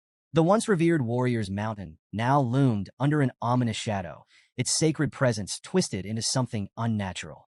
Vakir's eyes narrowed. He had been certain, absolutely certain, that his blade had pierced a human's lungs. The old man shouldn't even be breathing, let alone moving. Yet there he was. The barbarians erupted in fury, their voices filled with outrage. "He's desecrating the graves," one roared. "He's bringing ruin upon us all." But a human, now surrounded by a pulsating, violet aura, only laughed. A chilling, hollow sound that sent a shiver through even the bravest warriors. His eyes, once dim with age, now burned with an unnatural glow. "And you call me a coward?" he sneered, his voice thick with mockery. "Do you really think I fear the ancestors?" Something was terribly wrong. Sensing the urgency, Vakir didn't hesitate. He lunged forward, blade in hand, his instincts screaming that a human needed to die now. But just as his strike was about to land, boom! A violent explosion of dark energy erupted, hurling Vakir backward. He landed hard, skidding across the dirt, his vision flickering from the sheer force of the blast. Had he acted too late? Ian rushed to his side, wide-eyed, his gaze locked onto the source of the destruction. Embedded in the ground near a human was an arrow, one cloaked in pulsating, black energy. Bakir's mind reeled. That attack, it hadn't come from a human. The old shaman, still writhing on the ground, let out a triumphant, rasping chuckle. His gaze drifted toward the mountain summit, his voice laced with malicious glee. You wished for the ancestors' judgment? His lips curled into a sinister grin. Then the time has come. Atop the mountain, a figure cloaked in a deathly aura stood motionless, gripping a bough with an unnatural stillness. The oppressive energy radiating from its sent an icy chill through the air, freezing the breath in the lungs of those who dared to look upon it. Then, a hushed whisper rippled through the gathered warriors. A death knight. The mere utterance of the name sent a wave of dread through the tribe. A creature of nightmare. Its risk rating ranged from A to S, a level of danger reserved for only the most formidable of beings. Death Knights were once warriors at the height of their power, only to be corrupted and resurrected as undead monstrosities. Their souls and physical bodies had been twisted into conduits for dark mana, granting them overwhelming strength and relentless endurance. Ian's voice wavered as he took a hesitant step back. Is that truly one of our ancestors? Vakir's gaze darkened as he analyzed the situation. This level of resurrection magic, a human couldn't have done this alone. Had the old shaman defiled the graves of their ancestors? Or had he turned himself into an undead being to seize such power? Before Vakir could reach a conclusion, the air thickened with malice. A human, his body now pulsing with dark energy, raised a trembling hand. With a wicked grin, he unleashed a torrent of skeletons, their hollow eyes gleaming with malevolence as they clawed their way out of the earth. His voice dripped with mockery. Did you really think I lived among you fools without preparing countermeasures? The warriors gritted their teeth, weapons at the ready, but a human wasn't finished. His smirk widened as he gestured toward the graves littering Warriors Mountain. You're all so shocked. Yet this is only the beginning, he sneered. Did you forget? There is not just one grave here. A horrifying rumble rolled through the earth. Then, one by one, more Death Knights emerged. The air grew heavier with each resurrection, the sheer malice emanating from the corrupted ancestors enough to sap the will of even the bravest warriors. What had once been a sacred burial ground was now a battlefield of the undead. As chaos erupted, a human climbed into a grotesque skeletal carriage, the construct pulsing with dark mana as it formed around him. With a deranged laugh, he urged the skeletal beast, pulling it to move. Try your best to survive, he called mockingly. I'll enjoy hearing how you all beg for mercy soon enough. He cracked the reins, and the carriage lurched forward, carrying him away from the carnage. But Ian wouldn't let him escape so easily. How low can you sink? He roared, drawing his bow. With furious precision, he loosed an arrow, its trajectory honed for a direct hit. But just before it could reach a human, shatter, another arrow intercepted it mid-flight, splintering it into useless fragments. Ian's breath caught in his throat as he turned toward the source. Standing unmoving, bow still raised, was the Death Knight. It had protected a human. Before Ian could react, another arrow streaked through the air, this time from the depths of the forest. Crack! The Death Knight's head exploded on impact. Its lifeless body crumpled, collapsing into a pile of unmoving armor. A stunned silence fell over the battlefield. Who had fired that shot? The barbarians, still locked in their fight for survival, snapped their heads toward the forest's edge. But the archer responsible remained hidden, their presence shrouded in mystery. The moment of hesitation passed quickly. The undead army still loomed, and a human had escaped. From the center of the battlefield, the matriarch stood firm, her voice slicing through the chaos. Do not falter, she commanded. These creatures are not our ancestors. They are a human's puppets. Her sharp gaze swept across the warriors. Destroy them. Prioritize your survival. Hesitation will kill you. Her words reignited the warriors' resolve. But even with renewed determination, the battle was far from easy. The undead ancestors were unlike anything the tribe had ever faced. They moved with unnatural speed, wielded weapons with terrifying precision, and felt no pain. Every attack that should have felled a man only served to slow them down. The barbarians fought valiantly, but their losses were mounting. For every undead warrior that fell, two more seemed to take its place. The ground was soon littered with the bodies of fallen comrades, their sacrifice a grim reminder of the enemy's overwhelming power. Amid the chaos of battle, an undead warrior let out a defiant scream, only to have its head obliterated by a perfectly placed arrow. A heartbeat later, two more suffered the same fate, their skulls pierced with lethal precision. Vakir's sharp gaze followed the trajectory of the shots, his mind piecing together the source of such flawless marksmanship. Then, his eyes landed on the matriarch. It's her, the night fox Aquila. Even among the relentless swarm of undead, her movements were effortless. Each arrow she struck with pinpoint accuracy, instant kills against enemies powerful enough to rival elite warriors. The Death Knights, feared beings of immense strength, fell like leaves in an autumn wind under her assault. Vikir's eyes narrowed as realization dawned. So this was the woman behind the legends. Aquila, the warrior who had once single-handedly defended the deep forest from the Empire's aggression. The stories of her prowess were not exaggerations. They were a testament to sheer skill. Turning to Ayan, Vikir spoke with certainty. With the matriarch here, the tribe will survive. But survival alone wasn't enough. Their true objective still lay ahead. Ayan, we're going after a human, Vikir ordered. The battle here is only a distraction. He's still out there, scheming. Without hesitation, the two warriors vanished into the forest. Meanwhile, a human moved deeper into the wilderness, his laughter ringing through the trees as he fled. His thoughts churned with bitterness. Fools, all of them. The Balak tribe would rue the day they cast him aside. Along the way, he turned to a skeletal minion trailing behind him. Go, he commanded, voice low and urgent. The creature nodded and disappeared into the shadows, carrying out a mysterious task. A human sneered. The tribe might have Aquila, but even she wouldn't be able to stop what he had planned. She's a genius, he admitted under his breath, his tone laced with both admiration and resentment. The strongest leader in our history. But no matter how brilliant she was, no matter how skilled, she wouldn't be able to handle this trap. Vikir and Ayan moved swiftly, tracking a human through the dense forest. At last they found him. In a hidden clearing, a human sat in the center of an elaborate magic circle, chanting in a low, guttural voice. The air around him pulsed with dark energy. Towering stone pillars, worn with age, surrounded the ritual site, their surfaces etched with ominous markings. Vikir's gaze swept across the scene, his mind racing. This wasn't just some improvised spell. This was ancient. Turning to Ayan, he asked, "Do you know what this place is?" Ayan shook her head, her expression tense. "I don't know the specifics," she admitted. "But whatever he's doing, we can't let it continue." Without hesitation, she drew an arrow, aura flickering around its shaft. "I'll kill him here and now." She let the arrow fly. It streaked toward a human, slicing through the air with deadly speed. But just before it struck, "I'm done." A human's triumphant shout sent a chill down Ayan's spine. The ground beneath them shook.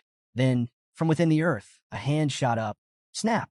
With impossible speed, it caught Ayan's arrow between its fingers. Ayan's heart nearly stopped. The air around them darkened. A wave of oppressive energy crashed over the clearing, suffocating and vast. A human staggered to his feet, his face alight with glee. "It worked," he whispered, before turning toward Vikir and Ayan with a wide, deranged grin. "You're too late."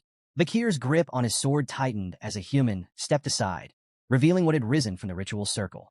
A lone figure stood amidst the swirling dark mana. Tall, imposing, wrapped in an aura of unfathomable power. A human spread his arms in a grand gesture, his voice dripping with triumph. "Behold!" A heavy silence filled the clearing as he spoke the name.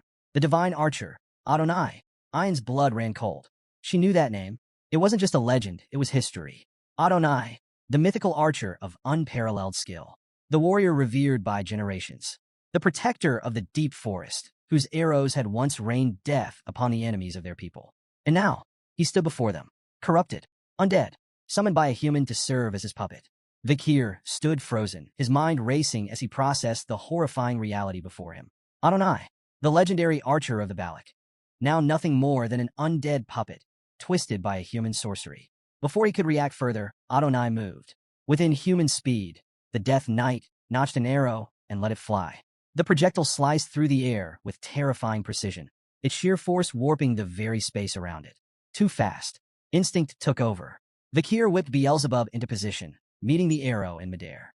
Steel clashed against enchanted wood, and the impact sent a violent tremor through his entire arm. The deflected arrow veered off course. Then, boom! The moment it struck a nearby tree, the entire trunk exploded. Shrapnel and splintered bark rained down like deadly shrapnel. The very earth beneath them shook, the blast carving a smoldering crater into the battlefield. Vikir staggered, his mind reeling. Aura-infused arrows. And not just any aura.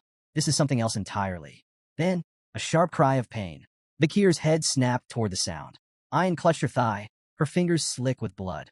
Her face contorted in agony as she gritted her teeth. "It burns," she gasped, her voice laced with panic. Vikir's eyes narrowed as he inspected the wound. The bleeding wasn't normal. The flesh around it was corroding. Poison. Then it clicked. He had heard the stories, legends of Adonai's battle against Madame Eight Legs, a monstrous arachnid feared even among the deep forest warriors. The bow Adonai wielded, it had been crafted from that very creature's remains. And now, its venomous essence still lingered within its arrows. Before Vakir could fully process the revelation, Adonai attacked again. Another barrage rained down. Vakir moved, deflecting each shot with Beelzebub. Every impact sent bone-rattling shockwaves through his arms. The ground beneath them cracked and burned from the force of each explosion. But something was changing. Vakir's movements slowed. His breaths became more labored. His grip on Beelzebub tightened as the blade groaned under the relentless strain. Too strong. Too fast. Ayan, watching him struggle, screamed, "Stop protecting me. Run away and save yourself." Vakir didn't even glance at her. His stance remained firm. There is no retreat. A human's laughter rang through the chaos, dripping with venomous glee. "Fools," he sneered. "Your resistance is meaningless." Adonai finished them. The death knight obeyed.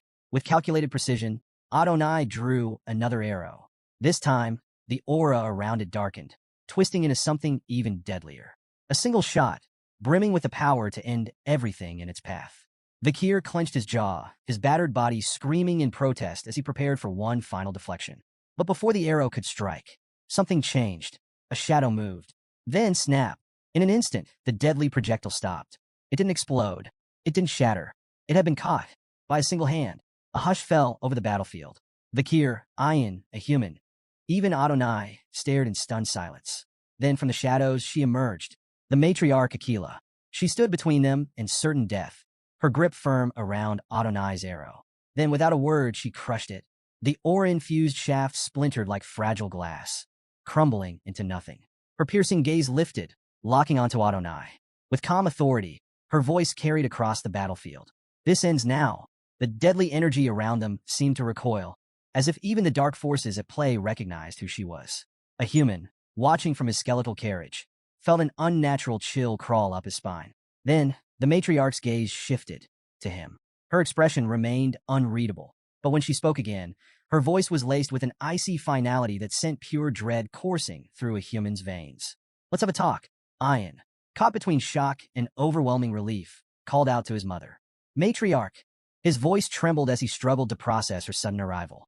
Aquila, standing tall amidst the battlefield's chaos, responded with calm certainty. "I sense the disturbance," she said, her tone unwavering. This level of aura couldn't be ignored. Her gaze swept across the destruction, the shattered earth, the smoldering craters left by Adonai's arrows, the warriors still locked in battle against the undead. Yes, she had made the right call. A human, still reeling from her presence, took an unsteady step back. His lips parted in disbelief, his once mighty confidence crumbling beneath the weight of her gaze. "Aquila?" He barely managed to choke out her name, his voice raw with fear. Before Aquila could respond, Ayn spoke urgently. "Mother, your hand." That arrow was poisoned. Aquila glanced down at her palm. The flesh around the wound had darkened, the poison visibly spreading. Then, without hesitation, she clenched her fist tightly. A sudden ripple of energy surged through her body, an invisible explosion that made the very air tremble. A split second later, she unfurled her fingers, and the poison dripped away like water, purged completely. Vakir, watching closely, felt a rare flicker of astonishment. She detonated her own aura from within. The technique was incredibly rare. It required such mastery over one's internal energy that even the slightest miscalculation could have left her permanently injured, or worse. Yet, she had done it effortlessly. Vakir remained silent, committing the feat to memory. Aquila turned back to a human, her voice now devoid of warmth. "Answer me." A human, still trembling, desperately clung to his arrogance. You forced me into this," he spat. "You left me no choice." She ignored his pathetic justifications. Instead, her gaze shifted toward the undead figure, standing silently behind him. "Is this truly the divine archer, Sir Adonai?" Her voice was steady, unreadable. A human hesitated. Then, regaining a sliver of his composure, smirked. "Of course." He spread his arms grandly. "He is the legendary Adonai. Even you," he sneered, "wouldn't dare to fight him." Aquila's lips curved into a faint, knowing smile. She turned to Vakir and Ayan, her expression softening slightly. "You've done well," she praised. "Now stand back." Then, she faced Adonai fully, her sharp eyes locking onto his undead form. Despite the dark mana twisting through his body, despite the corruption that had claimed him, she spoke with genuine respect. It is an honor to meet you. Even like this. A pause. Then, she drew her bow, her aura surging. Let us settle this with a duel. To see who is the superior warrior. The forest fell eerily silent. The undead warriors, the surviving tribesmen, even the very wind seemed to halt, as if bearing witness to the moment. On one side, Aquila, the night fox, standing with unwavering confidence, her presence alone exuding authority and strength. On the other, Adonai, the divine archer, his very existence now corrupted by undeath, yet still possessing the terrifying skill that had once made him a legend. Then, without hesitation, Aquila moved first. She fired 5 aura-infused arrows in rapid succession, each one streaking toward Adonai at a speed that would be impossible for an ordinary warrior to track. But Adonai dodged every single one. His movements were inhuman, effortless. His footwork barely disturbed the ground as he slipped through the barrage like a phantom. Then, without a second's delay, he retaliated. Adonai knocked a single arrow, dark mana coiling around it like writhing serpents. With a flick of his wrist, he let it loose. Aquila twisted her body midair, avoiding the projectile by mere inches. The arrow streaked past her, embedding itself into the ground. Boom! A deafening explosion erupted, leaving a deep crater where she had stood just moments before. The duel had truly begun. From a safe distance, Vakir lifted Ayan onto his back, preparing to carry him to safety. His instinct screamed that staying here was a death sentence. 2 master-grade aura users battling at full power. This was a spectacle rarely seen even in the legendary times of the fall. Yet, even as he carried Ayan away, Vakir's unease grew. The air itself felt wrong. Something was still lurking in the shadows. Something far worse than even the corrupted Adonai. And Vakir couldn't shake the feeling that this battle was only the beginning. From his concealed vantage point, a human watched the battle unfold, his twisted delight evident in his expression. His eyes tracked Aquila's movements with begrudging admiration. She truly is the night fox, he muttered, his voice laced with reluctant respect. But then his grin widened, the malice returning. Still, he sneered, she will fall. Because he is already dead. His laughter grew louder, unrestrained, reveling in the cruel truth of the battle. Adonai is no longer bound by mortal limits, he continued. As an undead, he can infinitely channel Hell's dimensional aura. His tone dripped with glee. It doesn't matter how skilled she is, his arrows will never run out. His strength will never wane. And in the end, she will be the one who collapses first. On the battlefield, the duel raged on. Despite her mastery, Aquila was beginning to sustain injuries. Small gashes marred her arms and legs, her breathing growing heavier with each exchange. This isn't sustainable. Her mind worked rapidly, analyzing every movement, every attack. Adonai's precision was absolute. His arrows never missed their mark, his reaction time was flawless, and his mobility was almost inhuman. Every attempt to counterattack was met with a relentless onslaught, forcing her to constantly reposition. She knew it now. In a ranged fight, she would lose. If she wanted to end this, she needed to get close. Their arrows clashed in midair, triggering a massive explosion that sent a dense cloud of dust billowing across the battlefield. This is it. Aquila vanished into the obscurity of the dust. Then, in an instant, she struck. She emerged from the haze, launching a devastating kick aimed directly at Adonai's neck. But even without sight, Adonai's reflexes were near perfect. With inhuman precision, he twisted his body, narrowly evading the strike. Then, without hesitation, he summoned a weapon. A dark, ominous sword materialized in his grip, its blade radiating an unnatural aura. With a single, effortless swing, he cleaved through the surrounding trees. The sheer force of the attack sent massive trunks crashing to the ground, uprooted like mere twigs. Aquila barely dodged in time, her agility saving her from being bisected. But she saw an opening. Without breaking stride, she hurled her dagger, the blade whistling through the air before embedding itself in Adonai's hand. The Death Knight's grip faltered. The dark sword tumbled from his grasp, clattering to the ground. Now, capitalizing on his momentary imbalance, Aquila delivered a brutal kick to his knee. The joint buckled under the impact, his stance shifting. Then, without hesitation, she fired an aura-infused arrow at point-blank range. The projectile streaked through the air. Boom! The explosion ripped through the battlefield, a shockwave flattening trees and sending debris flying. When the dust settled, the gruesome aftermath was revealed. Adonai's upper right half had been completely obliterated. His bow arm was gone. A massive portion of his chest had been torn away, leaving a hollowed-out cavity where flesh and bone had once been. Aquila, steady despite her exhaustion, addressed him with respect. Great ancestor. Her voice was solemn. Is it your undead state that makes you hesitate? Or is it your will, buried somewhere deep inside you, that refuses to strike down your descendant? She exhaled. Regardless, I will free you from this corruption. Then, she knocked another arrow. One final shot, aimed directly at his face. She released it. The arrow sped toward its target, cutting through the air with lethal precision. But just before it could strike, a dark aura-infused arm materialized out of nowhere, catching the arrow in mid-flight. A low, guttural scream erupted from Adonai as the corrupted energy surged through his body. The dark energy began to reconstruct his missing half. His lost limbs regrew, the torn flesh stitched back together by necromantic power. His form, already fearsome, now looked even more monstrous.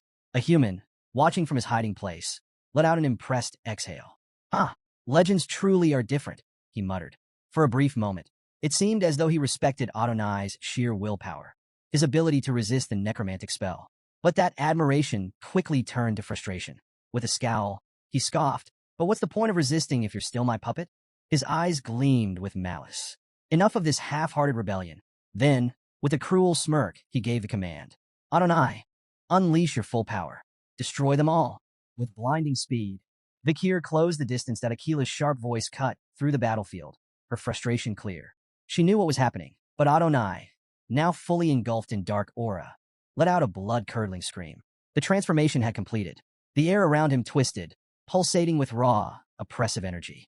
His once noble presence had vanished, replaced by something sinister, something unnatural.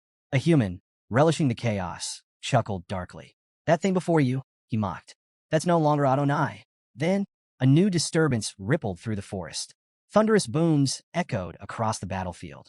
The ground trembled as three colossal Irank monsters emerged from the depths of the woods, drawn to the overwhelming energy of the fight. Towering and savage, their massive forms radiated raw destruction, their piercing eyes locked onto the scene before them. But they never got the chance to act. Without hesitation, Adonai moved. In the blink of an eye, 3 arrows left his bow, each infused with immeasurable power. Then, silence. The monsters froze. Their bodies shuddered for a split second. Then, all at once, they collapsed. 3 unstoppable beasts, annihilated before they could even take a step. Akila stood motionless, her breath caught in her throat. She hadn't even seen the arrows. The realization sent a chill through her. I couldn't react, not even slightly. A human's lips curled into a delighted sneer, though even he looked momentarily shaken. I knew he was strong, he muttered, half to himself. But this? Even I didn't expect him to eliminate them so easily. Then, regaining his composure, he turned back to Akila, malice dripping from his tone. Well then, he grinned. Why don't we see what he can do against you? He raised his hand. Adonai, finish her. Without hesitation, the Death Knight obeyed. A barrage of arrows streaked toward Akila, each one carrying the venomous essence of Madame Eight Legs. The sheer speed and precision of the attack made them impossible to fully dodge. Akila moved, her reflexes still extraordinary. She twisted, ducked, and weaved between the incoming projectiles, her footwork flawless. But something was wrong. A creeping numbness spread through her limbs. Her movements became ever so slightly slower, the poison from the earlier wounds taking hold. She needed to end this quickly. Making a snap decision, Akila spun and fired 2 arrows in rapid succession. The first arrow veered off course, seemingly missing its mark. The second arrow, however, shot straight for Adonai's face. Adonai reacted instantly. With an almost lazily precise motion, he obliterated the second arrow mid-flight, reducing it to useless splinters. Akila's face shifted, her eyes widening in what looked like shock. A human laughed, his voice filled with mockery. That was pathetic, he sneered. Even you misfire sometimes. Then his words died in his throat. Something was wrong.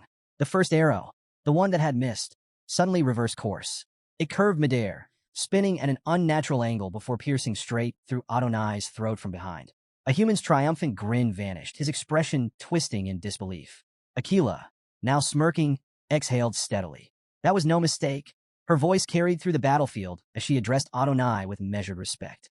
It may look like the first arrow missed, she explained, but the second one hitting the target is just the setup.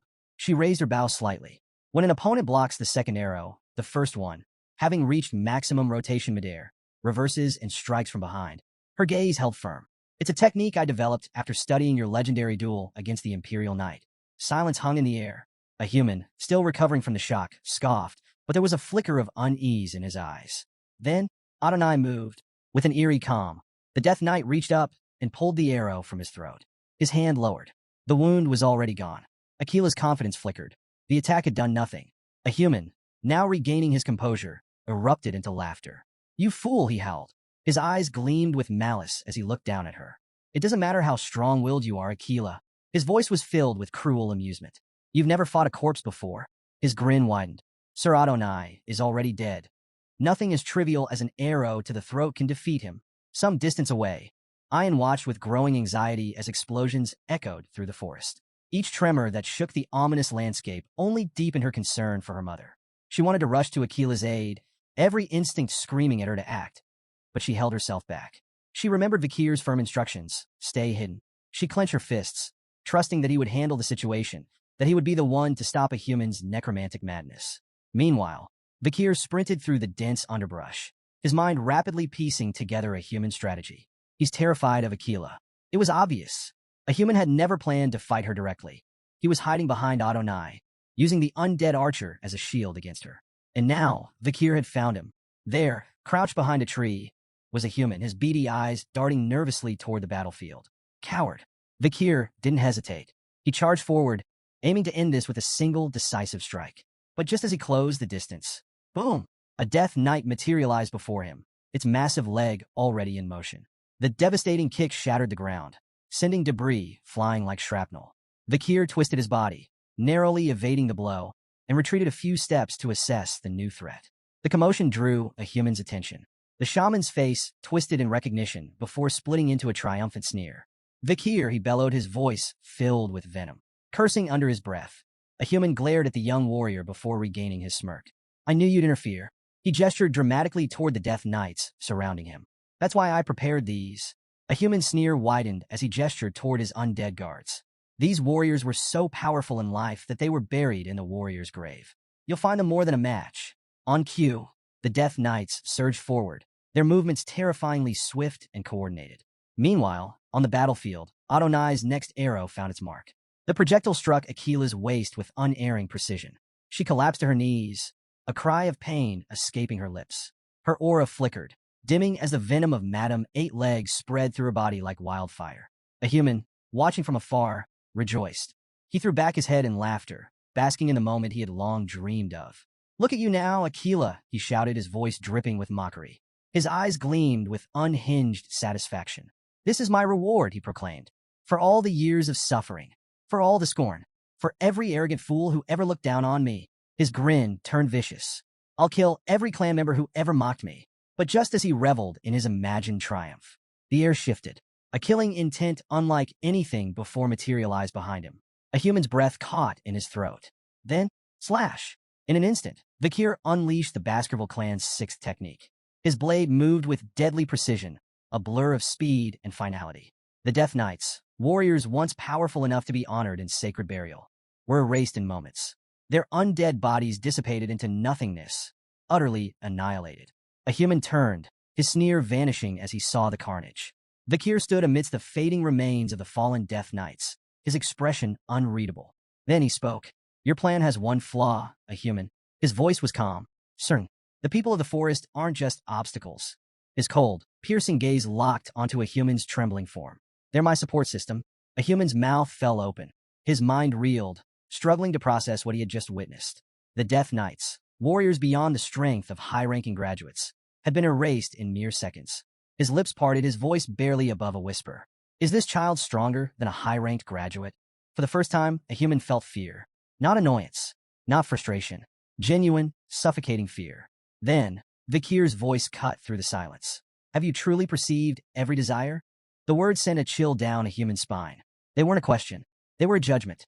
The sheer weight of them made a human's knees buckle. He can't be human. Desperation surged through him. He needed to escape. Wild-eyed, he turned toward Adonai and screamed, "Kill him, now!" The undead archer obeyed. Adonai drew his bow. A murderous aura enveloped the arrow, its power radiating pure destruction. But before the shot could be loosed, boom! Akila struck. Appearing behind Adonai, she delivered a devastating kick to the Death Knight's back. The force disrupted his aim, sending the arrow streaking just inches past Vikir's head. The shot missed. A human's heart plummeted. Panic consumed him. His mind screamed for a way out, a way to survive. He turned back to Adonai, shrieking once more. Obey me. Finish them. But this time, his words never finished. Slash. The sound was silent, almost too fast to register. A human staggered. His eyes flickered downward, confusion dawning on his face. His hands, they were gone, severed at the wrists.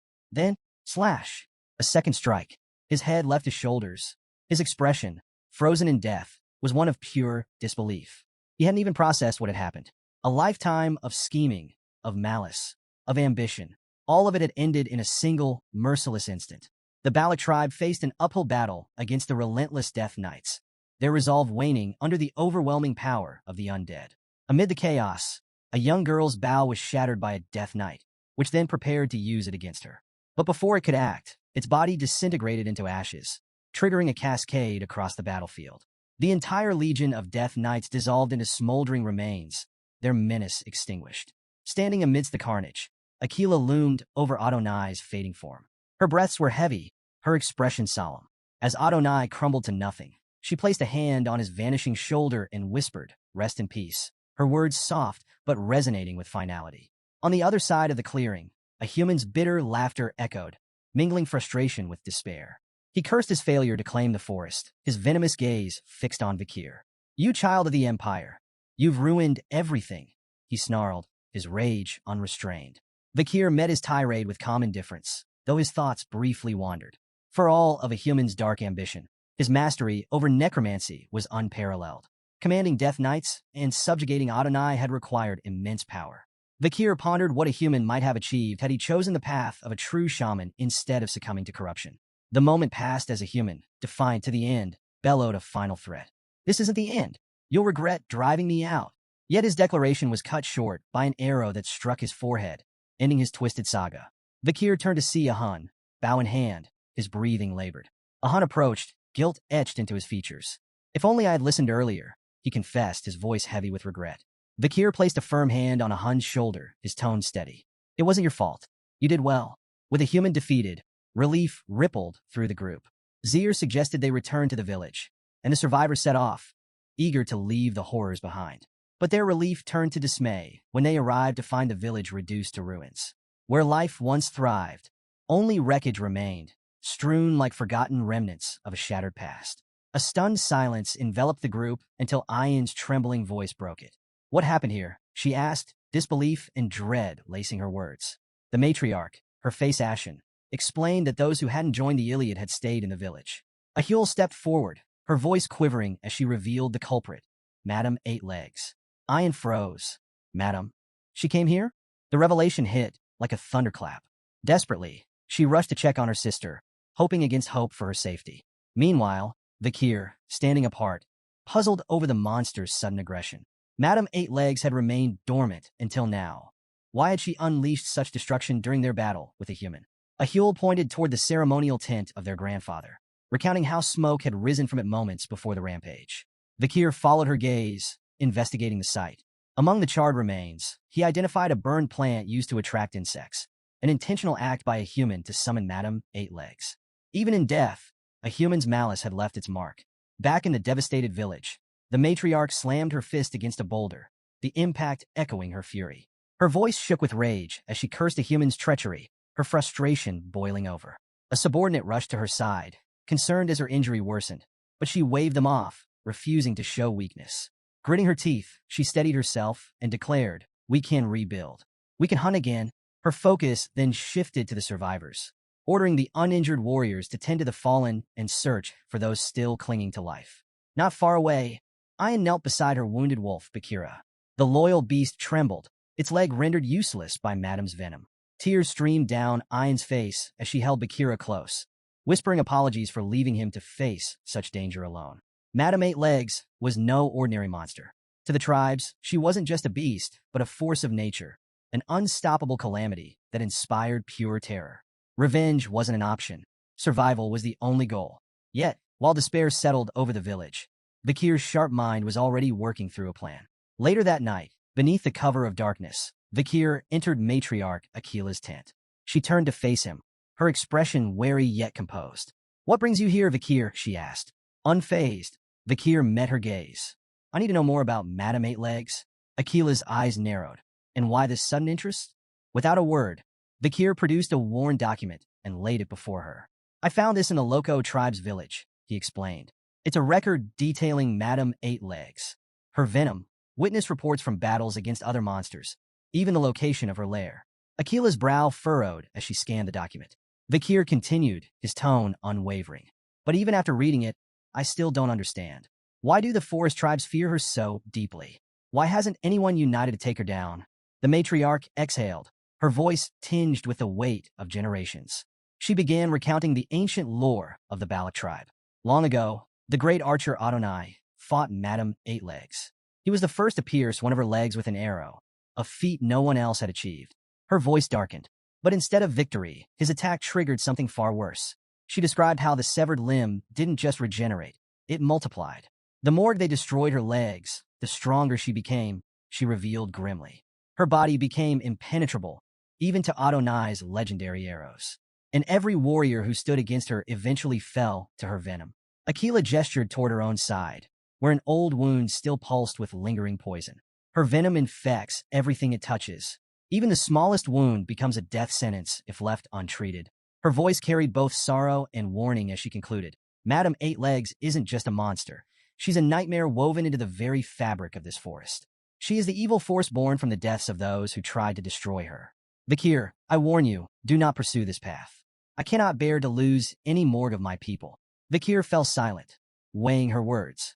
Even with warriors like Akila and Adonai, the odds of defeating Madam Eight Legs were unimaginably low. Her regenerative abilities, invulnerable body, and lethal venom made her a near unstoppable force. And yet, despite the matriarch's warnings, Vakir couldn't shake the thought that a path forward, however perilous, still existed. He had survived the fall, a time when monstrous demons ravaged the human world. He had faced horrors that defied logic and lived to tell the tale. No matter how terrifying Madam Eight Legs seemed, she was still a monster. And all monsters, no matter how powerful, had patterns, instincts, and weaknesses. If he could uncover hers, he was certain he could kill her. Deep in the heart of the forest, a seemingly dormant mountain suddenly trembled as a flurry of grotesque legs burst from its peak. Madam Eight Legs emerged, her ear-piercing screams slicing through the silence, sending shivers across the land. Concealed nearby, Vakir remained perfectly still, observing her every move. The deafening sound that accompanied her awakening confirmed something he had already suspected. She followed a pattern.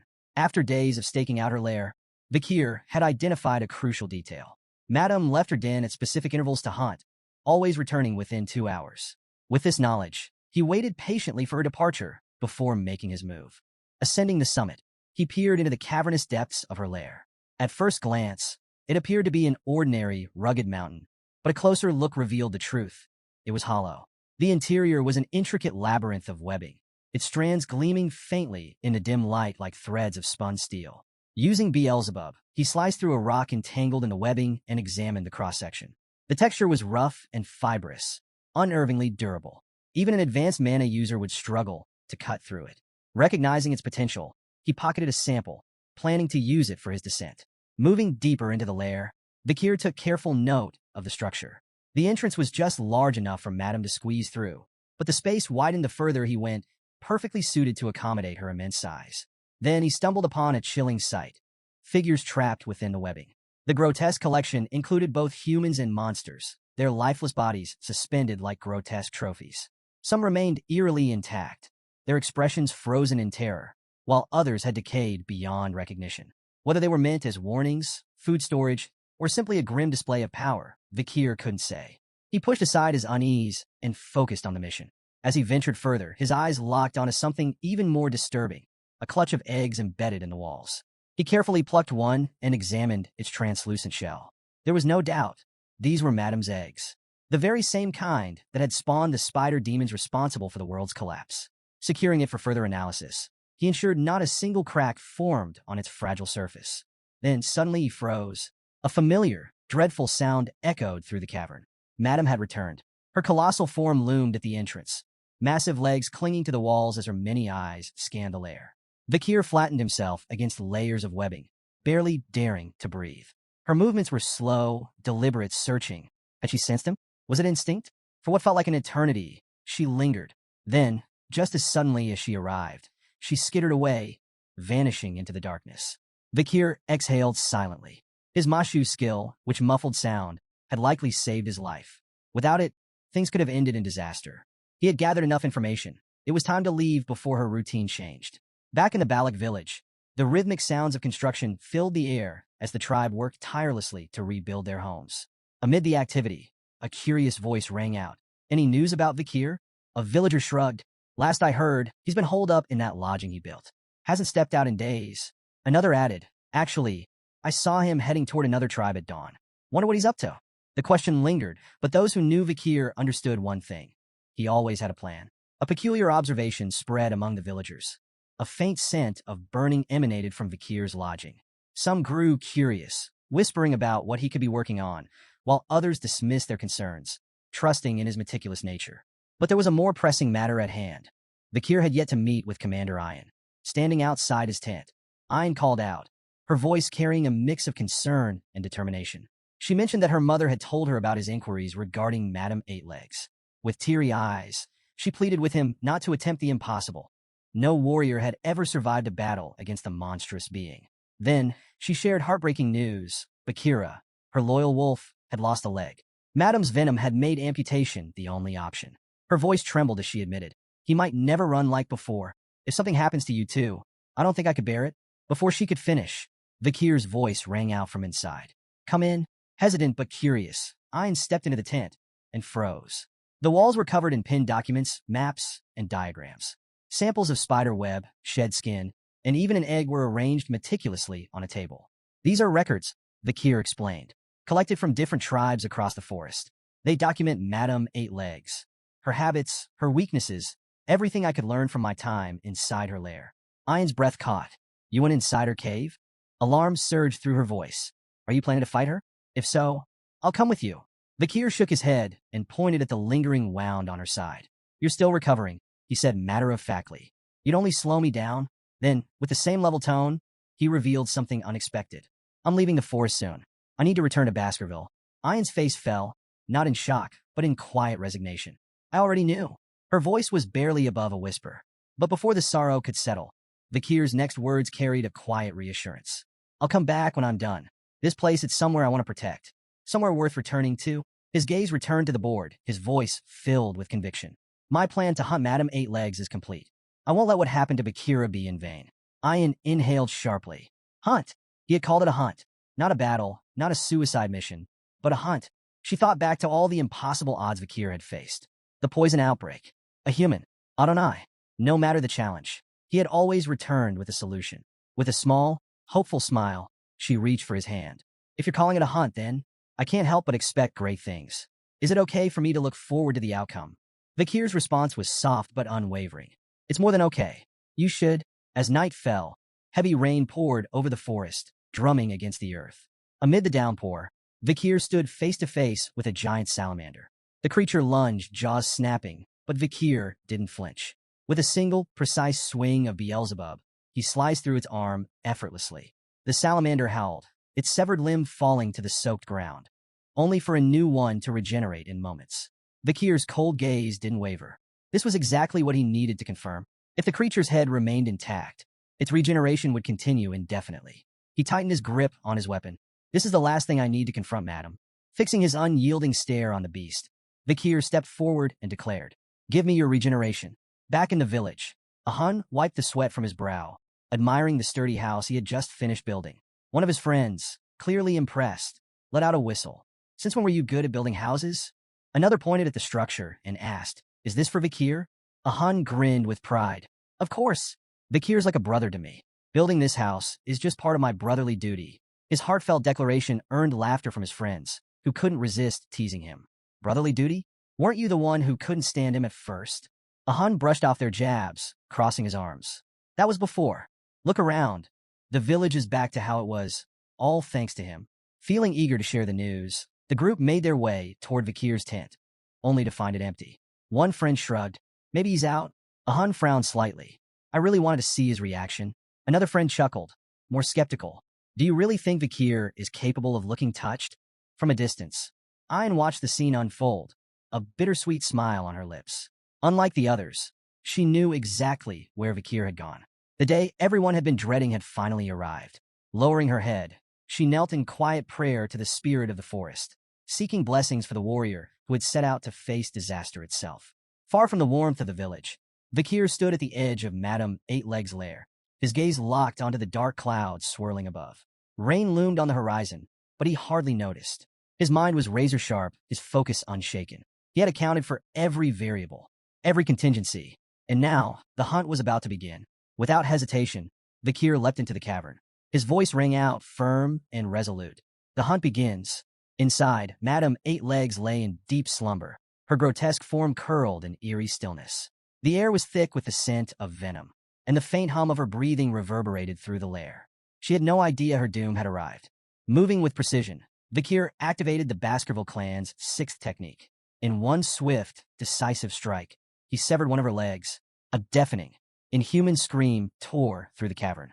Madame Eight-Legs lurched awake, her body writhing in agony.